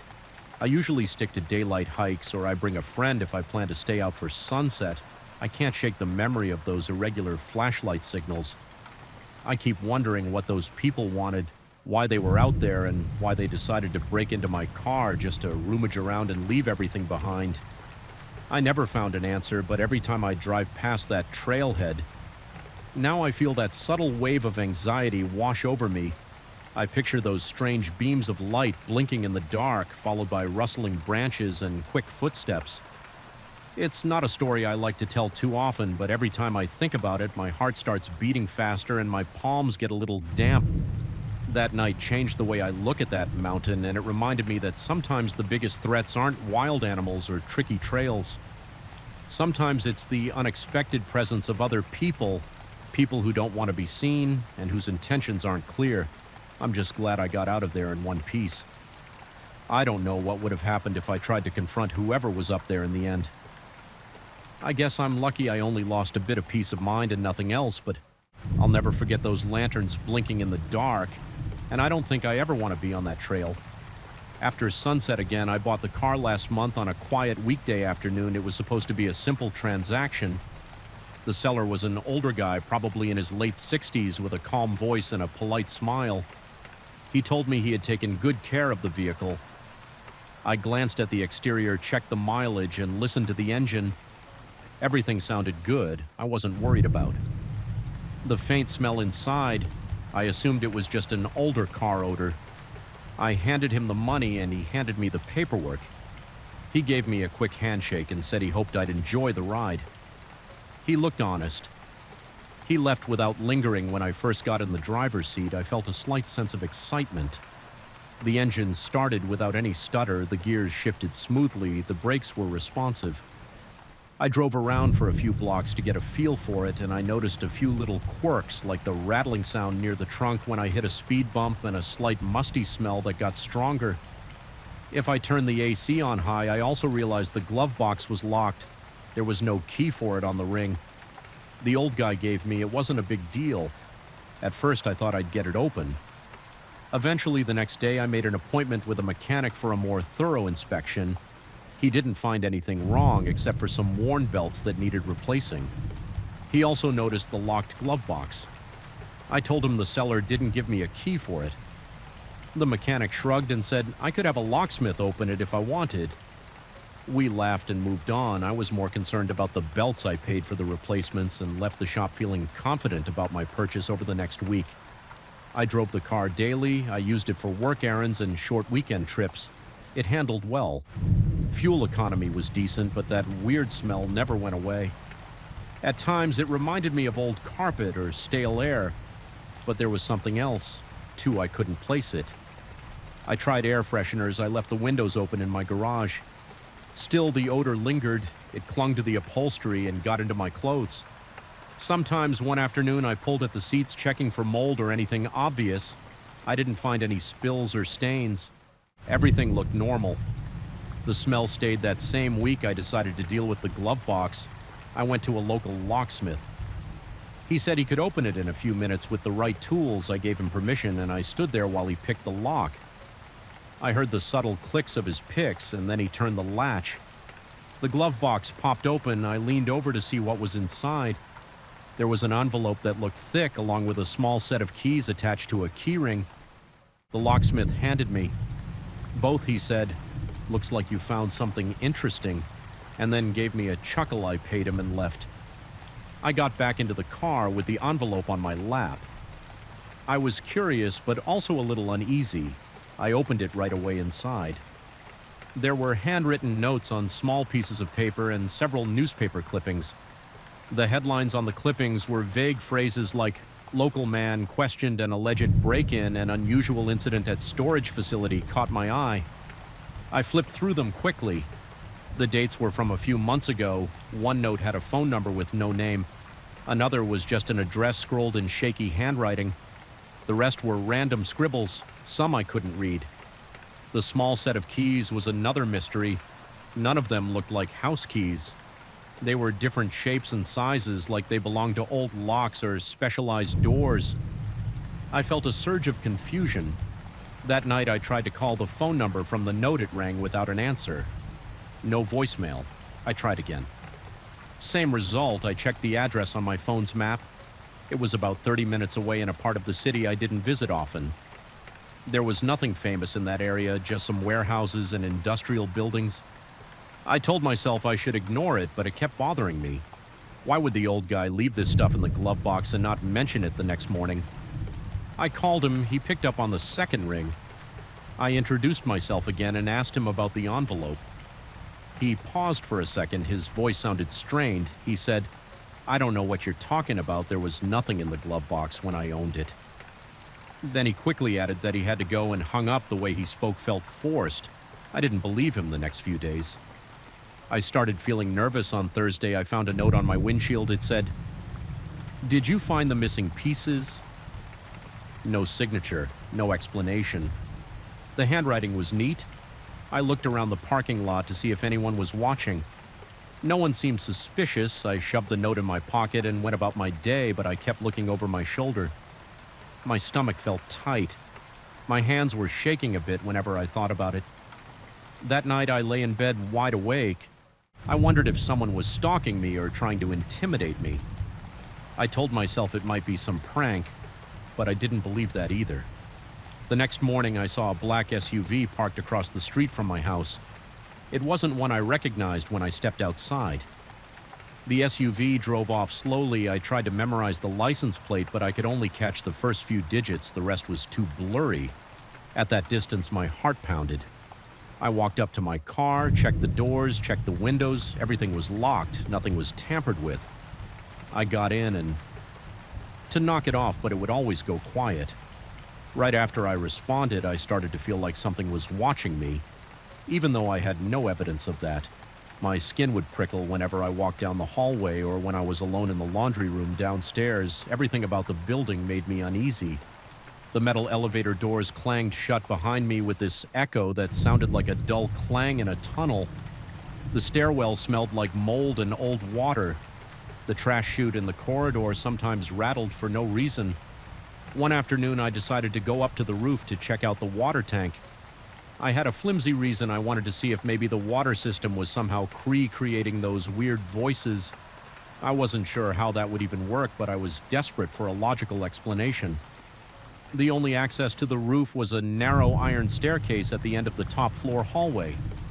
The handle was rusty and it stuck. When I tried to turn it, I had to yank it hard. Finally, the door opened with a screech that made me grit my teeth. The wind outside hit my face as I stepped onto the roof. The sun was bright, but the air smelled stale like dust and old pigeons. The concrete roof was cracked in places, and I could see random bits of junk piled in corners. There was a broken chair, a few old crates, and a tar-stained bench. The water tank was in a fenced area near the far edge. I walked over to the fence. It was locked with a heavy chain, but the chain was so old it looked like it had rusted in place. I gave it a couple of tugs. It jangled but stayed locked. I peeked through the fence of the tank. It was a large metal cylinder with patches of rust around the edges. I could smell something sour, almost like stagnant water. It reminded me of a neglected basement or a puddle that never dried up that made me nervous. I wondered if it was safe to even drink the water in the building. I stayed there for a minute, breathing through my mouth to avoid the stench. I didn't see anything out of the ordinary except the water in the tank looked dark. I couldn't see inside clearly, just a surface that seemed filmy. I let go of the fence and decided I'd bring it up with the landlord again. That's when I heard of a soft sound behind me. I spun around. There was no one else on the roof. The door was still shut. and the wind had died down, so it wasn't a draft. The sound had been a faint scraping, like footsteps on gravel. My heart started pounding and my palms got sweaty. I waited, listening. I heard nothing else. My mind raced through possibilities. Maybe a bird knocked something over or a piece of debris shifted. I tried not to think too hard about it because I already felt uneasy and I didn't want to push myself into panic. I walked back to the rooftop door, opened it, and headed down the stairs as calmly as I could. My legs felt shaky that evening. I was in my apartment, staring at the ceiling, just trying to relax. I was replaying the events in my head, telling myself I was overreacting, but the building wasn't giving me a break. As I was brushing my teeth, I heard that conversation again, right through the bathroom wall. My chest tightened, and I accidentally jabbed my toothbrush against my gums. I spat blood into the sink, rinsed my mouth, and leaned my head closer to the wall. It sounded like two people talking in hushed tones. I couldn't make out words, just the rhythm of speech. My own heart was pounding so loud in my ears that it was hard to focus. I splashed water on my face, half expecting the voices to stop, but they didn't. They kept going like they were in the middle of an argument or a heated discussion. I put my hand on the wall. It felt cold under my palm. I stood there for a long moment, not sure what to do. Eventually, I walked out of the bathroom, turned off every light, except for a small lamp by the couch, and sat down to think. My mind was scrambling for a reasonable explanation. Maybe someone had managed to sneak into the apartment next door. Maybe it wasn't as vacant as I thought. That idea made me feel a bit better because it was something normal, someone squatting there, or maybe the landlord had rented it out without telling me. Still, I didn't like the idea of strangers behind that wall. I decided to go check. I threw on a jacket and stepped into the hallway. I stood in front of the door to the adjacent apartment and knocked. My knuckles made a dull thud against the wood. I waited, hearing my own breaths. Echo nothing. No movement inside. I tried the knob, but it was locked. I banged on the door harder. Called out, "Hey, is anyone in there?" No answer. The hallway stayed silent except for the faint hum of the building's old electrical system. I felt the hair on the back of my neck stand up. I waited another minute, then gave up and went back into my apartment. I barely slept that night. Every small sound in the darkness made me bolt upright, my heart racing around 3 in the morning. I heard a faint scraping noise coming from the ceiling, like something shifting on the roof. I got up, paced around my living. Because it was something normal, someone squatting there, or maybe the landlord had rented it out without telling me. Still, I didn't like the idea of strangers behind that wall. I decided to go seats. I tried to focus on driving. I turned in the opposite direction of the SUV and I took a winding route through side streets. I kept glancing in my mirrors. The SUV didn't appear again. After a few turns, I realized I was basically driving in circles. My heart pounded in my ears. I stopped in a parking lot behind a shopping center. I picked up my phone from under the seat and sat there breathing heavily. I opened the box on the passenger seat and looked at the clippings again. I had this strong urge to know what the old man had gotten himself into. I thought about the text telling me I was already involved. I felt that was true. I wasn't sure how deep this went. My chest felt tight. I wiped sweat off my forehead and told myself I needed to make a decision. Right then, a new text popped up. It was from an unknown number. Again, they're watching you, be careful. My stomach flipped. I started the car and drove straight to the nearest police station. I parked outside and just stared at the building. I pictured myself walking in with this box, trying to explain how I got it. I wondered if they'd believe me. My head was throbbing. I turned off the ignition. My breathing was shallow. I clenched the steering wheel for a few seconds. Trying to collect my thoughts, I looked around the parking lot. A few police cruisers were parked there. I saw an officer step out of the station and light a cigarette. He looked tired. I looked at the box on my seat. I felt this overwhelming sense of doubt. My phone chimed again. Another unknown message. "You can walk in there, but think about who else is inside." I felt sick to my stomach. I stared at the station doors. I stared at my phone. I turned the key in the ignition again. My hands were trembling. I backed out of the parking space and left, driving away from the station with my heart racing. I didn't know who was behind those messages. I didn't know why they seemed so sure I shouldn't trust anyone. All I knew was that the car I'd bought, which should have been a simple used vehicle, was now a constant source of stress. I realized I couldn't live like this much longer. I needed answers. I pulled into my driveway, parked, and locked the doors. I took the box into my house that night. I barely slept every time I heard a noise outside. I jumped. My body felt tense. My muscles ached and my mind wouldn't stop racing. All I could think was that at any moment someone could appear at my door demanding that envelope. Those notes and those keys, I didn't know if I was in real danger or if this was just intimidation, but it felt real. My palms were sweaty, my head pounded. Now I'm sitting here with that box on my kitchen table. Again, I hear a car passing outside. I go to the window and look through the blinds. It's a regular sedan, not the SUV. Still, my heart is pounding. I look at the clock on the wall. It's well after midnight. I can't decide if I should pick up the phone and try the police again or if I should push further on my own. The car outside in the driveway seems harmless, but I can't help feeling like it's a trap waiting to close in on me. My phone is on silent, face down on the table. The envelope is on top of the box. The keys are inside, rattling around every time I move the box, even a little. I'm tense all over. I feel like I'm being cornered by a secret I never asked for. I don't know if I'll ever get rid of this fear unless I uncover the whole story or finally hand everything over to the authorities. But right now, I'm just sitting here trying to breathe, waiting for something else to happen.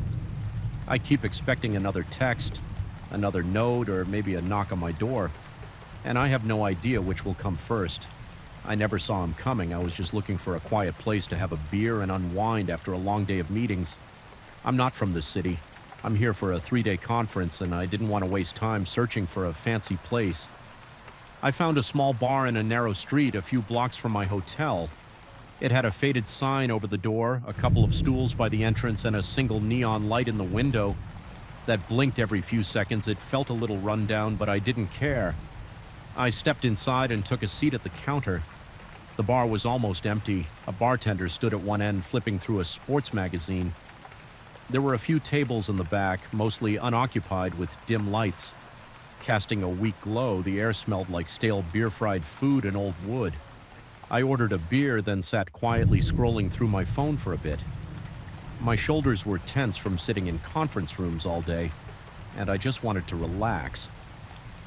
After a few minutes, I noticed a man standing near me. He was a bit taller than me, late 30s or early 40s, wearing a dark hoodie and jeans.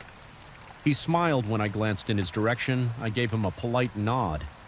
He moved closer and leaned against the bar. He looked at me like he was sizing me up. I didn't think much of it at first. People in bars sometimes chat about random stuff, and I figured he was just bored. He said rough day. His voice sounded casual, maybe a bit. Rough. I shrugged. A long day at work. I'm not from here. I tried to keep it simple. I didn't feel like giving too many details, but I also didn't want to seem unfriendly. He laughed a bit. Yeah, I can see you're not from around here. You look exhausted. I nodded. Had meetings all day, just wanted a beer. He asked if I was traveling alone. I felt a slight twist in my stomach. His question seemed a little direct, but I told him I was alone because it was a business trip. I didn't give him a full answer, just said something like, yeah, it's just me. And I tried to move the conversation to something else. He introduced himself with a name that I barely caught. It sounded like Lou or Lou, but the music in the background was low and the bartender coughed around the same time, so I wasn't sure. I just nodded and said, nice to meet you. He didn't seem to mind that I wasn't sure about his name. He gave me a friendly grin, then asked, where are you staying downtown? I hesitated. I didn't want to lie outright, but I also didn't feel comfortable giving him my hotel name or location, so I answered vaguely, yeah, near downtown, it's convenient. I sipped my beer and kept my eyes on the TV in the corner, hoping he'd drop it. He moved closer, tilting his head. Yeah, which hotel? There's a bunch of them around here. I got some friends who work at a few. Maybe you got a good deal. I felt my heartbeat pick up. I tried to keep my voice calm. I don't remember the name, I said, looking away. My company booked it. It's just an average place. He chuckled. Man, how do you not know your own hotel's name? He said it in a joking tone, but I sensed a push behind his words. I kept quiet, took another sip, and checked my phone like I got a message. He watched me waiting for a better answer when I didn't give him one. He nudged my arm lightly. "Come on, you can tell me," he said. "I'm not going to rob you in your sleep or anything." My neck felt stiff. I noticed my mouth was dry even though I'd been drinking. I forced a laugh. "I'm sure you're not," I said, trying to sound casual. "It's just some random hotel, nothing special." He stared at me for a moment. He had light-colored eyes. The bar's weak light gave them a pale, almost grayish tint. Then he said, "You here for long?" I shook my head. "A couple days, then I'm out." He kept pressing, "Got family waiting for you back home?" I felt a sudden urge to get out of my seat. Something about his questions made me uncomfortable. They weren't standard small talk. He was zeroing in on personal details. I put my beer down half empty and said, "Excuse me, I got to use the restroom." He stepped aside, letting me pass, but he was slow about it as I walked by. I felt his hand tap my shoulder in a weirdly familiar way, like we were friends. I didn't like it. I tried not to show it. Just nodded and walked to the back. In the restroom, I splashed water on my face. I stared at myself in the mirror. I felt a knot in my stomach and my pulse was a bit fast. I told myself it was no big deal. Just some guy who was a little too curious, but I couldn't ignore the tension in my shoulders. Something about this situation was off. When I came out, I saw the man at the bar again. He was flipping through the same sports magazine the bartender had. The bartender was nowhere in sight. Maybe taking a breakout back. I thought maybe this was my chance to leave. I walked toward the door, and just as I reached for the handle, I heard his voice behind me. "Leaving already?" he asked. I turned around. He was standing right behind me, closer than before. I could smell the beer on his breath. It wasn't overwhelming, but it was strong enough to notice. I tried to smile. "Yeah, early morning tomorrow," I said. "Got to get some rest." He nodded, but then he put his hand on the door, holding it shut. He did it casually, like he was just leaning on it, but I knew he was blocking me. His other hand patted my shoulder again. I froze for a second. My mind raced. I thought about stepping back, maybe even pushing him aside. If it got physical, but he didn't look violent. He just seemed like he wanted control of the situation. "You got time for one more beer?" he said. "Let me buy you one. It's not that late." My throat felt tight. I forced a quick smile and shook my head. "I appreciate it, but I'm done for the night. Maybe tomorrow." He let out a short laugh. "Tomorrow, so you'll be around then." Good to know. He reached for the door knob and opened it slightly. "All right, man, take care." I slipped out, feeling that rush in my chest. Like I'd just run up a flight of stairs. The sidewalk was dimly lit with a single street light flickering above. A couple cars passed on the main road. In the distance, the bar was on a side street, so there wasn't much foot traffic. I took a breath and started walking toward my hotel as I moved away from the bar. I kept looking over my shoulder. I didn't see him. At first, I told myself not to panic, but I was on alert. I walked faster. Heading around the corner onto a better lit street, a pair of late-night diners passed me, not paying me any attention. I tried to calm down, then I heard footsteps behind me. I glanced back and saw him about 20 feet behind. Walking at a steady pace, he had his hoodie pulled up now, hiding part of his face. My heart pounded. I tried to keep my steps even. Not to break into a sprint. I didn't want to call attention or seem afraid, but I was definitely nervous. My palms were sweating. I kept checking behind me. He never got too close, but he wasn't stopping either. He followed my turn, staying at roughly the same distance every time I looked back. He caught my eye. He wasn't on his phone. He was focused on me. I reached a busier street. There were more lights, a few storefronts, and a couple of late-night cafes. I walked past a convenience store and thought about going inside to lose him, but then I realized he might just wait around. I also didn't want to get trapped in there. I decided to keep going toward my hotel. I hoped he would stop following me once I reached the main street. When I got closer to the hotel, I saw the tall building sign lit up. Relief washed over me for a second, but then I remembered how insistent he was about knowing where I stayed. I realized that if he followed me all the way, he'd figure out exactly where I was sleeping. I felt stuck. I didn't have a plan to shake him off, and I was tired from the day I considered ducking into another business. But it was late and not many places were open. The few that were had minimal people inside. I doubted I could hide without him noticing as I neared the hotel entrance. He closed the distance slightly. I could feel him behind me. I was maybe half a block away. My chest felt tight. I looked at the revolving doors of the lobby.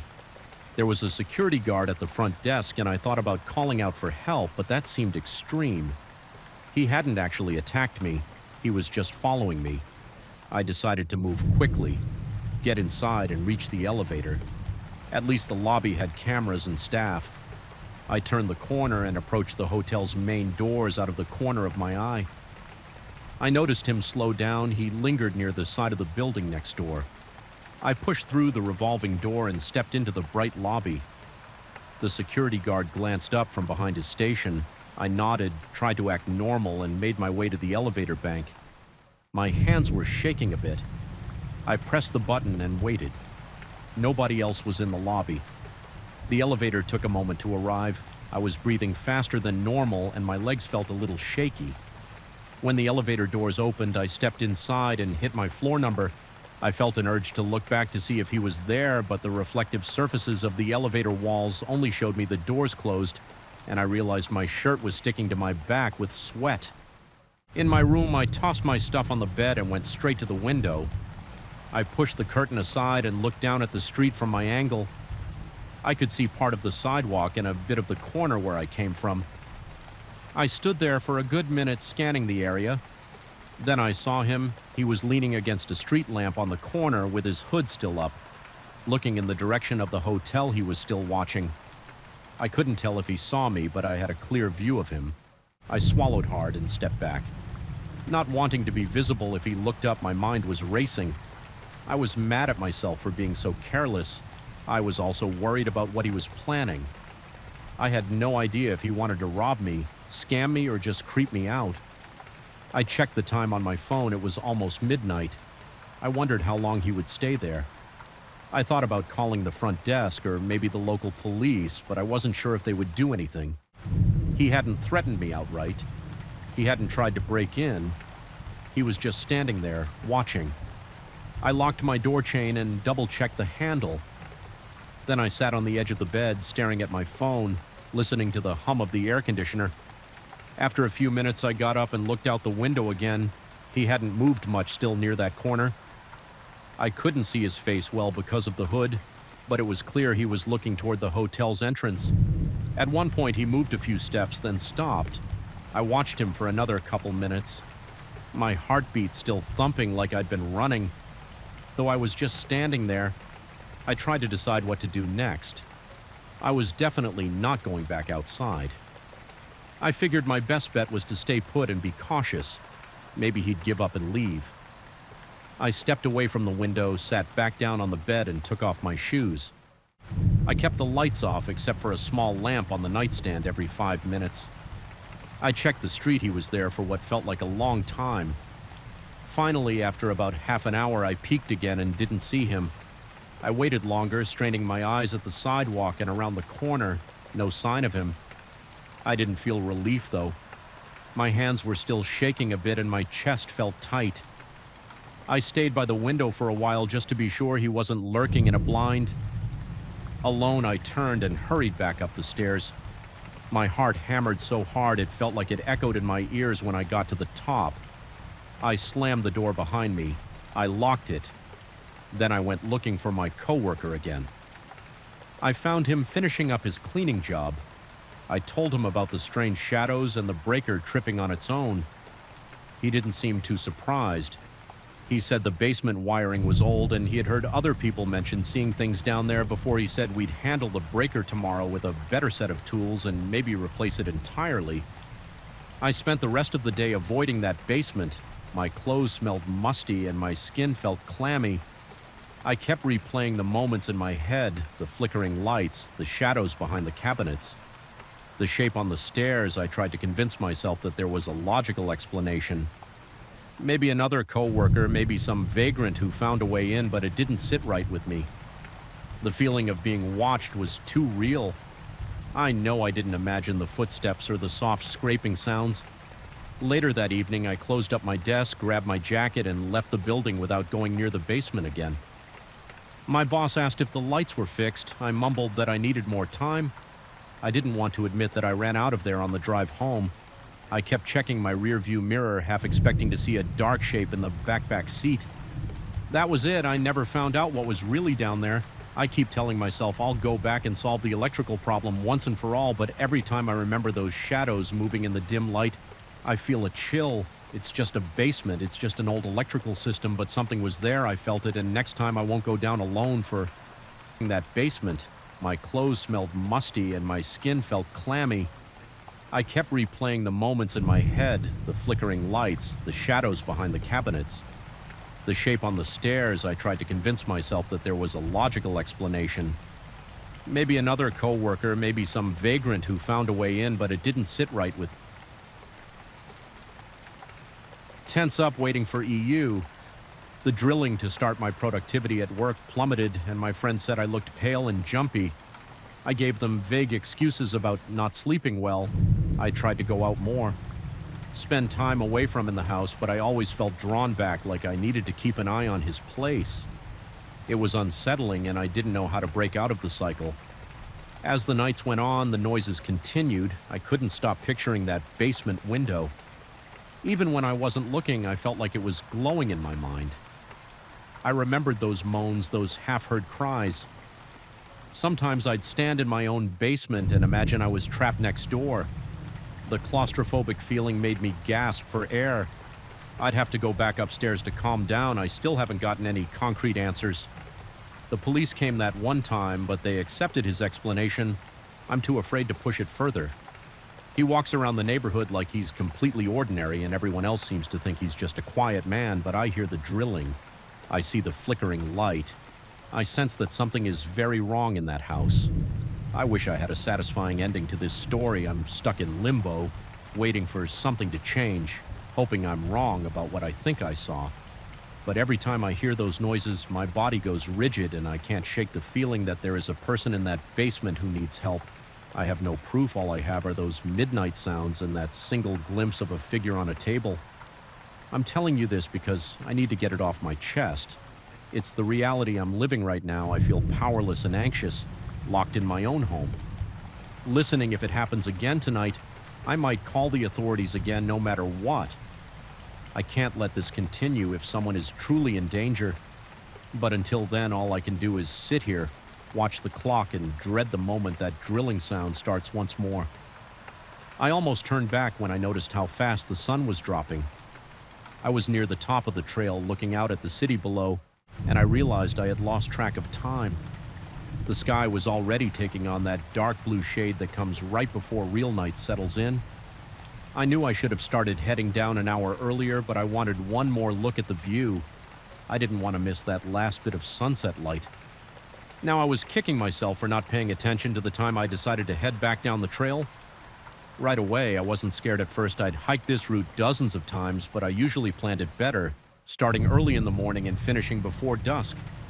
This time I was stuck in the middle of a thick forested area as the light dimmed.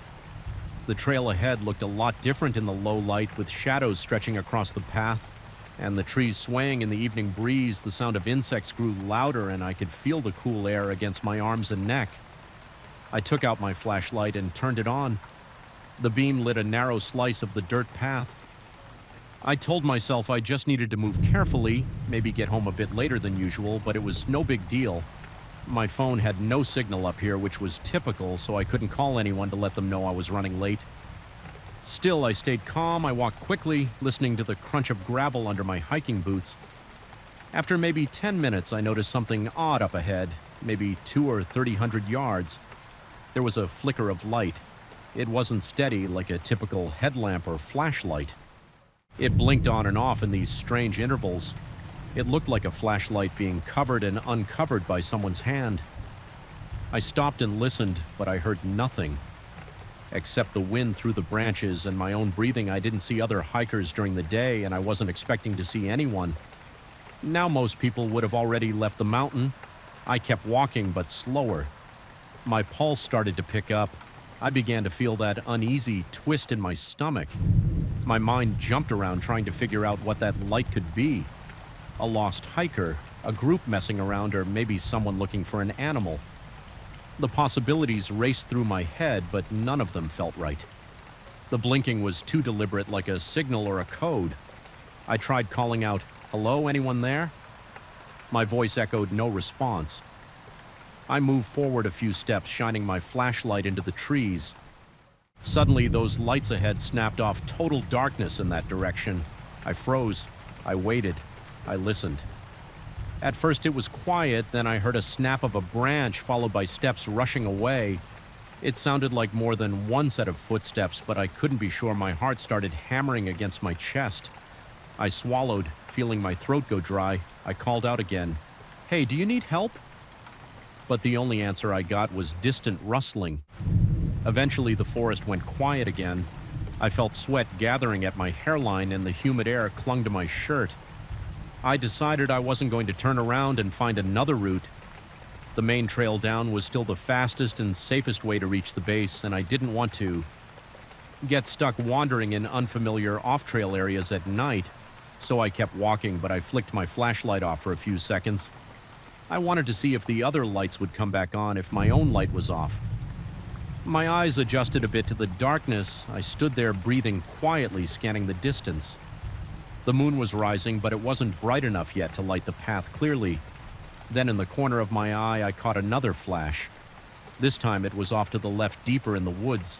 Another flicker, then darkness. No voices called back, no sign of a normal conversation or campsite. My skin prickled with goosebumps. I turned my flashlight on again, deciding it was better to see where I was going. I quickened my pace, trying to put distance between me and those lights. I kept glancing over my shoulder, feeling like someone might jump out from behind a tree. I thought about all the stories people told about weird encounters in the mountains, but I'd never had a single strange moment here until now. Normally, I felt safe on these trails, even alone. This time, the air felt suffocating and every noise made me jump. After another stretch of trail, I came around a bend where the path dipped down into a narrow ravine. Thick brush lined both sides, and the trail itself twisted around large boulders. I shone my flashlight around, trying to see if anyone was hiding behind them. I heard a snap behind me. I whipped around, nothing. Just darkness. I could taste my own fear on my tongue like metal. My heart pounded so loud I thought it would give me away if someone was truly sneaking around. I kept moving. Sweat trickled down my temples and my legs felt tense. I tried to breathe slowly to keep my nerves under control. The trail eventually rose again, leading to a small lookout with a wooden bench. I remembered that bench. Well, it was where I often stopped for a quick water break during the day. Now it looked eerie under the moonlight. The bench's wood was weathered and cracked, and the nearby trees formed tall, looming shapes. I paused at the bench, trying to decide if I should rest or push forward. Suddenly, from behind one of the trees, I saw a silhouette dart out of sight. It was fast, a quick movement. My breath caught in my throat. I tried shining my flashlight there, but I couldn't catch any detail. All I saw was the shape of a person, maybe wearing dark clothing. Then they were gone. I whispered a shaky greeting. I don't mean any trouble, but there was no reply. I could hear my heartbeat drumming in my ears. I wiped my forehead, which was covered in sweat. My chest tightened. I looked around and saw nothing else. I had to keep going. Standing there was making me paranoid. I took a long drink from my water bottle, then started moving again. Stepping carefully to avoid tripping on rocks in my rush, I kept hearing faint shuffling in the trees on either side of the trail. Every time I turned to look, I saw only swaying branches, but I knew someone or several people were out there. The lights had been real, the footsteps had been real, the silhouettes were real. I tried calling out a few more times, hoping it was just a group of pranksters or other hikers, but no one answered. I only heard hushes or muffled sounds like they were deliberately keeping their voices low. I turned corners on the trail as fast as I dared. Feeling my calf muscles burn from the steep incline, my flashlight beam bounced across tree trunks and bushes. Occasionally I caught a glimpse of movement, but never for long. Sometimes I heard faint whispers that I couldn't make out, as if more than one person was discussing something in hushed tones. Eventually I reached the lower section of the trail where the path widens and the terrain becomes less rocky. I could smell wet earth and hear the distant sound of a small stream that was a familiar marker that I was maybe 15 or 20 minutes from the trailhead parking area. Relief washed over me, but my guard stayed up. If someone had been following me, I figured they would back off. Now this area was more open, and soon I'd be near the main lot, but as I passed a bend near the stream, I noticed something in the darkness, footprints in the muddy ground. They looked fresh, maybe a few different pairs heading down the trail in the same direction as I was going. It made sense, but it confirmed there were multiple people. My breathing quickened again, and I picked up the pace when I finally saw the small wooden sign that marked the trailhead. I felt a surge of relief. The parking area was just beyond that sign, about 100 yards away. A single lamp stood near the parking lot, giving off a weak yellowish glow. My car was the only one left. I spotted it right away, a silver sedan parked under that flickering light. But as I got closer, something was off. The driver's door was slightly ajar. At first I thought I might be seeing it wrong in the poor light. I walked closer and realized with a jolt of fear that it was definitely open a few inches. I froze in mid-step. Every hair on my arm standing up, my mouth went dry again. I whispered to myself, "What the hell?" I hadn't left the door open. I always locked my car when I parked here. There was no chance I just forgot I stood there. Maybe 20 feet away, shining my flashlight on the car's door. The lock wasn't broken, but the door was unlocked. I didn't see anyone inside. I wanted to run to the driver's seat, start the engine, and get out of there. But fear pinned me in place. My mind spun with the possibilities. Who opened the door? Did they steal anything? Why was it left partially open instead of closed or left wide open? I approached slowly, one step at a time. My palms were sweaty. I gripped my flashlight so tight that my knuckles ached. When I reached the car, I gently nudged the door open with the toe of my boot. Shining my flashlight inside, the seats looked the same as before. Nothing seemed missing. My phone charger was still in the center console. My backpack was on the back seat. Even the coins in the cup holder were there. The only difference was that the glove compartment was open and the papers inside it were scattered across the passenger seat. My stomach churned. Someone had searched through my car, but why nothing valuable was gone? At least from what I could see. I looked around the parking lot, but it was empty. I listened for footsteps or voices, but it was quiet, except for the distant chirp of insects. I felt vulnerable standing there. My brain raced. They could be watching me, waiting for a chance to scare me again or do something worse. I slammed the car door shut, threw my backpack inside, and slid into the driver's seat. My hands were shaking, and I struggled to get the key into the ignition. I finally got the engine started and locked the doors. My headlights lit up part of the lot, showing a row of bushes and the start of the trail. I didn't see anyone, but I swear I felt eyes on me. My heart was pounding so hard I could feel it in my ears. I put the car in reverse, checking all my mirrors, half expecting someone to appear from behind a bush or tree, but no one did. I drove out of there as fast as I could without risking a crash. Once I hit the main road, I kept glancing in the rearview mirror, paranoid that a car might be following me, but there wasn't any traffic around. It was late, and most people were probably home or out in busier parts of town. During the drive home, I replayed everything in my head. The strange lights, the broken branches, the footsteps, the whispers. I tried to come up with a normal explanation, but I had nothing that made sense. The part that really shook me was the car door. I didn't see any reason for them to open it. Looked through my glove compartment and then leave it at that. There was no money in there, just registration papers, receipts, and a map. They didn't even take the change. It felt like they wanted to show me they were there, that they had enough time and opportunity to search my car without me catching them.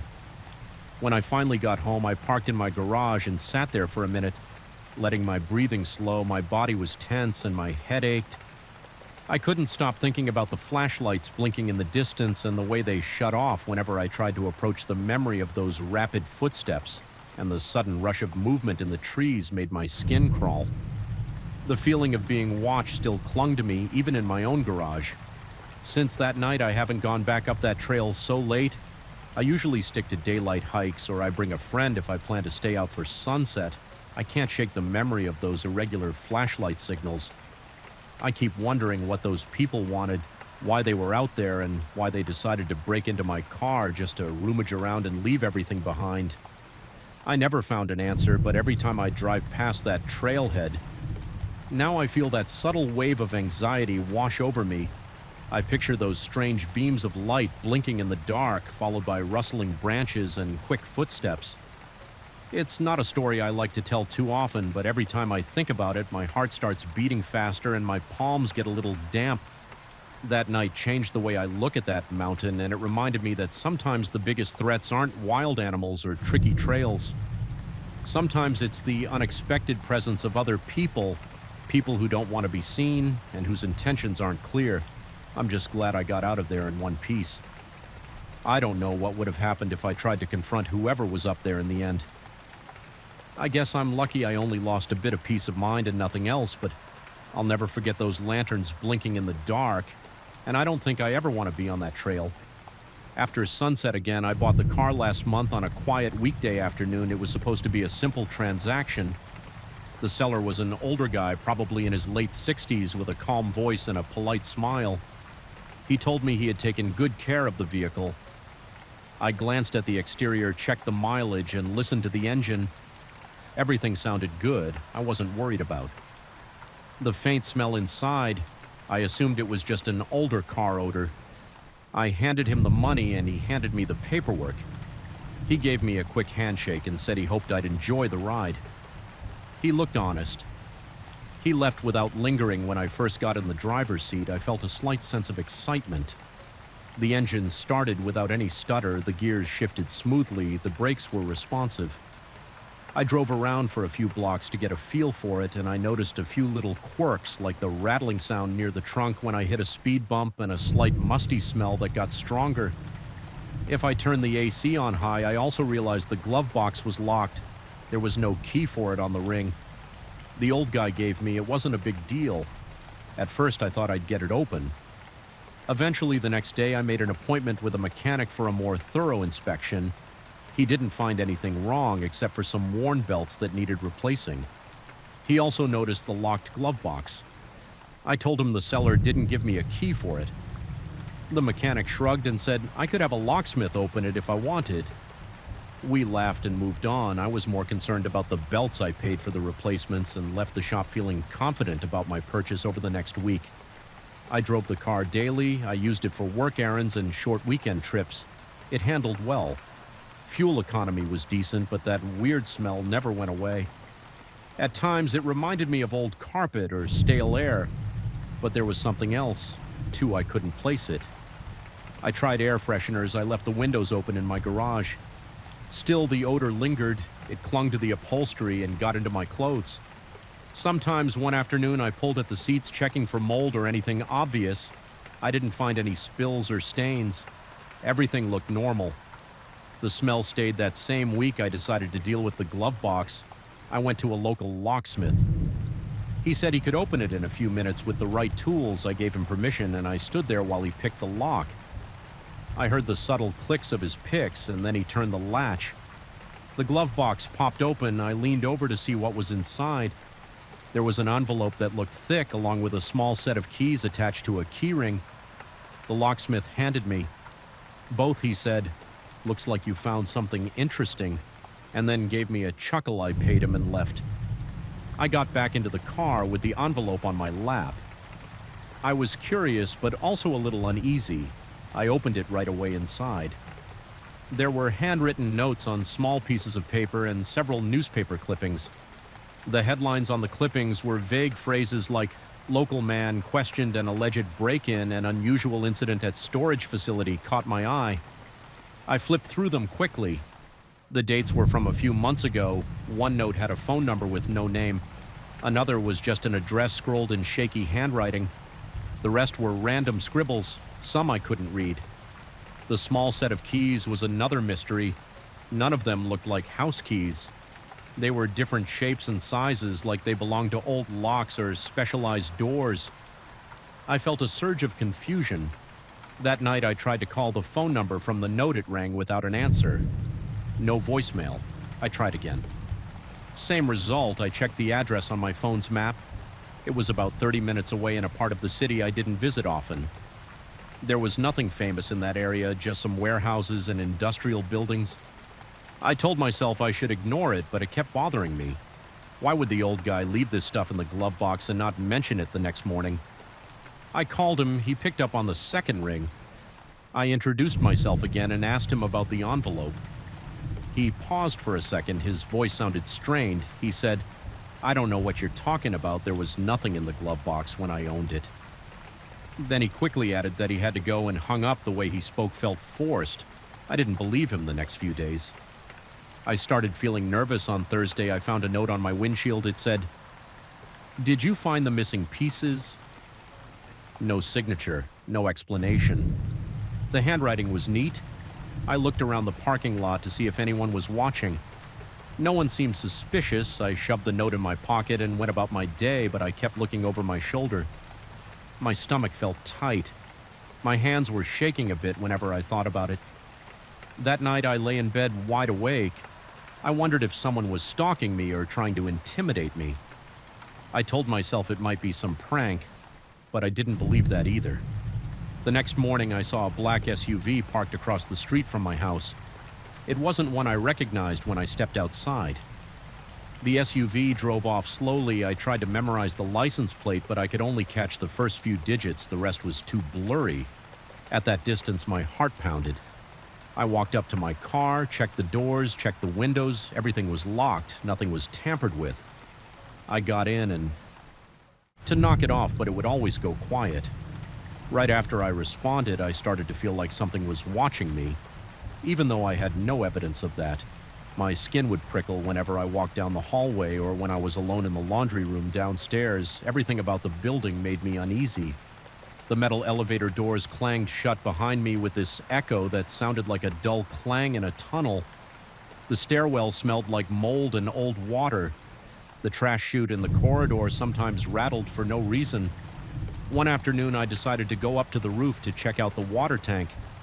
I had a flimsy reason. I wanted to see if maybe the water system was somehow creating those weird voices. I wasn't sure how that would even work, but I was desperate for a logical explanation.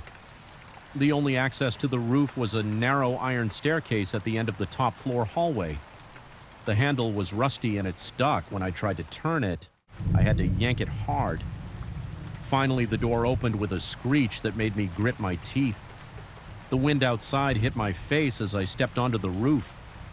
The sun was bright, but the air smelled stale like dust and old pigeons.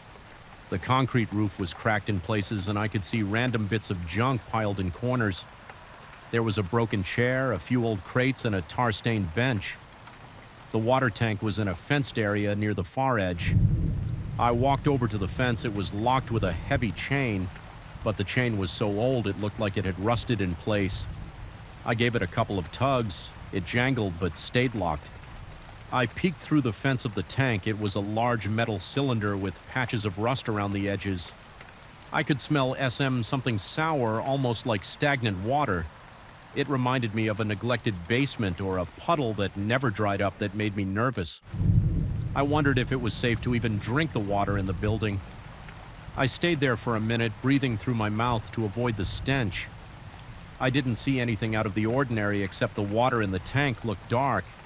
I couldn't see inside clearly, just a surface that seemed filmy. I let go of the fence and decided I'd bring it up with the landlord again. That's when I heard of a soft sound behind me. I spun around. There was no one else on the roof. The door was still shut, and the wind had died down, so it wasn't a draft. The sound had been a faint scraping, like footsteps on gravel. My heart started pounding and my palms got sweaty. I waited, listening. I heard nothing else. My mind raced through possibilities. Maybe a bird knocked something over or a piece of debris shifted. I tried not to think too hard about it because I already felt uneasy and I didn't want to push myself into panic. I walked back to the rooftop door, opened it, and headed down the stairs as calmly as I could. My legs felt shaky that evening. I was in my apartment, staring at the ceiling, just trying to relax. I was replaying the events in my head, telling myself I was overreacting, but the building wasn't giving me a break. As I was brushing my teeth, I heard that conversation again, right through the bathroom wall. My chest tightened and I accidentally jabbed my toothbrush against my gums. I spat blood into the sink, rinsed my mouth, and leaned my head closer to the wall. It sounded like two people talking in hushed tones. I couldn't make out words, just the rhythm of speech. My own heart was pounding so loud in my ears that it was hard to focus. I splashed water on my face, half expecting the voices to stop, but they didn't. They kept going like they were in the middle of an argument or a heated discussion. I put my hand on the wall. It felt cold under my palm. I stood there for a long moment, not sure what to do. Eventually, I walked out of the bathroom, turned off every light, except for a small lamp by the couch, and sat down to think. My mind was scrambling for a reasonable explanation. Maybe someone had managed to sneak into the apartment next door. Maybe it wasn't as vacant as I thought. That idea made me feel a bit better because it was something normal, someone squatting there. Or maybe the landlord had rented it out without telling me. Still, I didn't like the idea of strangers behind that wall. I decided to go check. I threw on a jacket and stepped into the hallway. I stood in front of the door to the adjacent apartment and knocked. My knuckles made a dull thud against the wood. I waited, hearing my own breaths. Echo nothing. No movement inside. I tried the knob, but it was locked. I banged on the door harder. Called out, "Hey, is anyone in there?" No answer. The hallway stayed silent except for the faint hum of the building's old electrical system. I felt the hair on the back of my neck stand up. I waited another minute, then gave up and went back into my apartment. I barely slept that night. Every small sound in the darkness made me bolt upright, my heart racing around 3 in the morning. I heard a faint scraping noise coming from the ceiling, like something shifting on the roof. I got up, paced around my living. Because it was something normal, someone squatting there, or maybe the landlord had rented it out without telling me. Still, I didn't like the idea of strangers behind that wall. I decided to go seats. I tried to focus on driving. I turned in the opposite direction of the SUV and I took a winding route through side streets. I kept glancing in my mirrors. The SUV didn't appear again. After a few turns, I realized I was basically driving in circles. My heart pounded in my ears. I stopped in a parking lot behind a shopping center. I picked up my phone from under the seat and sat there breathing heavily. I opened the box on the passenger seat and looked at the clippings again. I had this strong urge to know what the old man had gotten himself into. I thought about the text telling me I was already involved. I felt that was true. I wasn't sure how deep this went. My chest felt tight. I wiped sweat off my forehead and told myself I needed to make a decision. Right then, a new text popped up. It was from an unknown number. Again, they're watching you, be careful. My stomach flipped. I started the car and drove straight to the nearest police station. I parked outside and just stared at the building. I pictured myself walking in with this box, trying to explain how I got it. I wondered if they'd believe me. My head was throbbing. I turned off the ignition. My breathing was shallow. I clenched the steering wheel for a few seconds. Trying to collect my thoughts, I looked around the parking lot. A few police cruisers were parked there. I saw an officer step out of the station and light a cigarette. He looked tired. I looked at the box on my seat. I felt this overwhelming sense of doubt. My phone chimed again. Another unknown message. "You can walk in there, but think about who else is inside." I felt sick to my stomach. I stared at the station doors. I stared at my phone. I turned the key in the ignition again. My hands were trembling. I backed out of the parking space and left, driving away from the station with my heart racing. I didn't know who was behind those messages. I didn't know why they seemed so sure I shouldn't trust anyone. All I knew was that the car I'd bought, which should have been a simple used vehicle, was now a constant source of stress. I realized I couldn't live like this much longer. I needed answers.